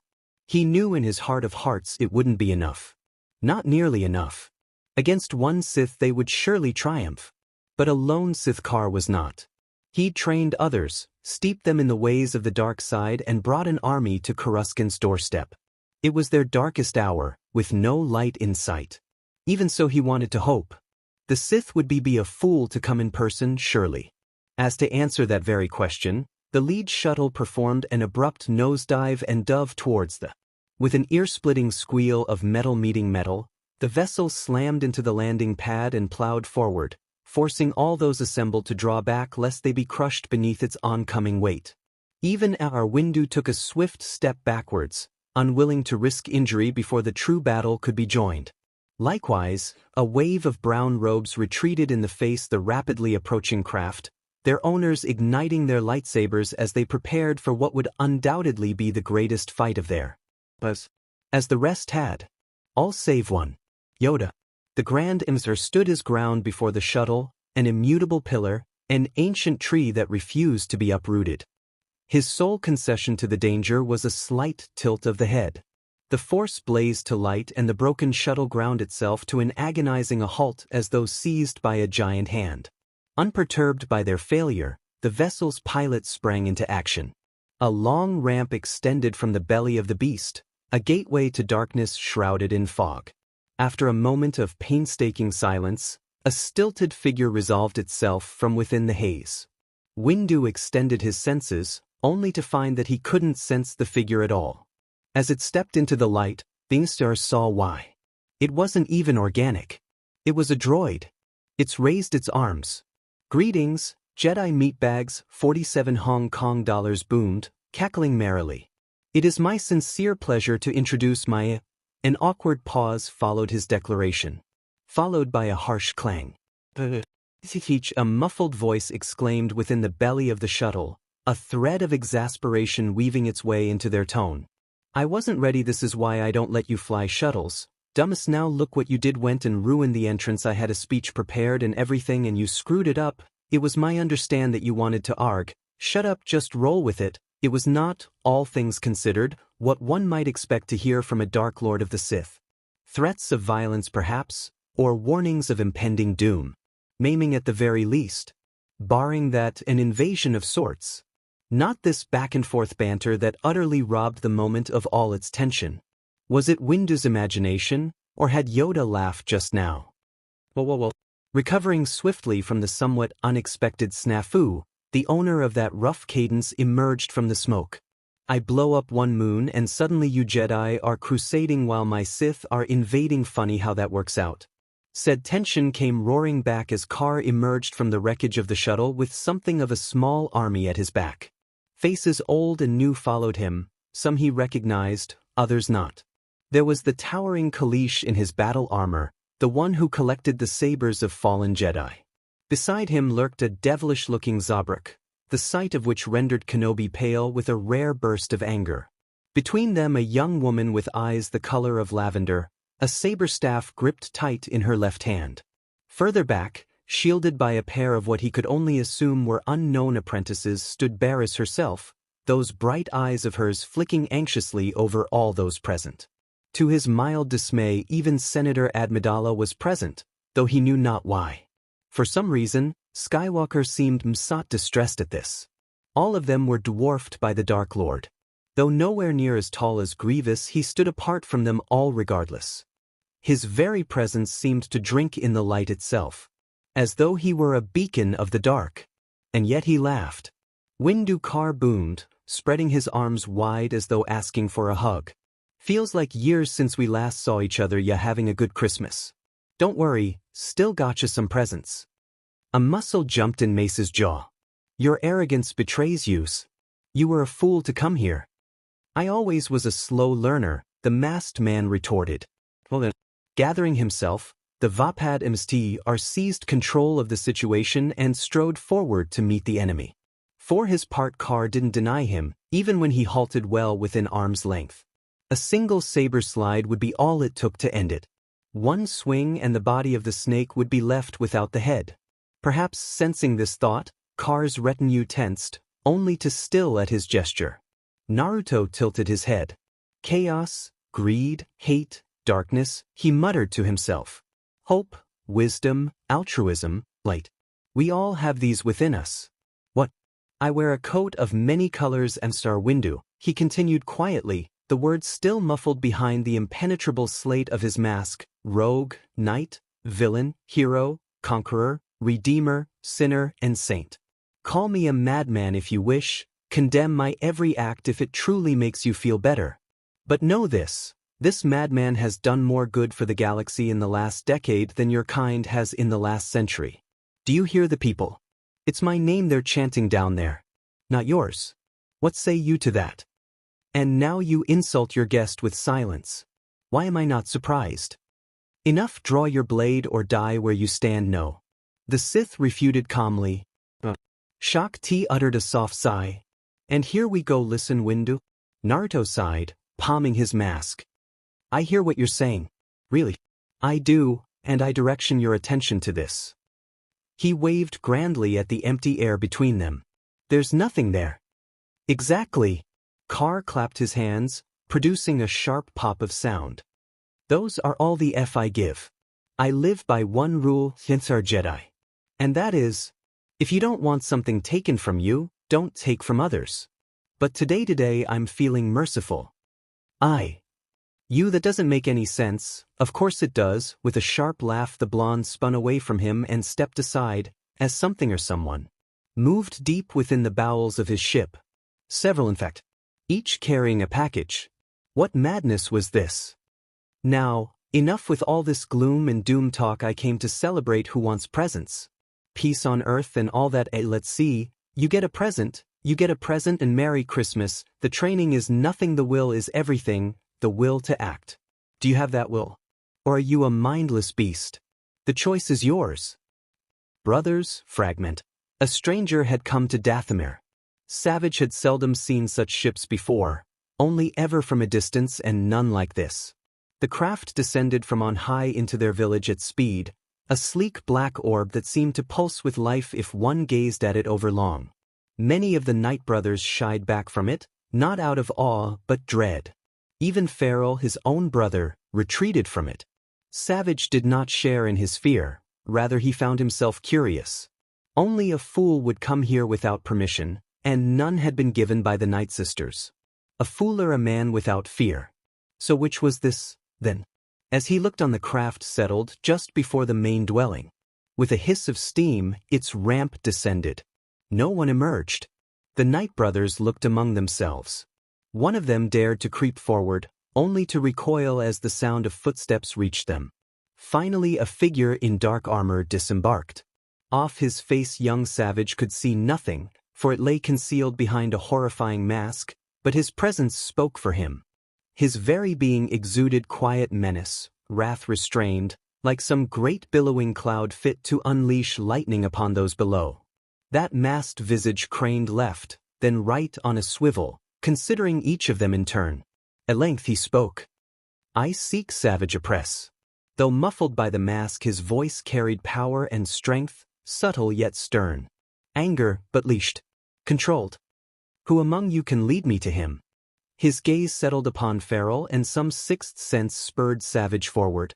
"I'm he." He spoke slowly, willing his voice not to quaver. The masked visage snapped toward him.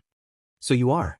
He started forward, and as one, the Night Brothers bridled against him, trying to protect the young brothers. Foolish. A gloved hand swept out, fingers crooked into a claw. Savage saw what others did not in his mind's eye. Some hidden part of him felt the sudden spike of electricity in the air before it came. 5 bolts of vicious violet-white lightning slammed into his kin and threw them aside as one might straw dolls.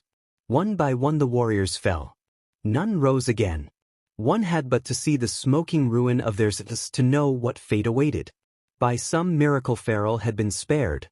Now he raised his fists and readied himself to fight, though they knew it to be futile. "Fool of a boy." The masked man growled. "I'm not here for you.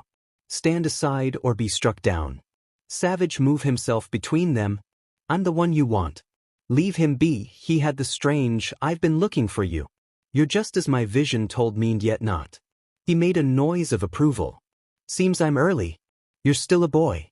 Talzin hasn't gotten her claws into you, yet." Had he come here knowing who he was? Preposterous. Savage had never left Dathomir. "Who are you?" "Formerly Naruto." "No." A low, amused chuckle echoed within the ghastly help he wore. "Just Car. Think of me as a friend. Not doing very friendly things." Farrell hedged. Car spared him a glance. "Some steel in you. But you'll need that." Behind him, a Night Brother staggered to his feet, clinging to the dregs of life. Club in hand, he staggered forward and swung. Car's right hand, still slack at his side, made a fist. The brother didn't choke. That would imply his death was anything other than instant. His head bent the other way and his body crumpled to the floor. Farrell quivered. Savage felt something stir inside him. How does one learn such power? How indeed? Car rumbled a laugh. A true MSTR does not reveal his secrets so easily. Are you afraid? Both brothers winced. Nobody cared who I was until I put on the mask. Most people can't stand it. That masked visage tilted just so. They scream and they cry. Much as you want to do now. Yet you don't. You're brave. I think I'll have a use for the two of you, and Maul might be happy to see his kin. A hand reached up and removed that horrifying mask, revealing the man beneath. Savage blinked, somewhat taken aback. He was just a man. A human too, and a strange one, that whiskered cheeks and blonde hair. But his eyes were wrong. Not blue but a vicious, poisonous gold. The color of the dark side itself. Join me. He held out a hand to them both. And I will teach how you everything I know. Savage and Feral exchanged a baffled look. The latter didn't hesitate. He marched up the ramp with purpose in his step. And so his destiny changed. To ask why we fight is to why leaves fall. It is in their nature. Darth Kar. Lord Death hung over him like a vulture, stripping his carcass bare. He had been bested by his enemy. Beaten. Broken.